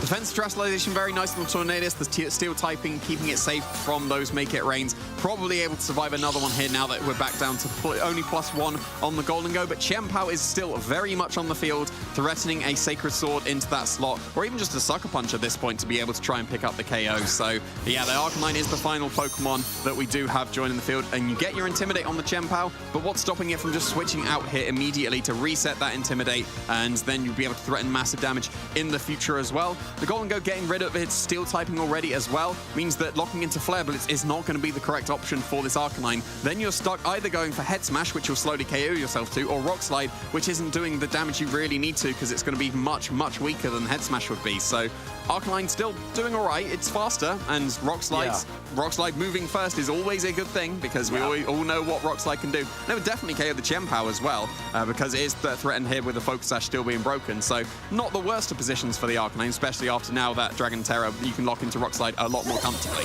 Rock Slide flinches could be crucial for Lorenzo here, and with that choice band, it's no damage to be ignored as a Sucker Punch coming out into the Arcanine, useful chip damage for later on in the game. It was, in fact, what looked like that Flare Blitz into the Golden Go, perhaps predicting a switch there, but Golden Go keeping itself safe from that, of course. And there's a Bleak Wind Storm. Again, Golden Go won't be affected by that, and it's going to be a dodge onto Daniele's Chien-Pao. So that luck maybe evening itself out based on the Icicle Crash miss that we saw in Game 1. It would have been pretty close if that Chien-Pao would have been KO'd to that. It's not got the most special defense, but it had only taken, 30-40% of damage, so it would have been really close if it would have been able to survive, depending on the training of the investment of the special attack of Lorenzo's Tornadus. But still being able to dodge that with the Grassy Terrain recovery now, it's surely out of range of that attack, allowing it to go for one more Sucker Punch here. Another Sucker Punch onto the Arcanine. It's into that Flare Blitz, and Golden Go brought down to about a fifth of its health, but thanks to the recoil damage of that move, Arcanine down as well. So now it's just this Tornadus against 3 of Daniele's Pokemon. That's this time a connect on both of the Pokemon on Daniele's side of the field. Golden Go finally down and out, but Daniele got all of the use out of it this game that he wasn't able to in the previous one. Yeah, and we saw that the Bleak Wind Storm would not have KO'd that Chien-Pao. Even without that Grassy Terrain recovery, it would have survived just about. And then now it seems like the Grassy Terrain is finally going to be disappearing, just as Rillaboom is once again joining the field. There seems to be a theme here that Grassy Terrain must remain on the field. You've got Fake Out Pressure to stall out another turn of Tailwind here. You'd be able to respond back with a really strong Dark-type attack with your Crunch most likely going into Tornadus. Of course, this one doesn't have access to Sacred Sword. Crunch is still going to be pretty good into that opposing Tornadus. And then you'll be able to follow up, because you'd stall out the Tailwind very comfortably. Another Crunch should be able to do it and take us into that Game 3. Yeah, there's also no high horsepower on Daniele's Rillaboom, so no super effective options there. This time, Lorenzo just stalling it out, doing what he can, but also perhaps garnering some useful information going into Game 3, or at least collecting his thoughts based on everything he saw there. How can he adjust his own playstyle, given that Daniele now is in a position where he feels more comfortable going on the offensive with that Golden Go? And this battle so far really has been the tale of 2 Golden Goes. Well, to be fair, like the Chien-Pao's been intimidated, and because there's not high horsepower available on this Rillaboom, if this Tornadus is able to survive the combination of Crunch and Woodhammer, it might be able to do it with 2 Bleak Wind Storms. Yeah, that's reasonable damage. It is. To be, like, the Chien-Pao is helping out this Rillaboom here, so this Bleak Wind Storm won't KO the Rillaboom. It will after a single target now, so if it is able to survive this attack, and it's definitely going to be faster thanks to the speed drop as well, if it survives the Woodhammer, and then maybe the Grassy Terrain recovery, getting it out of Grassy Glide range, maybe here comes the Woodhammer. There's the Wood. And oh it is my not goodness! strong enough, because the Chien-Pao was KO'd, the Sword of Ruin disappeared. That means the Tornadus was able to survive. Tornadus is also on the ground because it went for the Steel Terror typing. That allows it to get a bit of Grassy Terrain recovery. Obviously, there's going to be a Protect here to be able to stall out again, get a little bit extra of that Grassy Terrain recovery. If it then survives the Grassy Glide, Bleak Wind Storm could actually take the game for Lorenzo. It could do, and oh my goodness, Grassy Glide is going to be the optimal move for Daniele to go for here. It's going to be really close. That Grassy Terrain is still on the field, boosting up the power of that move. It looks like Daniele locking in that move really quickly. He knows what it comes down to. Let's find out, trainers. This is top 8. Would you go for a double protect here? Are you comfortable that you'd survive the Grassy Glide? If you're not, you have to go for the double protect, because if you do, that will absolutely surely be out of Grassy Glide range. It's going to be so close based on that Woodhammer damage here, though. So, yeah, like that's got to be what Lorenzo's debating. Daniele, no question. It's Grassy Glide, for sure. We saw that in a second. Oh! But yeah, it was an attempt at a double protect here. Would it have been able to survive that Grassy Glide? It's a double protect, and the Grassy Glide does pick up the knockout. We are going to a Game 3, traders. These are the margins that we talk about in Pokemon sometimes. Could have been Lorenzo going straight through to the top 4, but as it is, Daniele able to claw it back and take it to a Game 3. Oh my goodness. Yeah, so that double protect attempt was absolutely the correct play based on the fact Grassy Glide was enough. If it would have got that tiny bit of extra recovery, I reckon it would have been out of that Grassy Glide range. So then it would be able to try and fire fire off that Bleakwind Storm. Of course, not guaranteed at that point because shaky accuracy of Bleakwind Storm, but could have been super close. But yeah, that was so close in the angle. I thought Daniele just had it for sure, and it was so close. Yeah, it seemed like Daniele was whittling away the resources on Lorenzo's side really, really well, but then all of a sudden, the balance really shifted, and that, again, that is something that can happen in this game. That's why these matches are so exciting. And now, I was talking about the tale of two Golden Goes earlier. Both of these trainers are going to be looking out for how to counter those Pokemon on either side of the field. Yeah, Golden Goes were taken care of reasonably comfortably in this second game as well. So they were still absolutely the stars of this match. They were putting in a lot of work for both of these trainers. But the Tornadus was really trying to clutch it back for Lorenzo and almost did it. I think if it just connected that previous Bleakwind Storm they missed on the Chien-Pao, then it would have, that would have been KO'd on the second Bleakwind Storm. Then there's no longer the Chien-Pao to be able to get that crunch extra damage, and then you'd be able to take care of the Rillaboom even with your just steel typing on the Tornadus. So I guess a miss for a miss. The Icicle Crash in game 1 and then the Bleakwind Storm in game 2. So it's still, it's not just entirely based on that. The play of both these trainers have been absolutely brilliant. Daniele's adjustments in the game 2, really, really good. Trying, Lorenzo, makes sense to try and catch the Golden Go with that high horsepower Shadow Ball combination. If Daniele makes the same play of switching out into the Rillaboom, because then you get that KO as the Golden Go Nasty Plots, but really nice follow me on that first turn. It's still looking like it's going to be the same leads for Lorenzo and the same leads here for Daniele, sticking with what has worked for them so far. Yeah, these trainers have their game plans down, and it's exactly what we were saying, Jamie, in that game 2. Daniele was able to capitalize on that damage boost to the Golden Go that he had set up, whereas in game 1 it came a little too late. Same leads across the board here. You can't fake out a Golden Go unless it Terras would be a really cool call from Lorenzo, going for a fake out into that Golden Go in case. But Ogerpon, that was able to provide such ample follow me support in the previous game, this time going back to its Pokeball. Yeah, switching in the Rillaboom. This is a repeat of game 1 for Daniele, sticking with that strategy in this time. That would have left that Golden Go open to that high horsepower and Shadow Ball combination, but instead going defensively immediately for that Terra Dragon.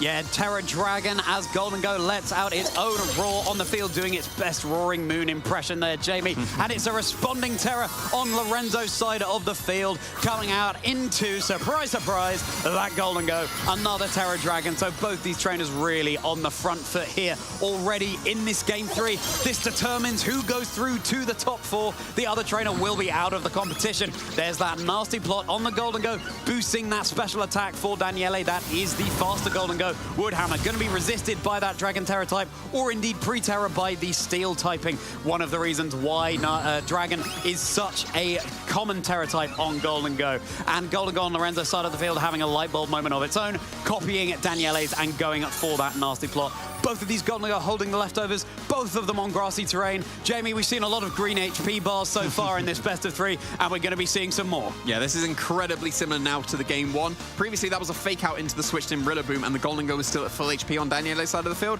But with that Woodhammer chip, that's now definitely in range of a +2 Make It Rain. We saw that the Golden Go on Lorenzo's side is able to survive that +2 Make It Rain itself. That means you probably need help from the Rillaboom from Daniele that switched in. But because both of them have now committed the Terra Dragon, that means that the Golden Go is susceptible to a fake out here. This could be a repeat of game 1.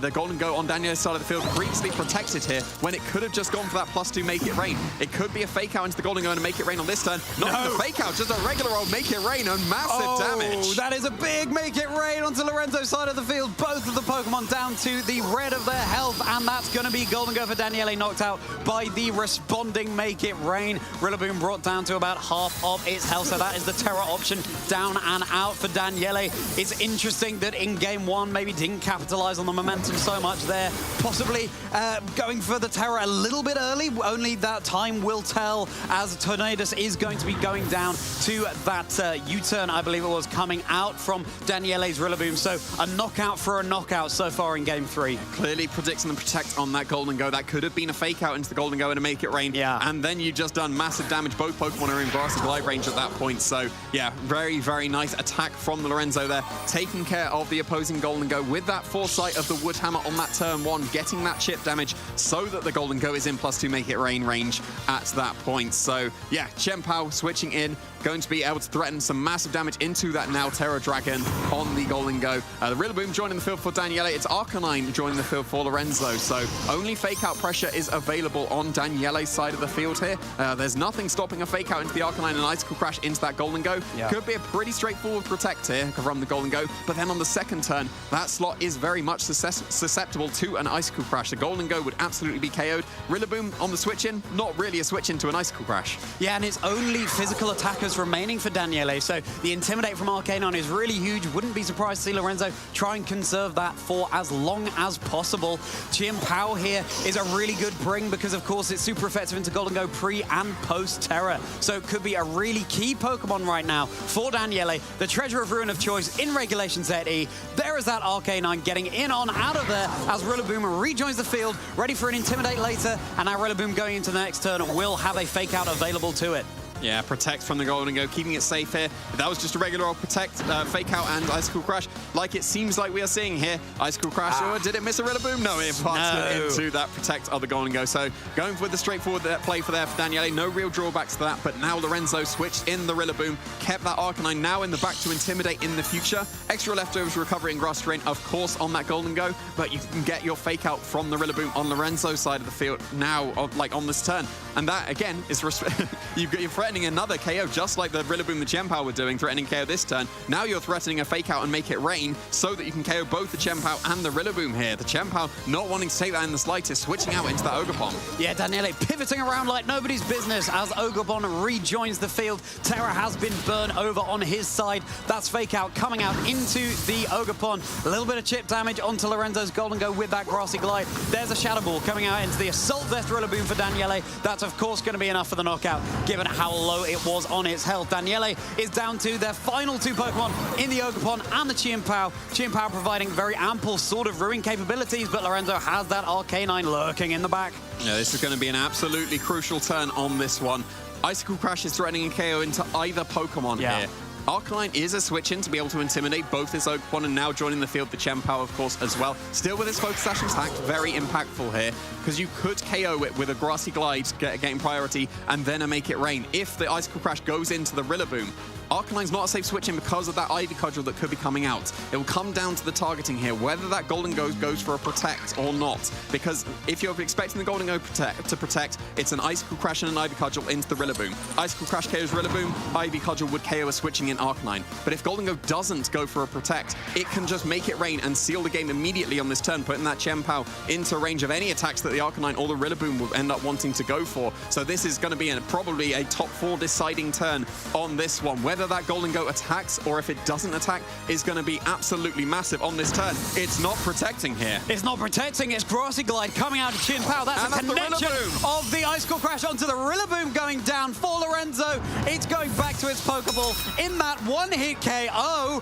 And this Ogerpon left on the field ready for an Ivy Cudgel. Maybe calling a switch in. It's not enough for the knockout onto the Terra Dragon Golden Go. Here comes the Make It Rain. It's big damage onto the Chien Pao. Ogerpon surviving as well, of course, being not very effective. Oh, it's coming down to the wire. Yeah, and the Arcanine's still waiting in the back here. It can just go for an extreme speed. There's nothing stopping the extreme speed going into that Ogerpon because that's going to be absolutely massive damage. Probably not enough. 2's probably going to do it, though, and then you have to commit an extra turn going for an Ivy Cudgel into this Golden Go. You're not having the Sword of Ruin helping you out now. That Grassy Terrain, again, we've seen it so many times across this top 8. Grassy Terrain and leftovers making this Golden Go so healthy. At least the Grassy Terrain's gone on this turn. But now the Arcanine joining the field, getting an Intimidate as well into their Ogerpon. That means surely the Ivy Cudgel does not KO this opposing Golden Go. If you are going for that attack, you're probably going to have to rely on a critical hit to be able to stop that. Attacking the Arcanine makes a perfect sense here. It's got to go for an extreme speed if it doesn't want to just be immediately KO'd to the Ivy Cudgel from the Ogerpon, because otherwise it could just go for a Flare Blitz or a Head Smash and that would KO the opponent. It has to be the Arcanine this turn.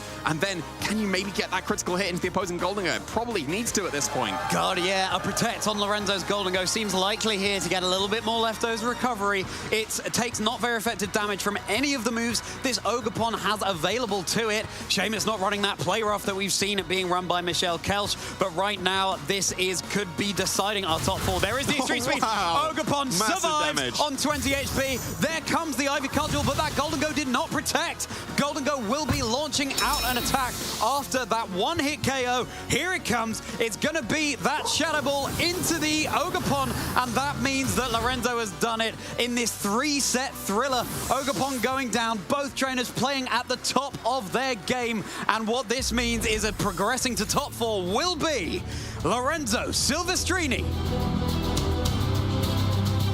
Absolute thriller to take us forward going into that top 4. Huge congratulations to Lorenzo there.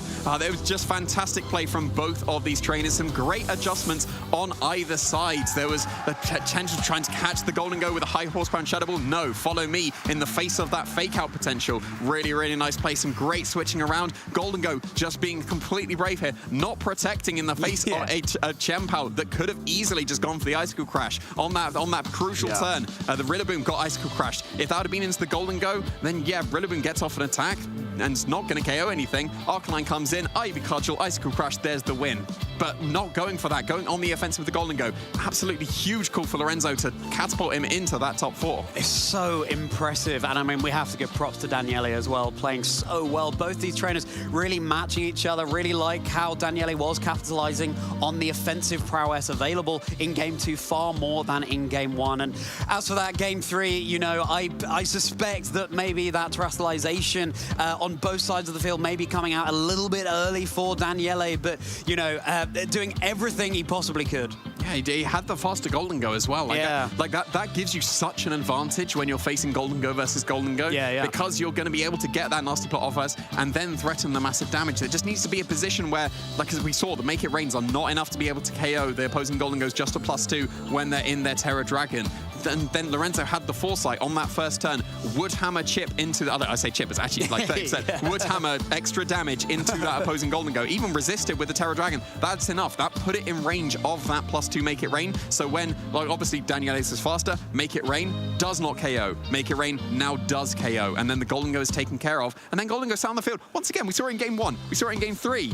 Golden Go just sat on the field the entire time, and it got all that leftovers, and it got all that grassy terrain recovery. I think that that Golden Go in total, like overall the HP recovery, it probably had like 300% of its HP overall like afterwards. Like, it was ridiculous how much it recovered. Golden Go certainly being enriched by its leftovers and the grassy terrain there.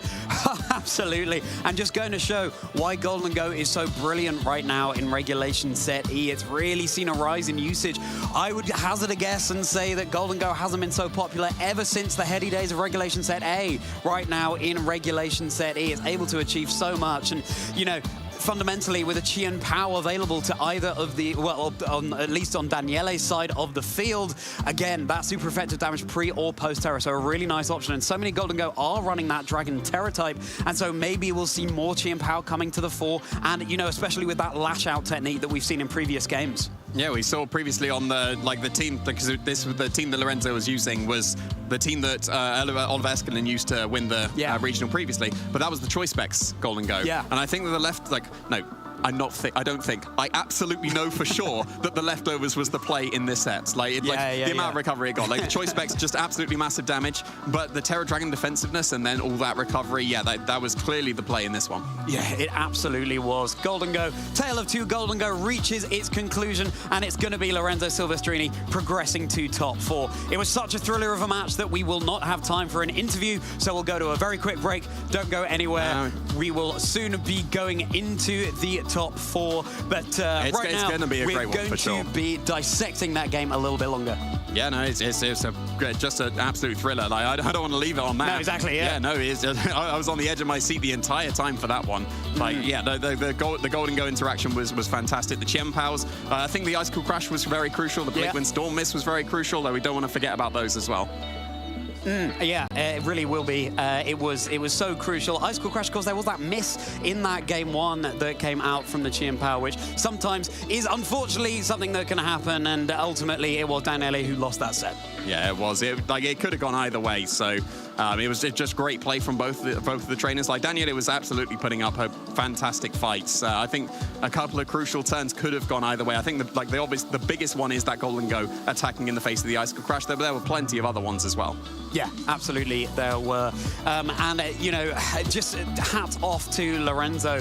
Both of these trainers, fantastic in their own right with their own achievements. And Lorenzo really being able to capitalize off the experience gleaned from both of those games. And of course, was able to claim game one. Daniele able to take a set off him in game two. But then Lorenzo ultimately being the one to progress to the top four. And what a thriller of a remainder of the stream we will have with those top four matches. And also, he is now the pioneer solely of Hisuian Arcanine. Yes. He's the last chance for Hisuian Arcanine for a clean sweep for Regulation E here for us here in Europe. The only one remaining in that top four. So, yeah, really good showing as well. And it seems like the Choice Band is the one that's coming out on top. I believe that the Choice Band won almost all of them. I think it was just Oliver Escalin that was able to win with not a Choice Band Arcanine previously. I think maybe Michael Zhang in Sacramento also had Citrus Berry. Yep. There was the Citrus Berry one there as well. So that was the first one, and we saw Citrus Berry obviously come into play here for Daniele. Obviously, Arcanine didn't come to the match, but very much could have played an impact across the matches he played so far,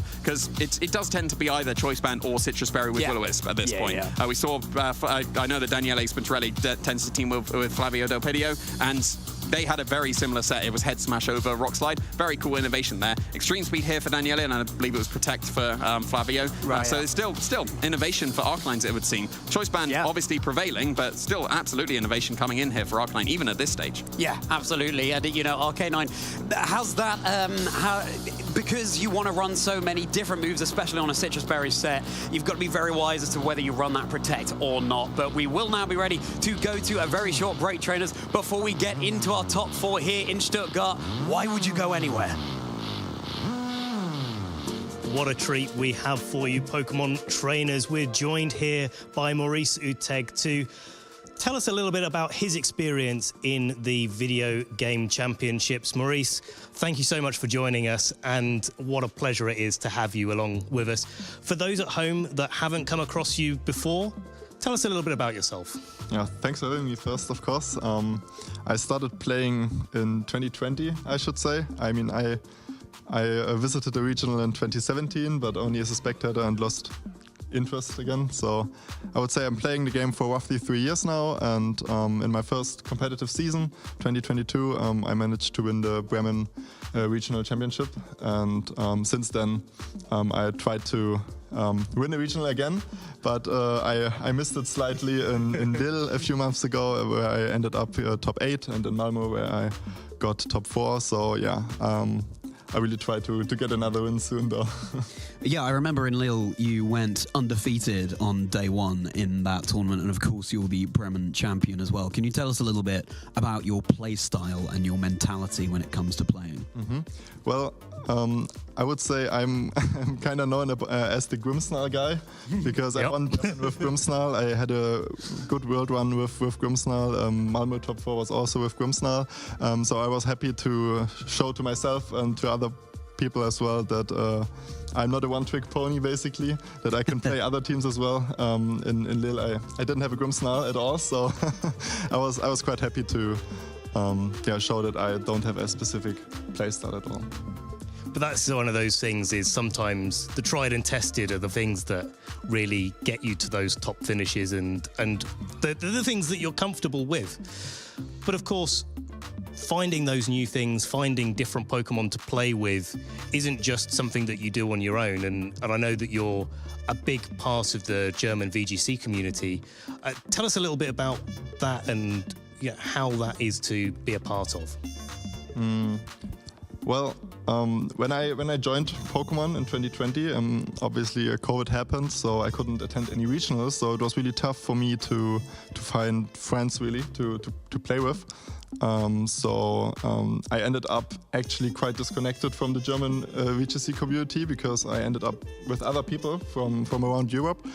Since then, I told myself it's really bad for newer players that we don't really have a great way of introducing them to the community.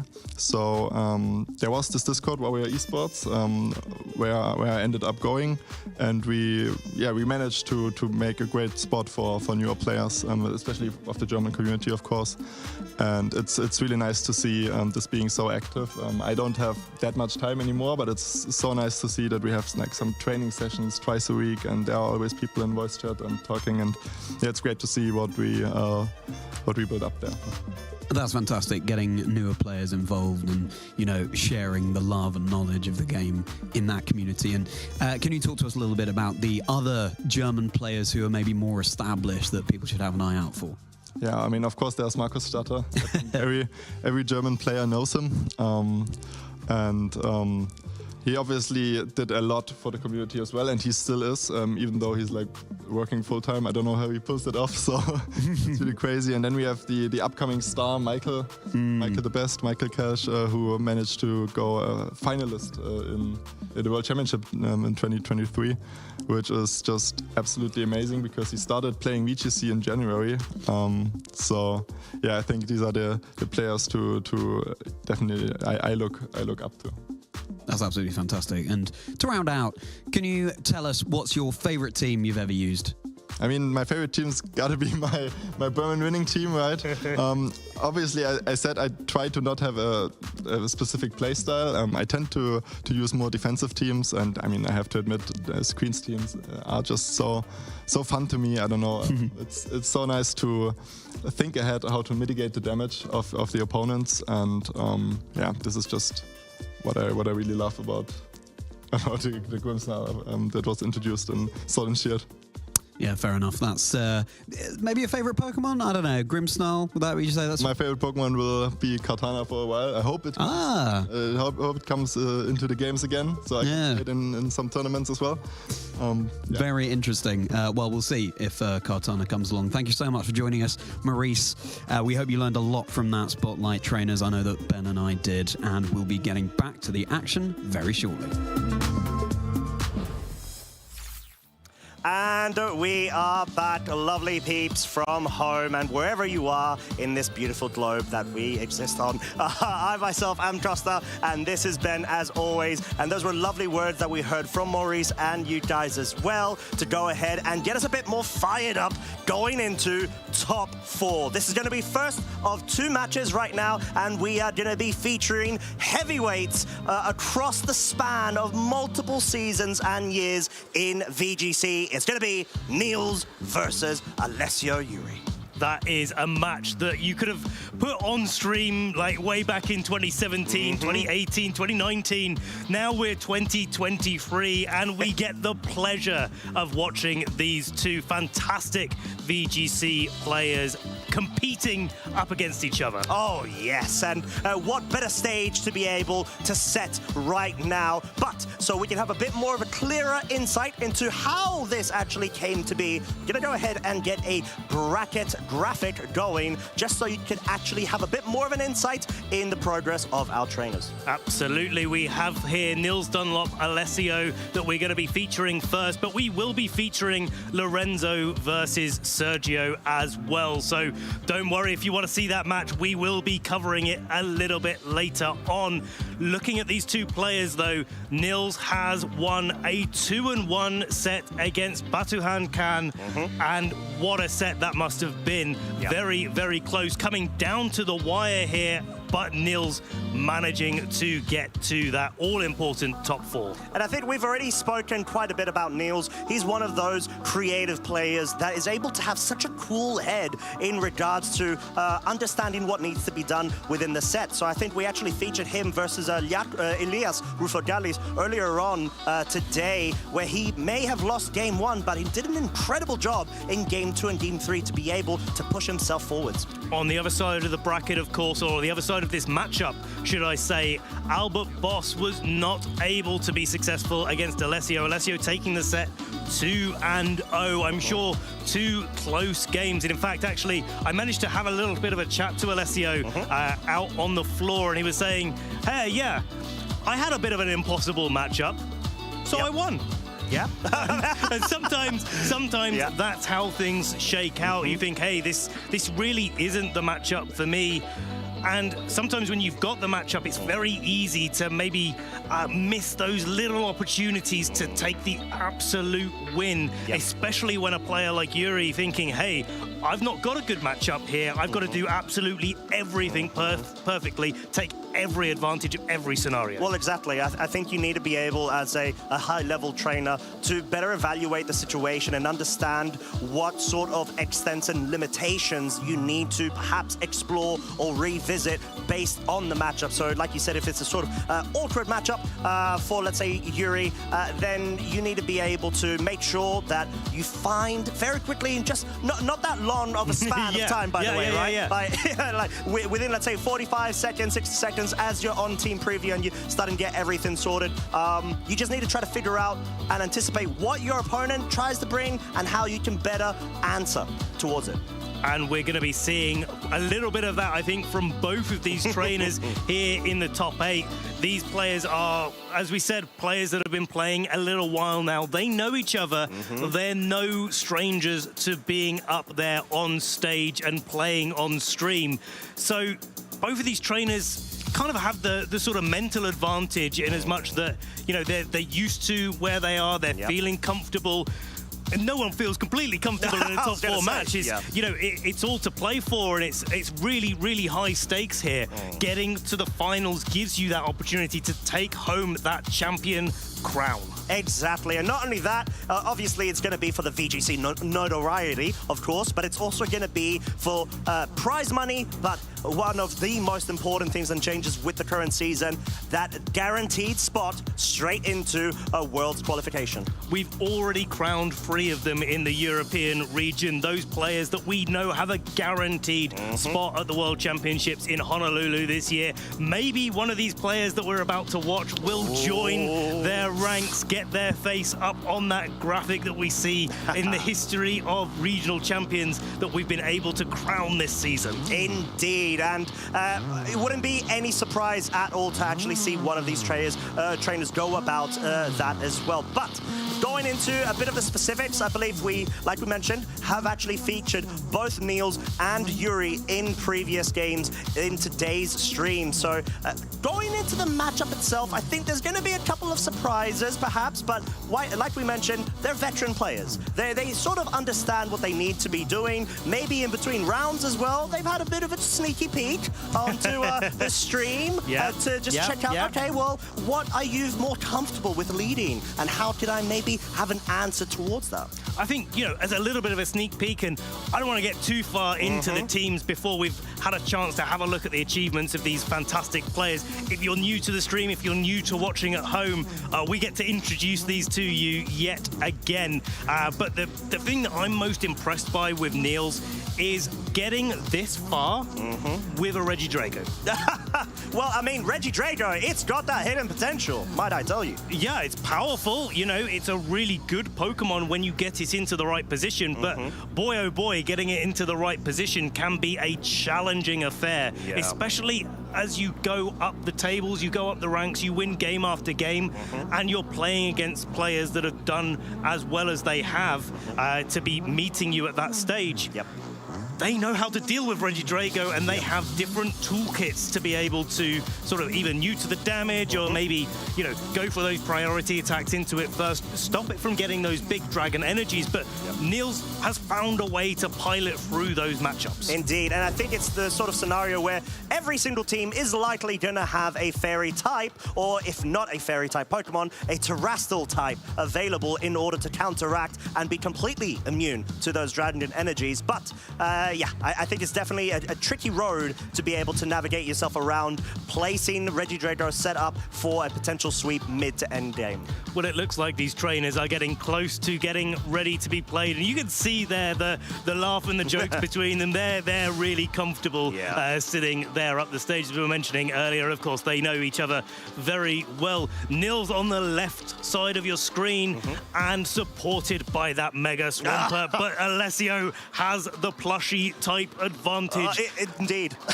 Alessio's been rocking that Lilligant since way back in 2017. Lilligant, as well as Yuri, is a old hat at being on stream. Yeah, it really is, and I think Lilligant is one of my personal faves. Of course, just accompanied that with a little turtle back in VGC 18. It was definitely my thing to do. But we do have the accomplishments of both our veteran trainers right there. I'm not sure if Niels is getting some suggestions from Pokemon Go or having a bit of a practice match there, but it looks like he's quite comfortable with going into this. That would be a kind of different type of top four there, but speaking of the accomplishment, two-time regional champion and 2 times in the top 8 and in fact top 4 of the World Championships there for Niels, going 13-1 in the Swiss. Alessio, on the other hand, also a regional champion, a special event champion as well.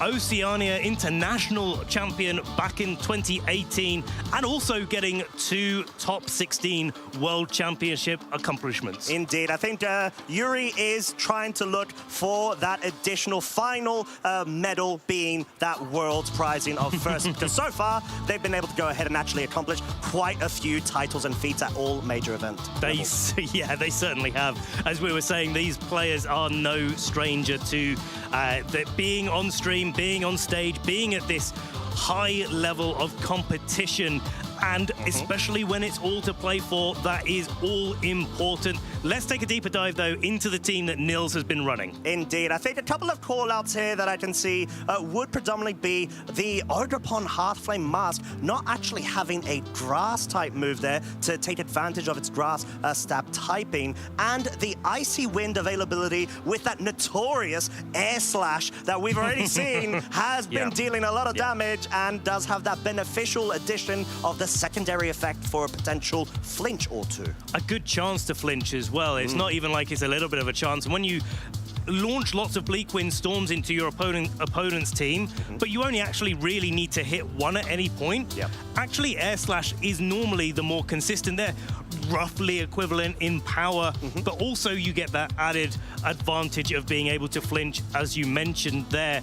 I really do like this Stomping Tantrum, though, on the Ogerpon for Niels.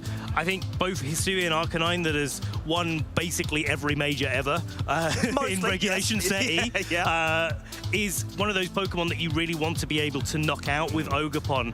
But in this particular tournament, with the rise in usage in Ogerpon Heartflame, it actually turns into a really good coverage option against those Ogerpons. Indeed. I think you need to be able to have an answer for the mirror right there. So being able to have that ground typing is quite nice in that case. However, we do have Yuri's 6 as well as we've seen previously. A couple of things to point out here would predominantly be the Amoonguss. It's come back. I've really missed that Pokemon, and it just seems to be a very viable Pokemon as ever, especially when it comes to a pilot with the experience that Yuri contains. Yeah, Amoonguss is never gone nor forgotten in the video game championships. One Pokemon that actually I've not been able to see too much on the broadcast is actually that Iron Hands as well, that I do want to make a call out of. It won the Latin American International Championships piloted by Marco Silva, but it hasn't found as much favor here in Stuttgart, falling a little bit further down the usage charts than what it's usually seen. So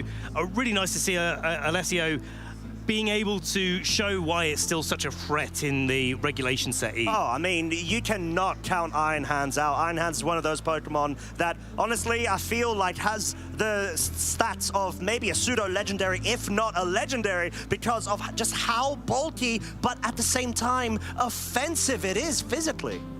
Certainly, and now looking at these teams eyeing up each other on the screen here, I'm looking at the differences between these two teams. There's a lot of similarities. You've got an Ogerpon, a Golden Go, a Grass type, a Fighting type, a Tailwind setter, and another Pokemon there where you've got a little bit of a difference, where in Regidrago you've got that special attacker, and in Landorus you've got a more flying type attacker, or trying to put a bit of pressure on the field with Rock Slides.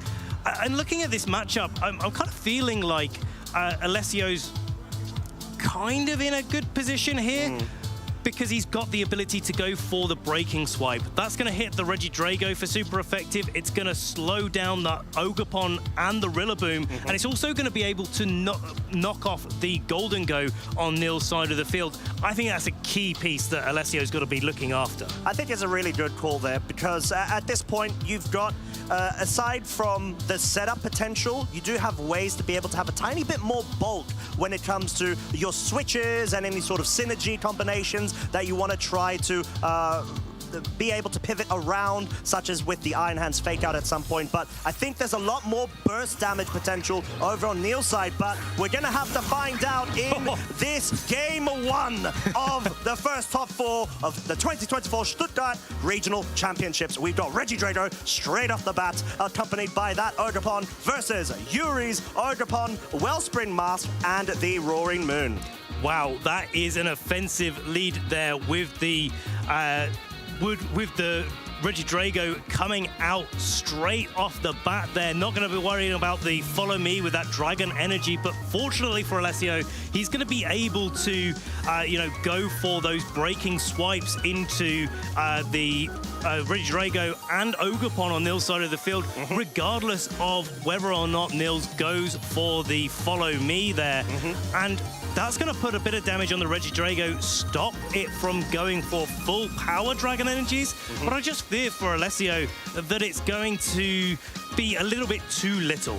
Yep, and indeed that, although I feel like there's a bit of a freezing glare effect going on, although I don't see Galarian Articuno to be present at all at the current moment. But it does seem like we have been able to resync the matches, which is great to see. The match, should I say. So the Roaring Moon will now have its booster energy proc, and of course, we are well aware that it's going to be boosting the speed stat there. It's quite nice, and I think Jamie covered it quite well in detail before. Its mitigating role is really, really nice as a supportive set. You've got the Tailwind potential, or you've got the Breaking Swipe, like you mentioned right now, immediately being able to threaten very good chip damage onto the Regidrago and dropping the attack of this Ogerpon.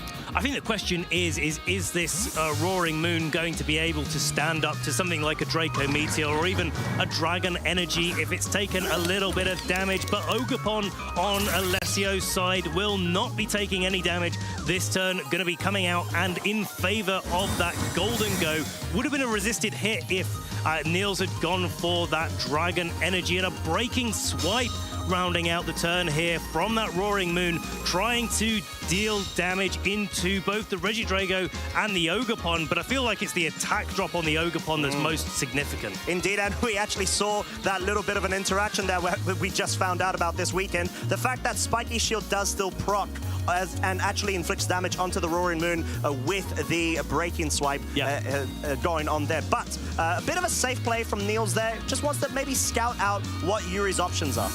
And Alessio is going to be switching out that Golden Go, not wanting to take an Ivy Cudgel this turn, and switching in favor of that Landorus. The Intimidate's going to be absolutely crucial on the Ogerpon on Nils' side of the field, stopping it from attacking at its full power. Regidrago going for that Terra Steel. If this Roaring Moon on Alessio's side is going for a Breaking Swipe, that's going to make it a resisted hit, and that's going to keep a bunch of its health left for going for a Dragon Energy this turn. Neither of Alessio's Pokemon want to be taking it. It is the Breaking Swipe. Ogerpon taking just a little bit. Regidrago taking just a fraction of its health.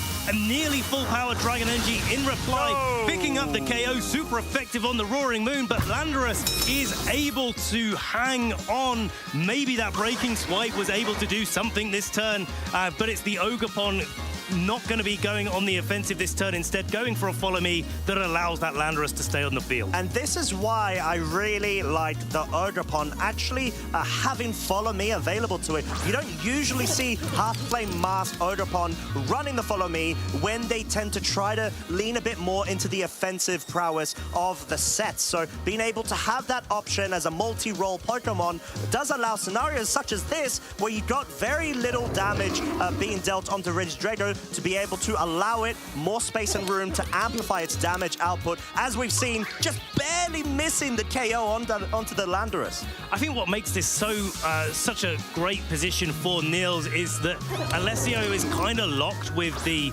Terra types that he has on the Golden Go here. You can go for a Dragon Energy, and if Alessio decides to go for the Terra on it, it's going to be taking super effective damage from the Regidrago. If you don't, it's going to be taking super effective damage from the Ogerpon on Niels' side. So Niels in a great position here, but playing on the defensive instead, switching in the Urshifu for that Regidrago. Indeed, as we are going to see a very risky terrestrialization there with the Landorus being so low in HP and no interaction there with the Spiky Shield due to it being the Terra Blast, not actually connecting by being a contact-based move. Nasty plot, already skyrocketing the special attack output of this Golden Go. Now to +2 special attack. But now you've got the Urshifu on the field. That Landorus is not looking long for this world, and with an Aqua Jet from the Urshifu will easily be able to pick up a knockout here. And the Ogerpon, now that the Landorus has decided to go for its Terra, Alessio won't be able to go for a Terra on the Golden Go, and so the Ivy Cudgel is a clean, easy one-hit knockout onto the Golden Go. Aqua Jet, though, picking up that Landorus. Indeed, Landorus is out for the count, unfortunately. Also taking its terrestrialization option for Yuri with it. However, we do know that this Ogerpon was at -2 of its attack, being able to deal half of the HP's worth there, and look at that. Shadow Ball at +2 special attack, knocking away that Urshifu. The moment it came back in, sure, you're able to actually utilize it from Niels' perspective, pick up the K onto the Landorus, and force Yuri into a 3 versus 2 deficit. One thing that, we kind of missed in that situation is that Ogerpon had taken the Intimidate, and that's why it did so little damage to the Golden Go. But yeah, trade for trade here, damage for damage as that Regidrago lands back onto the field. Alessio with the Ogerpon in the back here, and a combination of these two Pokemon is possibly going to be able to take the knockout on the Golden Go, depending on how this speed interaction works. But first, you've got to get through that Ogerpon on Alessio's side. Indeed, nearly picking up the KO, actually. Double Ivy Cudgels, boink, and it is completely knocked out at a range that we weren't actually anticipating it to be able to KO there, but it actually did. Draco Meteor just showing why Dragon Fan is so powerful of an item in combination with the Dragon Jaw ability, and all of a sudden picking up an absolute knockover KO. What a KO that was there when, all of those boosts coming out onto that Draco Meteor and it being able to knock out the Ogerpon. We saw that Ogerpon on Alessio's side of the field acting first. That probably means it was trained to be a little bit speedier rather than to be able to take as many hits so well. But I've got to be honest, Costa, I wasn't expecting that one-hit knockout. No, I really wasn't. And that just goes to show the testament of how powerful this Pokemon is. The moment that you are able to find the great board positioning for it to flourish and pick up the necessary KOs, it does not disappoint. Not at all. And now looking forward into Game 2, we've got to be starting to think about the adjustments that Alessio can make in this situation. And the one Pokemon that I thought was a little bit maybe missing from that set was the Iron Hands. It's one of those Pokemon that can really take a Dragon Energy or a Draco Meteor on Alessio's side of the field and reply back with a Drain Punch, especially considering that the Regidrago was that Terra Steel, rather than, say, a Terra Poison, which is the other type that it tends to terrestrialize into. You're doing super effective damage at that point, and because of Regidrago's naturally high HP, you're also recovering lots and lots of health. And I think it's quite tough for Yuri to be able to make that decision, because being able to bring Golden Go, Ogerpon, and Roaring Moon alongside the Landorus is a really good quad core there. However, the Landorus we saw in Game 1 just wasn't able to do anything at all. At the moment that it was on the field, it just got hit for a cataclysmic amount of damage. It did use its terrestrialization, and all of a sudden, Yuri wasn't in a disadvantage. It just went down to the Aqua Jet, so perhaps that could be an adaptation to leave the Landorus on the bench and bring the Iron Hands in instead. Do you know what? I'm actually thinking the other way. I felt that Roaring Moon, it didn't get Tailwind up. It got one breaking swipe off onto the field and then got one hit knockout by that Dragon Energy. So I'm wondering, while it looks really good on paper, I'm wondering if it's maybe a little bit susceptible to the Regidrago, and therefore it's actually going to be putting itself in a tough situation. You kind of want to lead with Roaring Moon, right? Yeah. And if to set things up. Yeah, to set up your board position. Well, it turns out maybe you were right, Costa, because Roaring Moon is on the field for Alessio. It's Tornadus and Urshifu, the classic combination for Nils. Indeed, and I think it's a core of two Pokemon that have so far been dominating in Regulation Set E. Just being able to lead with this, I feel, is something that Nils feels a bit more comfortable with, being able to have that immediate burst damage potential available on the field. However, not 100% sure about the Ogerpon's position right now. It's quite nice when you're able to have that redirection available, and in combination with Breaking Swipe at this point, you can actually further mitigate the damage output of any sort of close combat, which most of the time may be able to pick up a sort of two-hit KO on the Ogerpon, but we're just going to have to be able to see how that plays out. I think, yeah, it's the Surging Strike becomes a little bit difficult to do in front of a Water Absorb Ogerpon, and yeah, that can really change the way that these players interact. It's not going to be the Breaking Swipe, though, that's going to be landing into both of these Pokemon. Instead, the Landorus switching in to drop the attack of that Urshifu and make its close combats not as effective.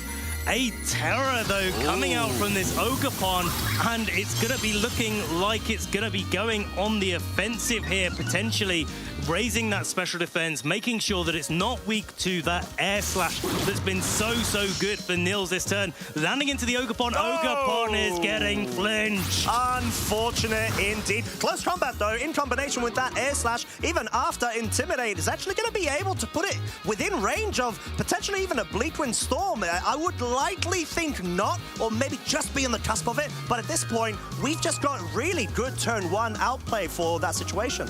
And now that the Ogerpon has gone for a Terastallization, it has that Embody aspect rather than Water Absorb, so rather than in the first turn where Nils has to be careful about going for the Surging Strikes, well, now there's no problem. You can just go for a Tailwind, go for a Surging Strikes. If there's a Follow Me out on the field, it's still going to knock out that Ogerpon. Indeed, and like you called it, Tailwind is out. Close combat does pick up the KO on the Ogerpon. It is out for the count for game 2 right now, leaving his Landorus, however, a bit more room to try to either get some pivot action going or perhaps go for a Rock Slide, inflict a tiny bit of damage onto the Urshifu, but more importantly, try to whittle down the HP of the Tornadus.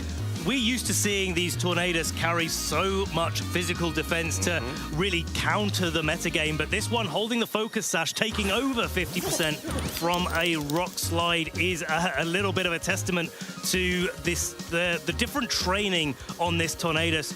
Golden Go joining the field here for Alessio is going to be a little bit on the back foot here, but usually Golden Go's are trained to be able to take those Surging Strikes. But that Urshifu has taken 2 close combat drops already. It doesn't matter what attack that the Golden Go is going to be launching out this turn. If it is launching out an attack, it's probably getting a knockout. Indeed, and I think in this predicament, it's quite unfortunate for Yuri, given the Terastallization is already no longer available for their side, in order to be able to utilize or bait a Dragon Terastallization of the Golden Go, because it allows this Surging Strikes free reign to chip it down to a 2-hit KO range, and be able to just either go down right now wouldn't necessarily actually be bad for Nils, because you still have 2 fresh Pokemon available in the back whilst you have Tailwind set up. So unfortunate for the Roaring Moon as well.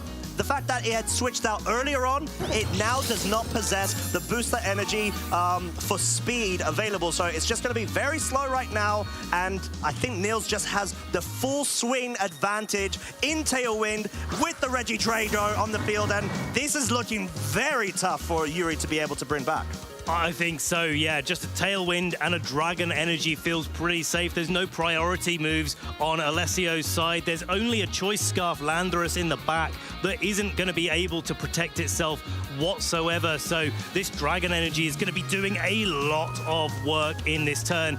We saw that the Roaring Moon is easily going to be knocked out. I'm wondering if the Surging Strikes, even with the Leftovers recovery coming out from the Golden Go on Alessio's side of the field, that Dragon Energy might still be able to pick up a knockout here. It very well might, because we know how powerful this Pokemon is, and in combination with the Air Slash, I think it does just put it within that range. Dragon Energy coming out right now with a huge roar, picking up the KO on both the Golden Go and Roaring Moon. Unfortunately for Yuri, leaving Landorus Therian on its lonesome self, and it is looking like Niels has just booked the ticket in for the finals. What a powerful attack to be launching out into this position. We were talking about it before the match. Regidrago, not a Pokemon that's easy to use at the highest level, but Niels showing why it's equally as viable as any other Pokemon to be bringing here, and why it's so powerful right now. Indeed, and there it is. Niels Dunlop, ladies, gents, and peeps, is your first finalist of the Stuttgart Regional Championships. What a commanding win that Niels has been able to get in this top four. I mean, wow, going 2-0 in this series and just being in a commanding position at all stages of the game. Everything looking like it was going to be difficult for Niels to be able to position himself, but making the right reads turn after turn after turn. It was incredible. I mean, up against the trainers such as Yuri with so much experience as well under their belt, and being able to just be so well versed in utilizing their team's advantages, as we've seen previously earlier on today. But Niels just having this very cool air about himself, just being very level-headed and understanding what needs to be done in order to place that Regidrago. Unfortunately, I think now I'm actually going to have to agree with you, and you know what I'm about to say, Ben. The Roaring Moon, unfortunately, may have not been the bring in that scenario, unless you tried to go for the Tailwind setup initially. But we did see Yuri in that game too switch it out, so automatically you have lost the speed control battle. That's the problem with the Roaring Moon in this situation, especially since Alessio in that second game had to switch that Roaring Moon out of there. One of the great things about Booster Energy is it's kind of like automatic speed control. One of the downsides is once you switch it out, you don't get that item back, and activating your photosynthesis ability requires having sun on the field, and yeah, most trainers don't opt to have that, which is really one of the things that's so impressive for trainers at this stage in the metagame, because Urshifu's such a big problem, but getting back to the match, it really was that ability to just get that Tailwind speed control with Tornadus to be able to get that Regidrago in the right spot to get those Dragon Energies on the field. Indeed, and I feel like the Landorus just, for me, it didn't do as much as I felt like it should have. It was sort of passive to the point when the moment that you do not have speed control available like directly in order to allow the Choice Scarf outspeed and actually completely utilize its very offensive damage output that it's so capable of doing, as we saw Yuri was trying to hinge onto for that game one with Terra Blast. It unfortunately just wasn't able to be allowed the room to just deal damage. And I think that's the thing. If the Landorus was there a little bit earlier, maybe in combination with getting the Tailwind on the Roaring Moon, maybe Niels would have a little bit of an uphill battle. But because Niels was able to pilot so well in the first few turns, put the pressure on the Roaring Moon when he needed to, especially going back to game one, where we saw the Regidrago and Ogerpon lead. Well, if Alessio's leading Fake Out, then you just double protect and then follow me Dragon Energy. And there's really not too many options that Alessio has in his toolkit to be able to deal with that. But in game two, where the Urshifu and the Tornadus came in, it was a little bit fortunate that we saw that flinch coming out onto Alessio's Ogerpon in game one. That probably put him at a little bit of a disadvantage. But equally, the Tornadus was probably still going to be able to get that Tailwind speed advantage and if Alessio didn't go for it as well, then you still get the Regidrago into a great spot. I think it's just the battle of, can I place Regidrago on the field, can it move first, and can it click Dragon Energy? I think those are like the checklists that Niels probably has set up in all of the flow charts that he may have available to himself. It's just, that's the main core element. Is there a Flutter Mane on the other side of the field? No. Is there a natural fairy type Pokemon that I need to be aware of? No. So it's sort of like matchup-wise, if you allow the Regidrago to do what it wants, it will quite literally sweep you. Regidrago ticking all the boxes in our first top 4 match in the Stuttgart Regional Championships. It's going to be able to have a break alongside its trainer, Nils Dunlop, who will be our first finalist here in Stuttgart. We're going to be taking a short break, but don't go anywhere, trainers. We're going to be back with our second top 4 match in just a moment. Well, Pokemon trainers, if you've ever wondered about what one of the strongest Pokemon in the video game has been throughout the ages, then look no further than Landorus. In either of its forms, it's been such a force to be reckoned with throughout all of its time since its introduction. Charlie, where are we at with Landorus at the moment? Landorus is ubiquitous in VG. It has so much going for it. It has that Intimidate ability, able to drop the attack stats of both Pokemon on the opposing side of the field. It's a dual ground and flying type Pokemon, so it can also go for a strong Stomping Tantrum or Earthquake as a spread move. It can Terrastalize into its flying type to take advantage of a flying type Terra Blast. It gets access to U-Turn, so you can go for that move, get a little bit of chip damage, pivot out into another Pokemon you have waiting in the back. And of course, because it's immune to ground type attacks, that can make it a safe switch in as well if you know one of those, or you predict one of those is coming from the other side. So yeah, it's no wonder that so many trainers are using it these days. And especially with that choice scarf, and I'm going to talk straight away, Charlie, about the elephant in the room, and that's obviously Rock Slide. Because it's such a dominant threat in the video game. Where there's a Rock Slide, there has largely been a way for many players to succeed in competition. And that's one of the things that allows it to be put onto so many teams, I think, aside from the fact that it actually, some of the time, actually does quite good damage as well.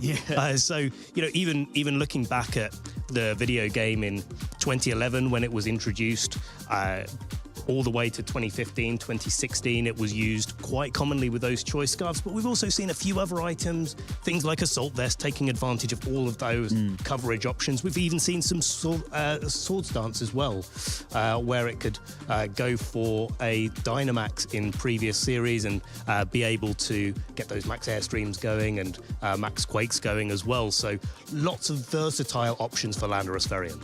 Yeah, absolutely. And of course, the thing with Rock Slide is that flinch chance. The Pokemon on the opposing side of the field potentially not acting in that turn. That's always a scary thing to go up against. But Landorus Therian isn't the only form, of course. Landorus also has its incarnate form, still a ground flying type, but that is more of a special attacker rather than a physical attacker.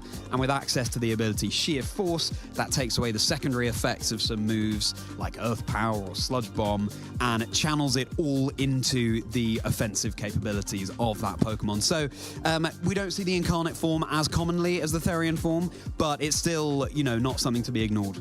Certainly not, and it always, through the years, it's been one of those disrupting Pokemon. If you see it in team preview when you're looking at an opposing team, you're going to be a little bit worried about the damage that it's going to be doing, especially paired with a Life Orb as well. But now, I think the access that it has to Sandsear Storm has been one of the biggest benefits to the incarnate form, allowing it to hit Pokemon like Golden Go, even with redirection. Absolutely, Ben. Landorus isn't going anywhere anytime soon. So there you have it, trainers. That is why Landorus is such an intimidating presence in VG, and it can provide the sheer force needed to see battles through to their conclusion.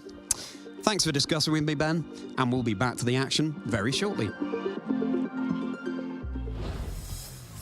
I couldn't agree more with that handsome man talking just there. Costa, where do they find him? It's Charlie Merriman here on the desk with Costa Didymos. Hello, hello. I couldn't agree with both of them.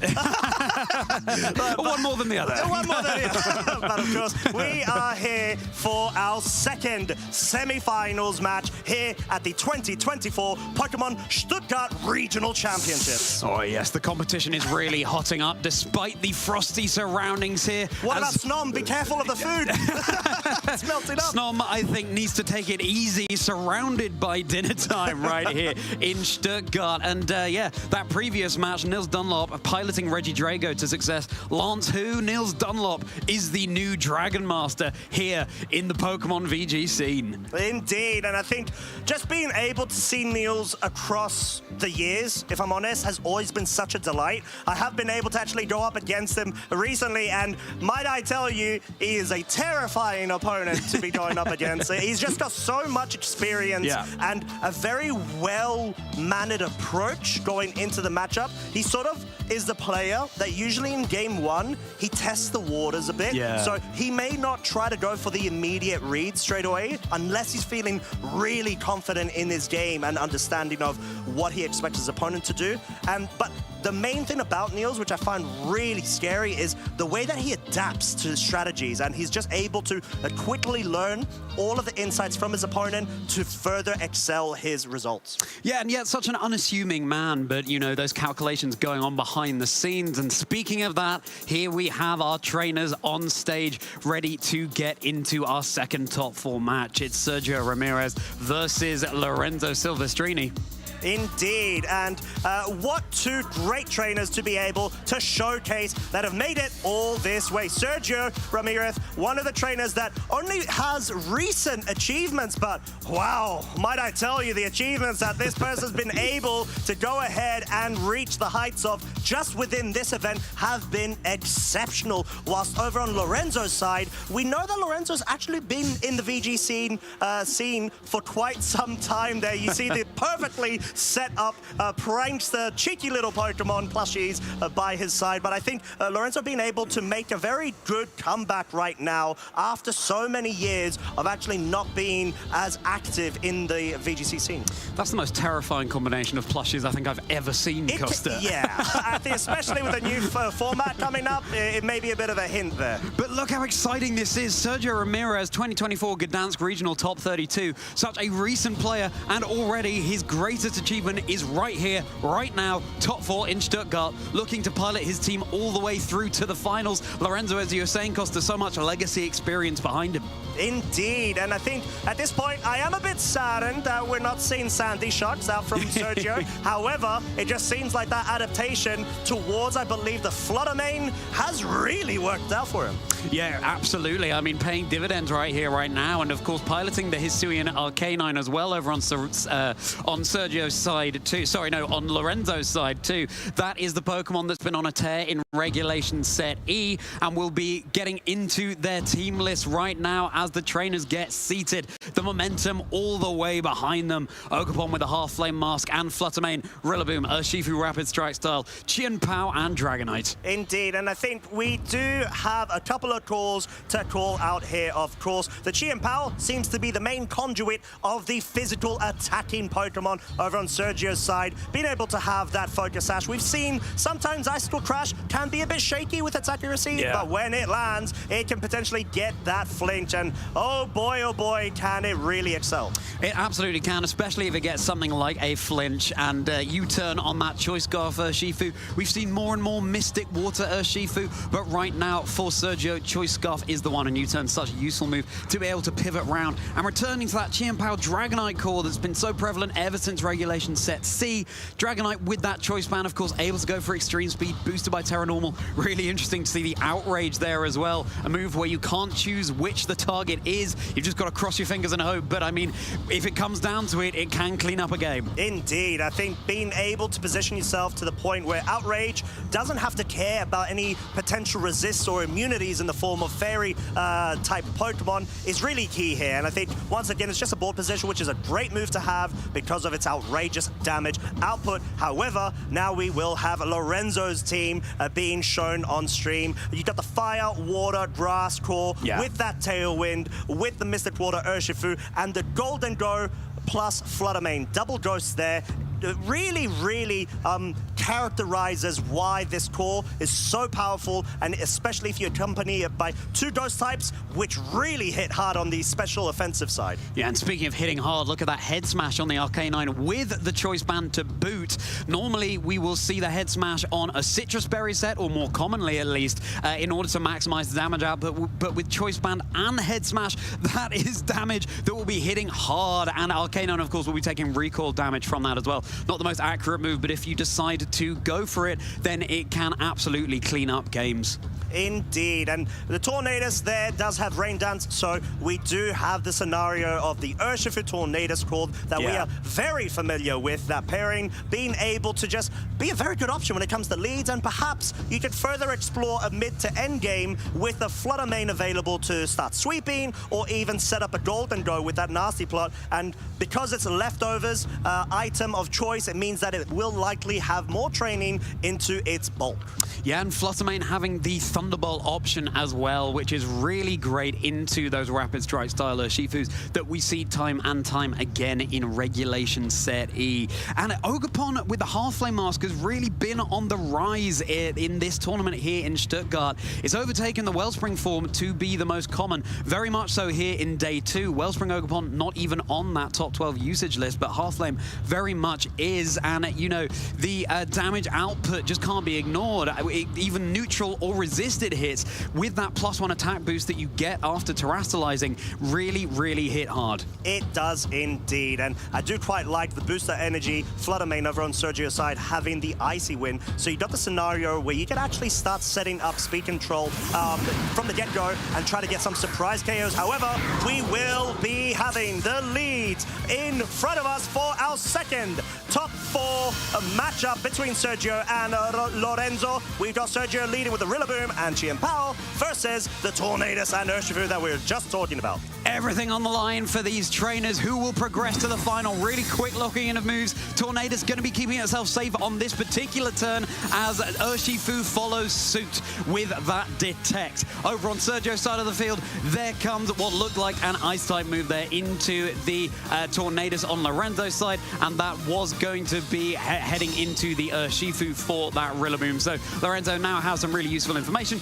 going into the next turn. Tailwind and Surging Strikes not so fast in the face of something like a Grassy Glide. Indeed. I think in this scenario, we do have the Tornadus having the speed control advantage, but being able to play a bit more defensive, you want to be able to time yourself quite nicely here. You don't need to rush things necessarily, so I think that's sort of what we are observing from Lorenzo, being able to bring in quite a nice switch there. You know that Ice-type moves are unlikely to be going into that slot, as well as the Grass types being more than likely to, and being able to capitalize off of that, have a subsequent turn set up of a fake-out pressure is quite nice, especially when accompanied by this metallic Steel Terra type of the Tornado. Battle of the bands on the field here, trainers, as Rillaboom stare each other down. Steel Terra Tornadus as Grassy Glide lands into what was once that Urshifu, but going into that Rillaboom instead. Going to be a double connect with that Bleakwind Storm onto both Chien Pao and Rillaboom. It drops the speed of the Chien Pao, so really going well there for Lorenzo. Chien Pao brought down to about half of its health. Indeed, and I feel like it was actually trying to go for Sucker Punch there. Yeah. Maybe trying to combine with the Grassy Glide into the Urshifu, hoping for a KO, but very well spotted out from Lorenzo there. Yeah, really good call, and it's Dragonite joining the field here. Love to see it in Regulation Set E, something we don't see quite as often. Chien Pao keeping itself safe now. Dragonite will have to be taking some kind of move here. That's Tailwind coming out from the Tornadus. What is this Rillaboom going to be going for? That is going into the Chien Pao. Pao. Of course, now the Chien Pao and Dragonite core on the field, ready to deal massive damage, especially with that choice band on the Dragonite. I think being able to position yourself at this situation where, okay, sure, Lorenzo does have Tailwind set up, but you do have that extreme speed priority available too. As accompanied by the Sword of Ruin, just goes to spell Chaotic Trouble for any opponents that are on the other side of the field. But we do have the Rillaboom. It will potentially be looking to try to get some pivot action going, switch ups. If you want to try to better place yourself, you could try to focus down on the Chien Pao, hoping that there's no sort of protect there. But the Tornadus having the steel typing is really nice to be able to resist those normal type extreme speeds. Yeah, extreme speed after a failed double protect there on the Chien Pao. Is that what's coming out? Looks like it's not. Grassy Glide, not enough for the knockout onto the Chien Pao. This Bleakwind Storm will be enough with that double connect. So no more Sword of Ruin, boosting up the power of Dragonite's physical moves on the field right here, right now. Dragonite has decided to lock into that, was it Air Slap? It was a flying type move. It was the aerial ace there going down into the Rillaboom. Apologies, that's my Spanish there was not up to scratch. As Hisuian Arcanine will be joining the field over on Lorenzo's side of that field. Arcanine being able to be brought now on the field. It will not be able to get the Intimidate off onto the Dragonite. However, it will be able to do so onto the Ogerpon. Already at a bit of a deficit in this scenario, being at -1, unless there is, of course, the Terastallization that it could try to bring itself back up to neutral. But the fact that this Arcanine does have the Hisuian form, allowing it having the rock typing, is really quite nice in this scenario, especially when you do still have Tailwind available. Tailwind is still available, and of course both Pokemon on Sergio's side would be taking super effective damage. Dragonite is down and out. Ogerpon, of course, keeping itself safe from that, but Dragonite leaving the field basically as soon as it joined, able to provide a knockout onto that Rillaboom at the very least. Now Sergio down to the Rillaboom and the Ogerpon, whereas Lorenzo has 3 Pokemon remaining. 3 Pokemon remaining indeed. I think having the Arcanine in the situation where it is choice banded, you've got Rock Slide available to yourself, you have Tailwind available to yourself, why not click the Rock Slide button? Because you're able to threaten so much damage, forcing Sergio to be able to have to take the loss there of the Dragonite to allow the Rillaboom now to come onto the field, have that fake out pressure. But so far, it seems like Lorenzo is really in the commanding lead. Yeah, so far so good, but of course both of Sergio's Pokemon have Grassy Glide and Grassy Train's just been set up. That could be really useful heading into the later stages of this game with that Urshifu in the back for Lorenzo. Ogerpon deciding it's time to go big, getting a boost to its attack stat after that Terastallization into the Fire type. There's Fake Out into the Hisuian Arcanine. Will not be acting on this turn. Tornadus in that Steel type does not like to see that Fire type on the Ogerpon. Unfortunately, that is Rillaboom down with another Bleakwind Connect. This is something we've been seeing throughout the weekend,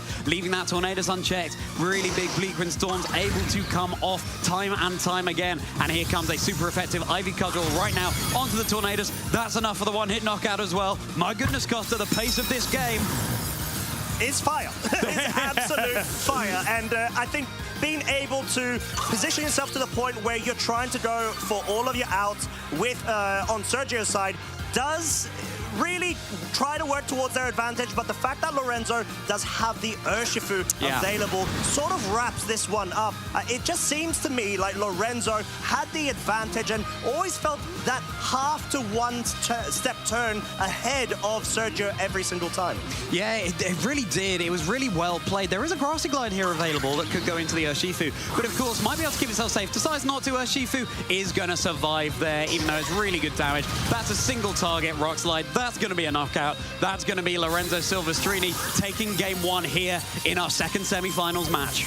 And Lorenzo just seems like they've been able to completely identify what they need to do. Being able to have the fire, water, grass core combination with the Tornadus really does set the scene. I think Sergio I do like and understand the Chien-Pao Dragonite core in this scenario, but you may need to try to go for that bit of gritty interaction of bringing your own Fire Water Grass core to sort of counteract and balance Lorenzo's, and just hope that you're able to better position yourself, turn in and turn out. There is a scenario where you could try to opt to go for the Flutter Mane, but I'm not too sure about that because of that Tornadus. Just going to show why it is such a thorn in anyone's side, especially because of that Steel Terra type. It sort of blocks out any immediate commit of the Dragonite E-Speed scenario with the normal Terra type combination with the Chien-Pao by the side. Thorn in the side, but also rocks in the side with that Rocky Helmet, dealing ample recoil damage onto opposing Pokemon.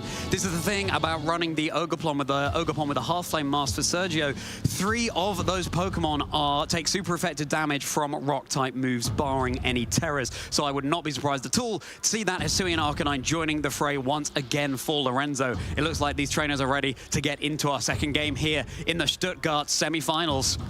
As we are going to be getting prepped right now for the lead over on Lorenzo's side. It is going to be the Tornadus and Urshifu once more. Whilst over on Sergio's side, we've got the Rillaboom and the Chien-Pao right now. You're able to go ahead and once again try to force scenarios and mind games with this Urshifu. We had seen it actually switch out in game 1, turn 1. I'm not sure if we might actually see the same. Yeah, run back of the leads here in game 1 as the mind games absolutely are real. Are there going to be similar plays or are they going to be different? Tailwind for Lorenzo was really nice in that previous game, and so those Bleakwind Storms, we cannot deny that.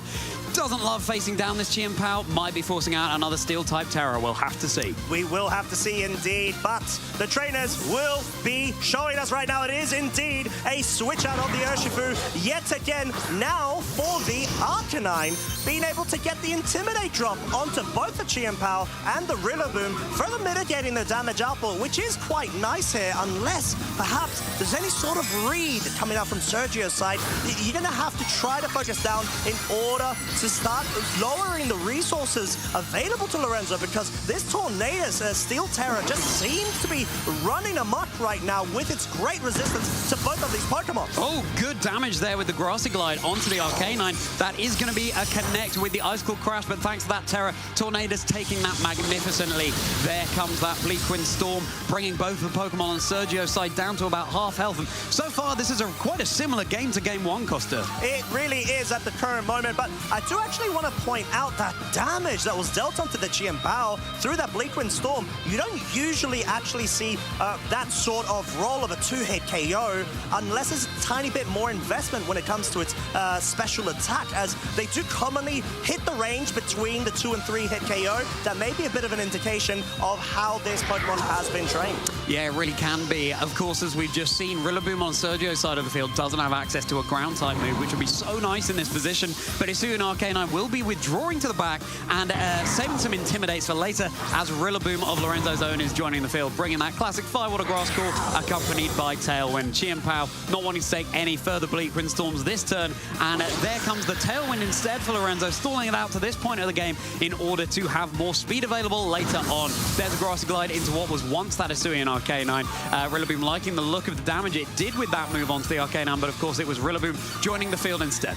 And now we do have Fake Out available for Sergio. You're going to be able to focus down on a slot. The Rillaboom seems very tempting right now, but that may allow Lorenzo a bit of room to try to get a bit more strategic and switch it out, perhaps for that Urshifu to be able to better place it versus this Chien-Pao. We know that it can be put in a really good spot to potentially even pick up a KO with the Surging Strikes, but Sucker Punch coming out, targeting down that Tornadus Low will be inflicted with Rocky Helmet, chip damage, Bleakwind Storm, just enough to pick up the KO onto it and damage the Dragonite, and all of a sudden, Sword of Ruin is no longer available for this game 2. Sword of Ruin is ruined with Wood Hammer coming out into Dragonite, taking that really well. Of course, it's a double resisted hit with Dragonite's typing there. Interesting to see that Sergio has brought the Dragonite to the fray once again after that game 1. Let's hope it can achieve more in this particular match. Here comes Ogerpon. It's got that Grassy Glide, probably not going to want to go for it right now, but with the Urshifu in the back, that's looking really nice for later in the game. And in this scenario, Ogerpon does have the availability of trying to target down that Tornadus. You do have to be very wary, however, of its Protect. And once again, Lorenzo having the advantage of having an ample amount of HP on all of their available Pokemon.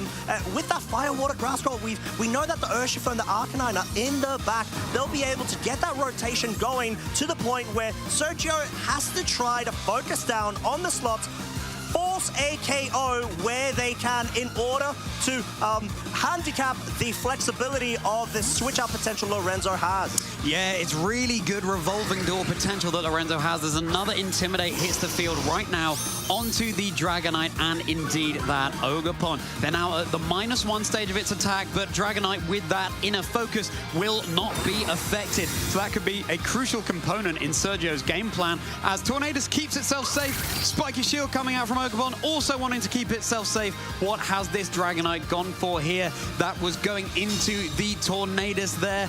We'll have to see if it can be more effective on a future turn. It likely may have been the Stomping Tantrum. I expect so. Because you do have to go ahead and try to focus down on the Tornadus. It has been that main issue with the Steel Terror for Sergio that he just hasn't been able to break down. You have to commit in one of these slots, and Lorenzo is very well aware of that scenario, trying to play to their outs with all of these consecutive switch outs occurring. Now, Sergio really has to try to do the best that they can to pick up those immediate KOs. Yeah, absolutely. The momentum currently on Lorenzo's favor, given he's taken the first game. We're in top 4 here in Stuttgart, trainers, as Ogerpon gets that boost to its attack thanks to the Embody aspect ability. There's that Gross Glide on the terrain. It's not enough for the knockout thanks to that Intimidate. There comes a Rock Slide, and it's going to be dodged by the Ogerpon. Dragonite will be going down. That would have been super effective on the Ogerpon too, but it will be sticking around for another turn. As happened in game 1, it's down to just Ogerpon and the Rillaboom. Ogerpon taking a respectable amount of damage from that Bleakwind Storm, and a speed drop to boot. Doesn't matter so much with that grassy terrain on the field, but Sergio down to just 2 Pokemon in the face of Lorenzo's 4. And the miss on the Rock Slide was quite critical there, given the fact that Ogerpon would have been going down to a combination of the Rock Slide and that Bleakwind Storm. But even still, I feel like Lorenzo does still have that advantage. Being able to outspeed, being able to have ample amounts of switch-ins available, both that Urshifu and the Rillaboom. And right now, it's a 4 versus 2 deficit for Sergio that he's going to have to try to find a way to crawl back up from. Yeah, absolutely. And, you know, with the Tornadus on the field going for those Steel Terror typings, keeping itself safe, Ivy Cudgel would have been the only thing really that could damage it. As it is, Grassy Glide going into that Arcanine. It's down and out, so no more Intimidates that could be coming out there. Ogerpon was going to be targeting the Arcanine too, but then redirected into the Tornadus. So who's going to be joining the fray here? I'd be surprised to see the Urshifu in the face of that double Grassy Glide, but who knows? It may very well be that, as it's dependent on the amount of grassy terrain turns that are available. Yeah. You may just want to go ahead and get a Detect going in order to make sure and guarantee that the Rillaboom that you have behind in the bench doesn't actually reset grassy terrain. So given that's the case and the Tornadus did go for the Protect there, I wouldn't actually be surprised the Rillaboom switches in for the Tornadus slot, allows you to not get that grass terrain back up. You have Fake Out available to yourself, and all of a sudden you're in a scenario where the Ogerpon will not be able to threaten a direct KO onto the Urshifu, given the grass terrain is no longer on the field. But we're just going to have to see how that plays out, dependent on the amount of turns remaining. Yeah, well, what is Urshifu going to do here as Tornadus goes for that Rain Dance, mitigating the Fire-type damage coming out from the Ogerpon? It's going to be the Aqua Jet, boosted by the Rain. That's enough for the knockout. Ogerpon is down and out for Sergio. It's just down to this Rillaboom. It's looking like Lorenzo will be punching his ticket through to the finals here in Stuttgart. What an astounding way to be able to make that play. Having the double priority scenario going, you know that your Tornadus is going to be able to outspeed your Urshifu's Aqua Jet. You have that set up, and all of a sudden, that seems to be spelling game, and Lorenzo being able to go ahead and actually lock in his position as our second finalist of the Stuttgart Regional Championships. Huge congratulations to Lorenzo Silvestrini. You can see on his face there, he can't quite believe it, but he's done it. He will be progressing to the finals and will be facing Nils Dunlop there with that Reggie Drago team. So well played by Lorenzo, seeming to call Sergio on every turn.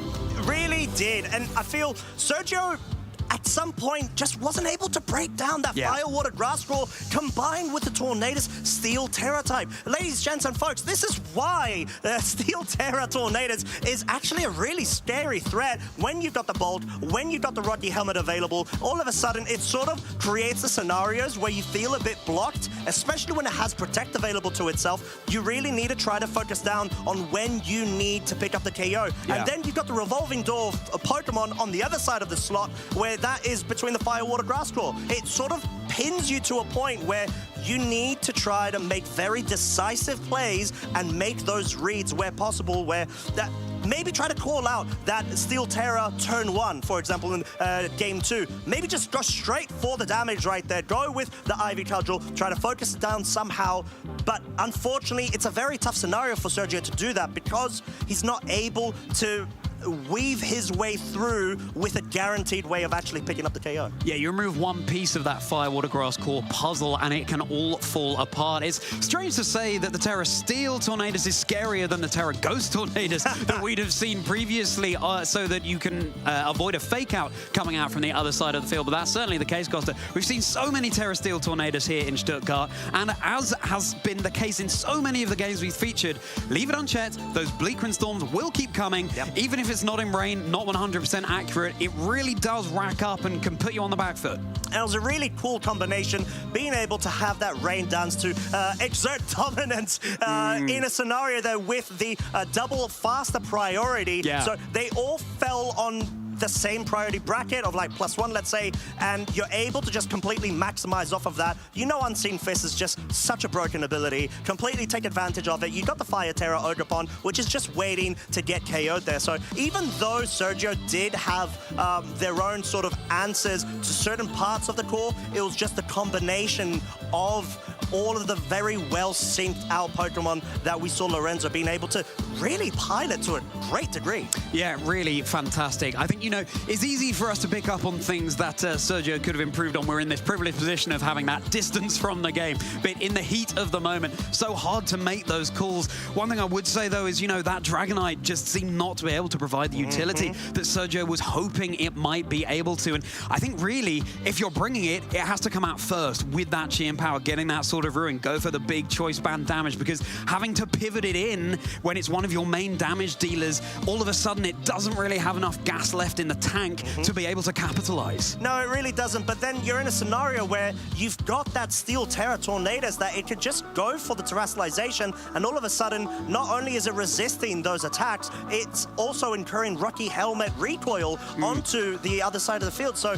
even then, there seems to be a bit of a lock-in scenario of, okay, cool, you can try to focus down on the Tornadus, but you will start getting punished in regards to the remaining amount of resources you have available, because once again, just the Firewater Grass Claw on its own is already great. You've got those switching in synergies, you've got the Intimidate, you've got the Fake Out, you've got the Urshifu, which just runs riot the moment that you allow it to. Even though you do have the Rillaboom, it's just the fact that it's limited by its availability with that Tornadus on the field. You could just go ahead and launch those Bleak Wind Storms. We saw they were pretty much a 2-hit KO, which once again, I feel like that is a bit more of a especially offensive invested Tornadus to be able to hit that benchmark against that Assault Fest Rillaboom. Yeah, and that's a luxury that you're able to get if you're running that Terra Steel type, because of course Terra Steel is the best defensive type in the game. So you have that ability to put more into your Tornadus' attack to be able to get those massive Bleak Wind Storms off. And, you know, the fact that Lorenzo came out on top in both games and had the speed advantage with that Tornadus, and Sergio didn't really have speed control on his side, or at least as effective speed control, has to speak for something as to why Tornadus is so good in Regulation Set E. Indeed, and I feel Tornadus is just one of those Pokemon that's a bit, I don't know, in this regulation, it feels a bit broken. It honestly feels a bit broken. You need to be able to have some really good answers and sort of negate that. I think that's why we've seen a bit of the rise of the Roaring Moon, being able to put yourself in a scenario where you could still have that support on your side. You got the Tailwind set up. You could try to slow down any physically offensive Pokemon, such as, let's say, the Urshifu, from any potential close combat, but then you've got the interaction of having Poison Terror type available. So if you're anticipating fighting types moves going into that, you could all of a sudden resist them. And you're already resisting the water typing because of its dragon initial typing. So it adds a couple of scenarios where you can mitigate it a bit against the Fire, Water, Grass Crawl because of its dragon typing.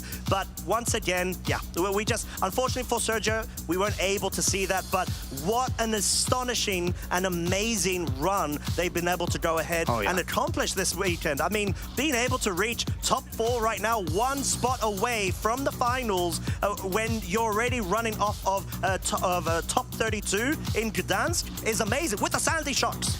Let's not forget that. With the Sandy Shocks in Gdansk. Would have loved to have seen that this weekend, Costa. But yeah, I really hope that Sergio can feel really proud of what he's achieved this weekend, because top 4 in any regional, that is an absolutely wonderful achievement. And all of these trainers, you know, just before coming onto the desk with you here, Costa, I was talking to a couple of trainers out there. They were saying it's their first live event.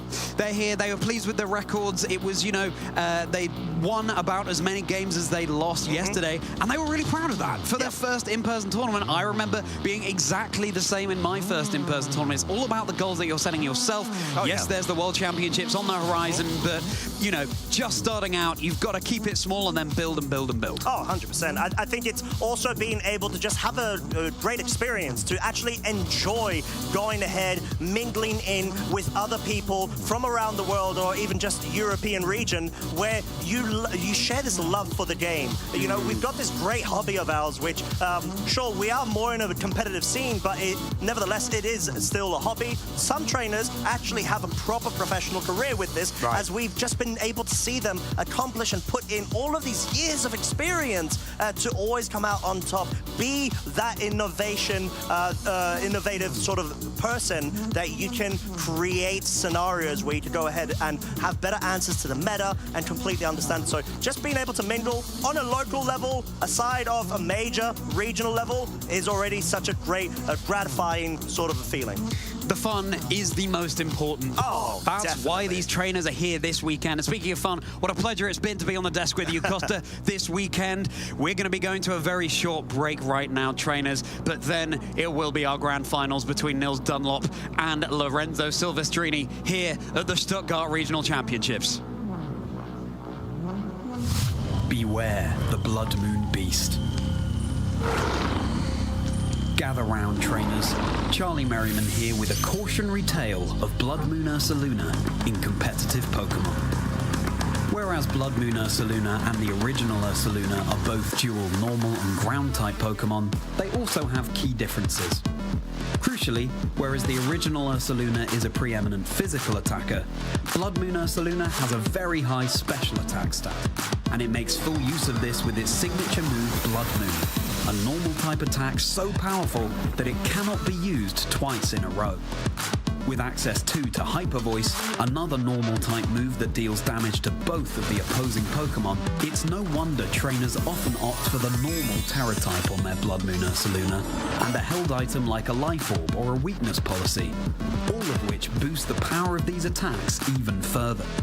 Now you might think, well, I could just switch in a Ghost-type Pokemon, which would be immune to Blood Moon Ursaluna's normal type attacks, but you would be sorely mistaken. Blood Moon Ursaluna's signature ability is Mind's Eye, which allows it to hit Ghost-type Pokemon with normal and even Fighting-type moves, additionally preventing any drops to its accuracy and ignoring its opponent's evasion boosts. So how on earth can you counter Blood Moon Ursaluna? First of all, like the original Ursaluna, Blood Moon Ursaluna is very slow, so opposing trainers using this Pokemon will often try to set up Trick Room to reverse the speed order for a few turns. Deny your opponent's Trick Room, and you might just be able to knock out Blood Moon Ursaluna before it can do all that much. Dusclops is a common Trick Room setter, which can additionally activate a Weakness Policy on Blood Moon Ursaluna with its Brick Break move. But Dusclops is weak to Ghost and Dark-type attacks. So, one great counter would be Single Strike style Urshifu, not only because of its Dark-type Wicked Blow move into the Trick Room setting Dusclops, but also because its fighting type close combat is super effective against Blood Moon Ursaluna itself too, and it can break through Protect. Fluttermane is another good answer, pressuring Dusclops with a super effective Shadow Ball, and with its non-ghost type moves, hitting Blood Moon Ursaluna itself on its much more vulnerable specially defensive side. In fact, single strike style Urshifu and Fluttermane both also make great teammates for Blood Moon Ursaluna, along with Dusclops. Shifu has physical attacks to complement Blood Moon Ursaluna's own special attacks, and Fluttermane offers flexibility, a faster mode of battling that can operate outside of Trick Room. No Pokemon is totally safe from the huge normal type damage Blood Moon Ursaluna threatens, not even ghost types. Mind you, keep an eye out for this Blood Moon Beast, trainers, for it has the power to eclipse opposing teams.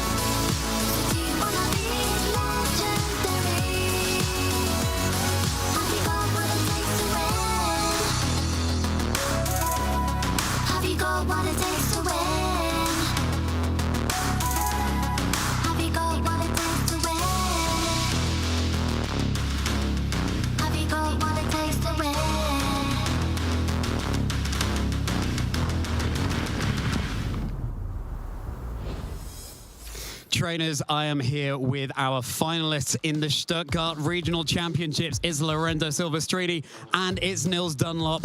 You've reached the finals. How are you both feeling? Lorenzo? Quite impressed because I really didn't know if I can manage to do like this far. So yeah, I'm a little bit nervous because we already played in the Swiss rounds, and I don't think I have a good matchup. So let's see. I just want someone else to be in the finals, but this has to be so. Unfortunately, that's not something that you can change. Nils, how are you feeling? I'm feeling good. Felt today went better than I expected, and I'm feeling ready for a good match at least. Yeah, absolutely. It's going to be an absolutely cracking match. Of course, you're running that Reggie Drago. Mm-hmm. Has that been your most valuable Pokemon this weekend? I would say it's been really good in certain matchups. Okay. And in some matchups, it's not the best. Mm-hmm. But it's really useful to handle teams that don't really handle it well. Yeah, absolutely. How are you feeling about facing that Pokemon? Yeah, it was Let's say that in my team I have Fluttermane, so I tried to face it in the Swiss round, but I didn't handle it very well. So yeah, let's try again. I don't know. Yeah. But yeah, also I think I had other tools to try to handle it. But yeah, the team is composed by 6 Pokemon, so yeah, it's not just Regidrago. So yeah, Fluttermane could be a real thorn in the side of Regidrago. Now, for our viewers at home who might not be so familiar with you both, can you just give a brief introduction, your history throughout the scene, Lorenzo? Yeah, I play from 2016. I'm from Milan in Italy, so I play usually on locals on Milan, and I try to do. I had a little, let's say, stop from Pokemons during the COVID, and let's say from 2019 and 2022. Yeah, I didn't play so much, so the online tournament I didn't participate. I went back this season. I did a lot of regionals in reality. I started with Utrecht in early 2023, and then I did Barcelona and Gdansk. Yep, and in all the 3 I did 6-3 with losing a lot of win and din. So this time I managed it, and I went far. So let's make the things good for one time. So exactly, you've won so many win and ins this weekend. So congratulations. I mean, this is the final win and in. You're into the final. No longer win and in, it's win and out, I suppose. And how about you, Niels? Yeah, I felt. I would say I'm a Pokemon player from Sweden, or I guess technically born in the US, and I've played since like 2015, but maybe more seriously in 2016. And I played then in seniors, and played all the way until maybe COVID, like pretty religiously. And when COVID hit, it was mainly maybe I focused on other parts in life. But now, after COVID, I've managed to find time for Pokemon again, and really find it fun to just go to tournaments. And I felt good this weekend, and let's see what can happen out of this match. Yeah, exactly. Keeping your cool, obviously, so important. And, you know, it's just another game of Pokemon at the end of the day. That's, I guess, what you have to tell yourselves. In this position as trainers who have been around for so long with so much experience, how do you approach being in such a high-intensity position, Lorenzo? I don't know in reality, because I didn't ever face the finals in a regional, so yeah, I don't know how to approach it. But let's say that there was a time today that I wake up and I say, oh, okay, I was in top 4. I don't know how, because I continued to go well, so yeah. Fine. I decided to not to stress too much about the games itself, but just to go on. Yeah, exactly. That's it. I mean, you're clearly doing something right. Yeah. So, how about you, Nils? Yeah, I felt. This isn't my first rodeo in like a regionals final, and I feel like that has helped me to sort of calm down. And I feel.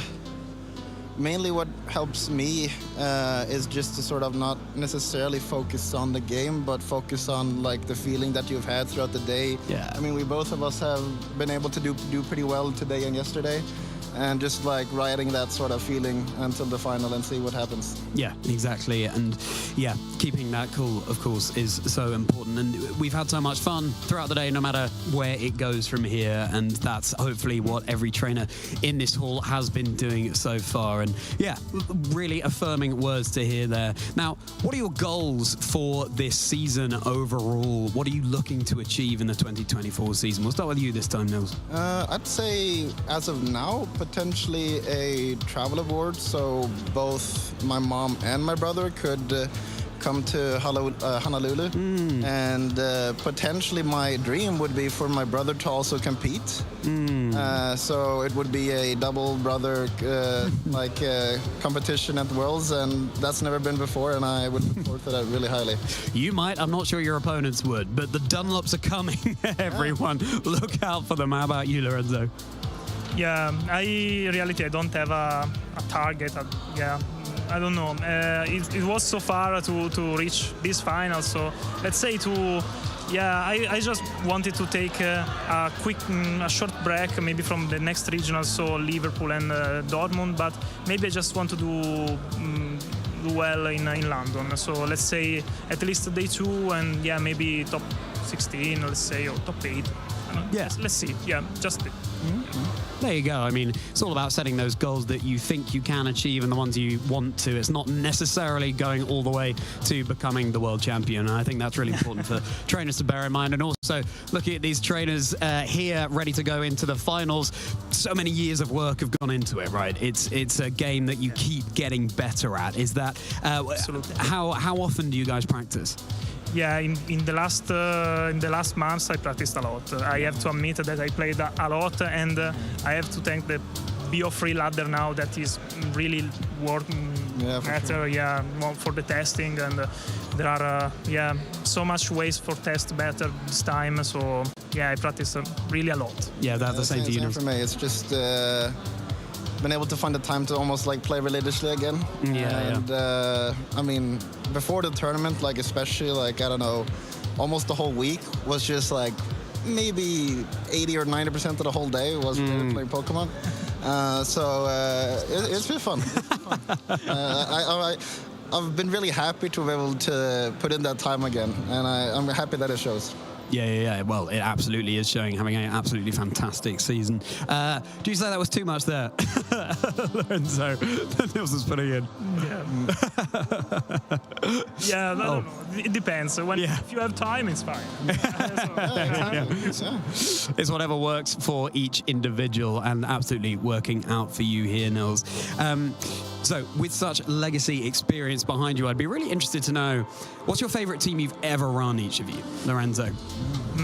Okay, I think that I like a lot this team that I'm running in this regulation E, but there is one team in which I'm in love. That was the one that I played in London, in the second week at London. That is the one with the Whimsicott and so on.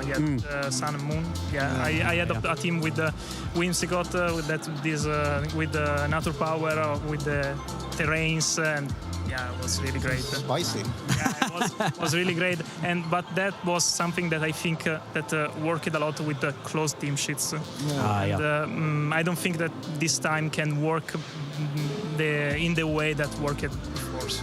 Yeah, fascinating how. But I loved to play a lot with Whimsicott, and if you see, there is a Whimsicott on my table in every stream match. So let's play it. I was going to say, really fast. I will wait for him in regulation E. Affected the meta, yeah, absolutely. And I would finally, how about you, Nils? My favorite team is torn between my 2018 Worlds team with like Mimilax, Tapu Koko, Lando, Insane stuff. That team was really strong, but I have like a almost favorite love for my, I think it's 2020 like Ultra Necrozma Lele team.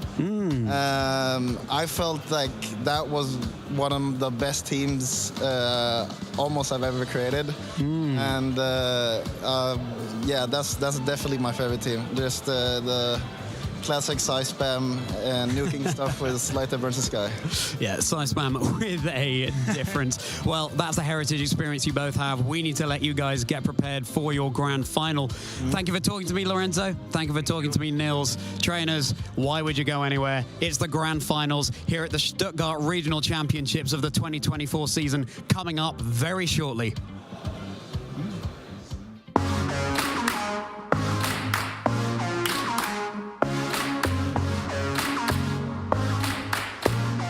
Trato de anticiparme al meta, tratando de buscar las mejores soluciones o el mejor mazo en base a una estadística de los mazos más utilizados y trato de responder a ese meta. I play test with my friends, play against other decks. Look for certain matchups. Guardy, I need to look for that one. That's probably the hardest matchup for me. Leading up to event, I like to practice with my dad, play TCG live all the time, and spent 8 hours a day just trying and trying. make something work. Eu escolhi o Miraidon X para usar como deck, porque eu achei ele mais consistente, até para a questão de ataques. First, I look at the meta, identify the most common threats, and then start testing the decks that are more comfortable to my gameplay. I usually try to look and ask my friends from the country which the tournament is being held, what they are playing in their locals all the time. So you can be prepared for that. Geralmente eu treino todas as semanas com os meus amigos. Aí a gente vai testando todos os decks do meta e a gente vai jogando entre si para ver qual deck fica melhor com as configurações atuais. I've made many friends during all these years. I've been in the community since 2016. I rely on the community, so many of the players have been helping me out from out of Latin America. Me and my dad will just sit on like our dining room table, practice, and then we go up to an event, then we practice at the tournament, and then we just get ready for the event.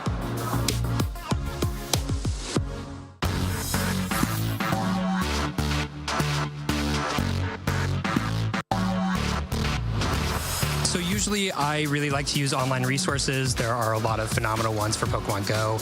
And in addition to that, I talk to a lot of my friends, play a lot of practice games with them, and get feedback from them, see how we can improve a team and work towards a team that is difficult to beat. So the way that I build the best team is just hit hard, hit fast. So you either win fast or you lose fast, but either way, it's quick. To build the best deck, for me, I play in a lot of locals, including cups and challenges.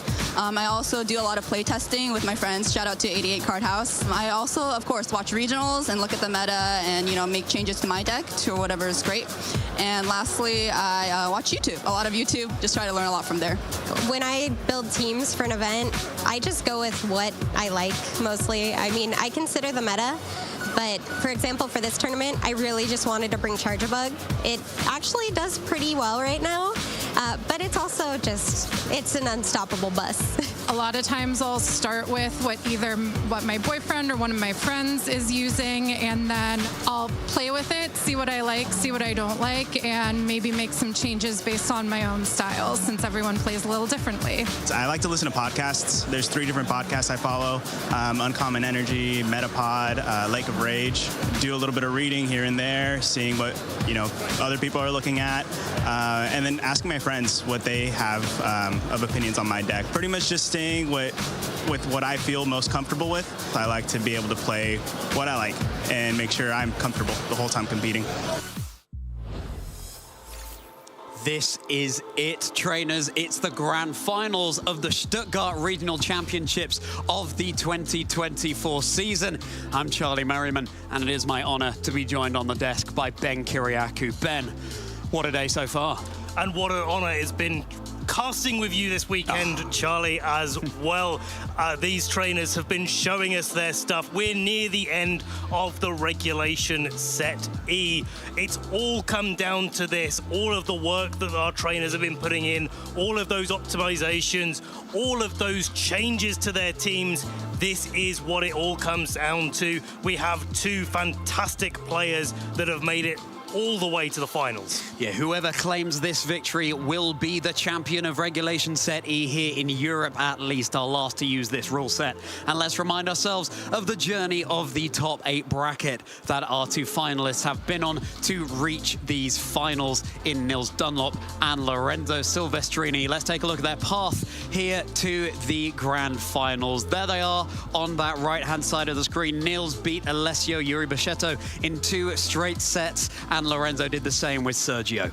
Yeah, great to see these strong performances in top 4 for both of our finalists.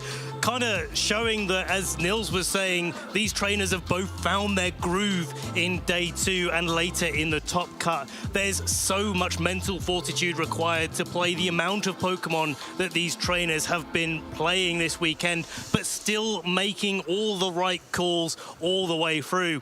If we look a little bit further back into top 8, Nils was able to beat Batuhan in a 2-1 victory. Yeah, absolutely. And That Regidrago is such an interesting pick. I'm thrilled that it's made the finals. If you get it in the right position, you really can just sweep through opposing teams. And got to give a shout out to Sergio Ramirez as well, having had such a fantastic record in day one and top 4 here at the Stuttgart Regional Championships. That is his best achievement to date. So memories and legacies being made right here in Stuttgart. Absolutely. And looking, onto Lorenzo's team, there's nothing quite as standout as Nils Regidrago, a Pokemon that we weren't necessarily expecting to see. Instead, we're seeing the skill of Lorenzo taking a team that players have understood, have been preparing against, and really prepping for coming into this regional championships, but Lorenzo still being able to overcome all of those challenges and still be able to make it here to the finals is a testament to his skill. Yeah, it absolutely is. This is the point in the metagame where trainers will be trying to counter what is most commonly run, and certainly, as you said, Ben, Lorenzo is running those more common Pokemon. Regidrago has had successes to its name. I remember Ragav Malavia's tournament in Toronto running that Regidrago, I believe finishing top 4. The chances are, though, that Nils has far more practice battling against a team like Lorenzo's than Lorenzo does battling against a team like Nils's. And that's really the most thing that's really going to set this matchup apart, where you have not just two teams that look almost identical with a couple of little changes against them, like we've seen in Gdansk, like we've seen in the Lille Regional Championships as well, where teams pitted up against each other was down to a little bit of training and the odd difference here between the teams. This is a matchup where both of these players have got completely different tools at their disposal, and it's about recognizing what those tools are and how to use them the most effectively in the exact matchup that they're playing. Exactly, and it's going to be a fascinating matchup because Nils will be going up against a Fluttermane over on Lorenzo's side of the field, which is something Regidrago does not like to face. We'll be looking at their teams very shortly, but here they are on the stage. Nils rocking that Mega Swampert again, and there is that absolutely terrifying prankster duo of the Whimsicott and the Tornadus. We don't have access to Whimsicott just yet, but we certainly do to Tornadus. In regulation set, take your pick, trainers, between these two Tailwind setters. Of course, Nils represented on his side of the field by that Mega Swampert, a Pokemon that he used to use back in the 2018 season to great effect as well. Wow. These two trainers are going to be pitting themselves up against each other. They've got fantastic records between them. If you've only just joined us on the broadcast, we'll go through them for the final time this weekend.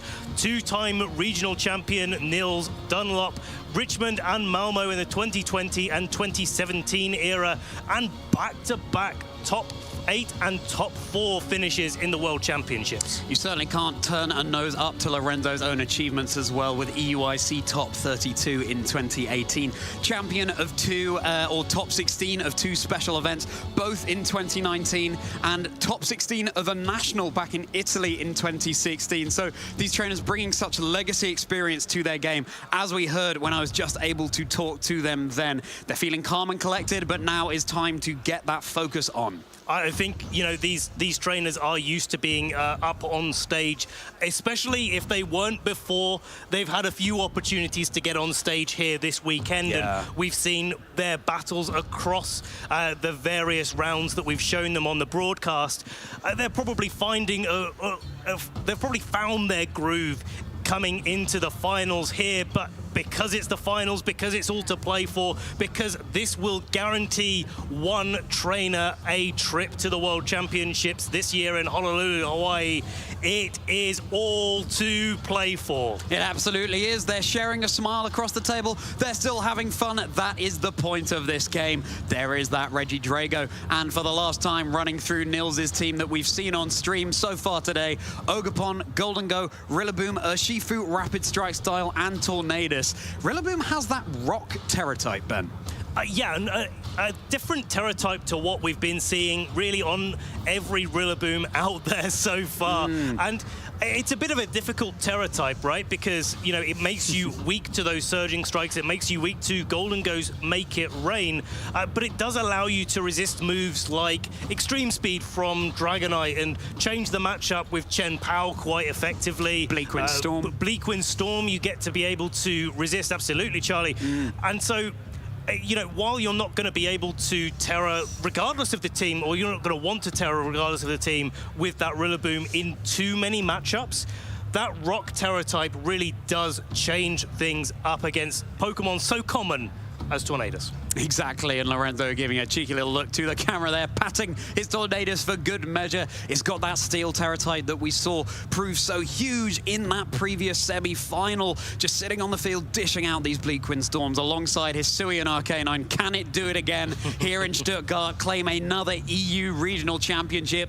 It's going to be that Rapid Strike style Urshifu as well. Rillaboom, my #1 caster prediction, and Golden Go and Fluttermane there too. Golden Go with a Dragon Terra type, that's something we've seen really prevalently here in Stuttgart. And it's able to get those nasty plots that we saw Lorenzo do in his top 4 set and even back in his top 8 set as well. It's a really key part of his team to be able to get set up. But of course, we've seen how Nils has been able to deal with that in previous rounds as well. So while it's so effective, it's going to have its work potentially cut out for it. The Fluttermane, I do want to point out before we see these teams pitted up against each other, is that Thunderbolt on the Fluttermane. That's going to make a little bit of a difference here in being able to put a lot of damage onto that Urshifu and Tornadus combination that Nils also has at his disposal.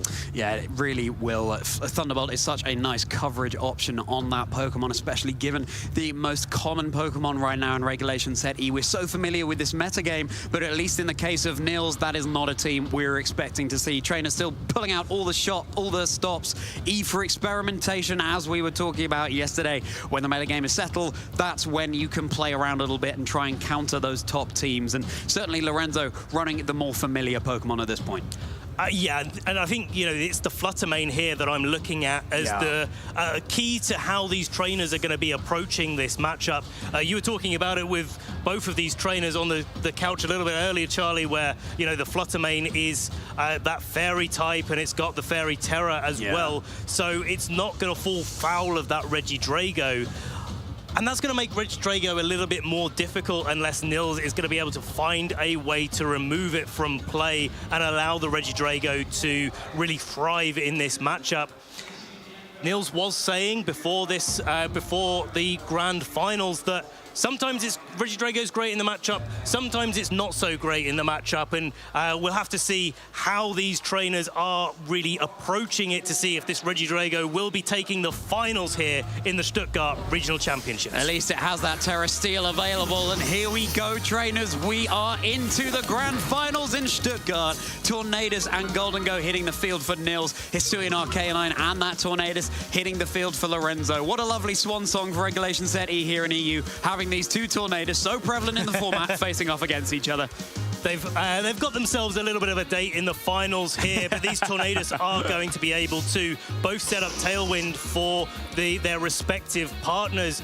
Arcanine in a great position here, putting pressure onto the Golden Go, maybe forcing Nils to think about going for a Terra, but if you commit that Terra too early and Lorenzo doesn't go for a Flare Blitz straight on into it, maybe you're in trouble a little bit later. A really nice protect instead from Golden Go on Nils' side of the field. Yeah, we see it time and time again where Terra early on can spell defeat later in the game, but that's going to be matching Tailwinds coming out. Why risk it if you can get it up on this very first turn? There's a Flare Blitz coming into Nils' Tornadus. Will be surviving on that Focus Sash. Really nice option into that Pokemon there. It does have that Water Terra type, so interesting that Lorenzo was able to call that as Tailwind is matched piece for piece. Let's see what this Golden Go decides to do. A really good turn there for Lorenzo, taking advantage of Golden Go playing a little bit more defensively. It could have gone for the Terra, it could have gone for a nasty plot, but Lorenzo reading into that Nils didn't want to commit the Terra early and taking maximal advantage of that, making sure this Tornadus is down to the Sash. Lorenzo has the Bleakwind Storm on his side of the field.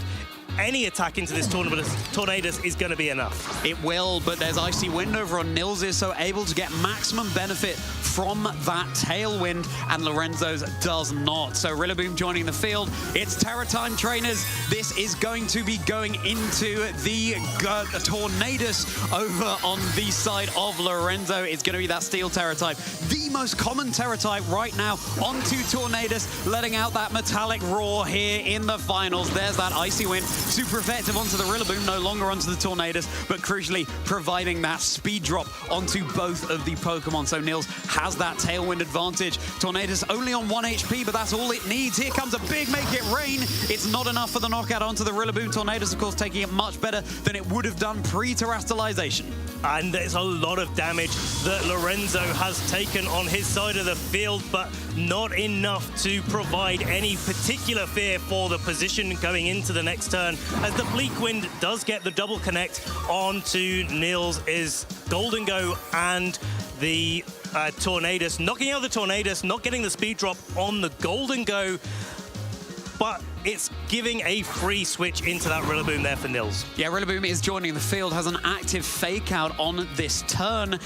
Golden Go still on the field here. Make It Rain. It didn't have a nasty plot set up, so, you know, still dealing respectable chip damage. We had a little bit of a sneak peek there, Ben, and the Regidrago is not in the back. You have to assume that Lorenzo may well have brought that Fluttermane just as a counter, because without that, it's could be a very Regidrago weak team. So perhaps bluffing on that front for Nils there, and seems like it's he's deciding it's time for this Golden Go to get nasty. I think so, yeah. Fake out coming into the Rillaboom and stopping it from acting this turn. It's a nasty plot coming out from the Golden Go. It's going to be able to raise its special attack to 1 stage of increased power here. And Bleak Windstorm again double connecting onto Nils' side of the field, getting the speed drop on the Rillaboom, but I think most crucially not getting the speed drop onto that Golden Go. Rillaboom on Lorenzo's side has taken a speed drop, and so even with the Tailwind up on both of these trainers' sides of the field, it's looking like that Golden Go's getting ready for a big, powerful attack. Yeah, it really does. And the Rillaboom over on Lorenzo's side does have high horsepower. There are no Pokemon in Nils' 6 in his team that have that Intimidate. So Lorenzo doesn't have to worry about something like Hisuian Arcanine pivoting in to drop those attack stats. On the other hand, Nils does with that Arcanine in the back for Lorenzo. Now, Golden Go doesn't mind about that too much, but it would be taking heavy super effective damage from something like a Flare Blitz. Of course, Golden Go only at +1, as you said, Ben, because it had used Make It Rain before, taking a drop to its special attack then. And we'll have to see how Nils really pilots this Golden Go here, because if you go for too many Make It Rains in a row, your Golden Go stops doing the damage that you need it to do in this situation. So Urshifu switching in for the Rillaboom, making sure that Rillaboom isn't going down to another Bleak Wind Storm, but taking a Grassy Glide for its troubles here. A lot of damage, but Shadow Ball correctly targeting into that Rillaboom, getting a critical hit, but no impact whatsoever there. Rillaboom goes back to its trainer, and that Urshifu's probably feeling quite good about its position. Yeah, critical hit just for style points there. The Life Orb recoil is going to be taken away by that grassy terrain recovery. So really, Golden Go really pleased that that has been set up.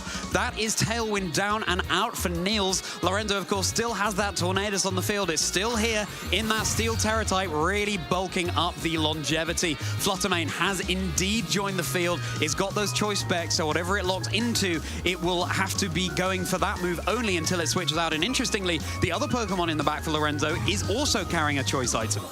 And that's going to be that Arcanine, and I think this is a great switch in here for the Fluttermane. You can go for a Dazzling Gleam. I think the difficulty here is whether or not you lock into a move that can knock out the Golden Go now, or whether or not you're actually targeting down into that Urshifu. It depends on the training of this Tornadus on Lorenzo's side of the field. If it's naturally going to be faster than the Urshifu, then you can launch out those Bleak Wind Storms and not necessarily worry about setting up that Tailwind. If not, it becomes a little bit more dicey here. Oh, Nils really down to the wire there. Speaking of dicey, locking in his moves, I think he was just about in time as the Terror is going to be coming out from his side of the field. It's going to be that water Terror type. So crucially, this Urshifu will no longer be taking super effective damage from those big Bleak Wind Storms or indeed Fairy type moves coming out from that Flutter Mane. Golden Go is going to be scouting out here. Doesn't like staring down another ghost. Gets a little bit spooked. And that is the Shadow Ball going into that Protector. An opening here for Nils. Let's see if Nils is able to capitalize on it. Surging Strike big going Surging first. Strikes going first into that Flutter Mane. That's easily enough for the knockout. No Tailwind coming out here from this Tornadus. The Flutter Mane is not able to protect itself from that one-hit KO. 2 hits from Surging Strikes, easily enough to pick up the knockout there. Bleak Wind Storm, the follow-up from Tornadus. Valuable information for these trainers going into Game 2. It is enough to pick up the KO on Urshifu, but with that grassy terrain, with that leftovers on the Golden Go, it's looking like it's sitting pretty here in the final few turns of this Game 1 in Stuttgart. Yeah, Golden Go is still on that field. Rillaboom is in the back. The grassy terrain turns are ticking down, though. Arcanine joining the field for the final time in this game. No more switching out available. Rillaboom will be taking this Intimidate drop as a result as it's launched onto the field. Golden Go really nice and set up here with that one Nasty Pull. It's +1 of its special attack, and it might now be time for Nils to go on the offensive. Both of these trainers down to their final 2 Pokemon. It's the regulation set. He mascots over on Lorenzo's side as a fake out comes out into Arcanine. And it's going to be a follow-up of the Make It Rain from that Golden Go. Easily enough to pick up the KO on Tornadus. Tornadus hanging on, though, because of its Terra Steel. The Golden Go going down to neutral stages of special attack. Taking a bit of Life Orb chip there. Bleak Wind Storm going to be enough to pick up the KO on that Tornadus. But unless you get the speed drop on this Golden Go... Oh, you do! But because of that grassy terrain recovery, because of that leftovers recovery, Nils is going to be able to get a lot of health back here. Going to be able to protect... I'm not sure. The grassy terrain finishing off this turn. So no more recovery other than the leftovers there. Wow. This is coming down to the wire, Charlie. Yeah, it really is. What an end game we have here. A speed drop on the Golden Go. Shadow Ball can be coming out. Bleak Wind Storm, of course, would be not very effective, and Shadow Ball going first anyway into that Tornadus. That's enough to wrap up the game for Nils, but perhaps not in as convincing a fashion as he'd have liked. As it is, in this grand final, it's Nils 1 game up against Lorenzo. 1 game up, 1 game closer to taking home the crown of regional champion here. He's keeping his cool. You can see that here. I'm sure he's very happy to be 1 game up, but there's still potentially 2 games left to play here. And I want to call out how well Nils played that game where, you know, he lost the Tornadus really early on and wasn't able to get a second Tailwind up, but that didn't matter. He was able to get that Rillaboom into a position where it could support the Golden Go.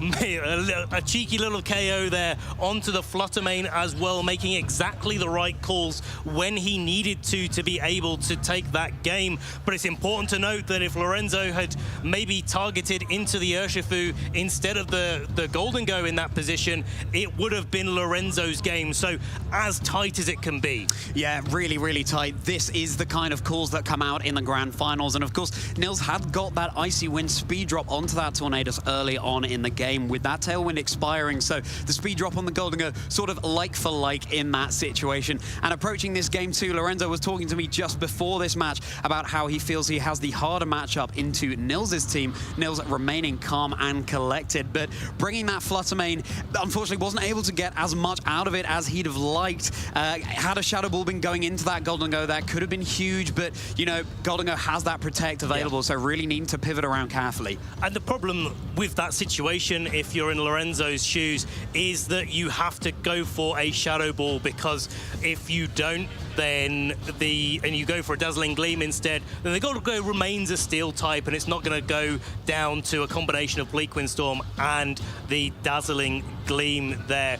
Now, though, looking into Game 2, and looking at Lorenzo's team, what are you thinking, Charlie, of Pokemon or changes in the way that Lorenzo can play the match to put it further in his favor. Yeah, what's really interesting is that Lorenzo's Golden Go is holding those leftovers rather than the life orb, so would really need to get set up with a nasty plot before dishing out damage, whereas Nils does have that luxury of being able to go for the faster damage output more immediately. The question is, of course, for Lorenzo, does Nils bring that Regidrago this time, which could completely change the game plan? So this is how open team sheet can affect the game even before you get into the match. The mind games really are real here. So I think Lorenzo still has to cover for that Regidrago, bringing the Flutter Mane, but ultimately, you know, still played that game one so well, but into this game two, trying to pivot around, just try and out-pivot Nils, eke out that little bit more mental fortitude. And it's the tried and tested Urshifu and Tornadus on the field there for Lorenzo. Nils going for Tornadus and Golden Go that worked for him in game one. And the one disadvantage of carrying the Focus Sash on Nils' side of the field is that you do get knocked out in free surging strikes, whereas Lorenzo carrying that Rocky Helmet has been trained to be able to deal with those big attacks. I wouldn't be surprised if Tornadus on Lorenzo's side of the field was probably going to go for the Terra Steel again. Just make sure that you're not falling foul of those Life Orb Make It Rain right off the bat, but it's going to be a Terra Steel coming out here from Nils' Golden Go. It's going on the offensive. Golden Go taking a leaf out of Tornadus' book from the previous game and becoming that full steel type, giving an even bigger boost to those Make It Rains. This time it's going to be the Urshifu over on Lorenzo's side of the field going into that Terra water. Urshifu is splashing around quite happily, singing and dancing, not quite in the rain, but at least under that fountain on top of its head. Here comes that Tailwind over on Nils' side of the field. Is it going to be matched over on Lorenzo's side? Yes, it is. So now comes down to stalling that out. Nils was able to get that Icy Wind off in game one. Let's see if he's able to do it in game two. Make It Rain coming out, boosted by Terra Steel. It's that Life Orb. It's going to be not quite enough for the knockout onto the Tornado, surviving on a sliver of HP. That's an invisible Focus Sash, everyone.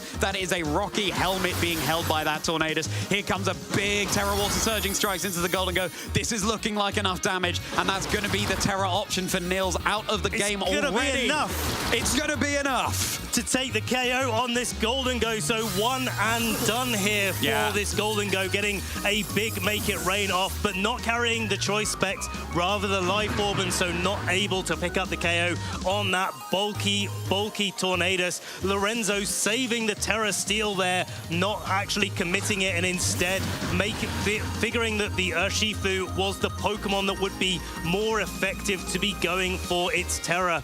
Urshifu for Nils joining the field here now, gets the opportunity to go for either a close combat or a Surging Strikes, potentially into the Urshifu on Lorenzo's side of the field. And this is where having that choice Focus Sash and having that extra speed on the Tornadus really does come in clutch for Nils, because he's able to launch out an Icy Wind very easily. If it connects on both targets, it's going to make for a lot of damage going into Lorenzo's side. Yeah, it really will. And of course, you're running Icy Wind over the Bleak Wind Storm over on Nils' side. So, you know, a wind move for a wind move, able to mitigate the speeds over onto Lorenzo. And that's a super effective Icy Wind onto both. It's a double connect. That is Tornadus down and out for Lorenzo. So if Nils has his own Tornadus remaining after the Tailwind expires, would be able to set that up again. Here comes a close combat into that Rillaboom. Really good damage. One more Icy Wind might not actually be quite enough to pick up the knockout there, especially after grassy terrain recovery. But this Rillaboom has seen better days. It certainly has, and yeah, another close combat will easily be enough to pick up the knockout, but you've got to be careful of that Rillaboom going for a Grassy Glide. Once you've got that defense drop on Urshifu, you're not going to be able to as easily survive those big attacks. Of course, you have to then contend with the fact that this Tornadus has got Air Slash. It's a pretty consistent move. Rillaboom can be knocked out from this range by an Air Slash, and so if you go for that Grassy Glide into the Urshifu rather than fake out into the Tornadus, maybe you're risking your Rillaboom going down, and later you're not going to be able to knock out that Urshifu on Nils' side of the field. Yeah, Nils does have that Rillaboom in the back. We have that privileged position of being able to see, but the Rillaboom could be putting a stopper in the works here. It looks like it's going to be joining the field instead. Rillaboom versus Rillaboom. Urshifu not liking staring into the mirror over on the other side. Fake out is indeed speed coming out into that Tornadus. Won't be doing anything on this turn. Here comes a big Surging Strikes. Terra Water boosted. It will be going into that Tornadus. So that is the Tailwind advantage down for both of these trainers. And Nils is down to his final two Pokemon. It's just that Rillaboom and the Urshifu. Rillaboom and Urshifu on both sides of the field here, where now it's Nils that's going to have the fake out priority here. Neither of these players will have the speed advantage, but if I'm not mistaken, it's quite possible that that Arcanine is in the back there. If it is, and you're able to knock out this Urshifu that's just come in for Nils, then maybe you've got a great shot at winning the game and taking this to a game 3 if you're Lorenzo. If you've got the Fluttermane in the back, it's the Rillaboom that you've got to be targeting down and knocking out, so there isn't that combination of Aqua Jet and Grassy Glide putting pressure onto the Fluttermane. Maybe if you can do that, or if you can sort of stall things out until the grassy terrain is off the field, maybe you've got a little bit of a different scenario, but with that Rillaboom switching out, it's that Arcanine in the back. It's going to be the Arcanine joining the fray, not the Fluttermane. We now have the reveal of all of Lorenzo's Pokemon. There's an attack drop to both of Nils's, both physical attackers. That's a fake out coming out into the Arcanine. What has Nils locked into with that Urshifu? It's going to be Surging Strikes onto Lorenzo's own. We're doing so nice to catch that Arcanine on the switch in with a very super effective Surging Strikes. As it is, Lorenzo's Urshifu brought down very low indeed. More pivoting potential, of course, over on Lorenzo's side with that classic Firewater Grass Core. This is a close combat with a critical hit into Nils's Rillaboom. Down and out in a one-hit knockout. Wow, taking out that Rillaboom there is absolutely crucial. Rillaboom with the Arcanine in the back, not necessarily the target that you want to be going for there, especially with that Splash Plate boosted Aqua Jet as Tailwind peters out on both trainers' sides of the field. But you have got that Rillaboom in the back for Lorenzo, so there's an opportunity for that Choice Band boosted Extreme Speed and another close combat to come out into the Urshifu. Probably wrap up this game for Lorenzo. We're taking the finals, Charlie, to a game 3. Yeah, it looks like we will be. Urshifu on Lorenzo's side is going to go down for good measure, bringing that Rillaboom in. But of course, when you have access to Fake Out, another Extreme Speed, and then a follow-up Grassy Glide, assuming the terrain will still be available, that is going to be the game in Lorenzo's favor. So, critical hit onto that Rillaboom. Nils, of course, really doesn't like to see it. Perhaps on the back foot anyway in this particular game, but we will be going to a game 3. Valuable information for both of these trainers. We love to see a game 3. I'm sure Nils does not. You know what, Charlie? I'm just looking at this board position, and that grassy terrain has been on the field for quite a long time here. I'm wondering if there is a route there for Nils to be able to win the game with a little bit of grassy terrain recovery, getting that Surging Strikes into the Rillaboom after grassy terrain has expired. Yeah, maybe. And then following up with an Aqua Jet. If this Urshifu is able to take 2 Extreme Speeds after this recovery, I don't know. It's a close one. The grass is disappearing right now. But maybe there's a route for Nils to still win this match. Oh, it's very tricky because, of course, there could be a Wood Hammer coming out from Rillaboom. Nils is just reflecting on all of this information. What is Nils going to be able to do here to try and get something back so that it doesn't bring it to a game 3? Aqua Jet, that's going to be huge damage onto the Arcanine. Urshifu has taken an Intimidate drop, though. Something to bear in mind. And the more close combats it goes for, the more his defenses are lowered. But how apt that we have a Firewater Grass Core of our own right here on the field, Ben. Yeah, every Pokemon pinning the other Pokemon, making sure that it's going for the right moves here. Whether or not this Surging Strikes is going to be able to pick up the knockout, that's really close as to whether that second Extreme Speed is going to be enough. We've got the first Surging Strikes, ladies and gentlemen. Second one is looking very close. It might hang on. It might it's hanging on by a sliver. Lorenzo is going to be taking this to a game 3. Game 3 coming out from these trainers. Woodhammer able to seal the deal for Lorenzo. Oh my word, Ben, the legacy experience of these wonderful trainers really being brought to bear in what couldn't be a better grand final here in Stuttgart. If you're just joining us, trainers, you're just in time. We're going to a game 3 in the Stuttgart Regional Championships grand final. It's all coming down to this. Both of these trainers have been battling so successfully to take take home the champion crown this weekend. They've made it all the way to the finals. They've won a game apiece. Now it is one game of Pokemon that will be deciding who we will be crowning as champion. Yeah, I'm looking at that Regidrago, Ben, and I'm wondering in Game 3 whether Nils goes for broke, but the Pokemon he's been bringing have been such a good core for him that maybe it would be too much of a risk in this position. But Lorenzo able to capitalize on the position he had. Of course, that close combat critical hit into Nils's Rillaboom, securing the knockout, was very fortunate, but Nils went immediately for that Terror on the Golden Go in turn 1, and you know, it was able to get some momentum for him, but in the later stages of the game, perhaps coming to bite him. It certainly could have been, and you know, that is what these trainers are all working towards with these games. That everything comes down to such fine margins, and you know that your opponent isn't going to be able to give you too many opportunities to have a mistake in your game plan here. And that's so true of this final so far. Nils taking game 1 where he was able to take advantage of the Flutter Mane coming out on Lorenzo's side of the field. Lorenzo seeing in game 2 that the Regidrago didn't come to the game, so maybe it's better to leave that Flutter Mane on the bench in game 2, and I think that gave him the resources that he needed to clutch out that game 2 here. Now going into game 3, it's anyone's guess how these trainers are going to be reacting. If I was Nils in this situation, coming into the finals, this is the time to make a bit of a swing here. You saw the Flutter Mane wasn't in game 2. Yeah. Maybe it's time for that Regidrago. Maybe it is, and of course, perhaps Nils is conditioning Lorenzo into thinking the Regidrago isn't coming because that Flutter Mane wasn't brought then, and it worked out well for Lorenzo, but that could entirely flip the tables here. A Pokemon that's been so fantastic for Nils throughout this tournament.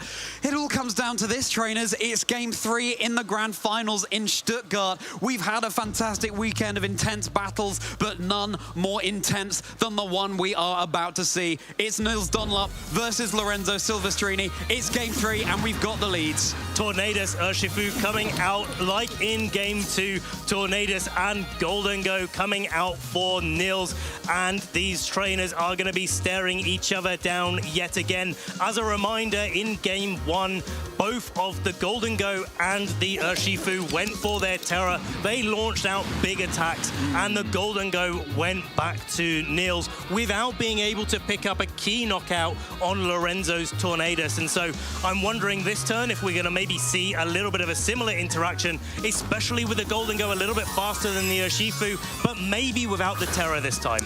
Maybe without the Terror. It's certainly going to be Urshifu going for that Terror Water. It's going to be maximizing the damage output of its water-type moves. It's here to stay in game 3 on this turn 1, going for that immediate Terror. Tornadus will be keeping itself safe this time in order to perhaps stagger the Tailwind, which is being set up on Nils' side of the field.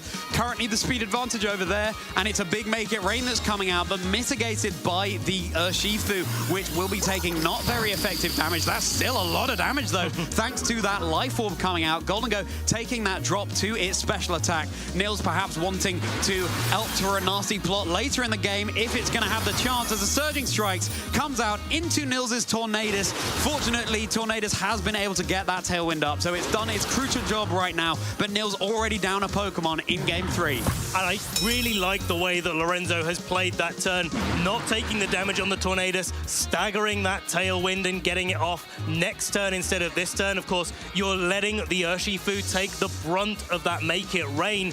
It doesn't do too much damage because it's a resisted hit, still a lot of damage, but that Golden Go is now at one stage of decreased special attack, and so now this Tornadus is in a little bit of a better position to, one, set up the Tailwind without taking all of the damage that it did in game 2, sorry, and also to be able to launch out those Bleakwind Storms against Pokemon like Rillaboom that Nils has got in the back.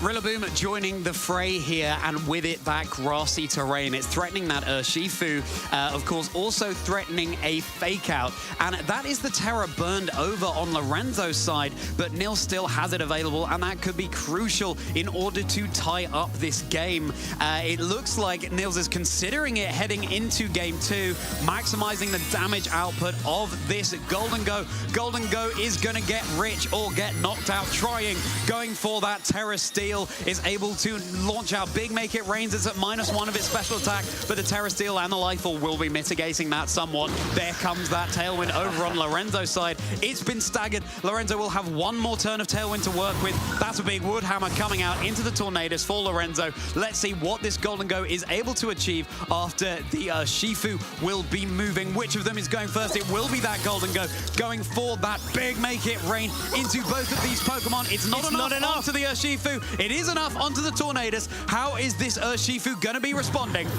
It's going to be responding with a big Surging Strikes, and wouldn't be surprised to see that Golden Go being knocked out this turn. But some crucial information for both of these trainers in this Game 3, that Wood Hammer did in fact go before the Urshifu was able to launch out that Surging Strikes. If that Wood Hammer or even a Grassy Glide went into that slot this turn, then it would have been a completely different story. Golden Go would have got the damage onto the field, but then you would have maybe allowed some Bleak Windstorms to launch out into that Rillaboom in the later stages of the game. It's going to be Rillaboom and the last Pokemon left standing for Nils. 2 Pokemon remaining unrevealed yet for Lorenzo. Exactly. Nils is really cashing in all his chips there on the Golden Go, going for that Terra. It's down already. Fake Out on the field, joining it for Lorenzo. Now, Rillaboom and Urshifu versus Rillaboom and Urshifu.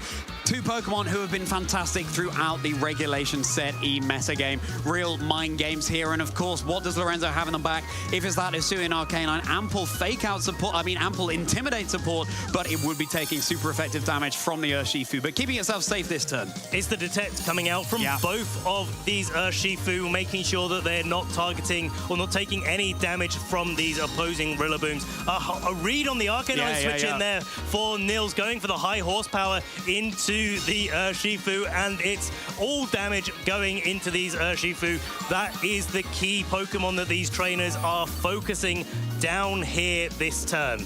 Yeah, as the recovery of the grassy terrain is coming into effect right now. It's so tempting to hover over that high horsepower as Nils is doing with that Hisuian Arcanine in the back.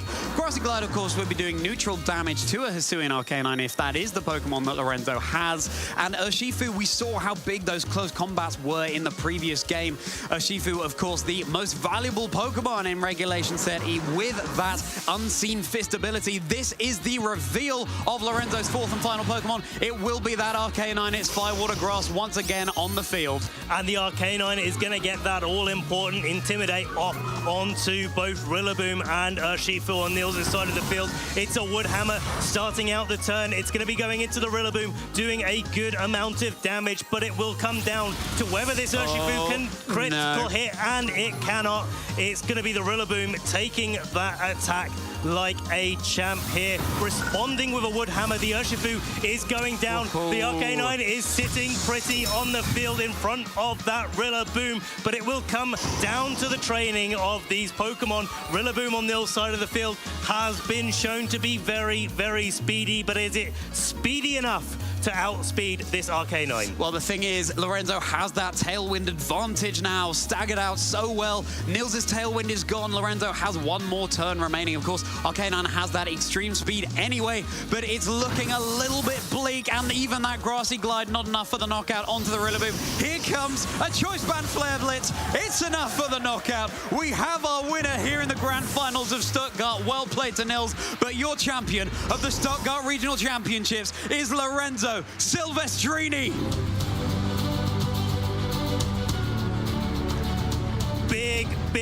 Big congratulations to our winner of the Stuttgart Regional Championships here. Lorenzo has played so well across the weekend. A 3-game set.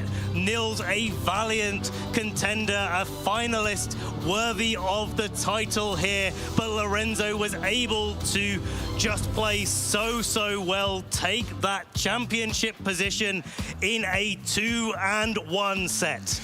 Such thrilling action here on stage, and you could see he just could not believe that win on his face. And Lorenzo, when I was speaking to him just before the match, was saying, I have the harder matchup. It's going to be really crucial. It's going to be really difficult for me to be able to get an advantage over Nils. But that's exactly what Lorenzo was able to do. You know, getting the Pokemon in the right position. And sometimes going into what you know is a harder matchup, it means you're more front-footed, trying to make bigger reads that really were catching Nils off guard. And it's down to the training, I think, of both of these Pokemon, both of the Tornadus on these trainers' teams, where Tornadus on Lorenzo's side was that little bit more bulky. It was able to take those Terra Steel Make It Rains from the Golden Go on Nils' side of the field, and I feel like that was part of Nils' strategy, being able to knock out that Tornadus, keep the speed advantage with the Icy Wind, go for maybe a couple of bits of damage as well as those flinches with the Air Slash, but he wasn't able to do that. Lorenzo was able, because of the bulk that he had, to be able to take some quick KOs and just trade evenly until he was in a winning situation. And that's exactly what came to the fore. Now, if you're Nils right now, you've got to be wondering, what if I'd brought that Regidrago? There was no Fluttermane in the back for Lorenzo, so could have been able to sweep up, but such a risky call to make going into that game 3 after the core that Nils did put in so much work in those previous 2 games. But, you know, Pokemon can be a game of what ifs, but you've got to focus on the here and now. I really hope that Nils is feeling so proud of what he's achieved this weekend, finishing in 2nd position, and of course to Lorenzo as well. But what masterful displays are playing this game from both of these trainers. Yeah, I mean, if you look back at some of the games that these trainers have had all the way up to the finals, both of them have had such commanding victories, been able to find ways to win where it looks like they're in a pretty tough situation. And when you pit those types of trainers against each other, it always comes absolutely down to the wire, where Nils was able to, in the finals, win game 1. Lorenzo was able to adapt, and how close was that end game in game 2 to take it to a game 3? If Nils was able to just get a little bit more damage on that Rillaboom, it could have been a different story here in that game 2. But then game 3, and Lorenzo was really able to capitalize on the training of all of his Pokemon and figure out what he needed to do. Keep that Tornadus alive with the Protect on turn 1, knock out that Tornadus on Nils' side of the field, take a Pokemon advantage, and then use that Urshifu to such great effect. Yeah, absolutely. And of course, we've got to look to that critical hit onto the Rillaboom in game 2 on Nils' side of the field as well. Had that not happened, there would have been much more leverage potential on Nils' side. But, you know, like for like, luck for luck, those Icy Winds were connecting. There were plenty of moves that could have been missing or not having quite the impact that Nils would have wanted. So all these things do balance out. And I think it's such a testament to how resolute these trainers have been able to remain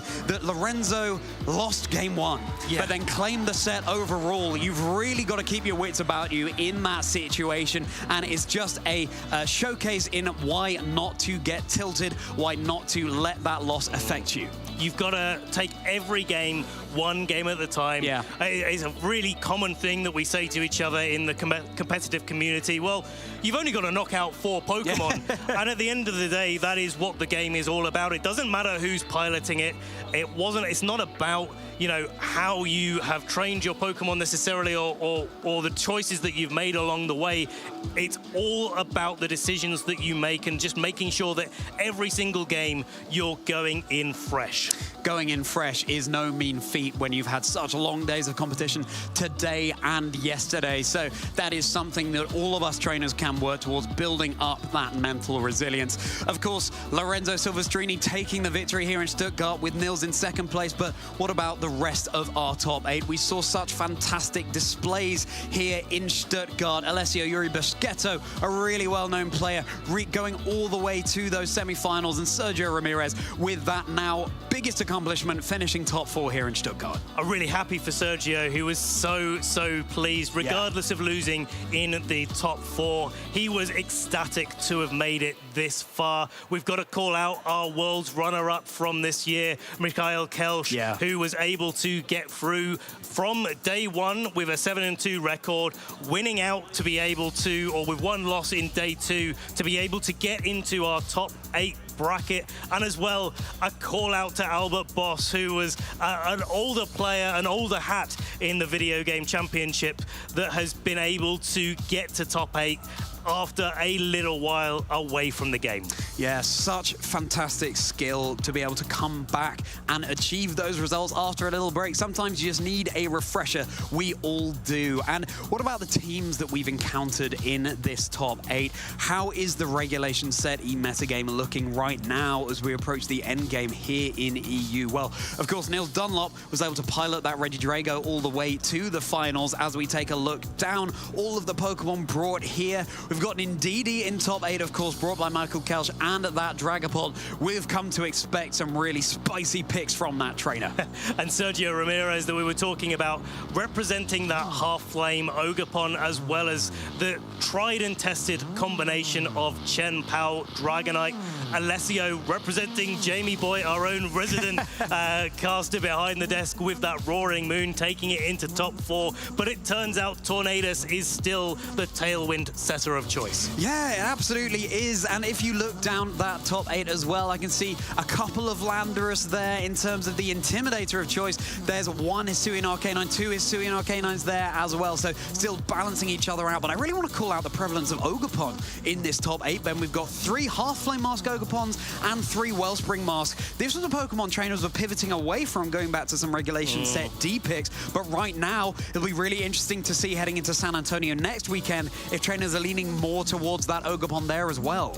Yeah, it's such a good Pokemon, and one that kind of cycles around. It was the Half-Flame Mask, then it was the Wellspring Mask, then it was Rillaboom as your Grass-type Pokemon of choice. But now Ogerpon has found its way back into the top cut. The other Pokemon I want to call out here is King Gambit. We see 2 of them in the top cut. It's a Pokemon that's really finding favor with a lot of trainers in this late stage of Regulation Set E. And I'm most excited to see whether or not it will continue to find favor in Regulation Set F after San Antonio Regionals next weekend, and we go and look towards 2024 Regionals. Yes, such a commanding presence on the battlefield. Regulation Set F could well change things up completely, and I can't wait to see how trainers will be adapting to that. We saw loads of King Gambit yesterday, Ben, you're so right.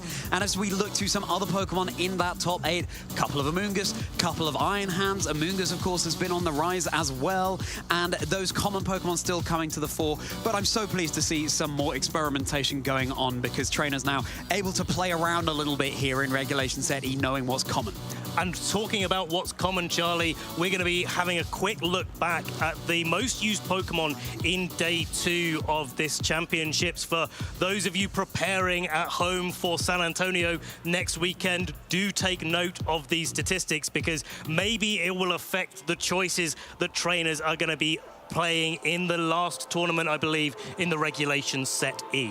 Yeah, fascinating, these top 12 Pokemon here in day 2. There is that Half-Flame Mask Ogerpon. In day 1, it was that Wellspring, and now that's no longer there, and Half-Flame Mask is. So really interesting, very telling, seeing what the top trainers are bringing. There is that Rapid Strike Styler Shifu out in front with 47.6% of usage, nearly half. Fluttermane in second is always up there somewhere, and there it is with Iron Hands 2. And Rillaboom, as I said, my top pick for this weekend. It's there in 4th position, but Amoonguss is there as well. So those, along with the Ogerpon, those are the Grass-type Pokemon of choice right now. And seeing the common partner to the King Gambit teams in that Heatran, as well as the other Fire-type Pokemon of choice there. A kind of unit there of Steel-type Pokemon with the Heatran, King Gambit, and Golden Go. Really important type for trainers to be finding the best use of in this late stage of the regulation. And I think that's really apt, given how it's so good defensively into so many of the Pokemon that we see there on the top 12 usage. Yeah, and going for a Terra, of course, you get rid of that Steel typing, maximizing the damage output. We've seen lots of Dragon Terra types, though, onto the Golden Go. Really nice and and defensive into those common fire water grass cores that we saw being rocked by Lorenzo in that grand final. Love to see Chien Pao sneaking in at the end there as well, especially since we've seen so many Chien Pao running Lash Out this weekend. Such a useful move that can turn an unfavorable position into a really favorable one, taking a stat drop and doubling the power of that move. So sometimes trainers pivoting away from that Sacred Sword in order to get better coverage all round with a Lash Out. And one Pokemon that's absent for all of these top 12 statistics that actually was able to proc that Lash Out the most this weekend was that Hisuian Arcanine. We haven't called it out yet, Charlie, but it's won another regional championships here in Stuttgart. That's 6 for 6, I believe. In the EU region. In the EU region. Yeah. Absolutely is, as well as LAIC. Hisuian Arcanine really is tearing through the metagame with a terrifying howl. I can't wait to see how it does in San Antonio. Get that complete sweep there in NA as well. But as it is, Ben, it's Landorus there in 7th position as the Intimidator of choice. Yes, we have seen it. It was Hisuian Arcanine taking over from Landorus a little bit in recent weeks, but it is that Landorus there in day 2 and no Hisuian Arcanines to be seen. Heatran there too, such a useful fire-type Pokemon with that Flash Fire ability. We've seen some trainers going towards that Grass Terror type as opposed to the Fairy that had been rising in usage, but trainers going back to what was strong in Regulation Set D. I think so, and that's, I think, the story of Regulation Set E, where we got a lot of new toys to play with, so to speak, in Regulation Set E. But the story of that is that, you know, hey, we were using all of those new toys right at the start, and, you know, until players really understood what those new Pokemon like Ogerpon could really do in the format, we didn't really understand how good all of those Pokemon were in Regulation Set D that we were accustomed to so much. And actually looking at Lorenzo's team here, who was able to take it all the way, it's very close to a lot of the Regulation Set D teams players were using in the World Championships, just changed a little bit and refined a little bit, using that Rillaboom, using Golden Go as Pokemon that were really important to their strategies, as well as that Tornadus, Fluttermane, Rapid Strike, Urshifu, and Hisuian Arcanine that's been a composition that we've been seeing all the way through.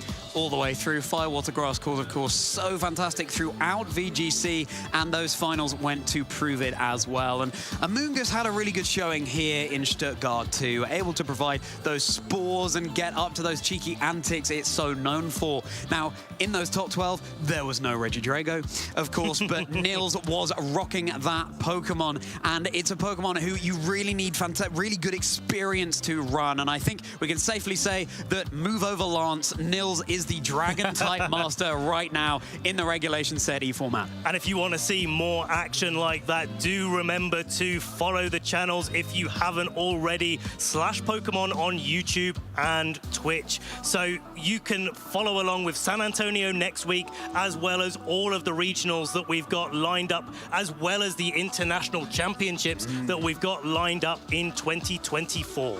Yeah, very shortly getting into Regulation Set F, so definitely do not miss how the metagame will be changing, and get involved in the conversation online. Get out those posts with that hashtag #PlayPokemon. Let us know your favorite moment from this weekend. We'd love to hear from you. I mean, we have so many, it's going to be very hard to pick, but if you've been enjoying the action here in Stuttgart, do let us know, and we hope you've been following along with all of the trainers sharing their thoughts from here in the venue and elsewhere in the world as well. And show your support for all of these trainers that have made it all the way. For Lorenzo, who has been crowned your champion. Niels, your worthy runner-up.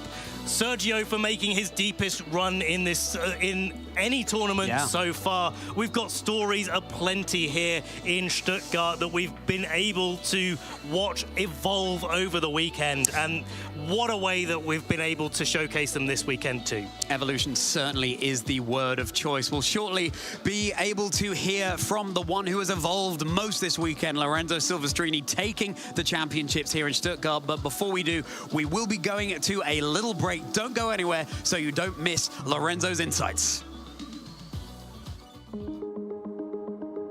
Hey Pokemon trainers, Charlie Merriman here, and we need to talk about Hisuian Arcanine. This fire and rock type Pokemon from the past has been dominant in the regulation Set E format, winning the regional championships in Peoria, Sacramento, Lille, and Toronto, and even the Latin American International Championships. First of all, it can have Intimidate as its ability, one of the most useful abilities throughout VGC history, lowering the physical attack of both opposing Pokemon. But why would you use Hisuian Arcanine for Intimidate over, say, Landorus in its Therian form? Well, like Landorus, Hisuian Arcanine can learn the move Rock Slide to deal spread damage and potentially cause flinching. But unlike Landorus, Hisuian Arcanine is of course part Rock type, which boosts the power of this move. As well as Landorus Therian, Hisuian Arcanine can also fulfill the role that Dragonite plays in the current metagame. Like Dragonite, Hisuian Arcanine can learn Extreme Speed, a powerful normal type move that often goes first in the turn. And trainers like Lille Regional Champion Simone Sanvito have given their Hisuian Arcanine the Choice Band Held item and even the normal Terra type to maximize the damage of this move, just like we've commonly seen on Dragonite. So with Hisuian Arcanine, you can combine key roles of both Landorus Therian and Dragonite in just one Pokemon. But as well as its high physical attack, Hisuian Arcanine has good all-round bulk and a wide move pool. So you could instead choose to run a more supportive set, just like Michael Zhang did to win the Sacramento Regional Championship. Will-O-Wisp, for example, burns the opponent, and Howl boosts the physical attack of both Pokemon on the user's side of the field.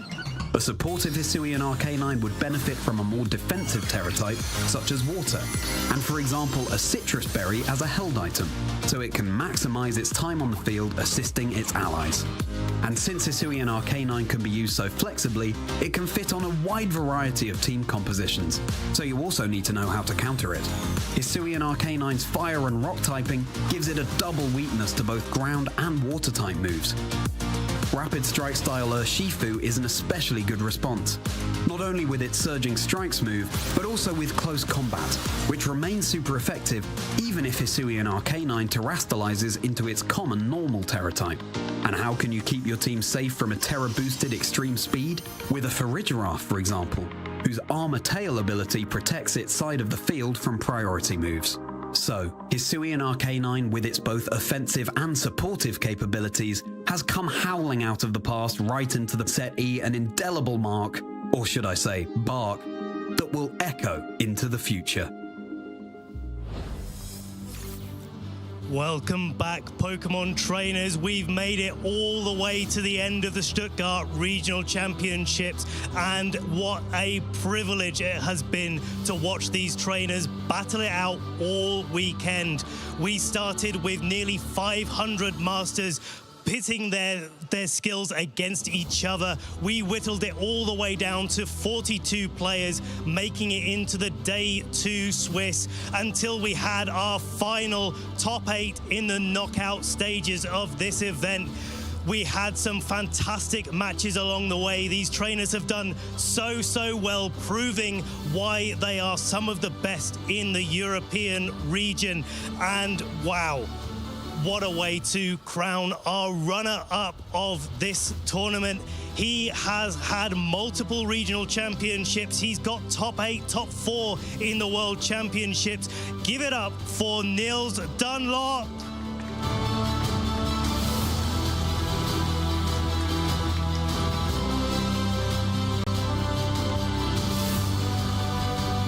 Congratulations. You didn't quite manage to make it all the way, but I'm sure you're very proud to be standing here today. Tell me, is there more to come from you next year? For sure. I can say that now I feel that, in my head at least, I said that the old Nils is back, and I feel on fire and I feel ready for the future tournaments. And you're gonna see me in those, so let's see how dangerous I can be, maybe. I remember the old Niels, and he's certainly someone to be watching out for. Niels, a quick shout out to those at home that have helped you along the way. I gotta say thank you to my mom for being amazing this whole weekend, just helping me with everything. My brother at home, like taking notes and just being general advice.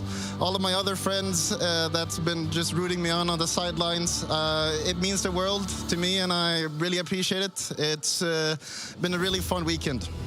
Thank you so much, Nils, and congratulations once again, everyone at home, everyone in the venue. Give it up for Nils Dunlop.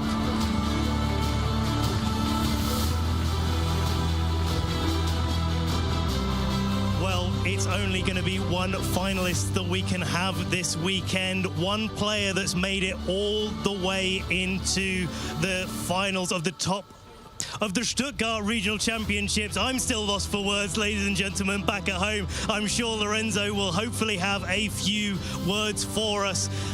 He's managed to make it to top 16 of multiple regional championships already, but not managed to get into the top 8 just yet. This time, he's made it all the way to the finals. It's your champion of the Stuttgart Regional Championships. Give it up for Lorenzo Silvestrini!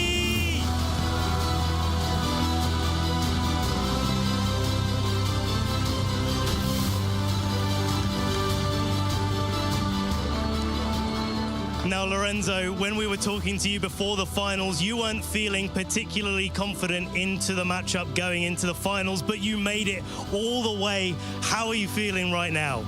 Yeah, I cannot describe how I feel. I'm really excited. I don't know how I get till here, so yeah, I was not confident at all on the matchup. You see that I have to predict a lot of stuff. I have to take a lot of read, and I think that is the only way that I can manage to do it. So. And you did it in such superb fashion there. Thank you so much for giving us an excellent finals, and congratulations for getting that win. Now you've got 200 championship points, a whole heap of booster packs and prize money, but also you've got that automatic qualification into the World Championships in Honolulu. What does it mean to be representing your country there this year? It's amazing. I want to thank all the Italian community. That is fantastic. They cheered me a lot, and also some guys that I don't know, they come to me to congratulate. So I want to thank all the Italian community, my friends, my girlfriend, and everyone. Yeah, everyone believed in me. Yeah. And we'll certainly believe in you next year as well. I'm sure you'll be joining us for some more events in the 2024 season. Talk to me a little bit, just before we wrap things up here, about that finals. How was your approach into Game 2 and Game 3 after losing Game 1? What were you thinking about how to come back into that match? I thought that maybe Urshifu can be the call to in lead, because also I fought against Nils in Swiss round today on day 2, and I lost both the two games leading Arcanine, and I tried to do something with Urshifu and try to remove Goldengo as soon as I can, and so I managed to do it in Game 2. Then I did some adjustments, and I managed. And also in Game 3, I tried to do the prediction, and then it came because I did the surging on Urshifu and on Tornadus, and he switched in the Rillaboom, so it was great. Really, really well played there. Congratulations once again, Lorenzo. You are the Stuttgart Regional Championships. Join me in giving Lorenzo a final hand here and congratulating him on a well-deserved win.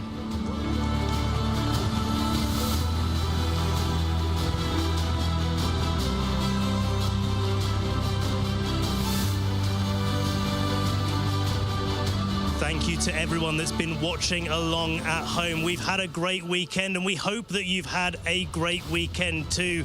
We're not quite done here yet, so have a look at this before we have a final wrap-up on the couch between us. A little bit of an impression of what happened in the day 2 of the Stuttgart Regional Championships.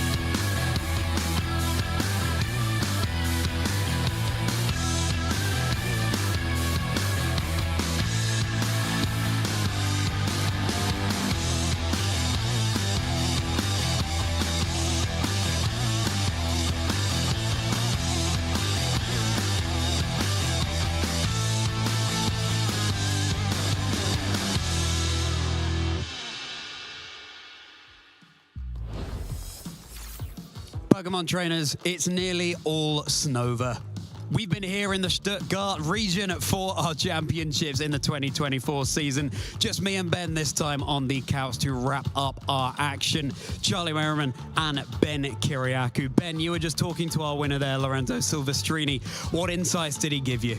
Oh, well, just the way that he was approaching that matchup, not feeling like he was particularly confident, but just knowing that he needed to make those reads to be able to deal with such a difficult matchup and really going for them in the finals. When you're under that much pressure, it really makes a difference to be able to have that confidence, that determination to be able to go for them, make them correctly, and that's what was able to catapult Lorenzo to winning this event. Yeah, all of those reads were absolutely well played. Unfortunately, no Reggie Drago to play around there in the grand finals. Let's take a look at our updated EU regional champions now trainers. There he is. It's Lorenzo Silvestrini for Stuttgart. And looking back over our previous events, some very notable names as well, Ben. Yeah, I mean, starting off the list with Eduardo Cunha, who was our first regional championship in the Barcelona special event. And what a worthy way for a previous world championships to kickstart our season in the 2024 Pokemon video game championships. Yeah, absolutely commanding victory there. And Simone Sanvito, of course, for Lille. Then reaching the finals of Gdansk too, but Oliver Eskelin able to pip-up him to the post, claiming the victory there. But our focus right now in Stuttgart is, of course, on Lorenzo Silvestrini, a player who's been around for a long time, having taken a little bit of a break, but is now back with all cylinders firing. Certainly is. And, you know, especially him talking about, you know, having those top cut regional performances and getting so close to being able to have that opportunity in the finals so many times, but not being able to kind of quite make it there in previous formats. Now being able to kind of break through that glass ceiling. I'm sure there's some great things to come here for Lorenzo. Yeah, really great things indeed. And players who aren't so familiar with Lorenzo Silvestrini, you are now. And you can also look back at the chat I had with him and Niels just before the finals of this stream. Now, Ben, I'm wondering how our caster predictions have been shaping up this weekend. Let's see how we fared. Now, I know that there were plenty of Rillaboom, and that was my #1 caster prediction coming into this weekend. At Bramagast, we saw here and there. Ilias Rufugales was rocking that Gastrodon, albeit the blue. EC1, I want to show some love for the Wessie pink one. No Cantonian Weezings, though, and I'm surprised. You know, such a niche pick in Regulation Set E, but can create those board states that can be very favorable to you. It's certainly one of those Pokemon that you need a well-established metagame to be taking the full advantage of. And looking for the dragons in the list, Jamie Boy representing Roaring Moon. Alessio was able to catapult that all the way to the top 4, but wasn't able to get into the finals and win for that Roaring Moon there. We did also see a couple of Salamence making their way into the top 8 as well, but it certainly had a great showing, one of the real meta picks at the moment. Yeah, and as for you, Ben, funnily enough, you've done quite well. Oh. Charlie, I was going to say that I've done it again. It's almost like you've chosen some of the highest usage Pokemon coming into this weekend with that Rapid Strike Sterlia Shifu. That was the #1 most used Pokemon here in day 2 of Stuttgart Tornadus, of course, with ample Tailwind support. Often running that Terra Steel this weekend.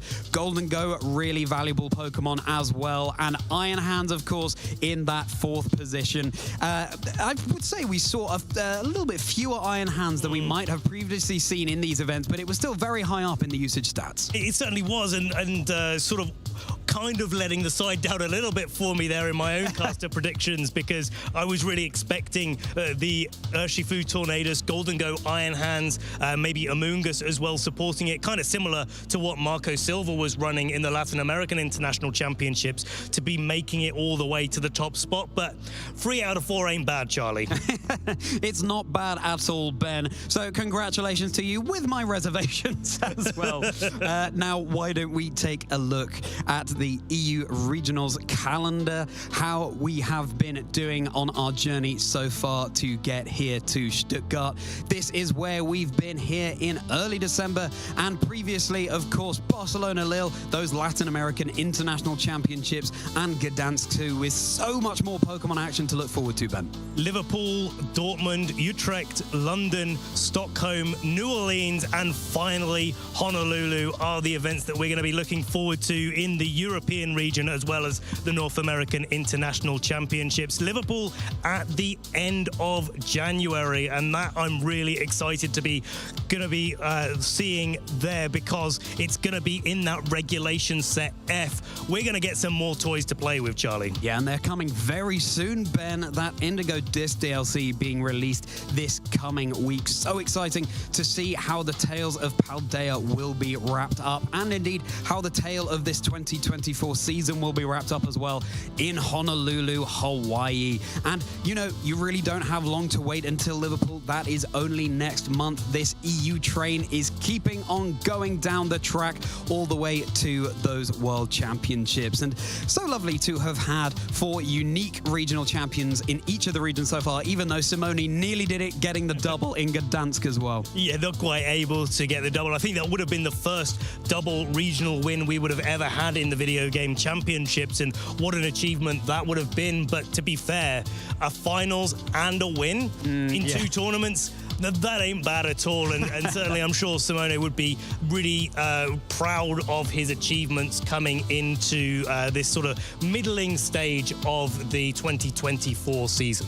Yeah, really fantastic achievement there. If I'd done that, I would eat my hat. Probably not in this weather because it's quite chilly. I'm going to hold you to that, Charlie.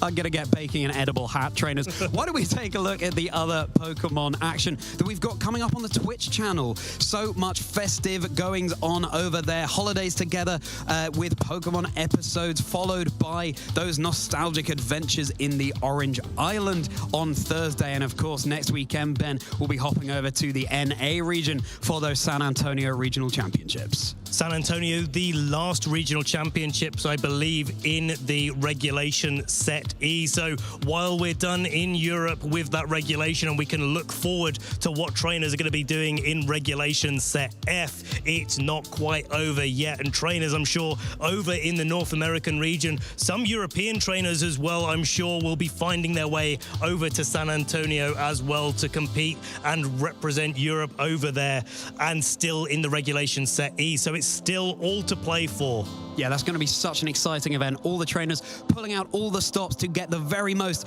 out of this regulation set E while we still have it. December 15th to December 17th, 2023, as we approach the end of this year. That is just next weekend, so you don't have too long to wait at all for that. And I certainly will be tuning in to see what action will be unfolding there, Ben. Yeah, certainly. I mean, the NA region always has a little bit of a different flavor to the European region, where you've got different metagames that form in local communities. You've got different players and groups of players that work together and try to bring the team that gives them the best chance of winning a championship title. And so I wouldn't be surprised to see, especially after seeing what was successful in Stuttgart this weekend, a little bit of a different flavor in San Antonio next weekend. Yeah, further experimentation based on what won here. But what about that regulation set F? What about that next EU event? That will, of course, as we saw on the calendar, be Liverpool coming up in January.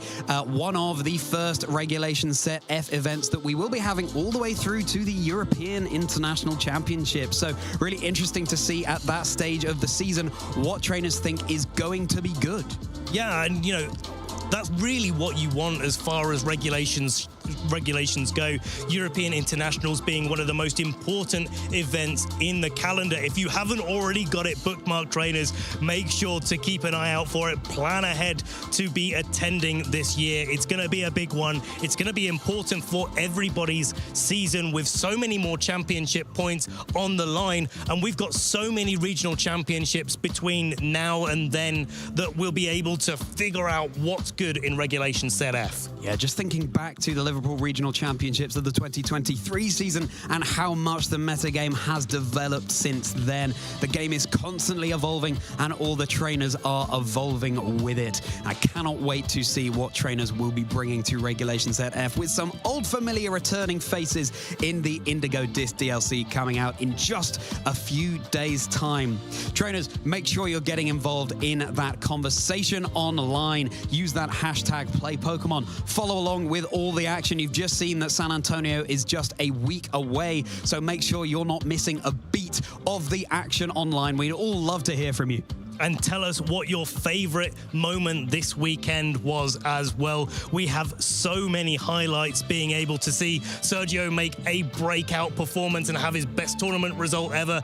Lorenzo Silvestrini managing to get that final championship trophy that he's been going after for so many years now. It's absolutely endless this weekend, but we want to know what yours are too. Yeah, we absolutely do. If you want to see action like that and more, then get following those channels online on YouTube and Twitch.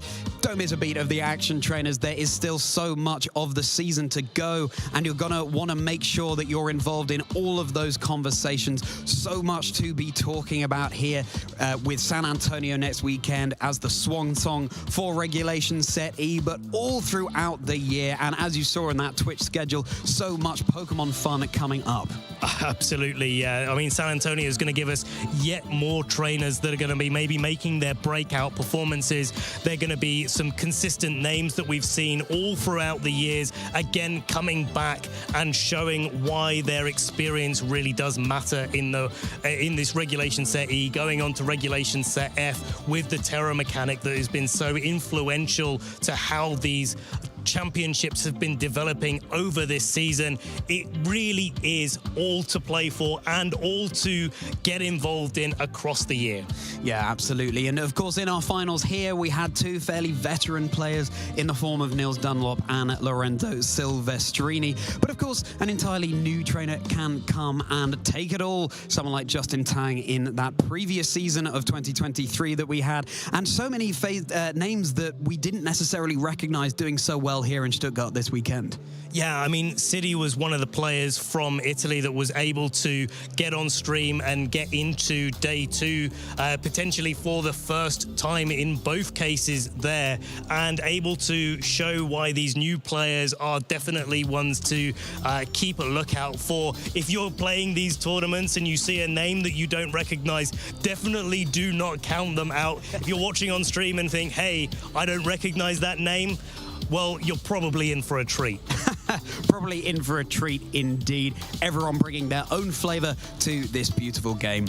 Well, trainers, that's it. We've reached the end of our time here in Stuttgart. We've had a fantastic couple of days. We really hope you have as well. We'd love to hear from you online as to those favorite moments. Use that hashtag #PlayPokemon. Take care and make sure you have a very happy holidays.